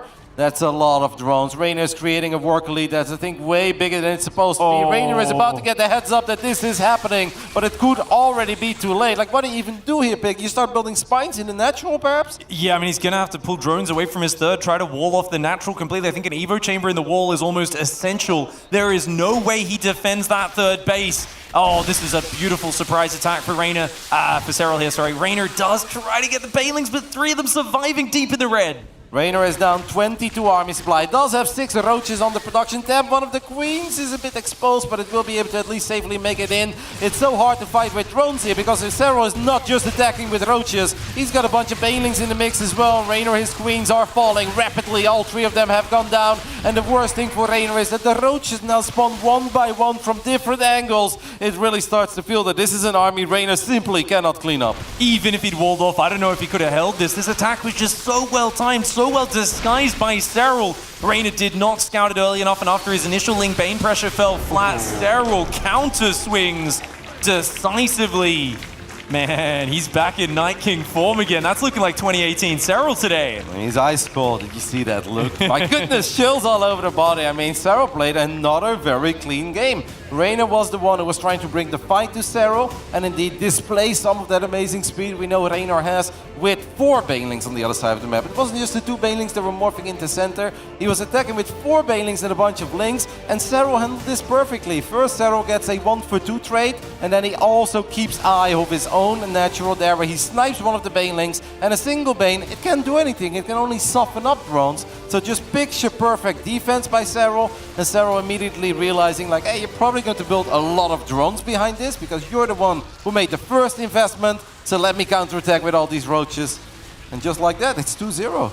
A simple 2-0 for Serral, picking his builds very nicely, disguising them and taking advantage of his opponent's habits. They know each other so well, but it does seem that this is often the pattern in the past, is Serral comes in with great plans, really just tailored to take his opponent out. Raynor playing a bit more feel-it-out style. Let's see how it goes. And Serral, I mean, often he struggles in that second map a little bit to close it out. There was no struggle at all. He shut that one out quickly. Serral's so decisive as well. Don't know if this was part of the plan all along, but there's a good chance that just because he defended it in such a beautiful manner that he says, I have that quick roach warren, let me just build even more drone or more roaches than I was supposed to. Obviously did a good job in hiding it, and Raynor simply saw it too late. We saw 8, 9, 10 drones on the production tab. Raynor's lead was way too big to ever be able to muster up a hold. So that means that this man is now in serious trouble in the semifinals of the ESL SC2 Summer Championships. He's down 0-2, but he's been here before, and he does do his best work sometimes when he's in a bit of trouble. Let's see if history can repeat itself. Top right side of Royal Blood, the Italian representing Basilisk. This is Raynor.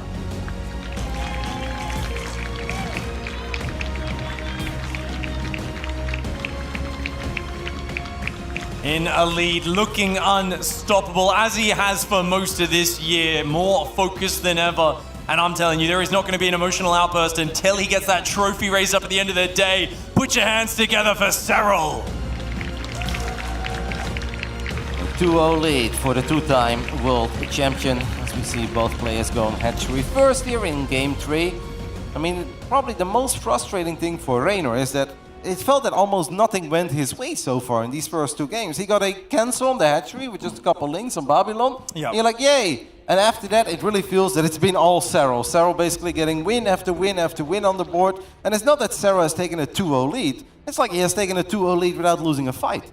It's actually massive. That kind of momentum, it can be hard to keep going if you've already used up, your surprise builds, but that last one was just a solid defense into reactive push. Like you said, we don't even know if he planned that from the start. Now we're going into Royal Blood, and he's playing a very straight-up opening so far. Interesting to see Serral kind of blowing out a bit of air of his cheeks there, inflating a little bit.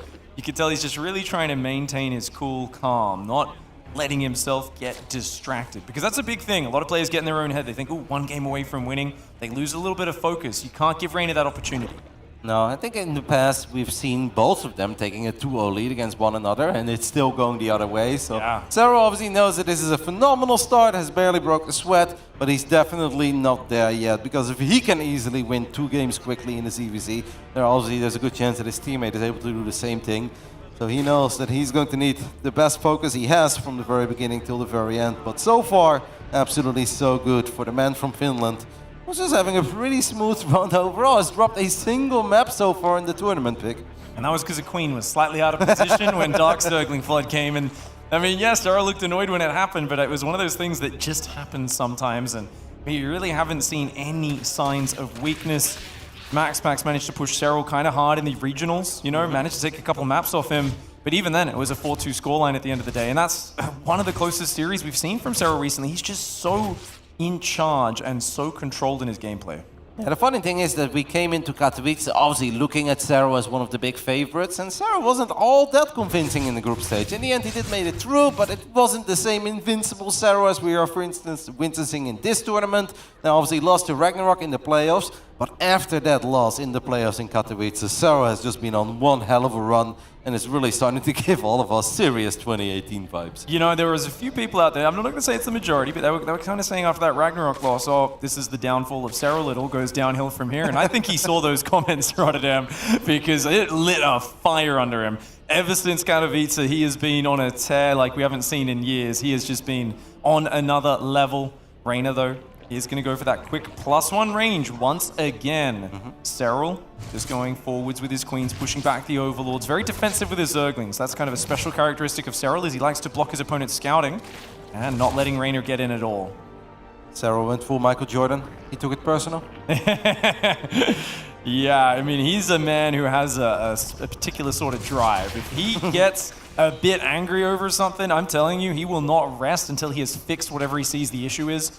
And that's what Serral's been doing recently. He's going to have a big delay on his upgrade. The Evo Chamber coming in, 3 Overlords building right now at a time for Serral. Roach Warren's almost done. I think that's a fake upgrade, Kevin.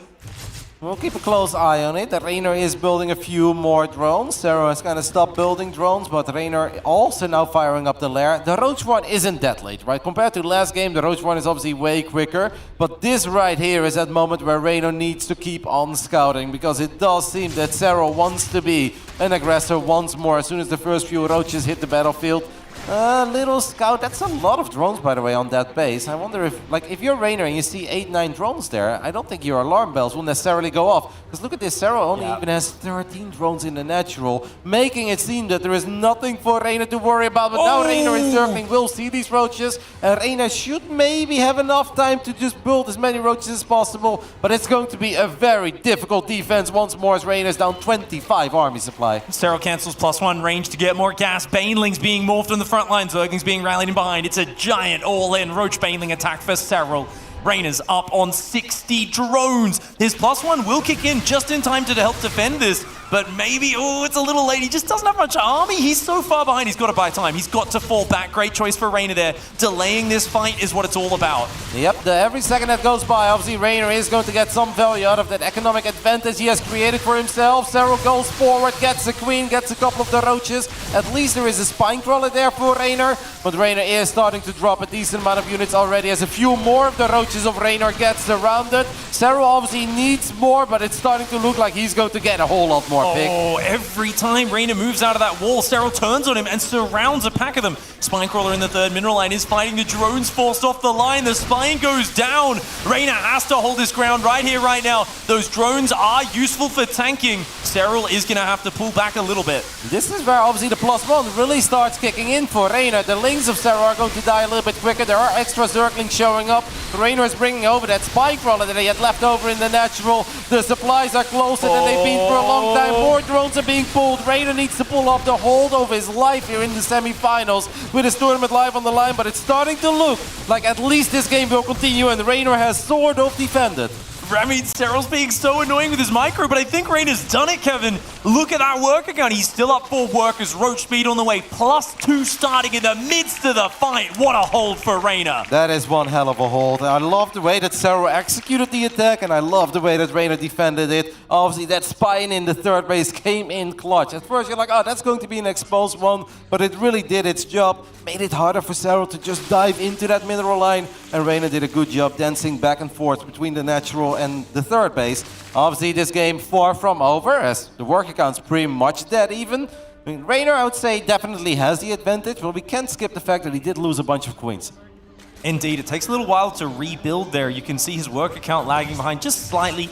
It's very similar overall in the economy. It's the advantage on the +2 that I think heavily favors Raynor. If he can find a way to leverage that into a big +2, +1 carapace timing, I mean, that's a massive kill moment for a lot of Zerg vs. Zerg games. Hitting with 2-1 is powerful, and a double upgrade advantage, and I think the army supply should be pretty similar, but if Cero starts droning up his 4th base, that's where he gets in trouble. That was a hold and a half, man. Very impressive. Down 0-2 in the semifinals, to then stay so calm and cool and composed and make the correct choices with your unit movement, bring that spine over when you need it to.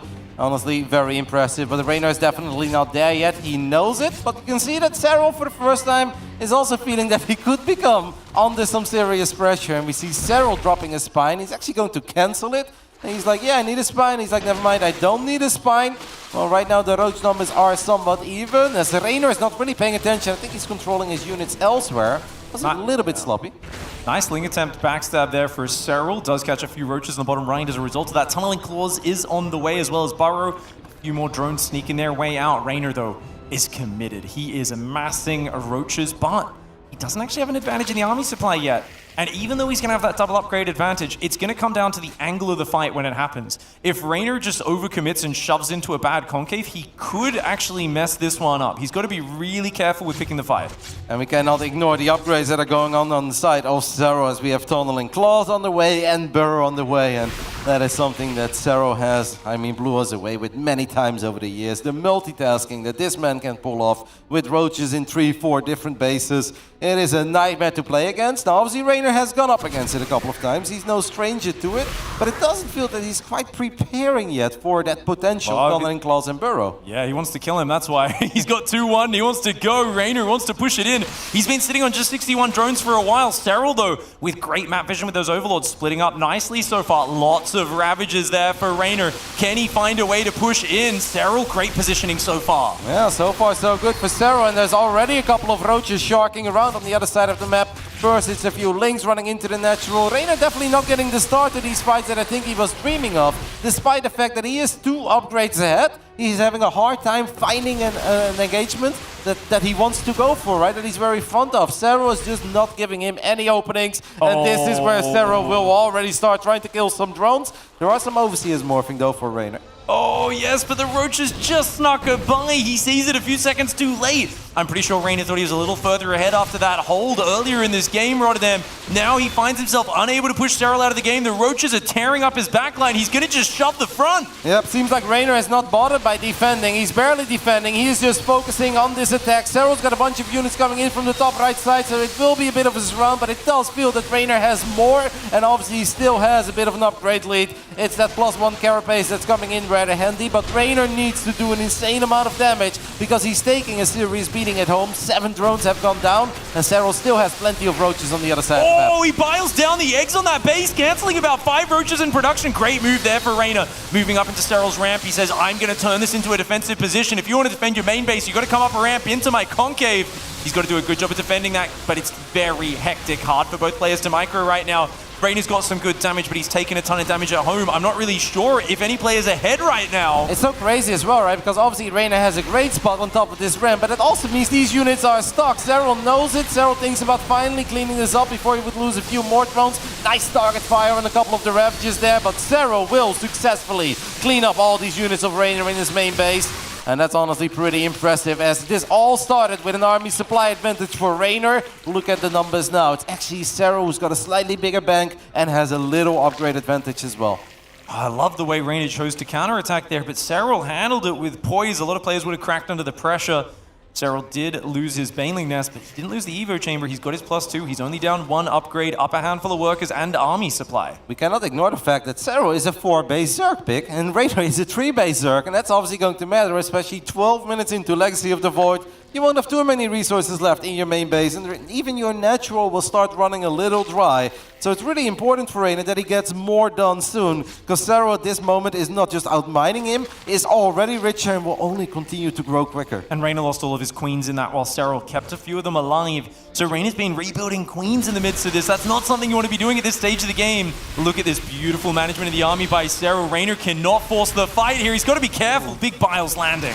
Cyril's unit positioning is just excellent defensively, making it so hard for the aggressor, even if they have a better army, if they have a bigger army, to really go for it, because nobody wants to take a bad fight and run into a concave when you feel like you're ahead. But Raynor obviously knows that the more time that goes by without anything happening in favor of him, the more trouble he will be in, because he knows that he's down a base, and there it is, the first Spire of the series, but it is going to be a 3-base Spire. That's a desperation Spire is what that is, Rotterdam. He needs a 4th hatchery. You've been mentioning it for a while. Raynor's income is starting to drop. Cyril's is continuing to grow, and Cyril dropping a Spire of his own. Which I think is really smart, right? Because Cyril probably is asking himself right now, what can I still lose to? If we're both working with roaches and ravages, but I'm maxed out and I'm just positioning my unit successfully, and I've got a base more than you, what's the Hail Mary play? Well, often it's went behind, go for a Spire in this matchup. And Cyril's just like, all right, then I can go for a Spire as well. We can build the same units. The beauty of a mirror matchup. He could even go for Corruptus if that's something that he would really fancy here, but I love the call there by Cyril. Without scouting it, I believe he's just asking himself, what can I lose to? And if Mudas is the answer, make sure you don't die to Mudas. And look at the way he's defending. His bank is building up. Cyril happy to sit on 52 drones for now. Doesn't want to take any risks. He senses that Raynor has a bit of urgency behind him, that Raynor is trying to force the issue. With Raynor's 4th hatchery coming down, that's going to give him some follow-through, but it definitely feels like Cyril is just waiting for Raynor to make more mistakes. Yeah, but I think that Sero's also realizing that, wait a minute, this army in the center of the map hasn't grown for a long time, and it's not like you've got any other crazy run-bys happening, so I think Sero's going to try to go for a bit of a surround. As Sero realized that his army is bigger and better here, Raynor needs to run back. A lot of the Ravages are going to take some serious damage. He will buy some time with the corrosive balls and in the end get out of there with a few. It is going to be Mutalisk versus Mutalisk. Neither of them upgrading anything at the moment at the Spire, but this is really where that economic advantage that Sero has been working with for a little bit should pay off. And he's on 8 gases right now, which is huge. The Mutalisks are massing for Serral. He's got +1 flyer carapace as well. Raynor flies in, but he's in for some bad news. When he sees Serral's Mutalisks, he's going to feel his heart sink. Couple of very big corrosive balls there, though, for the first time. Raynor finally getting some good value out of these Ravagers, and he's just going to go for it. He says, I have Mutas here, you don't have Mutas yet. And Raynor is actually taking a pretty spectacular fight here right before the Mutas of Serral show up. Raynor's going to see them. I guess the best thing that Raynor could do is disengage. Raynor at first thinks that he's got more Mutas, but he doesn't have more Mutalisks. He's got to get out of there. Those Mutalisks getting chased right now. Serral up 3 Mutalisks, and that number is growing. He's now got double the Mutalisk count on the map. The Ravages of Raynor, easy pickings. He's desperate. He says, I've got to lure those Mutas home. He's going to go for a backstab and try to pull him away. A desperate move, but it does find some drones. I actually kind of like it. Raynor immediately realizing that he's probably not going to catch up in the Muta department, that Serral will have more gas to work with. So you just kind of try to suicide them there, keep them at home. Like, Raynor knows that these Mutas are dead. But the more time he can buy for some of these Hydras to come out, the more time he can get some Spore Crawlers online, the better. And these Mutas are still finding some damage, right? They found a couple drones at the third base. Serral is obviously aware of what's happening, and he's going to try to end it. Oh, that is a very scary Roach Ball. The Bile's holding him back. Great transfuses from Raynor, keeping his few Ravagers alive for a second longer. Hydra is starting to come out. They don't have many upgrades just yet, but they are 2-2, so the Mutalisks don't really stand up well to those Hydras. Yep, the Ravage count of Serral does not feel as high as it once upon a time was. It does seem that Raynor will stabilize, and then in a weird way, you start kind of liking the Hydras, right? Hydras can be pretty good. Serral is going for a very ambitious dive on a few Hydras here. I mean, the Muta count is high, but that still felt crazy. He kind of gets away with it. He does get away with it, as you said, a bit crazy because 2-2 Hydras wreck Mutas, but without range, without movement speed, and being outnumbered is a big problem. The Mutas coming in and now dealing big damage. Serral's been down on workers for a little while here, but I like this pullback for him. The Roach Ravager turns to fight. Raynor dodges the Biles. Serral might have to pull these Mutalisks home. Yeah. He's got to be careful. I kind of feel that these Mutas would be very useful at home, but Serral just feels that he doesn't need them. Gets that Spore Crawler, is going to get a few more drones. Could take out the Hydralisk then, and that's obviously a big problem. I don't think that was quite the right amount of Hydras to fight. Maybe Raynor's got a few more Hydras coming in. At least those Queens have some energy. The supplies are awfully close. This is an exciting ZVZ, the kind of ZVZ that we were hoping for between these two. But it does feel that these 16 Mutas are a serious problem for Raynor. Bouncing around the back of this, I mean, Raynor skipped a Spore in the natural and main. You might think, what a silly guy, why'd he do that? But it's because they don't have much money. It was a tactical choice saying, it's okay, my Hydras should be able to defend. Serral making that initial dive on the Hydralisk count opened this up. This was a fantastic piece of killer instinct. And Serral now, he says, look, I'm just going to go back to Master Roach Ravager behind this, but these Mutas are going to be a constant problem. Yep, the Mutas are finding a lot of value. Raynor has dropped to 44 drones. Serral's also only working with 45, right? Despite the fact that they are on 4 bases. Obviously, the drone count is not that high. Their lair is right now going to be in a bit of problems, or a bit of trouble, and I don't think the Queen's going to save it. Raynor is just sending it. He says, I think I have enough anti-air to make sure that I can take a fight on the other side of the map, as he is going for it. Serral's all out counterattacking, and obviously Raynor needs to make sure he doesn't get eliminated in this game. Oh, this means Serral's just going to try and do a fighting retreat at home. Raynor splits his army to come back and help defend. His army being split up means there's not that many Roaches on the front. Hydras are fragile. You've got to be careful, Raynor. Still that upgrade advantage for Raynor, that's important to keep in mind. Serral has a few more units out on the map, but the units are also all over the place. More drones falling, bases falling, an insane game 3 here between Raynor and Serral. Serral does have time on his side, he knows it, but Raynor's got a flank, and Raynor probably feels that if he can just get one decisive fight, maybe that's where the Hydras can make the difference. Raynor is up all over Serral's bases now, but it feels like Raynor's economy has already crumbled. The army supply, 10 in the lead for Serral. Some of that's in Mutalisks, which aren't the most effective. This is a good split of the army. Raynor's taken out all the production and tech. The question is, are there any drones on the map? Raynor might be eliminated if he's not careful. Raynor has 14 drones, but I believe pretty much all of them are in the natural, and this is definitely something to keep in mind, because in the end of the day, in StarCraft 2, if you have no more buildings, you will automatically lose the game. Most of the time, it doesn't come down to that. But Raynor needs to make sure that he will not lose all of his production facilities, or any building for that matter. Because he needs to be careful. These Mutas are doing their thing. Obviously, Mutas do shine in base trade scenarios, Pick. Yes, they do. Very mobile. The Hydras are going to go in there and try and defend that hatchery. Looks like they are going to keep it alive for now. So Raynor still technically can mine off of that one base. He's got some roaches on the other side of the map. You don't want to get those traps. That's a big fight right here. It doesn't feel that they were quite paying attention, at least not Cero at first, as he did eat a corrosive ball. Cero probably sees all these roaches from Raynor that were still in the natural, and he's like, if I can take out 5 or 6 units, because we're kind of reaching the game where every single unit that falls will probably never be rebuilt. Oh, getting 2 Ravagers, a Hydra, and another couple of roaches. Cero with some fantastic Muta sniping. He's down to 14 Mutalisks, but they've already paid for themselves and then some. Look at the army supply. That's all the value these Mutas have been gathering. Yeah, but Raynor's just trying to get a couple of Spore Crawlers up at home to make sure that he won't be eliminated, but Raynor obviously knows at this point that this is not heading his way. He needs to make something happen. Does get a Muta there for free. I think Raynor's just going to collect all of his units at this point and try to make the magic happen. That one big final game-deciding fight on the other side of the map. He's down 18 roaches. It's going to be incredibly tough. Down 18 roaches and 4 Ravagers. I don't even know where Cero got these units from. Hydras are good, but I don't know if they're that good, Kevin. This is going to be a hard fight for Raynor. I don't think he has Groove Spines either on those Hydras, so I believe they're only 5 range. Here we go. Nice angling for Cero, and the Corrosive Biles are such a problem. Raynor's looking for a surround. He's going to come in with a flank from the left and the right at the same time. He knows it's now or never. He's got to make something happen, but Cero slips away, dropping Corrosive Biles on him as he goes, and that is an unstoppable move. Cero just will not let himself get cornered. He's just going to chip away at him and rip Raynor down. The unit movement of Cero is just picture perfect, making it impossible for Raynor to get the fight that he's looking for. These Ravagers really doing their thing, and this is it, the Hail Mary desperation move from Raynor. But Raynor knows that's not going to do it. GG. Cero with a clean sweep in the semi-finals will secure his ticket into the grand finals, where Gumiho is waiting for him, and he got there big by only dropping a single map on his entire journey so far. Dead set, focus, and determination so far. It's been a couple of days of almost no mistakes from Cero, and that nets him a place in the grand finals with a dominant 3-0 victory over his teammate.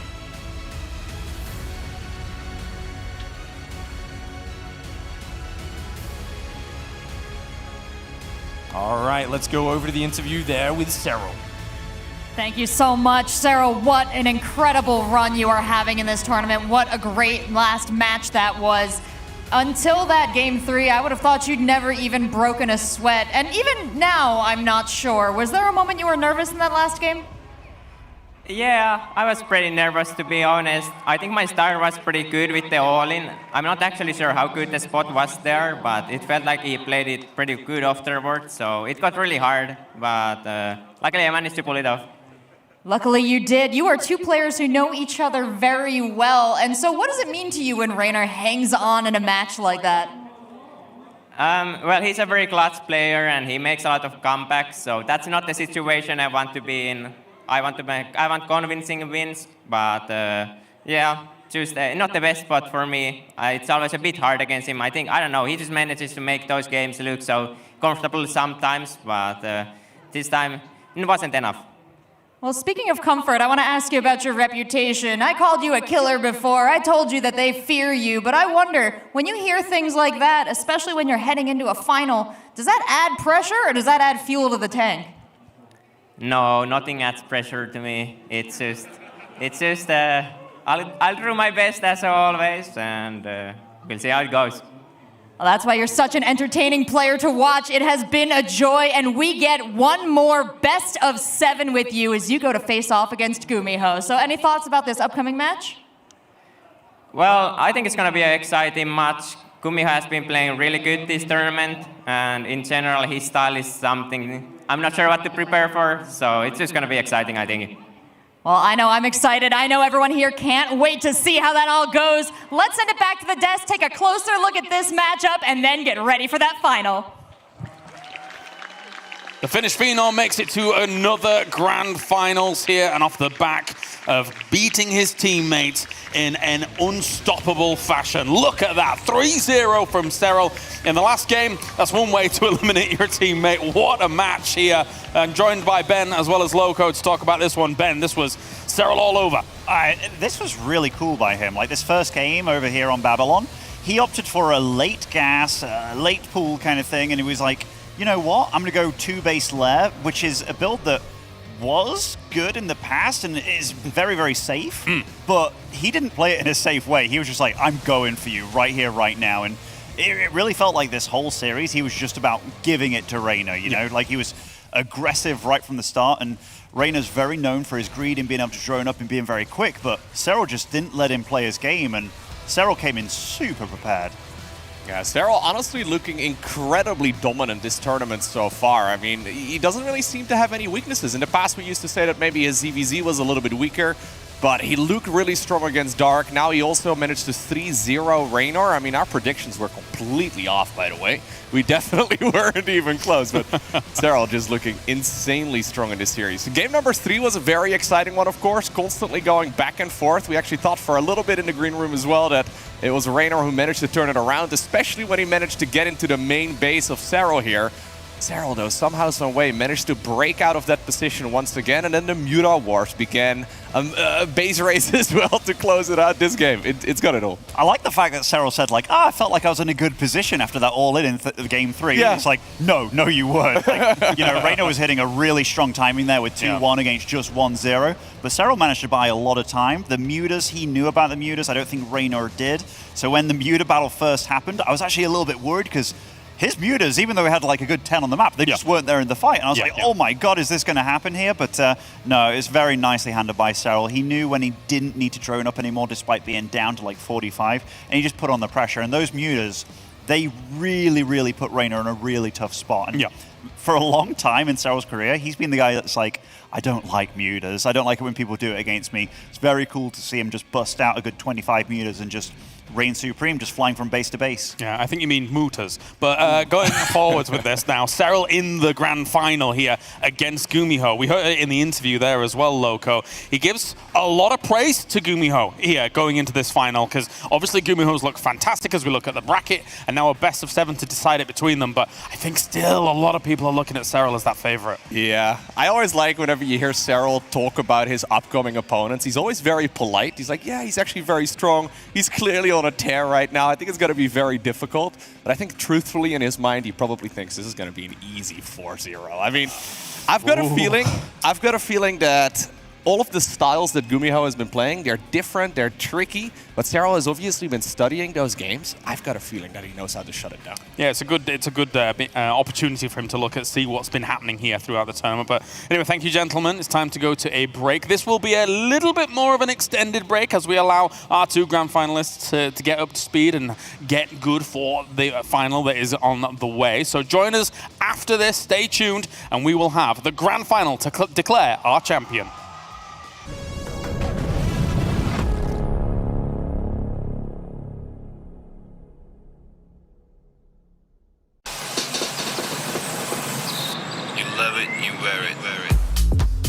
Wear your passion.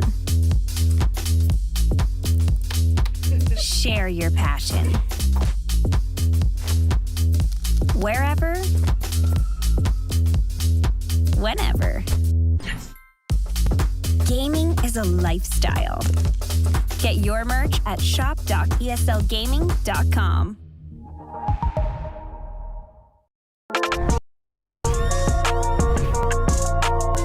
I think Terran right now is pretty good.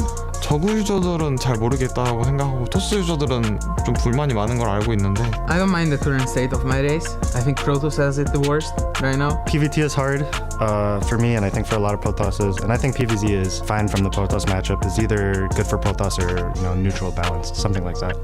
테란이 제일 괜찮은 것 같긴 해요. 어차피 스타2 지금까지 하면서 항상 좋았던 어떤 종족마다 좋았던 시기가 있는데 제 생각에는 테란이 그렇게 가장 좋았던 적이 많이는 없는 것 같아요. 근데 지금은 딱 테란이 좋은 시기인 것 같고 테란은 객관적으로 지금 좀 좋은 것 같다 이런 생각. 잘하는 선수들도 많고 다른 선수들이 하는 거 보면 되게 쉽게 이기는데 이렇게 생각이 들 때도 좀 많긴 한데 저는 개인적으로는 잘 모르겠다. feel like people are jumping the gun a little bit, saying that Terran is overpowered and whatnot. Of course, I'm gonna be biased in saying this because I played Terran myself. At this point, all the races are balanced enough that we can probably stay with this for a while. It's not too much about the races now. I think it's more about the map pool. I believe the map pool is very good for Zerg against us. I cannot complain. I think that Zerg has it better, but I think it is very, very bad now against Terran. So it's a little bit hard to play ZT, mostly due to the maps. I do think Zerg it's okay, but not the best, but it's okay. It's okay. I do think the map pool currently is pretty good for Terran. It is just in general a bit Terran favorite map pool. Obviously I can talk for other matchups than the Zerg matchups. 그냥 밸런스보다는 맵을 바꾸고 싶어가지고.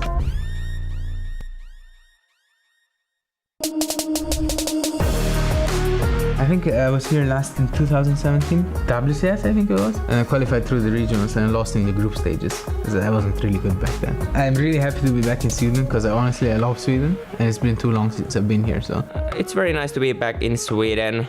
DreamHack Jönköping is actually one of my first events as well, so I have very long-term memories. I still remember when we took a ferry to Stockholm and had a big road trip with our family to Jönköping. I have a lot of good memories of this place. Oh, Jönköping actually means a lot to me. It was the best result of my life was here in Jönköping in 2017 when I got top 4 in WCS. GG!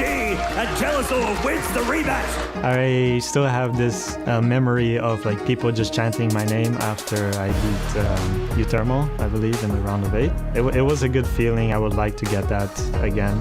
I do feel like Jönköping 2017 was my first bigger result when I got to the final and lost to Neep 4-3. That's the year when Neep won basically everything, so that was a really nice result, and I would say it has served me pretty good results. actually I have a fun memory. I remember me and my dad, we rented a place with a bunch of other guys, and I remember Lambo didn't have a place to sleep at the time. He asked us to sleep at our apartment. It's just that we had no space left, but we still let him in, and he slept in like a doll bed.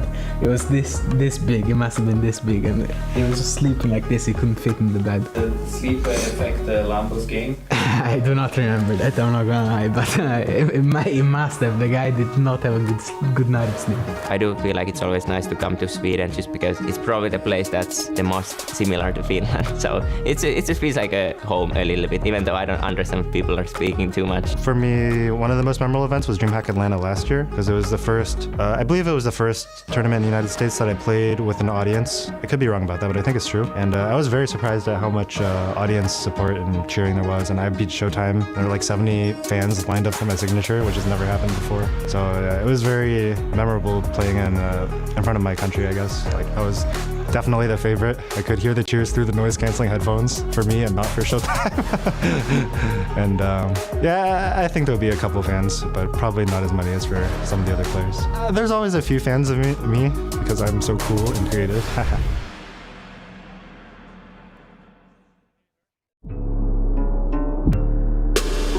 We are all players are very, very close. Like we know everyone, like in this tournament or in other tournaments too.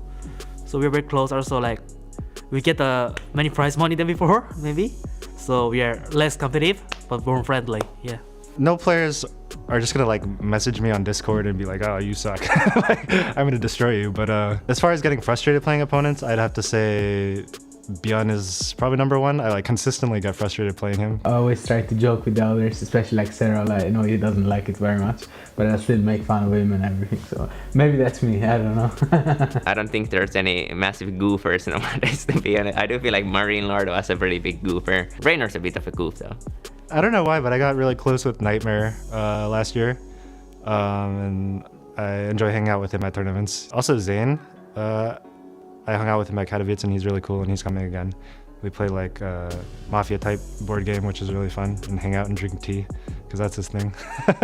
Also, when I come to the LAN event in like other country, I love to hanging with all the foreigner players. All the guys are really, really, really nice. There's always the one guy that we all want to hang out with, but he's always busy winning the tournaments, and that's Cyril, of course.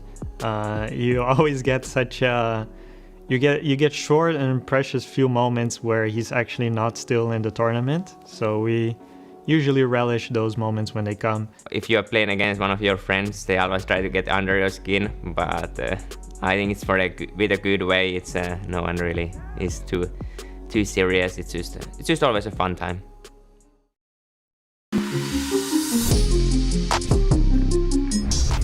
I definitely wasn't happy with my performance last year. I think it's probably the worst it's been in many years. 저는 작년 성적은 사실 드림핵 그 발렌시아로 우승했다고 하지만 저에겐 좀 만족스럽지 못하는 그냥 우승 하나?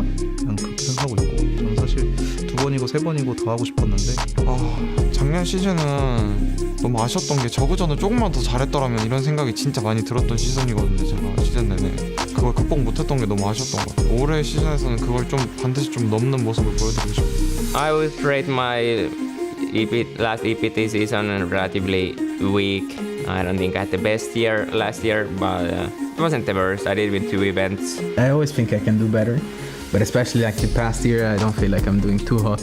I mean, my goal always, whenever I play something is to win. It doesn't matter what it is. So the goal is to win again. Well, I'm hoping to put up some really good results this year, better than last year. At the same time, I really don't want to put too much pressure on myself because I think part of the reason I played so poorly at Katowice was I was putting a lot of pressure on myself for no reason to put up good results. I'm pretty sure every StarCraft player has struggled with like imposter syndrome at a certain point, feeling they're not where they belong.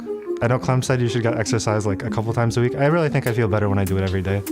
It's really important as a pro gamer not to just play StarCraft straight through the day, like only thing you're doing, maybe meals. Having my non-StarCraft life be happy, like spending time with my girlfriend, socializing with friends. I wasn't going outside much and I was kind of just playing games the whole time. That's the only thing I thought about instead of thinking about other stuff. It was just a bit too much for me, honestly. When I'm the most successful is when I'm more balanced, when I do other things rather than just sitting at the PC doing, like practicing 24/7. But overall, I think most of the fine-tuning will be done in mental work, so trying to not get too nervous in the big events, in the big games, and personally trying to not stress myself too much. It's the little things that help, and I think they amount to a healthy mindset. And once you get that, then you're golden in StarCraft. Even if you lose, then you're cool because you can bounce back. For this season, I just want to make the global finals, and I want to have one really good chance at a tournament run, like a huge tournament run deep into it. This is for me, it might be the last season of StarCraft overall, so I want to go out with a bang at some point. I don't know, this may or may not be the last year I play, so I just want to have as much fun as possible playing. And I think that will translate to results as well.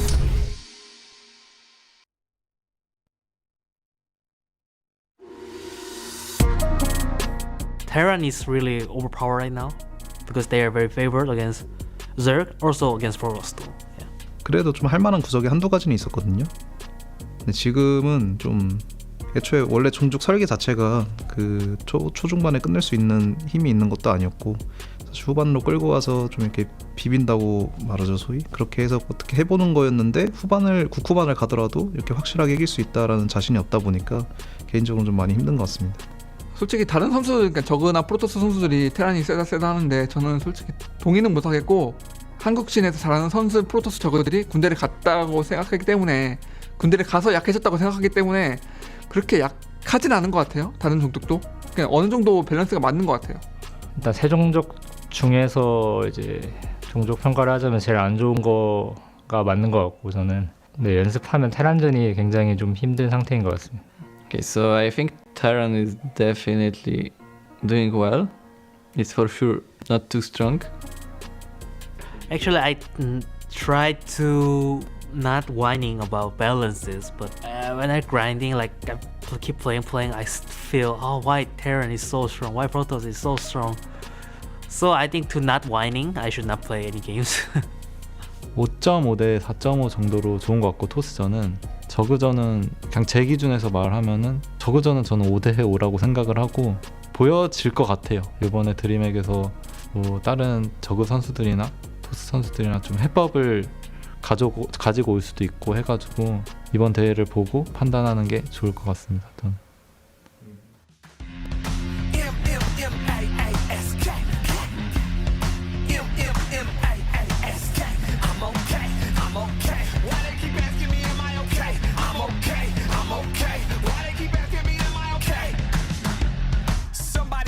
me.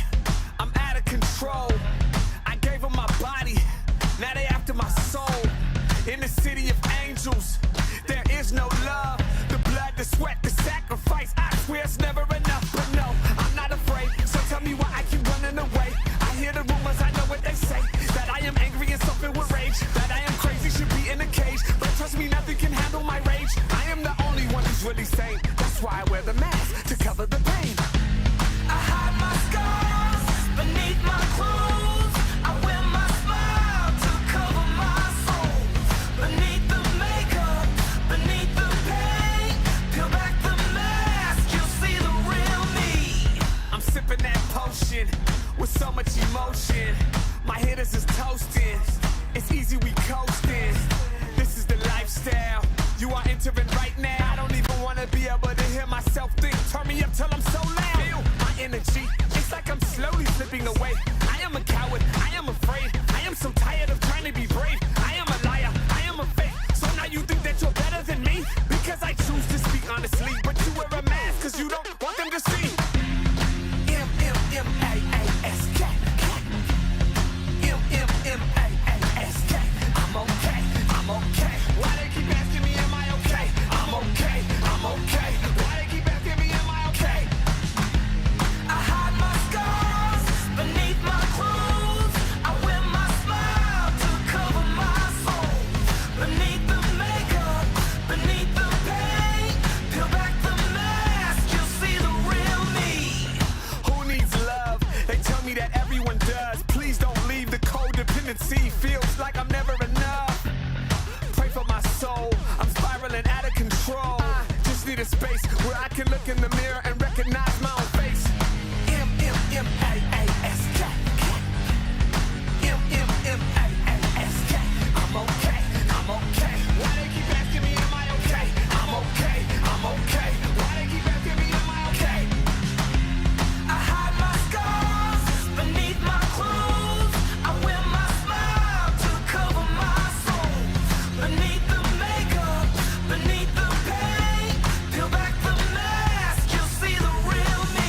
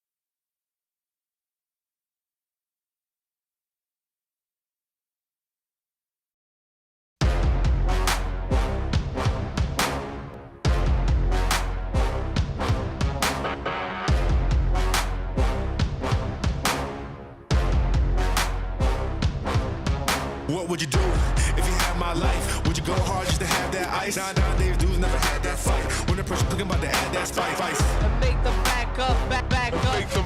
What would you do? And make them back up, back up. And make them braise in the belly of the beast. Braise in the belly of the beast. Charged up. I'm ready to go. Charged up. Charged up. Braise in the belly of the beast. Braise in the belly of the beast. Charged up. I'm ready to go. Charged up. That's all pro. What would you do if you had my life? Would you go hard just to have that ice? And make them back up, back up. Make them roll out, rush in, drop back, defense. What would you do? And make them back up, back up. What would you do if you had my life? Would you go hard just to have that ice? Nowadays dudes never had that fight. When the person cooking, about to add that spice. And make them back up, back up. What would you do? And make them back up, back up. Make them braise in the belly of the beast. Braise in the belly of the beast. Charged up. I'm ready to go. Charged up. Charged up. Braise in the belly of the beast. Braise in the belly of the beast. Charged up. I'm ready to go. Charged up. That's all pro. Braise in the belly of the beast. Braise in the belly of the beast. Charged up. I'm ready to go. Charged up. Charged up. Braise in the belly of the beast.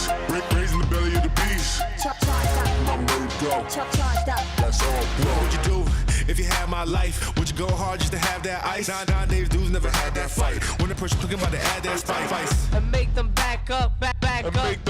What would you do? And make them back up, back up. Make them.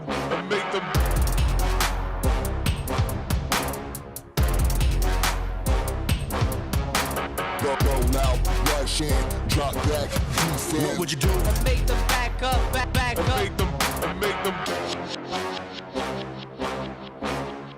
And make them back up, back up. Braise in the belly of the beast. Braise in the belly of the beast. Charged up. I'm ready to go. Charged up. Charged up. Braise in the belly of the beast. Braise in the belly of the beast. Charged up. I'm ready to go. Charged up. That's all pro. Braise in the belly of the beast. Braise in the belly of the beast. Charged up. I'm ready to go. Charged up. Charged up. Braise in the belly of the beast. Braise in the belly of the beast. Charged up. I'm ready to go. Charged up. That's all pro.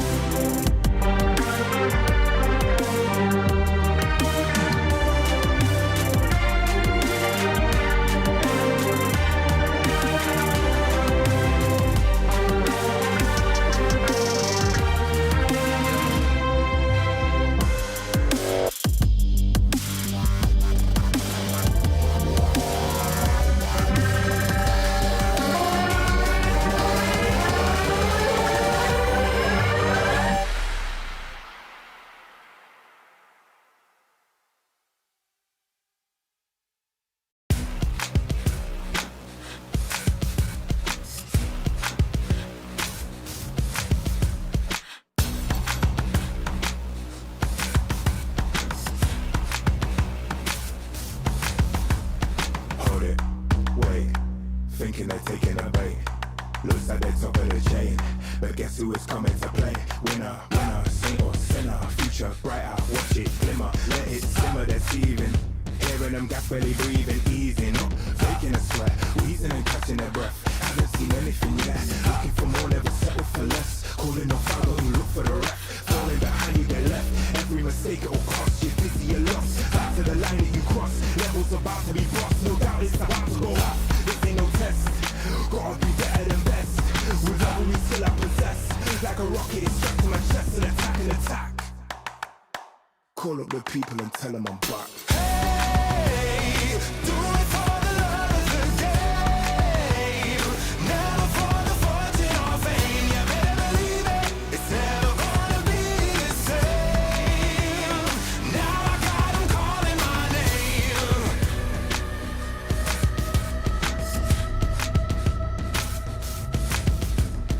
Hold it, wait, thinking they're taking the bait. Looks like they're top of the chain, but guess who is coming to play? Wanna be greater and glorious, paving the way, there'll be more of us victorious. We're taking the throne, taking the title and bringing it home. Hold it, wait, thinking they're taking the bait. Looks like they're top of the chain, but guess who is coming to play? Wanna be greater and glorious, paving the way, there'll be more of us victorious. We're taking the throne, taking the title and bringing it home. We're at it again.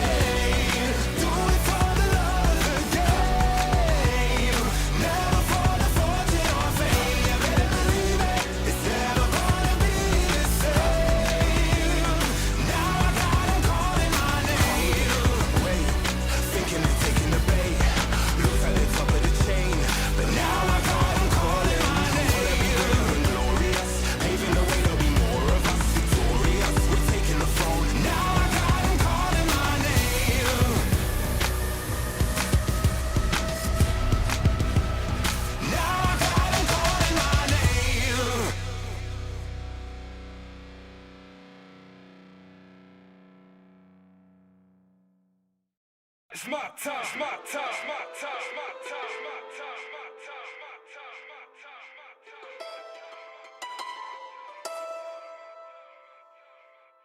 time,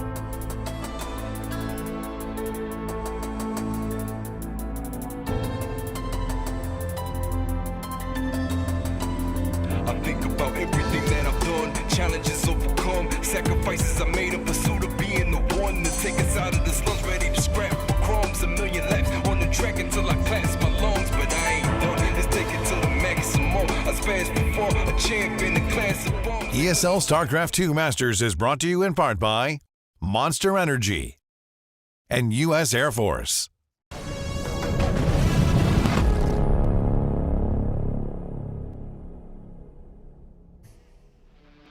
Two players that have blazed a trail through this bracket, through this tournament, and taken scalps left, right, and center. On one hand, you've got Serral, who 6 years ago placed second on this stage. And then also 6 years ago, you've got Gumiho, who started a fire in GSL Code S, and he's looking to rekindle that magic. It's a best of 7 here between Gumiho and Serral to determine who becomes the grand champion. Joining me, Rotterdam as well as DeMuslim, to talk about this one. Rotti, it is a good one, considering the magic we've seen from both of these players through the tournament. Yeah, and these magical runs of the Terran players. We obviously had Oliveira a couple months ago at IEM Katowice doing what almost nobody on this planet expected. Now with Gumiho, we know that he's good. He has won a GSL Code S before, but there are still very few people coming into this weekend that would have said, I think Gumiho makes it to the grand final. Yeah. And he didn't get here by luck or an easy bracket. Like, he took out the likes of Maru, Solar, guy that often has his number. He didn't just defeat him, it was a 3-0 clean sweep.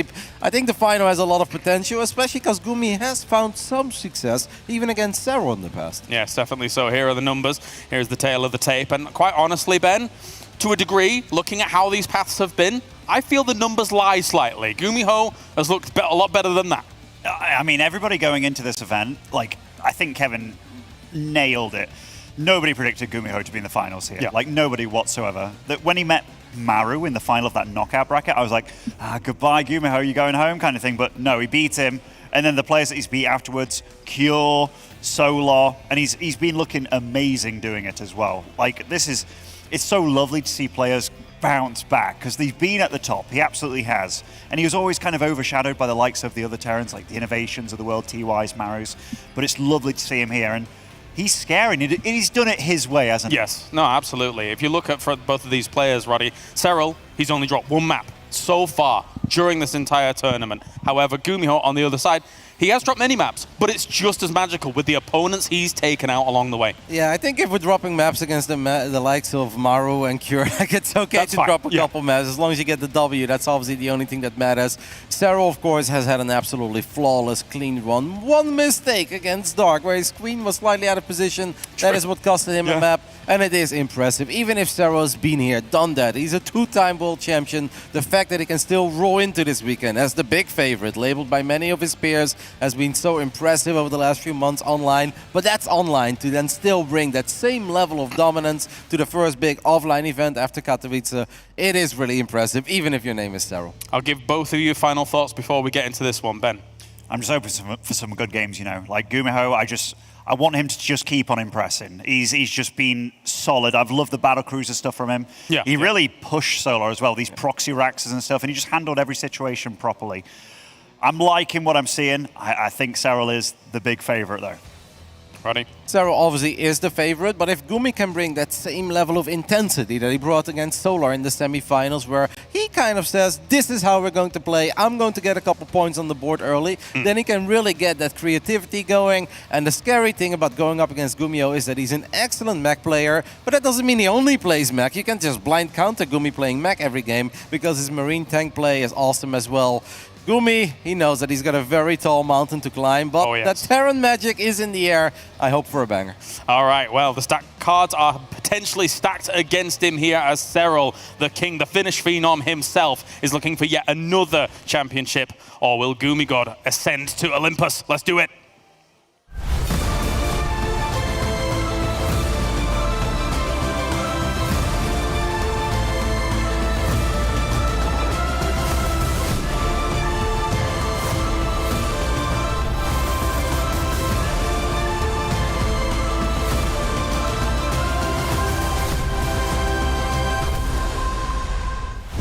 Winning this tournament would mean a lot to me. I'd like to get the back-to-back. I want the regionals. I want to win this one as well afterwards. Yeah, winning is always nice, and that's what we go for. 마지막으로 우승한 지 되게 오래되기도 했고 결승 무대 밟아본 지도 되게 오래됐거든요. 어렵게 잡은 기회인데 절대 쉽게 놓치고 싶지 않고 우승할 수 반드시 우승하도록 하겠습니다. Playing really well right now, and as long as I keep going, it should be easy.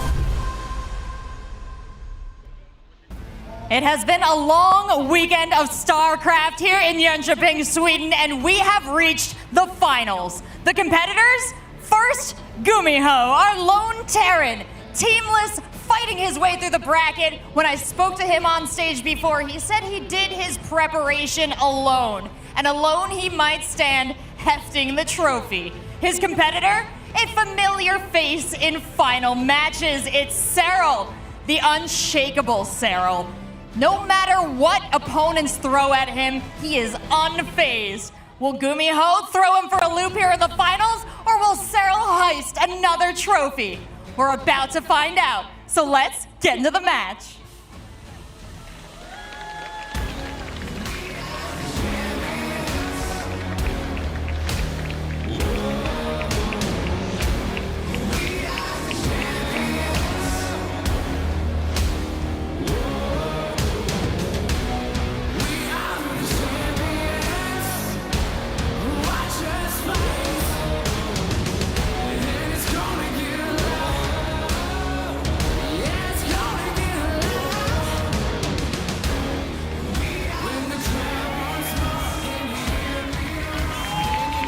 The king and the underdog going head-to-head here. We're seeing a Zerg player who's in the best form he's been in a long time. But my gosh, is that Terran player standing up and showing what he's made of in this tournament. It's actually a beautiful story, really highlighting, again, the fact that he is teamless, giving us some of those Bjorn feels when he was in GSL, standing alone in his booth while the other guy had a bunch of his team members around him.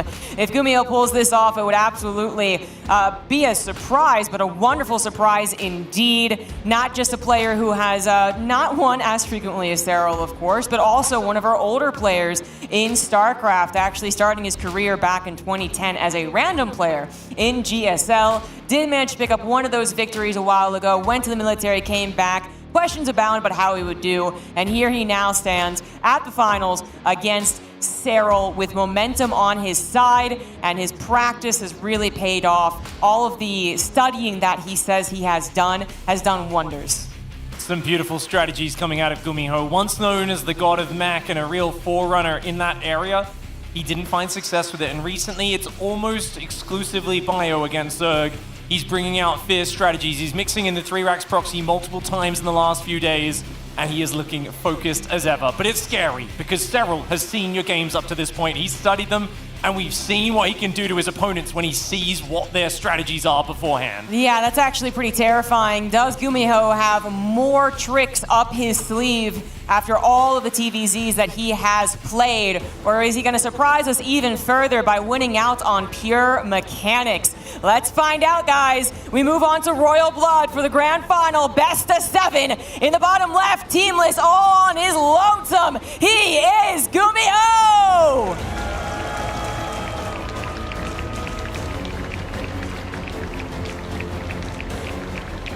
This man's momentum, though, is an absolutely astounding force. We've seen him turn into a boulder rolling uphill. He will not be stopped, and he wants this finals in the bag. In the top right side of the map, representing Basilisk, it's Cyril!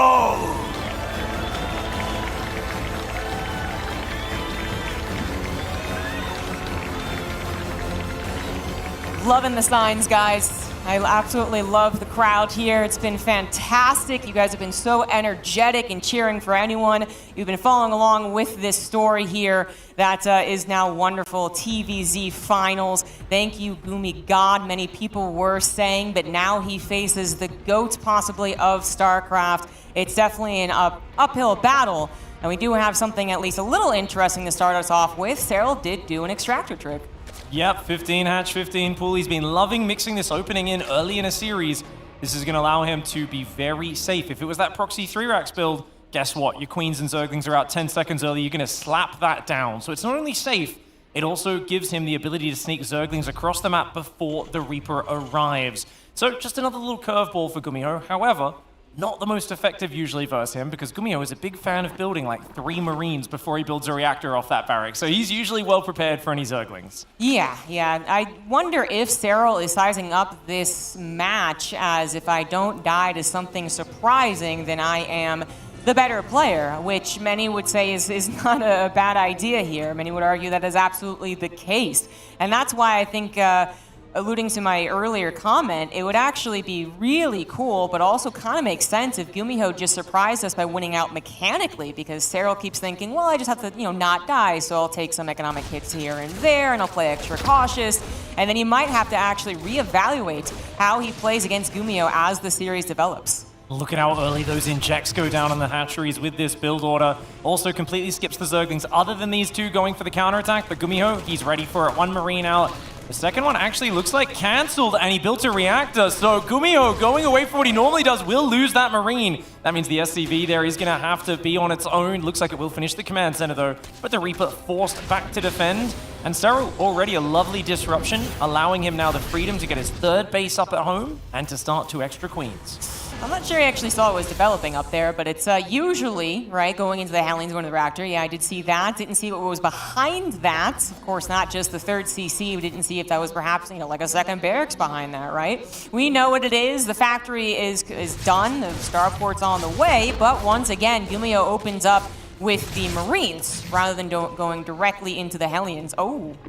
Oh, I think we're going to see the Queen drop variations on V-Grab. This is amazing. Cyril used this, I believe, in the final game versus Clem in the regionals, semifinals. He's going to be potentially looking at least get some Roaches out. No Overlord speed or lair just yet, so maybe not. Could just be safety. Roaches skip Ling speed and get up into a Mass Roach style. A very nice way to play for Cyril. Cyclone on the way for Gumiho. He's playing a very peculiar style of his own.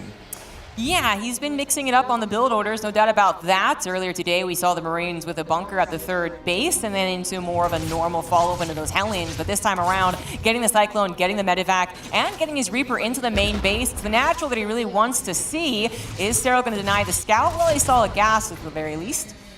Yeah, the gas itself is a bit of an indicator. Ling speed's on the way as well. Oh my. Cyril here with Ling speed and Roaches on the way.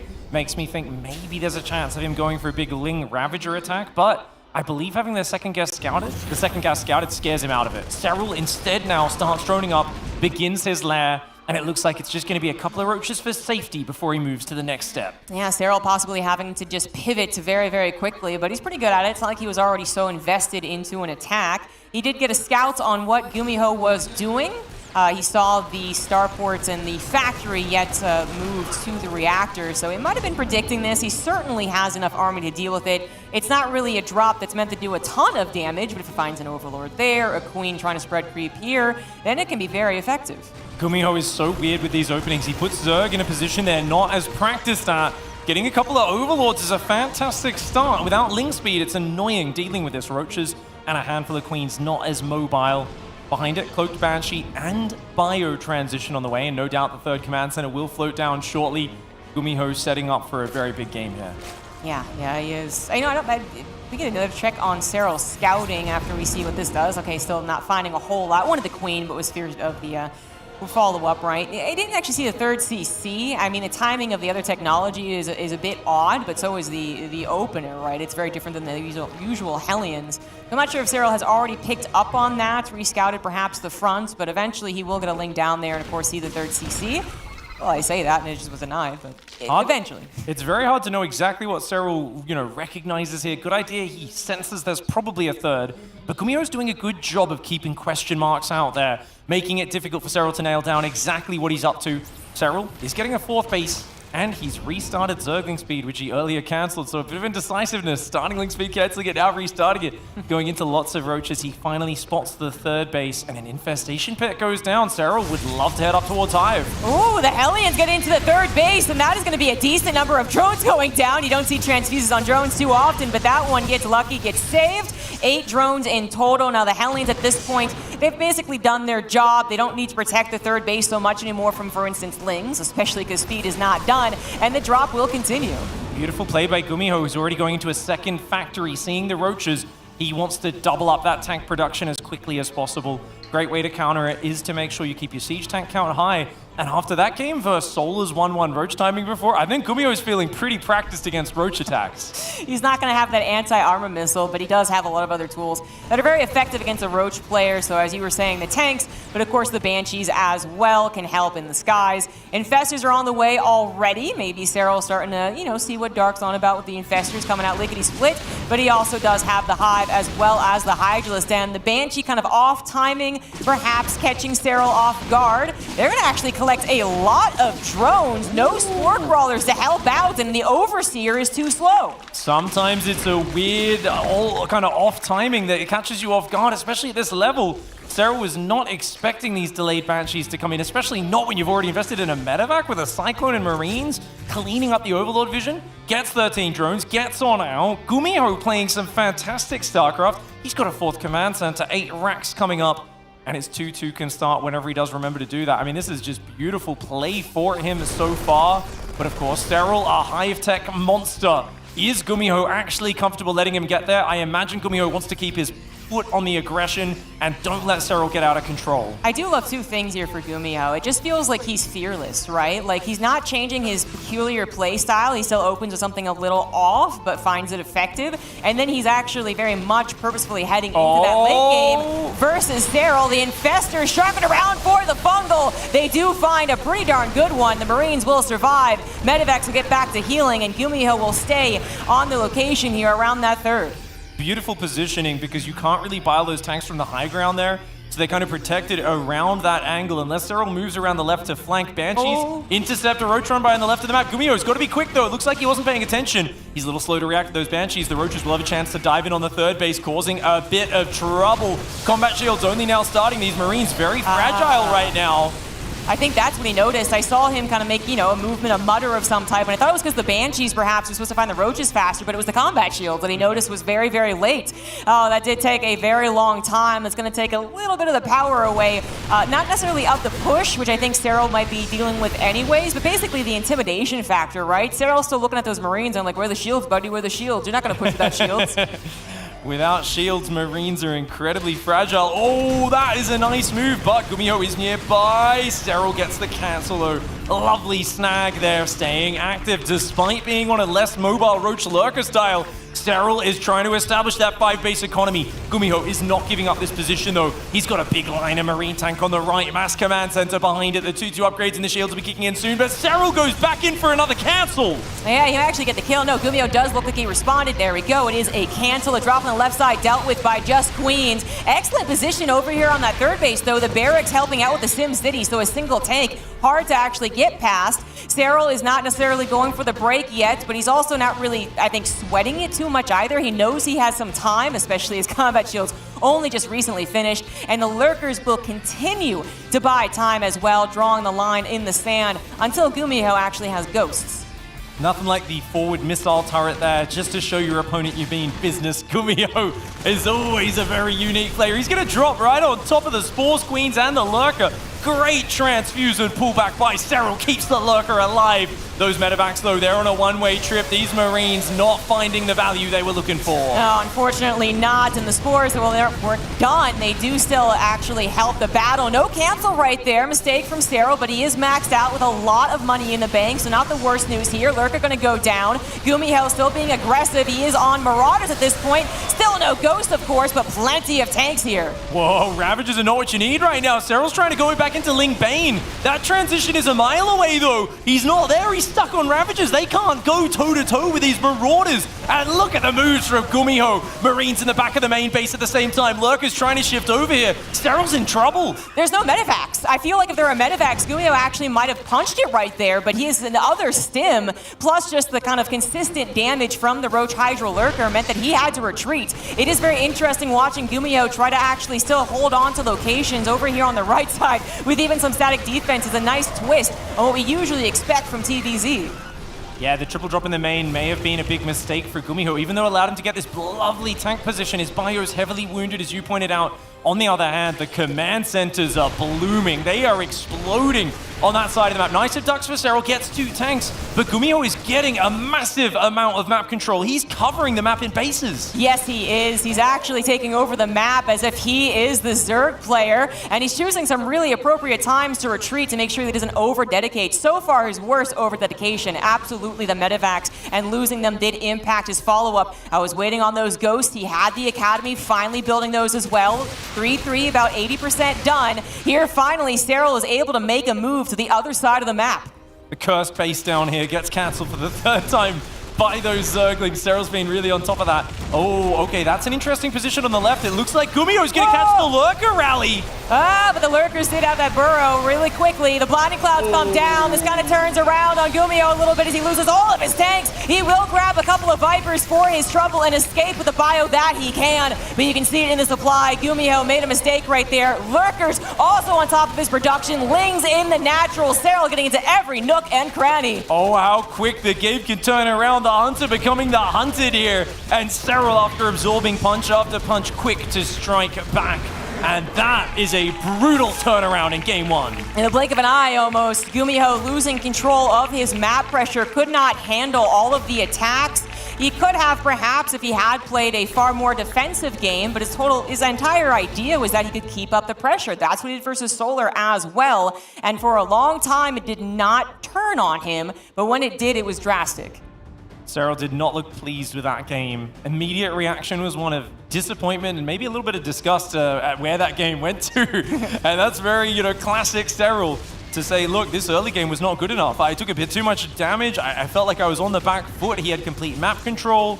And even though he managed to turn things around, Cyril knows that wasn't, something he can rely on. He does not want to find himself in this deep water again. Now, it was actually a very scary position. I think we were basically believing in Cyril. We saw that he was getting some very high technology units, and we saw that Gumiho couldn't actually break him, right? But you look at the minimap in this situation, and he's stuck on 4 bases while the Terran starts to encompass the map with their own bases, and the creep spread's kind of abysmal, not really all that fantastic.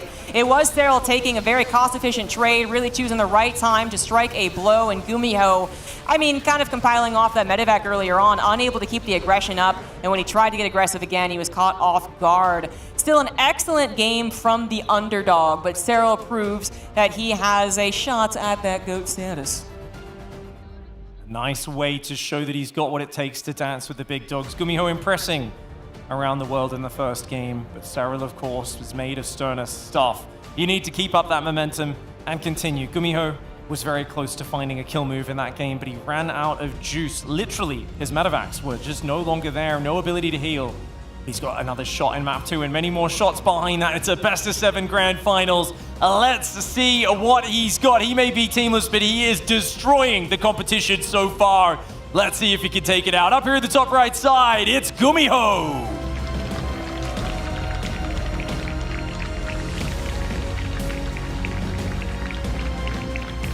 And in the bottom left for Basilisk, he is the blue Zerg, Cyril.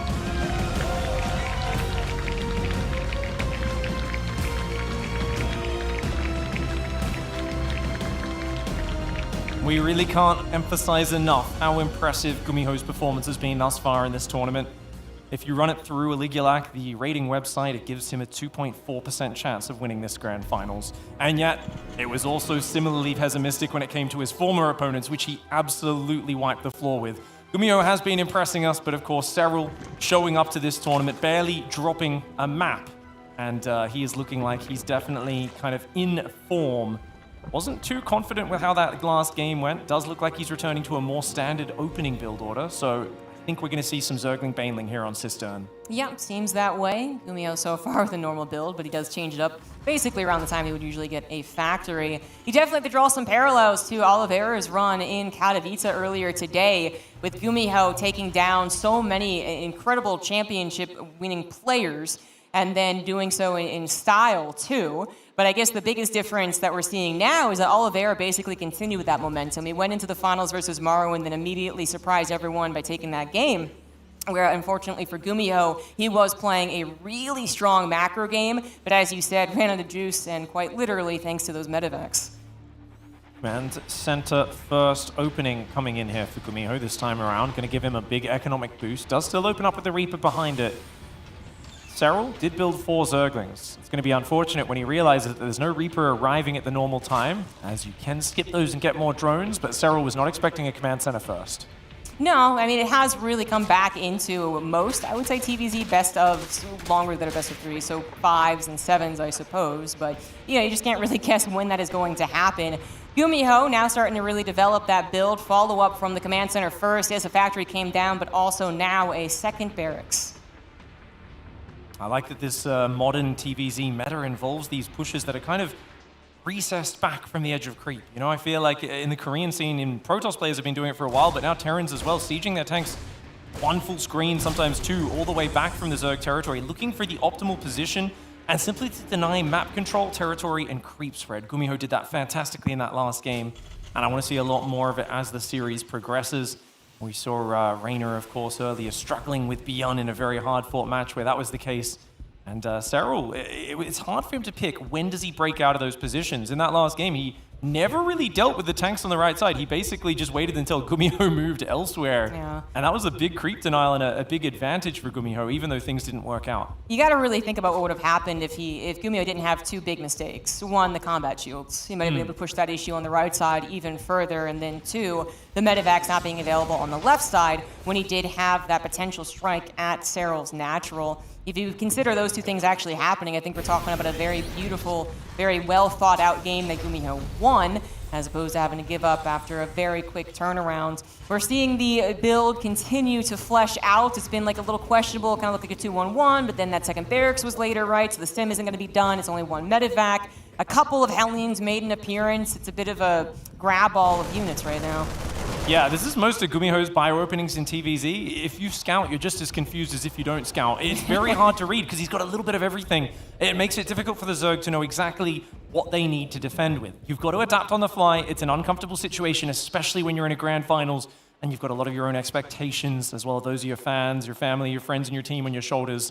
Here comes the Marine drop. Hellion Reaper will block the expansion behind it. Very quick tank Marine production continuing. It feels to me like Gumiho is delaying that 3rd command center a very long time. I wouldn't be surprised if he even drops an extra couple of barracks here. Yeah, 2-base attack would be quite the surprise. It does, again, occur occasionally, but I feel like it kind of had a month where it was on quite a bit, and then now it's back to really just holding that in the pocket as a surprise build. But I think what would be really cool about it is that, you know, Cyril really doesn't know what's going on behind this. For all he knows, there could be going in a battlecruisers behind it, right? Because that was something that they were doing back a couple years ago. It is going to be that third CC, which I think we've also been seeing a lot more. Usually that single engineering bay was like the easiest sign that there was going to be a two-base attack. Not really. Like in this tournament, we've seen plenty of +1s lead into spectacular 5-6 base macro games. Third command center is now on the way, but Gumiho still has a lot of Marines and tanks on the way.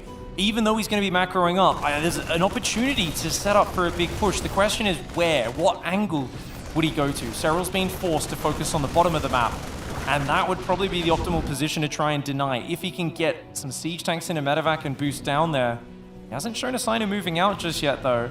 Interesting that Gumiho's being so passive. I really thought building those early tanks, this many Marines, was going to line up for a push, but combat shields and +1 are almost finished, so I would have expected him to move out by now. He might still plan on moving out, right? I mean, it's not the quick delivery, the really well-timed gut punch in the early stages of the game like a two-base attack would be, but I mean, you produce tanks that early on and you will just have a lot by the time you are ready to push. If Gumiho ends up playing this super passively, I'd actually be quite disappointed. I think Serral ultimately would still get enough macro going despite his possible confusion. So I am actually really hoping Gumiho finds a place to siege up these tanks and start to pressure Serral a little bit. Serral playing very safe. He thought it was a two-base all-in for a while there, until his Zergling got in just now and saw the third command center. He was stopping at 58, 60 workers, massing Zergling, Baneling, only had a single evolution chamber. But now that he sees the third being taken, Serral drops the second evolution chamber, but he's still not droning. He's still massing Zergling, Zombie Grub. I think he wants to get very active. He might not necessarily just headbutt, but he might wait for Gumiho to move out and then do a giant backstab. Yeah, exactly. I mean, Serral might have been caught, you know, as you were pointing out, thinking, okay, it's going to be really dedicated, so I have to cut the drones. But, you know, having that army doesn't necessarily have to be just awkward because you're a Zerg player, 180 drones. You can absolutely use it for either a big surround, a big punish on this move out, or but for a run by. Gumiho is scanning ahead. He's got that nicely sieged up tank. He wants to stay on the edge of creep, and Serral is going to witness that and, you know, say, okay, time is being bought. Let's try and set up an attack. Oh my gosh, and he's so well set up because Gumiho doesn't think there's any way Zerglings and Banelings could have gotten to that area of the map, but they were there before he even took this position.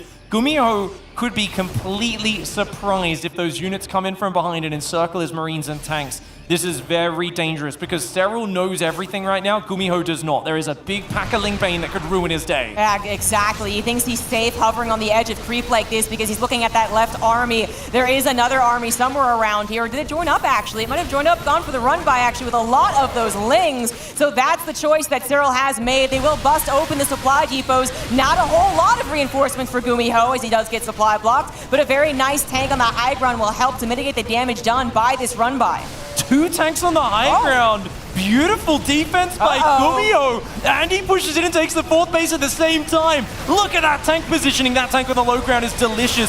The Marines trying to get out of there. Those medevacs are nearby. The Banelings unable to connect. 2 tanks go down on the high ground, but look at these tank shots. The Queen's trying to take on that tank right now. Looks like they will be able to do it. The Banelings getting close to the Marines. Those medevacs need to boost over for the pickup. Oh my god, or do they? The last couple of Banelings being destroyed. Gumiho left over with a decent amount of Marines, but Serral made sure to have a couple of Banelings retreat so he could have that in his pocket, defend on creep. Gumiho finding the run-by attempt right there. An excellent move in, but perhaps he did still get a little too aggressive on the creep spread, basically. When he retreated, it was a little more awkward than he was hoping it would be. Nonetheless, Gumiho up in supply right now, playing one heck of a game and getting ready to re-engage on that left side. Beautiful play by Gumiho so far. He's really got Serral on the ropes right now, but he's got to finish it off. And this is where a lot of Terrans get into trouble because now when you rotate to the other side of the map, there's a lot of creep out there. Serral used it to ambush him.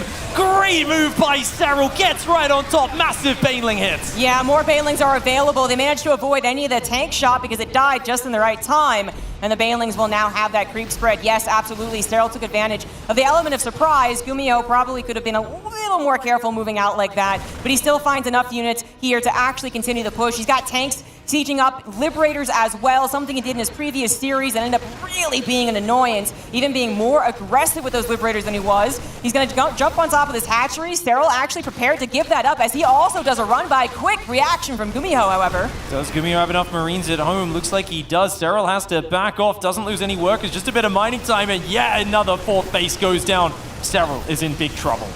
This is a fantastic game. I mean, blow for blow here. It's Cyril, though, as a Zerg player running only on those 67 drones, which might sound like a lot, but it's not, right?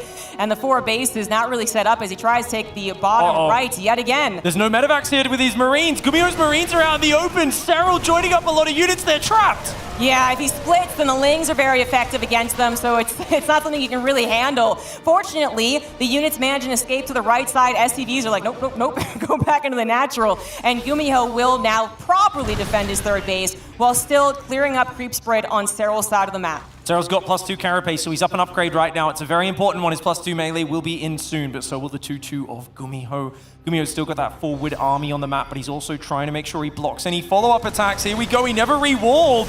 That is a big amount of Ling Bane, but there's plenty of Marines nearby. Yeah, I don't think Cyril realized that. The Baneling's getting sniped at the very last second. Nicely done by Gumiho to hold on to his 3rd and his natural. Excellent defense from Gumiho. He is not going to let himself be tripped up. He targets the Baneling nest, but Queens were there to transfuse. It looks like it's going to be a little too much to grab. Maybe later on as he continues to move his tanks forward.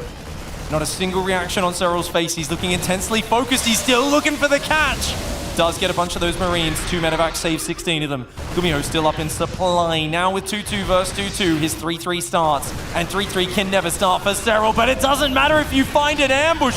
Gumiho needs to rebuild that wall. He's getting massively caught out. And Cyril, he's been digging for the backstab damage for a while. It looks like finally he should be finding it. Oh, yeah, I think so. But then he actually kind of miscontrols a little bit. The Banelings aren't doing anything. He's certainly too busy on his side of the map as the Marines entered into his natural, something he probably wasn't really expecting and is exceptionally dangerous. But there you go! The Banelings enter into the SCV lines and will eventually kill those. There we go. 33 SCVs go down. Gumiho now sub-30 supply, rather worker supply, but he's ahead in the army. Oh, that was a painful move there. Gumiho, though, still has a giant army, but now it's all about the efficiency. Looks like he must have sniped Cyril's Baneling nest. Yes. Cyril low on Banelings, but heavy on Zerglings, and Zerglings do just fine versus the tanks. Nice flank for Cyril. Oh! I don't know. He wasn't paying attention for like half a second. His units stopped being stimmed, so they didn't run away from those Banelings. Good connections from Cyril on top of taking care of some of those tanks. Gumiho did have a Liberator siege to try and protect it, but Lings aplenty will actually just kind of live through it, I guess, to a certain degree. Enough Lings, take out the tanks, the Banelings connect, and Gumiho has now lost all of the momentum, unfortunately. It wasn't the 2nd, 3rd, or 4th run by that finally did Gumiho in. It was the 5th or 6th or whatever, but it has finally worked out for Cyril.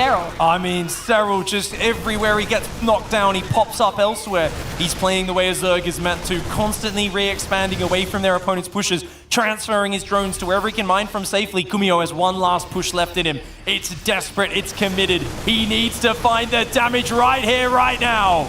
He might still be able to. The supplies in the army looking good for Gumiho. He needs the great control. However, he can't make those same mistakes from earlier on. Lings come in from the backside, actually a little bit awkwardly. Oh no, they catch one of those tanks. Queens take out the Liberator. Gumiho now mostly relying on those Marines. Can Pure Marine do it to get Gumiho the 2nd game?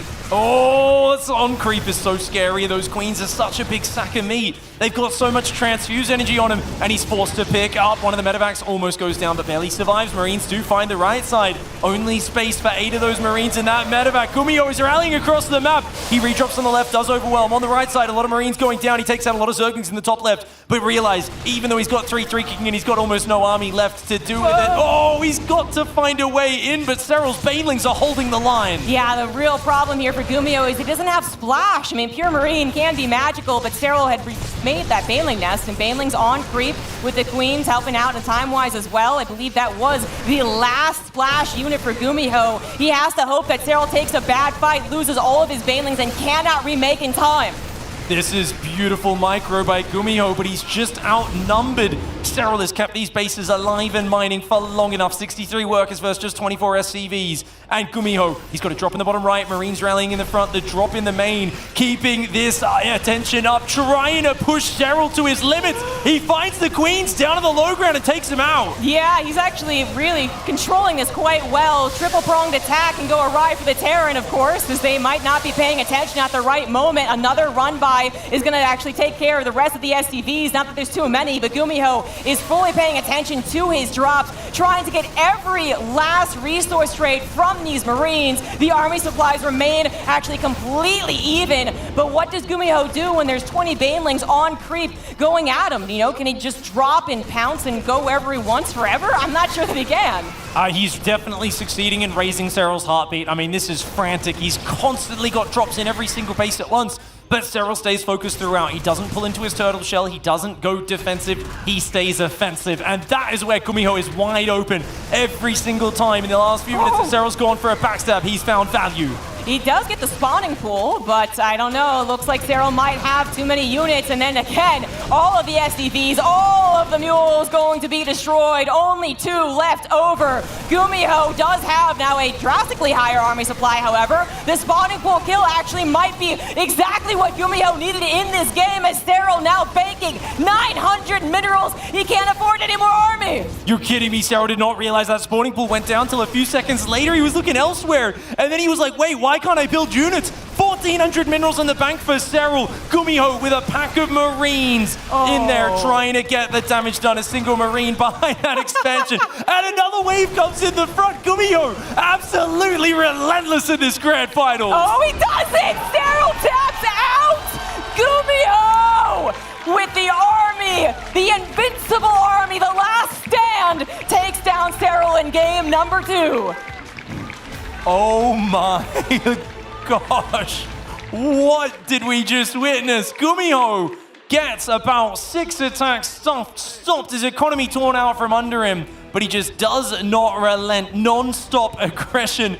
And I'm telling you, when I see a Terran just rally their army to the Zerg side of the map, usually it's the last desperate move before they lose the game. I cannot believe after about 10 minutes of rallying his army to the other side, desperately splitting things up, throwing army away recklessly, he found a way to break through. I actually am just surprised that Cyril ended up with the low amount of Banelings that he did. We got a quick glimpse at the units count towards the end of that game, and I believe he was down to 7 or 8 Banelings. And I guess at that point, Gumiho could even go ahead and drop like 1 Marine at a time and hope that Cyril wasn't paying attention. There might have been a little bit more battle to be had at the end of the game, but Cyril just acknowledged that he was running out of steam. He could not recover from that spawning pool snipe.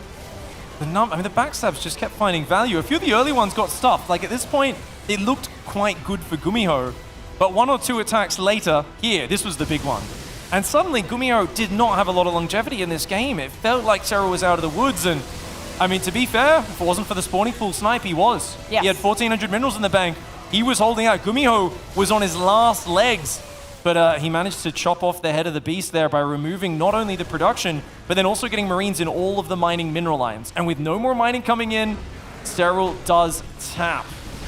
Is there an argument that that's a slightly early tap? Because the spawning pool's about to finish. You got 2k minerals and a lot of lava. That's kind of what I was alluding to. There might have been more game to play out there, but Cyril believed that he was just out of steam. I suppose he figured, okay, I can make however many lings 18 minerals makes. But does he have the larva? He's losing a lot of hatcheries. He's lost all of his queens at that point. Every queen's gone. You're going to have 1 big round of Zerglings. You're going to hope that you keep your drones alive while waiting an extra 30 seconds for them to get out. Yeah. That's a tall task. I mean, this man down here, he just took pedal to the metal, full on aggression, and he stressed out his opponent's multitask until he broke. This man is showing he belongs in this grand finals. Put your hands together, everybody, because this is Gumiho!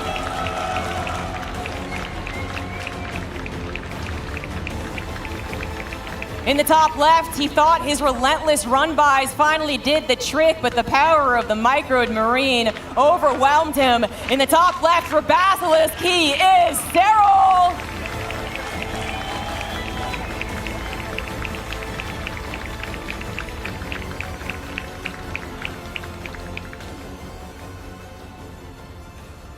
And this is a fascinating build order, Zombie Grub. That there is a proxy rush.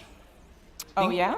That's 2 racks with a gas behind it. Gumiho bringing out some very hefty aggression. Cyril's going for a 16 hatchery. Very standard opening. And it looks like a 2 racks Reaper. Now, this is not a 3 racks Reaper. It's not all in, but it's still going to hit very, very early. He cut a lot of SCVs to get this down so fast. Yeah, I do love the build orders that Gumiho is throwing out here. So I'm actually a believer because it is Gumiho in these finals of this tournament. But usually I'd actually say, the 2 racks proxied Reaper kind of has lost its power, really. It was something that was very popular back in the day, and it was usually effective. At the very least, it would cause the Zerg to be extremely uncomfortable. They didn't know when to drone or when to actually make units. But, a combination of, I guess, like map pool differences, meta changes, as well as players just getting better and learning about the Reaper, right, made it so that it actually doesn't find too much. But when it comes to throwing Serral off, again, maybe taking advantage of a very disappointing loss in Game 2, maybe Gumiho can actually snowball with these. Yeah, Serral might be shocked by it, especially. His heartbeat's racing and he's frustrated after that last game. That's what Gumiho is looking to capitalize on. He wants to take that frustration and turn it into full-on tilt. So far, good micro for Serral, though. Not losing any drones just yet, but how much space do you have left to build Spore Crawlers? Luckily, Zerglings answer the call. They pop out and they will defend the first Reaper, but of course, more just behind. Right, yeah. Serral knows that it was a proxy Reaper, of course, and now knows, of course, it's 2 Rax Reaper. It'd be terrifying if it was 3, but just with the 2, perhaps Serral can eventually stabilize. Though, almost not getting that cancel at the last second. Queen finally pops, and she is something that is difficult to take down for pure Reaper. This was incredible micro by Serral so far. He's only lost like a couple of Zerglings, maybe 1 drone at most. The Reapers are all damaged. He doesn't want to take too many hits on them. You got to preserve the Reaper count and let their regen work. Creep Tumor going down, Spinecrawler in the main, Ling Speed's coming up as well. Serral with a fantastic hold so far. Yeah, Serral is really, really good, of course. But this is, I feel like, where Zerg players have just learned and adapted to these openers. They kind of have to maybe remember, like, oh yeah, Reaper proxies, right? But so far, so good for Serral. One of those queens might be in danger, and one of the issues here is that he doesn't know how much Gumiho will commit to this, but the Spinecrawler is going to help out in that main base. The queens on the natural with Ling support, and those Lings seconds away from having their speed. Really like that extra Reaper that popped up into the main base. Got an extra drone there while Serral was distracted in the natural. Spinecrawler's mostly zoned out the main for now, so the Reapers are grouping at the natural. We've got a Reactor, a Starport, and more Reapers. What is this follow-up? That command center is so late, Zombie Grub. I hope he makes Medivacs. I think that would be the best thing ever. In fact, actually, this is now throwing me back. He actually did Reaper rushes for his GSL victory, and what he ended up having to do was go into a macro game. I recall seeing him rallying Marines down the middle of the map with 6 or so Reapers still in his army, and he had some very famous examples of grenades popping the Banelings so that they didn't actually get the connections. So that's pretty cool. We're bringing it back here from, what, 2016? Yeah, 2017. That's a 6-year flashback that you've got. I have zero recollection of that, Zombie Grub, but I'm glad you've got a bigger brain than I do. Gumiho, of course, he's got a deep memory of builds that he can dig into it. Oh my lord, I know what that sound means, Zombie Grub. That's your fusion core sound. I was supposed to have to do the fusion core dance, right? If anyone remembers what that looks like. Oh, that is amazing. This is, this is exactly what's, the Thames is out there somewhere nodding his head in approval. He's like, yes, quite. This is pretty cool. Serral's not going to be expecting this one. You might expect it on your ladder games, but from a pro game in the finals of a big tournament, I don't know about that one. Oh, that's a lot of Reaper Hellion. Even the Spinecrawler takes big damage to that. Serral looking for a bit of a wraparound with the Hellion Splash and the Reaper grenades. This is a problem. Yeah, Reaper's well controlled, can take on these Lings. Sometimes it can turn around, of course. They get this around. The grenades don't really favor you, and Gumiho has to respect that potential as well. Gonna just target down the third base. It's actually gonna get very, very weak. I wonder if it's gonna have to be canceled. Yeah, I don't think Serral wants to cancel it, but he may have to give it up. I don't think with Hellions reactoring in, he can actually defend that. Gumiho is trying to still engage the queens. He doesn't just want the hatchery. He wants the queens as well. Gumiho wants to bait Serral into a bad fight. There you go. The hatchery is dead. Serral did want to defend it. You could definitely see he really wanted to.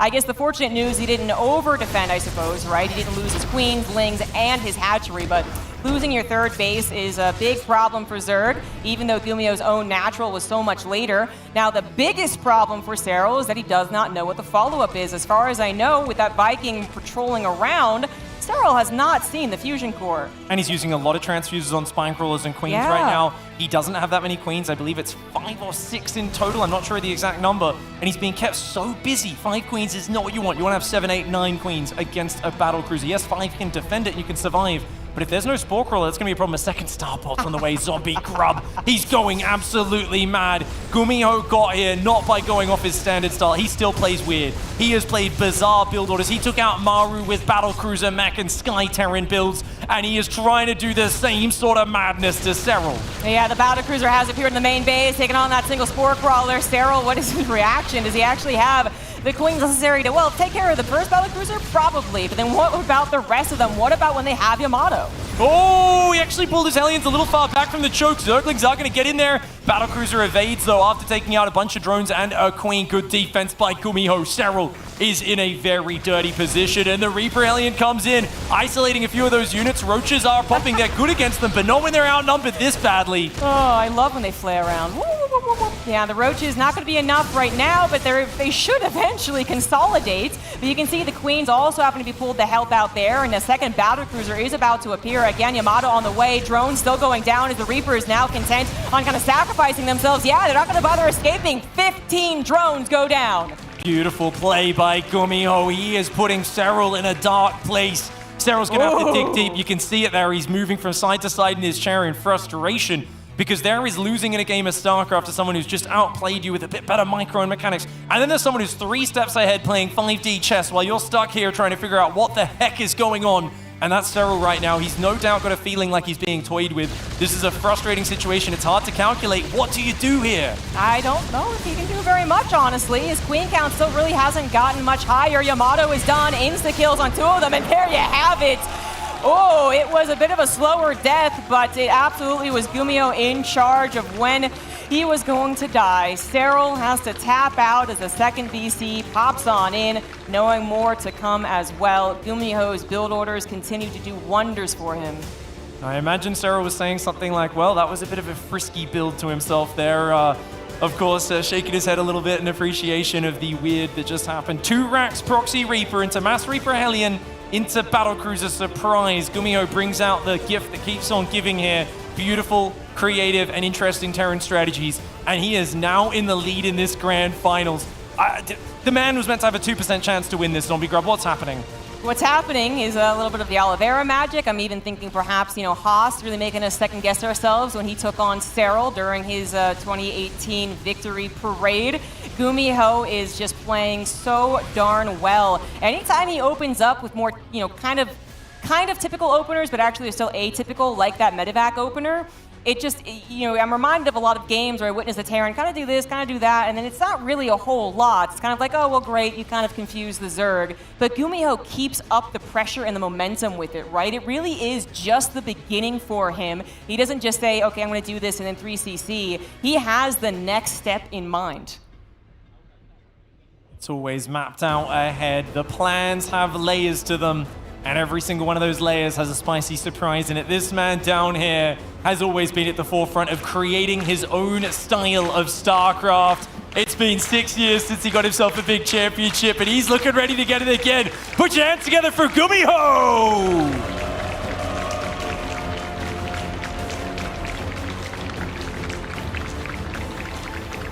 And in the top left, certainly frustrated after the last 2 games, but determined not to die to any early game cheeses. For Basilisk, he is Serral!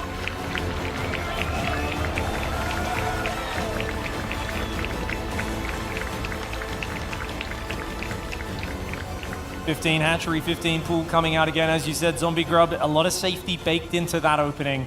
Earlier Queen's going to help you with Proxy 3x Marine, Proxy 2x Reaper, or anything in between. And it is just going to give him a bit more of a 2-base focus. Now, this is Babylon. It's a small map. It's rather cramped. It's difficult to deal with those Marine tank pushes. And I think because of that, it's attractive as a choice for Serral to go straight into Roach play. Oh, yeah, that's a very good point. I mean, Serral could try and still throw in a curveball, do his own early aggression, and try and reset the momentum. Alternatively, he could once again choose to play it nice and safe, kind of reset his mentality right now, and then, well, hope that nothing truly surprising hits him once again. But you can really try and do that all you want. Play the most standard game that you can, especially as a Zerg player, but things will throw you off. You won't drone when you need to, make army when you need to. You won't expect sudden battle cruisers in your main base. It's not usually, I would say, the biggest problem in TVZ, especially when it comes to Serral. He usually scouts everything and defends perfectly and all that good stuff, but there is something magical about Gumiho. Yeah, the layers of weirdness in Gumiho's openings have always looked amazing. I always feel like over the last year or two, I've studied them and I've said, wow, the Zerg's on the edge. There's just so many unexpected pieces of harassment that follow up the next one.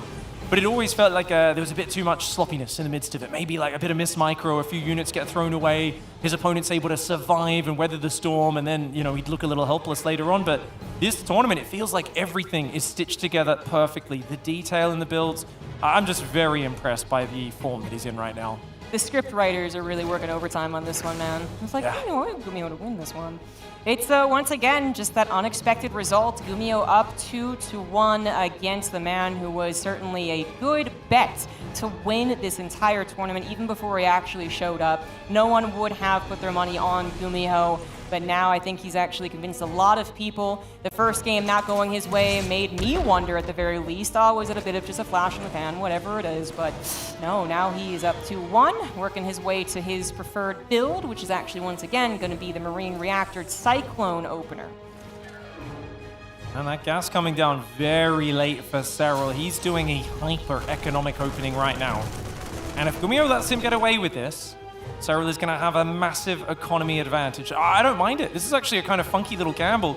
I think he feels like off of these more standard expansion openings, Gumiho is lightly pressuring. What's he doing? He's hunting for overlords, and then he's surprising you. So as long as you don't leave your overlords, too many of them sticking out for him to pick off with the Cyclone, that's number one. Number two is don't be surprised by the Banshees that came in and did massive damage in that earlier game, right? Yeah. Those are the two things in the forefront of his mind. And he's saying, well, I don't think I really need to worry about 6 Hellions doing a run by.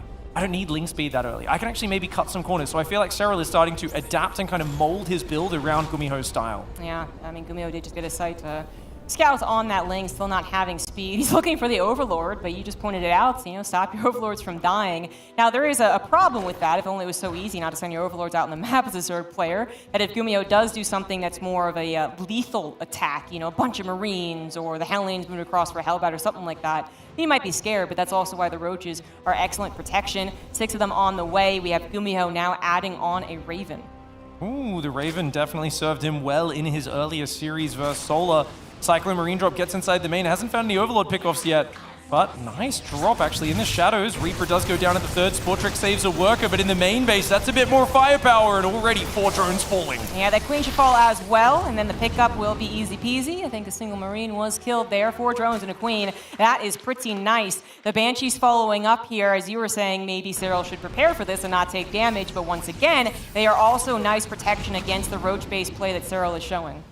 And, I mean, if you're getting thrown off a little bit, you're losing a few drones and a Queen in the main, the medevac's bouncing around, you got Hellions that are going to try and dart in the third and roast your workers. These are all things that can distract Cyril and lead to him being caught off, but no, he's got Spore Crawlers building.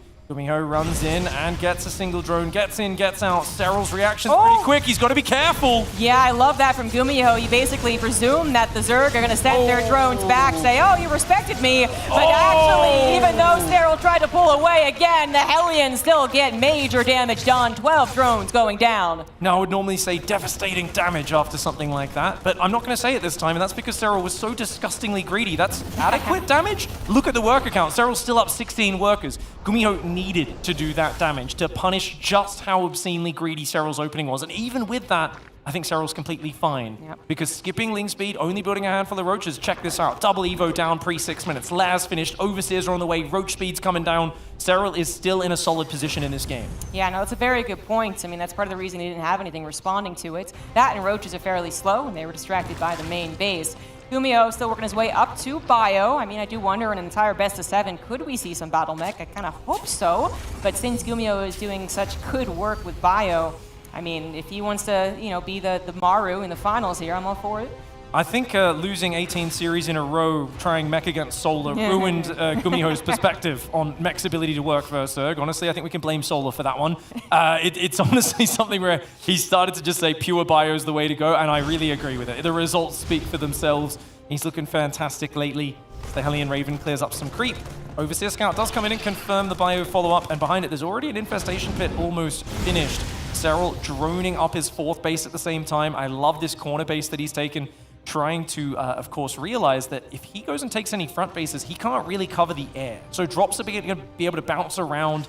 He's not going to have anything that shoots up for a while longer in this game, other than a few Queens and Spore Crawlers. Right, eventually he will get those Hydras to help out, but of course they're still land-based, so they're also only able to do so much. The drop continues on here as Gumiho also still has his Hellions patrolling around, looking for any creep with that Raven, of course. He doesn't have to do some scans. And once again, the anti-armor missile, can't forget that one, was very effective against the Roach play. Cyril's not going to necessarily do that 1-1 attack, of course, but later on we might see that impact one of the bigger maxed out battles between the both of them. Cyril's greed is really a next level in this game. To be down 1-2 and showing such confidence is impressive. shows me he's not letting his fears get the better of him. A lot of players on these big stages start to kind of play with the shadows of what they're imagining their opponent's doing. Serral staying very focused, and he's getting just the right amount of economy. Adding link speed now to transition back into Zerglings, and no doubt melee upgrades in the near future. Lurker Den and Hive are both almost finished. Gumiho only really able to chip away at the creep, and no signs of a killer push to follow this up just yet for the Terran. A little bit similar to that first game, but recall that the first game, Gumiho had a lot of established pressure, I suppose, anchored pressure. He actually brought the tanks forward and...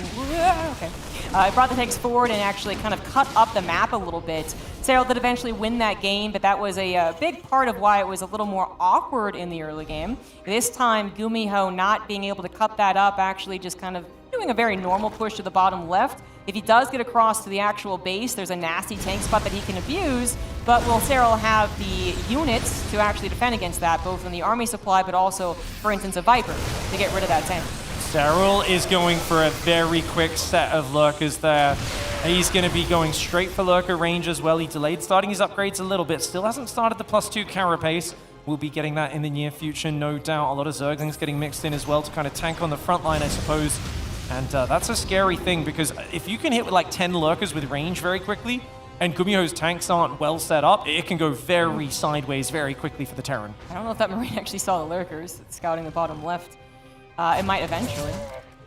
Taken down. I am quite concerned. I mean, if Gumiho has his tanks properly positioned, his Marines ready to respond in concave, then Lurkers might not be the death of him, but if he's moving in thinking that he can bully around the roaches a little bit and suddenly Lurkers pounce on him, it could be quite scary. Raven, of course, going to give that detection, but the scan was just to see what was ahead. Raven also useful against those Lurkers.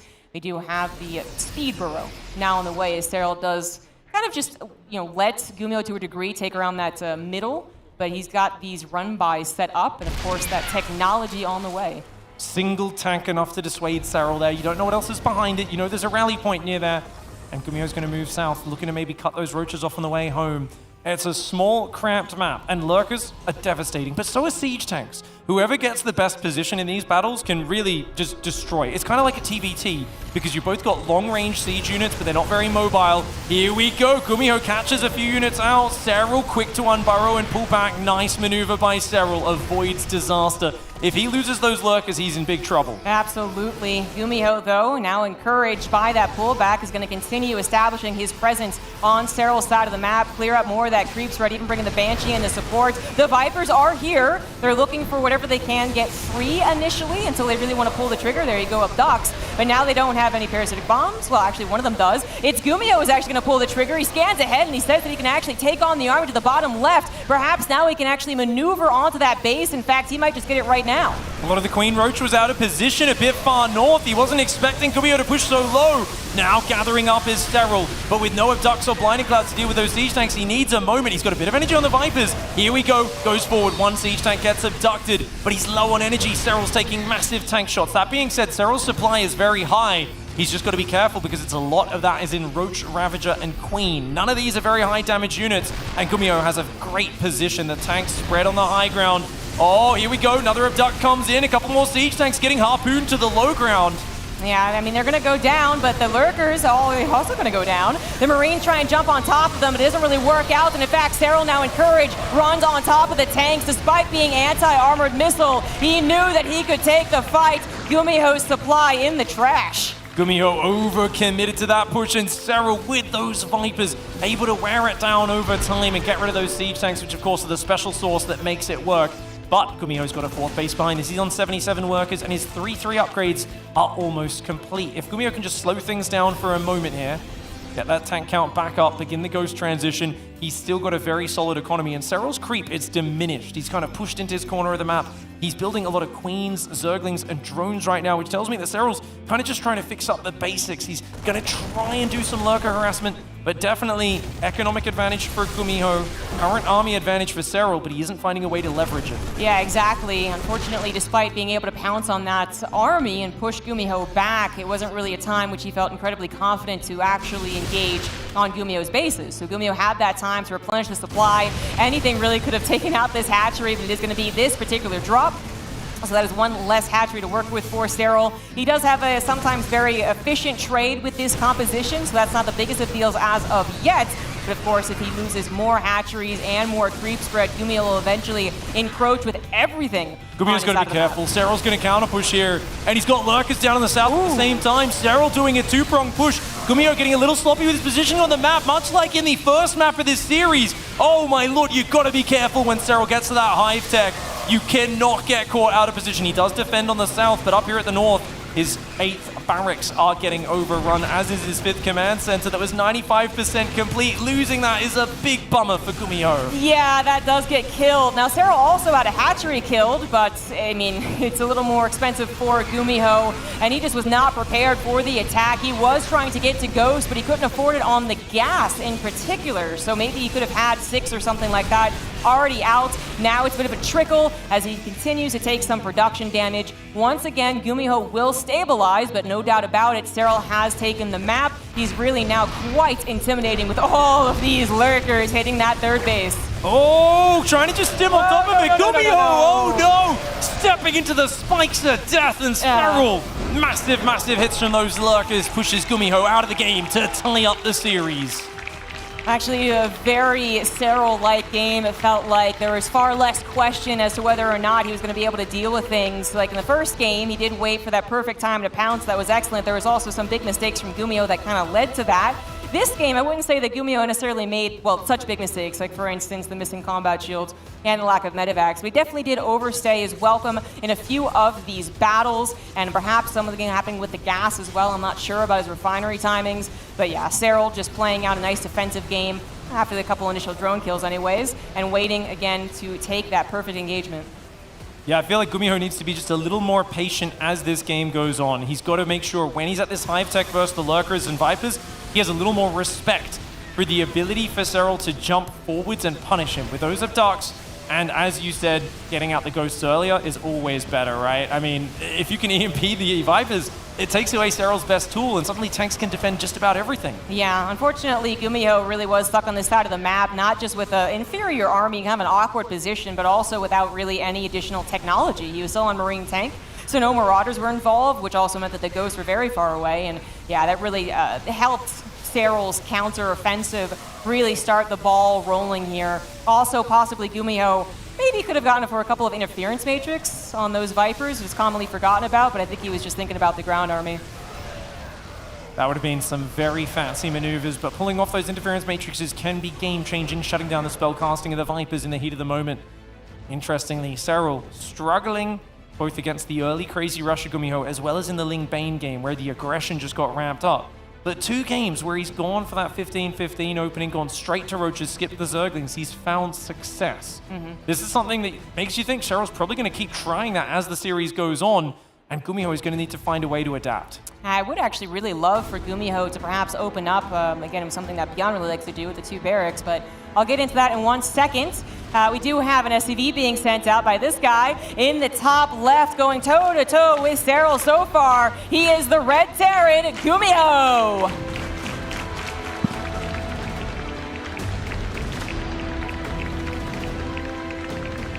And the incumbent champion, an absolute monster down here in the bottom right side of the map, representing Basilisk, Serral!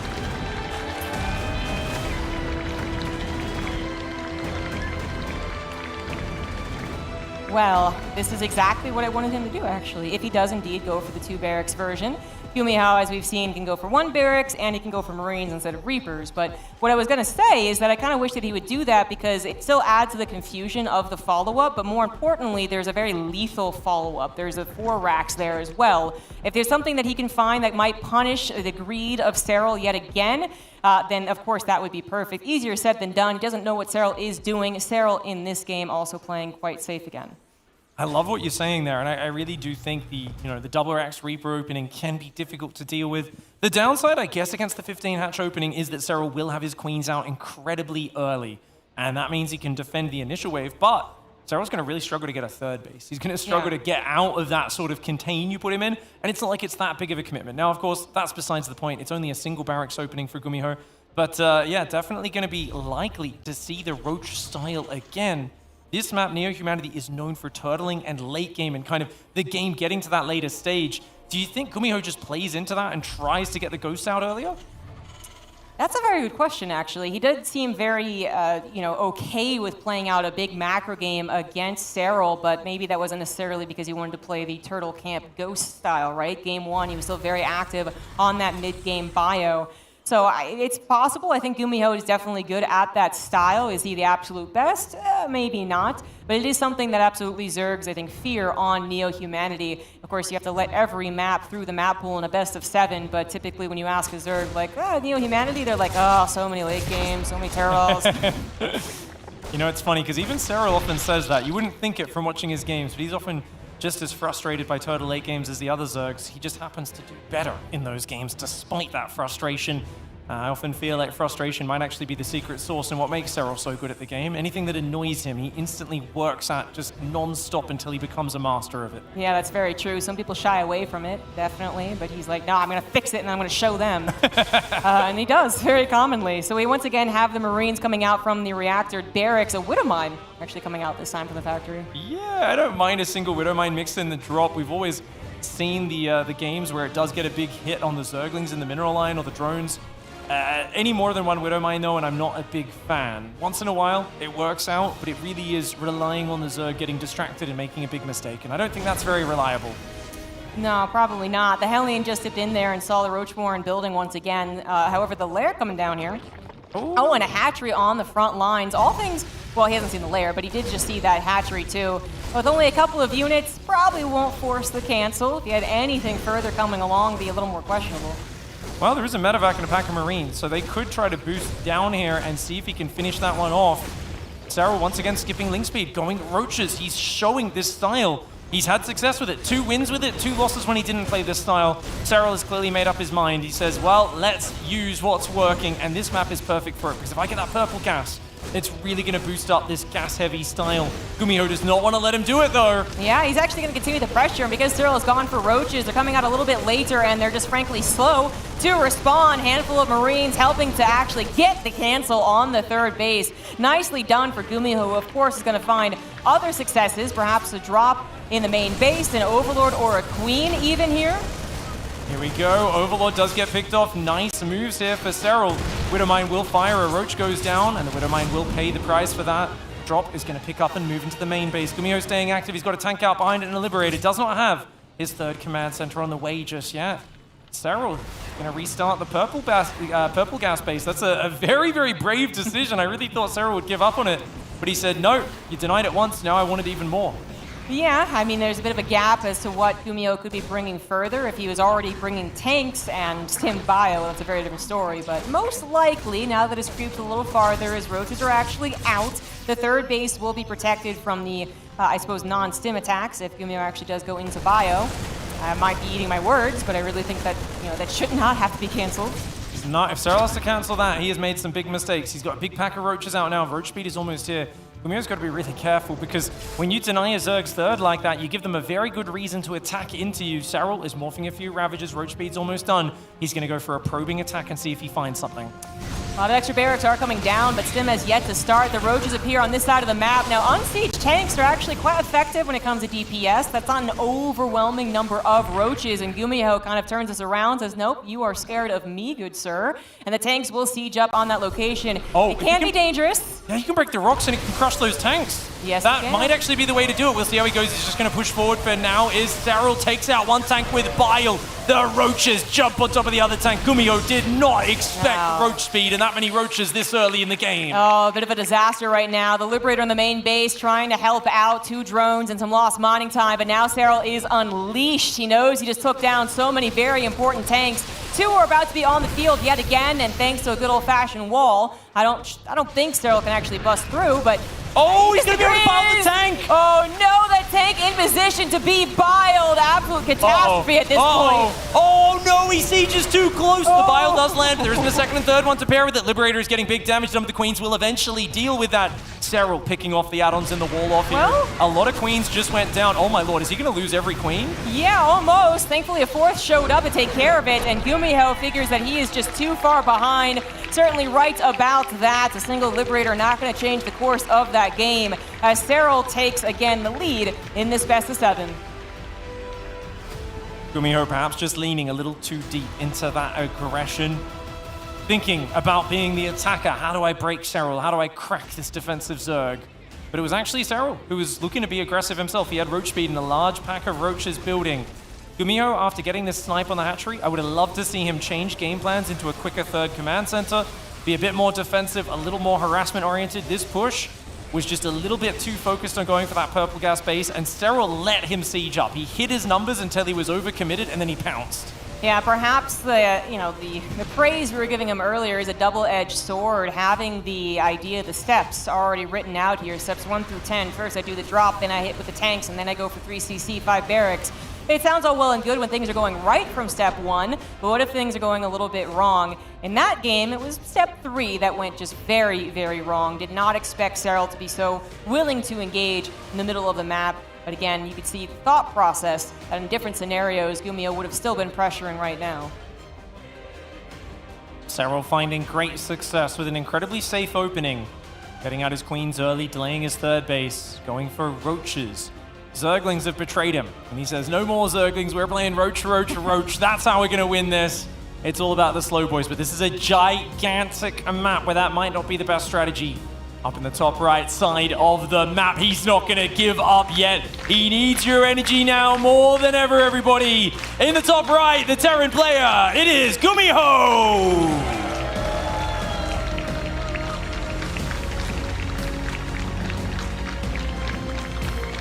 And in the bottom left, looking to close in on this 4-2 and another championship trophy in his display case. For Basilisk, he is Serral!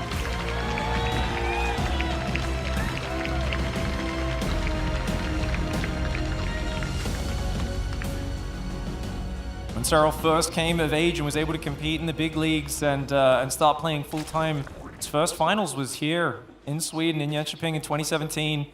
And he had a very close finals run in, did fall barely short before going on to dominate the StarCraft 2 scene over the next year and become what many would call the greatest player of all time. He's now here back in Sweden looking for that trophy. He's only 1 game away. And standing in his way, a very surprising opponent. And Gumiho, I'm still surprised that he's got those 2 wins. If I went back a few hours and said he's going to be in the finals, he's going to be really taking the fight to Serral, that's insane. But Serral has caused him some troubles in the last few games with a change up in his style. He's now going for a spawning pool first into a 6 Zergling pressure up against the command center first. This should be good for Gumiho because his command center will be finished. The problem is, if he gets, say, his first Marine or Reaper surrounded or his wall-off is not finished, he could take some damage. Yeah, exactly. The command center is not necessarily the issue when it is this quick. It's what else do you have beyond that? How long are the Lings causing chaos in your natural, and God forbid they get into the main base. It's also really interesting to think about the games that Gumiho won.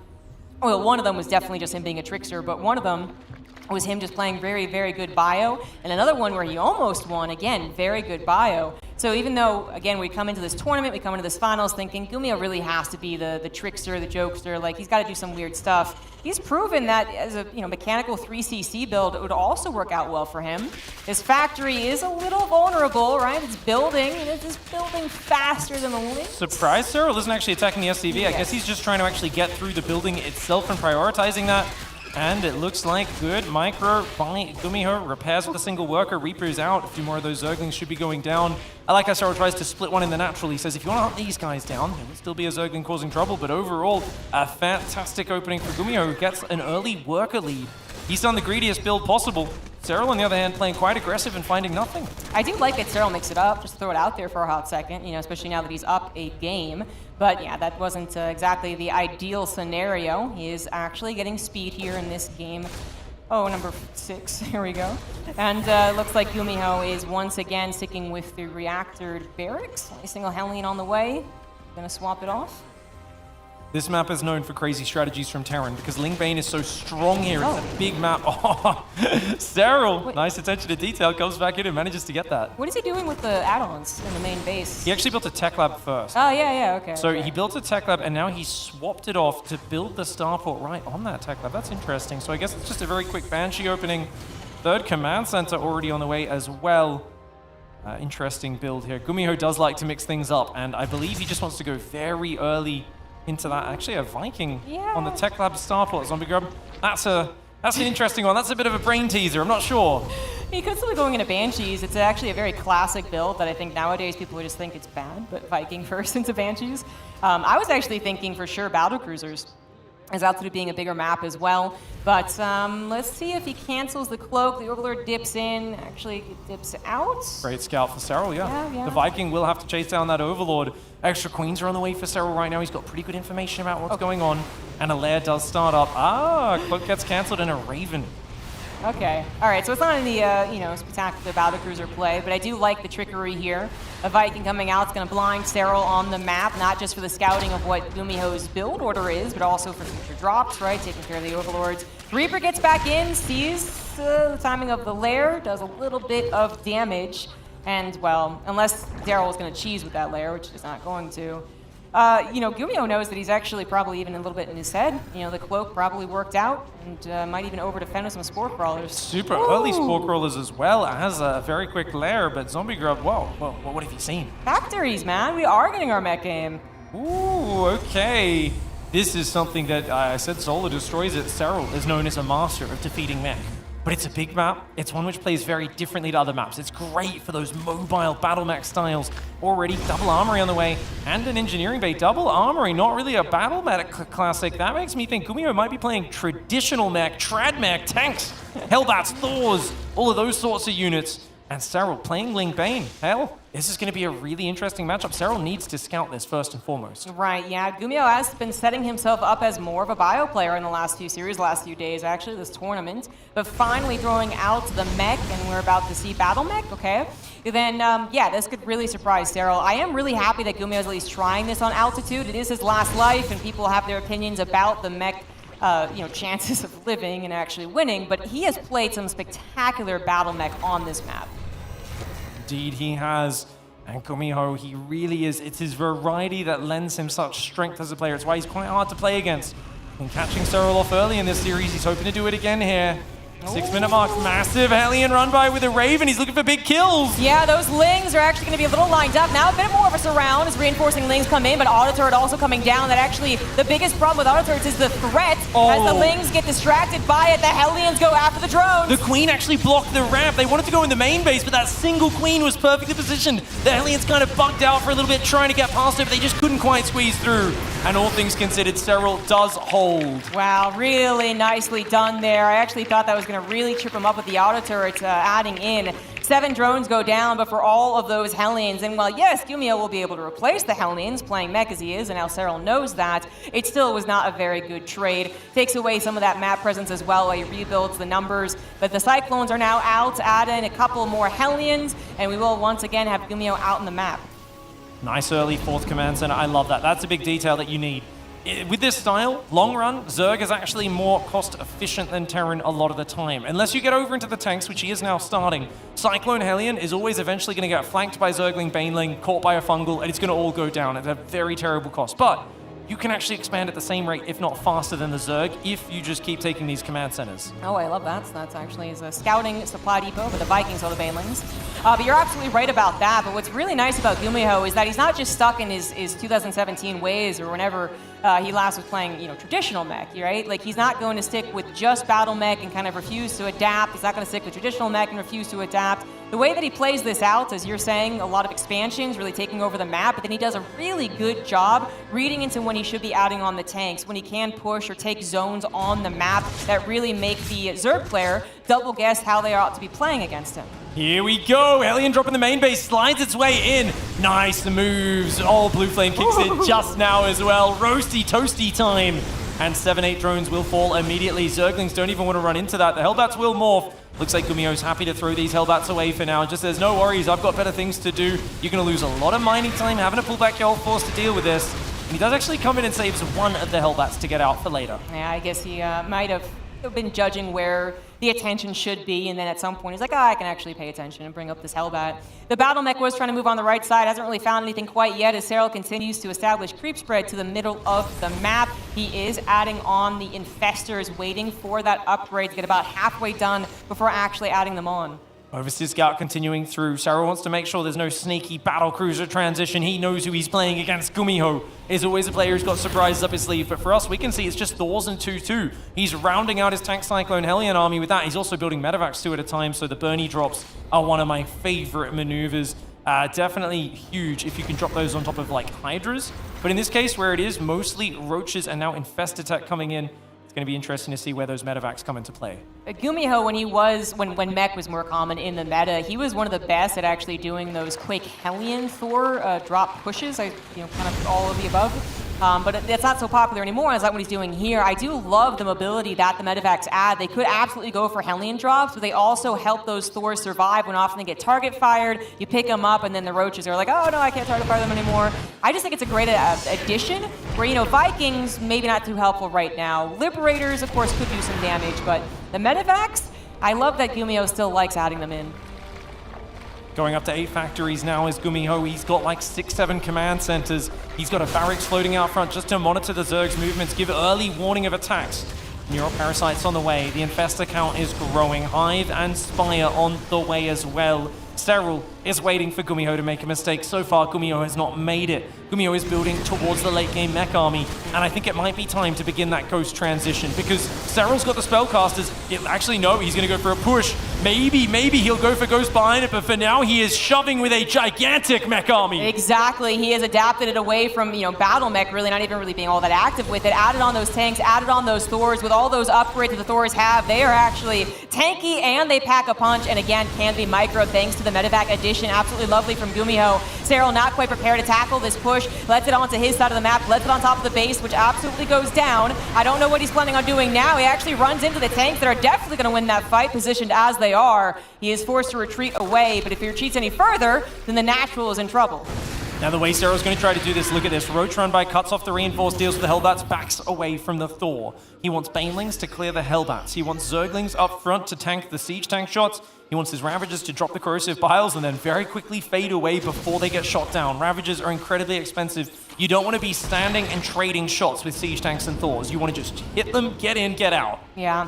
Actually, on this map, in these exact same positions, Gumiho displayed some spectacular mech where he ended up expanding to the left and towards his opponents. The Zerg was also expanding towards the left, and he just took control of the Zelnaga and the gold base. He could also do the same thing to the right side, depending on how this game goes. Serral actually on the offensive. The Neural Parasites come in. However, the Hellbat drop going to try and take care of them. The Raven is there to help out. No scan necessary. Corrosive Biles landing on some of those mech units. Actually, Gumiho's supply still looking fine, as he is willing to chase after this army and anti-armor missile helping out as well. Oh, great Neural there on the Thor. He's going to force those Medivacs and those mech units backwards. Serral with some amazing engagements off the back of the Infestors, but I do love the Hellbat answer.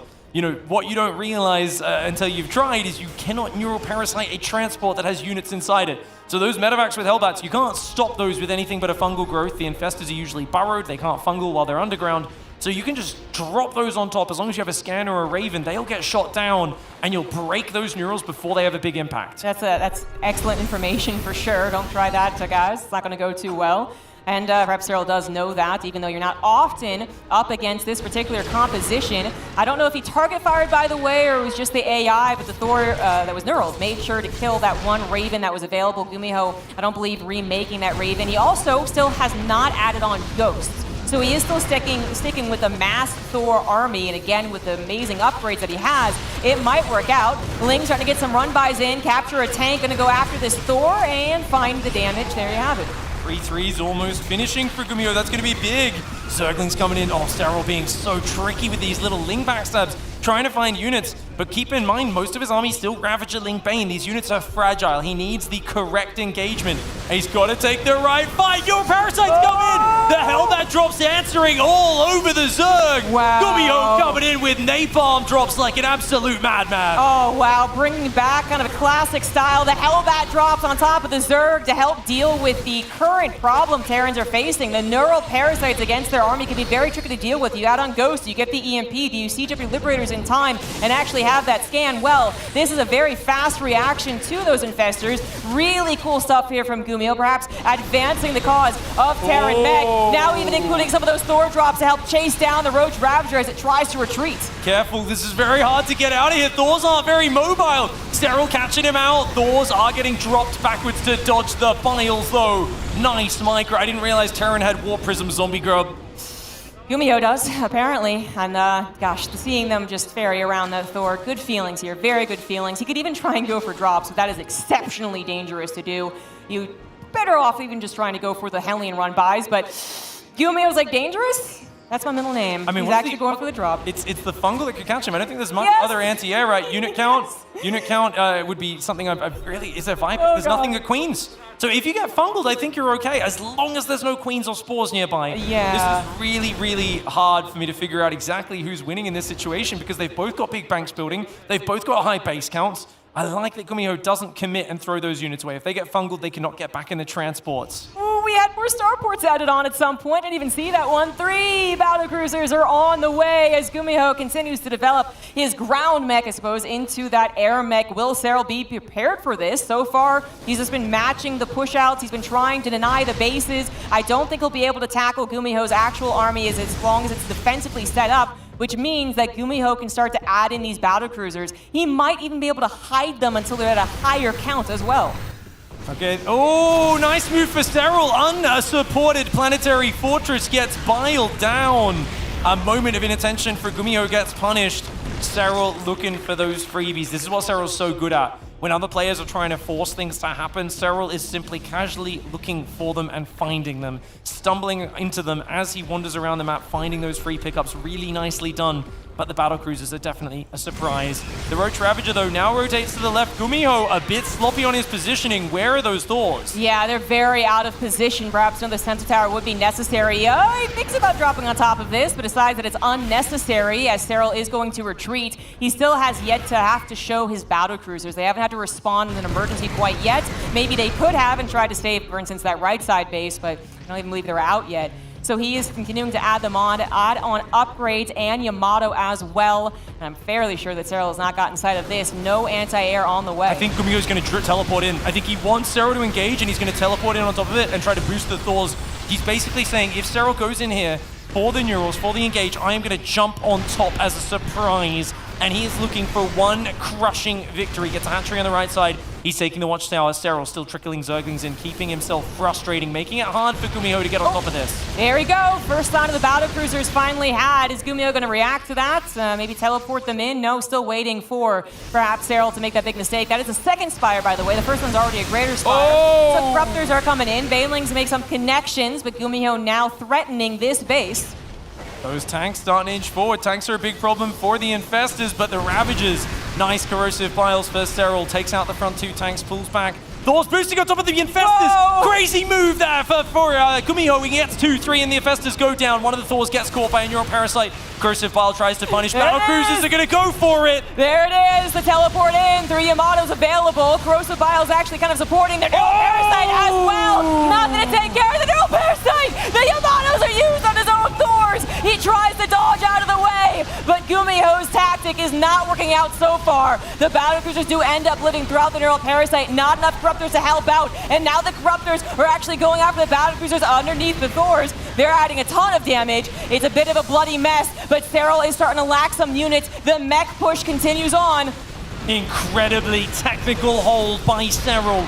He uses the Corrosive Bile to take out the Battlecruisers while holding them in place with Neural. The Corruptors now in decent enough numbers to deal with the Battlecruisers, but his ground army is low, and Gumiho is continuing to rally in. Battlecruiser stumbles in, it teleports to the left. Serral is losing his economy. He's very low on money right now. Gumiho may be low on production and supply, but if he can take out these bases, Serral will be broken. Serral says no, he holds onto the bottom right. The top left is in danger though. There's a Battlecruiser there. Serral needs to get control of these bases or Gumiho's going to outscale him, but right now, Gumiho's having trouble remaxing. Yes. He needs a bit more time. Zerg has much better production than Terran. Yeah, no, he's actually not remaxing very quickly at all. He stopped producing battlecruisers. Perhaps that was his plan once it kind of got figured out, but now it's just basically build anything at all. You need that army. Not a planetary right there, and Orbital just gets taken down. Gumiho won't be dying yet. He has that bank to recover if he's allowed the time, but this definitely got awkward. He definitely overstayed. I don't know if he actually could have retreated, to be fair, but when the mech army gets small like that, they don't do well without buddies. That's not the mech army.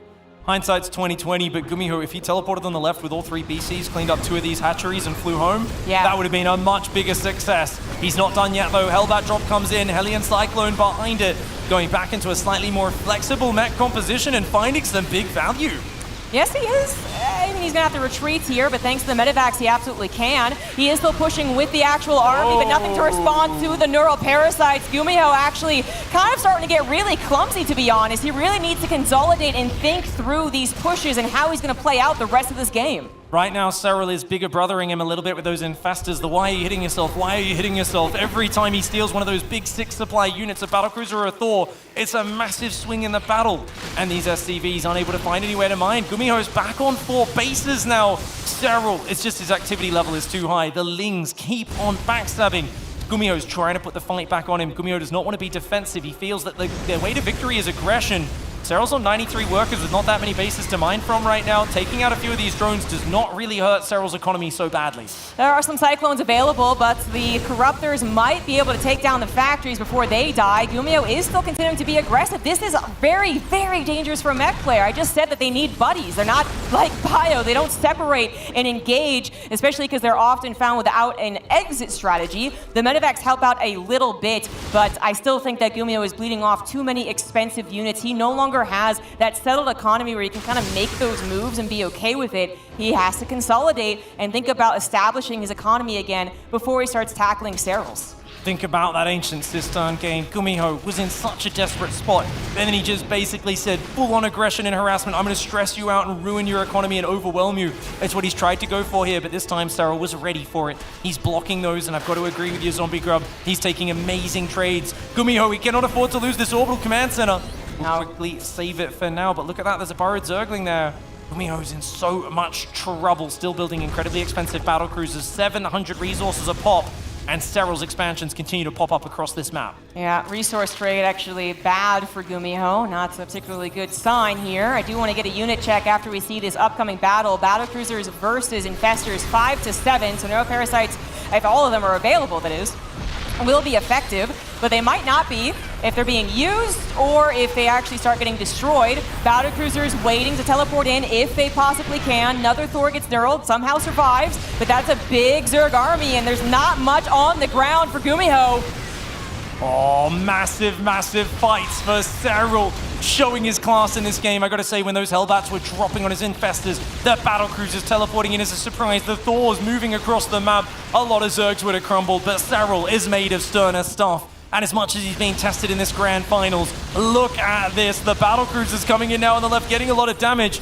89 army supply for Gumiho. A lot of it's in Hellion Cyclone. He needs to find some pretty wild value, though. Cyril's still at 125 army supply. Yeah, the Battlecruisers need some protection. They basically, again, mech needs to combine together, so Gumiho does manage to find his ground army and his air army together, almost finding a very nice drone line. What he does find is a hatchery kill, 8 drones as well, but Cyril still on 72 drones, just needs bases to mine from, still has that army, unless this fight goes to be a disaster for Cyril. This might be the game-ending fight indeed. The Corruptors taking on very injured Battlecruisers as Gumiho's supply continues to dip down. The Battlecruisers are trying to take down as many Ravagers as possible before they are also taken down in turn. Does Gumiho once again have that barely enough army to turn this game around? No, you're kidding me. I don't think he can, but he's only down 10 army supply. A lot of it's in Corruptors. If there's enough Hellion Cyclone to push in, then maybe. Cyril realizing, though, look at that. Nice unburrowed fungal trap all over the Hellion Cyclone, and Gumiho is forced to pull back. Yeah, that was always going to be a big problem. The shark attack is just too deadly. He doesn't have as many scans as he would like to be able to look every which way. The Corruptors do get locked on too, so if he has any Battlecruisers left over, they could be a threat. But Neural Parasite and Fungals, the Infestor being the critical unit of this game. Oh, Corrosive Bile takes out that Battlecruiser, 10 Cyclones, 3 Hellions in a dream. Gumiho has fought so hard and impressed so many around the world in this series. But Cyril is ahead. He's got 73 workers, and every time he pops a new hatchery up, his mining is good. But right now, if we look at the income tab, it's not massive for Cyril. He does it again, the madman Gumiho! He still pushes into the attack despite so many Infestors being available. I think he took down a couple, but now Cyril has protected them once again. The lock onto the hatchery might get the successful kill. Now it will not, and Gumiho is absolutely playing with fire. There's not much meat to Serral's army. It's a handful of roaches and ravagers, but those infestors are just keeping Gumiho at bay. And keep in mind, Gumiho actually had a bit more income with all of his mules dropping in the last minute or two, but it's not long, there's no longevity. Oh, Neural Parasite comes in! Hellbat Cyclone dropped to try and answer it, but it's too late. That is going to be it. Serral withstands the bag of tricks that Gumiho is throwing at his opponents all tournament long, and will once again hoist the trophy, this time recovering from his 2017 loss against Neve, and now gets to stand on the stage in front of this lovely crowd. A stunning victory, being set through his paces at all stages, but showing once again why he is considered the GOAT. We are going to listen to possibly the GOAT himself, certainly the champion, as he is on the stage with Seltzer. Thank you so much. Congratulations, Serral. Now, you've held a lot of trophies. You've stood on a lot of championship stages, but holding this trophy, standing on this stage, what does it mean to you today? It feels a lot. This is what I came from. This is what I got. So it's just an absolutely fantastic feeling. It's got to be with a crowd like this, standing room only, celebrating your win. You showed us so many incredible games today and throughout the weekend. What do you have to say about your games that you brought us? Well, like you said, it went pretty well earlier on, but Gumiho put a really good fight. And yeah, I wasn't expecting it to be this close. I feel like even the last game I should have probably lost. So he played really well, and just happy with the performance. Well, we as fans have been so happy with the games you have shown us, that the players across the board have shown us at this tournament. But you are standing here as our champion, Serral. The fans are looking to you right now. Anything you want to say? Thanks to all the fans for all the support, and yeah, let's keep watching StarCraft, and let's see how the year ends. A beautiful message. Congratulations once again to your champion of the ESL SC2 Masters Summer 2023 Championship, Basilisk Serral. And with that, it is Serral here, the reigning king in Jönköping. What a performance coming out from him. 4-2 in the finals against a resilient Gumiho, but Serral shows why he is absolutely world class. Serral came in as the favorite this weekend, and he has lived up to those expectations once more, but he definitely had to work for it in that final. As a StarCraft 2 fan, I was absolutely thoroughly enjoying that best of 7. Gumi played an amazing tournament, man. It's sad that we can't crown 2 champions, because the run that Korean Terran has had, and the fight that he put up in the finals, and even in some of those games that he lost, he got so close, even towards the very end on altitude. All of us believed a little that we could get that magical Game 7, but it was an awesome final, and of course, another amazing weekend for Jona. Yeah, I mean, honestly, Serral played absolutely out of his mind the whole tournament. Just flawless play. Gumiho, though, like a phoenix from the ashes. I feel like I haven't seen him play this good in ever. Like, he's won GSLs before and stuff. He's played with the absolute best of the best. But here against Serral, I actually think he was looking phenomenal. He's already taken out Maru this tournament. He absolutely deserved to be in the final. And I was a little bit of a doubter, you know. I was one of those guys that was like, oh, man, I hope Serral doesn't just win it 4-0 and make it boring. Yeah. Gumiho did not make that boring. Like, it really takes 2 to tango that well.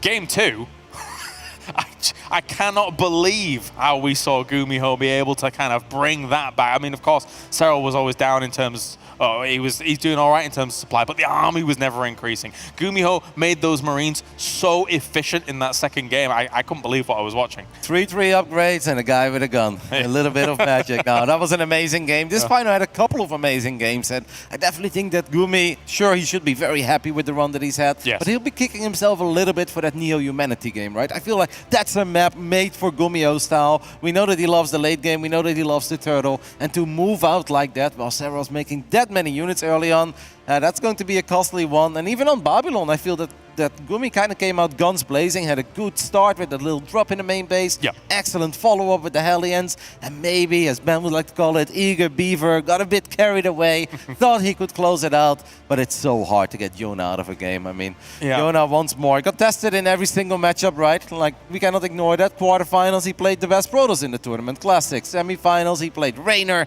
a man who often had his number in the past, and in the finals, he went up against the Korean Terran. Like, you can't call this a lucky bracket, because he got tested across the realm and passed every test once more. No, absolutely. And the scary thing is, he came in confident, and in each interview, he sounded confident, looked confident on the stage, Ben, here. It's as if Cyril decided to pluck into the heavens and say, I want to win this championship before I even go there, and was able to execute. It really feels, ever since Katowice, that Cyril's just been made angry, you know? And I know he isn't an angry guy at all, but just his play style, it's so well-rounded. He showed cheesy, nice strats throughout a lot of his series where it's just like, okay, I can do this, I can kill you. He's shown that he can play the macro game. We all know he can play the late game.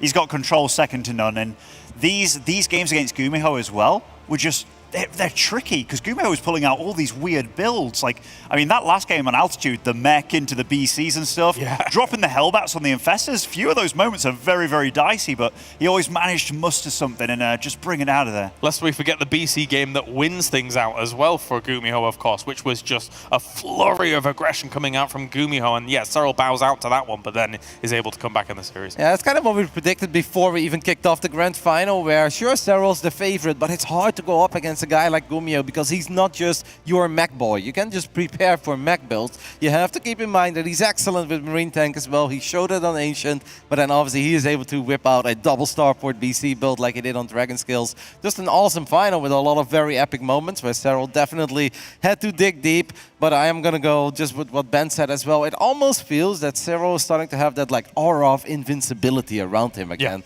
Like, obviously he doesn't show up here, he says, I'm going to stomp everyone, but that's kind of almost what it feels like. And he says it in the most nice, pleasant Cyril way, where he's like, I came here to win the tournament, and I did. And, you know, he came in very confident because he knows how well he's been doing online.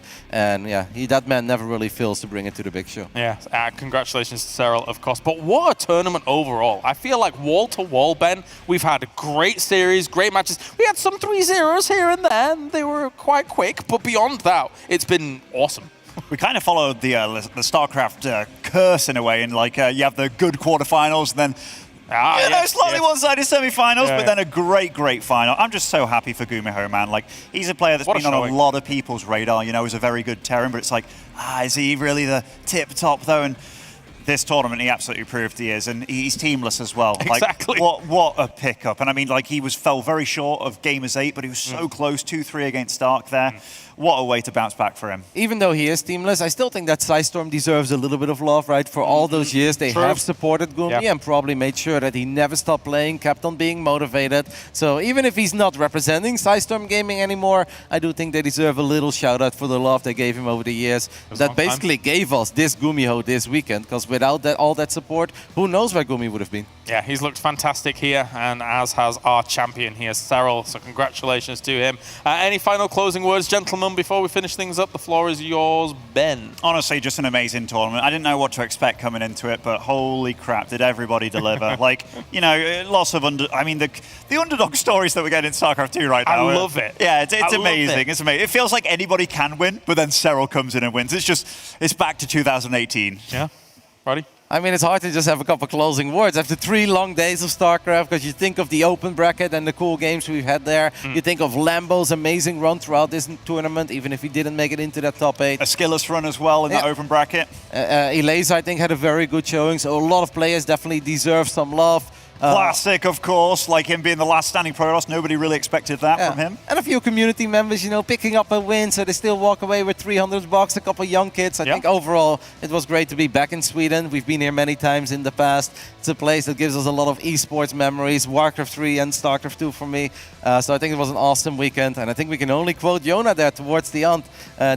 Let's keep watching StarCraft, because I really think that these 3 days were worth watching. Absolutely. We have lots more StarCraft coming up, of course, with home Home Story Cup on the horizon, Gamers 8 on the horizon as well, not just to mention the big tournaments that are coming along. But ladies and gentlemen, thank you for tuning in around the world, and a huge thank you to our partners as well, Monster, US Air Force, Blizzard, as well as ESL Shop. That does it for this tournament. That does it for ESL StarCraft 2 Masters 2023 Summer. Congratulations to our champion. It's Cyril again, and we'll see you next time for more StarCraft action.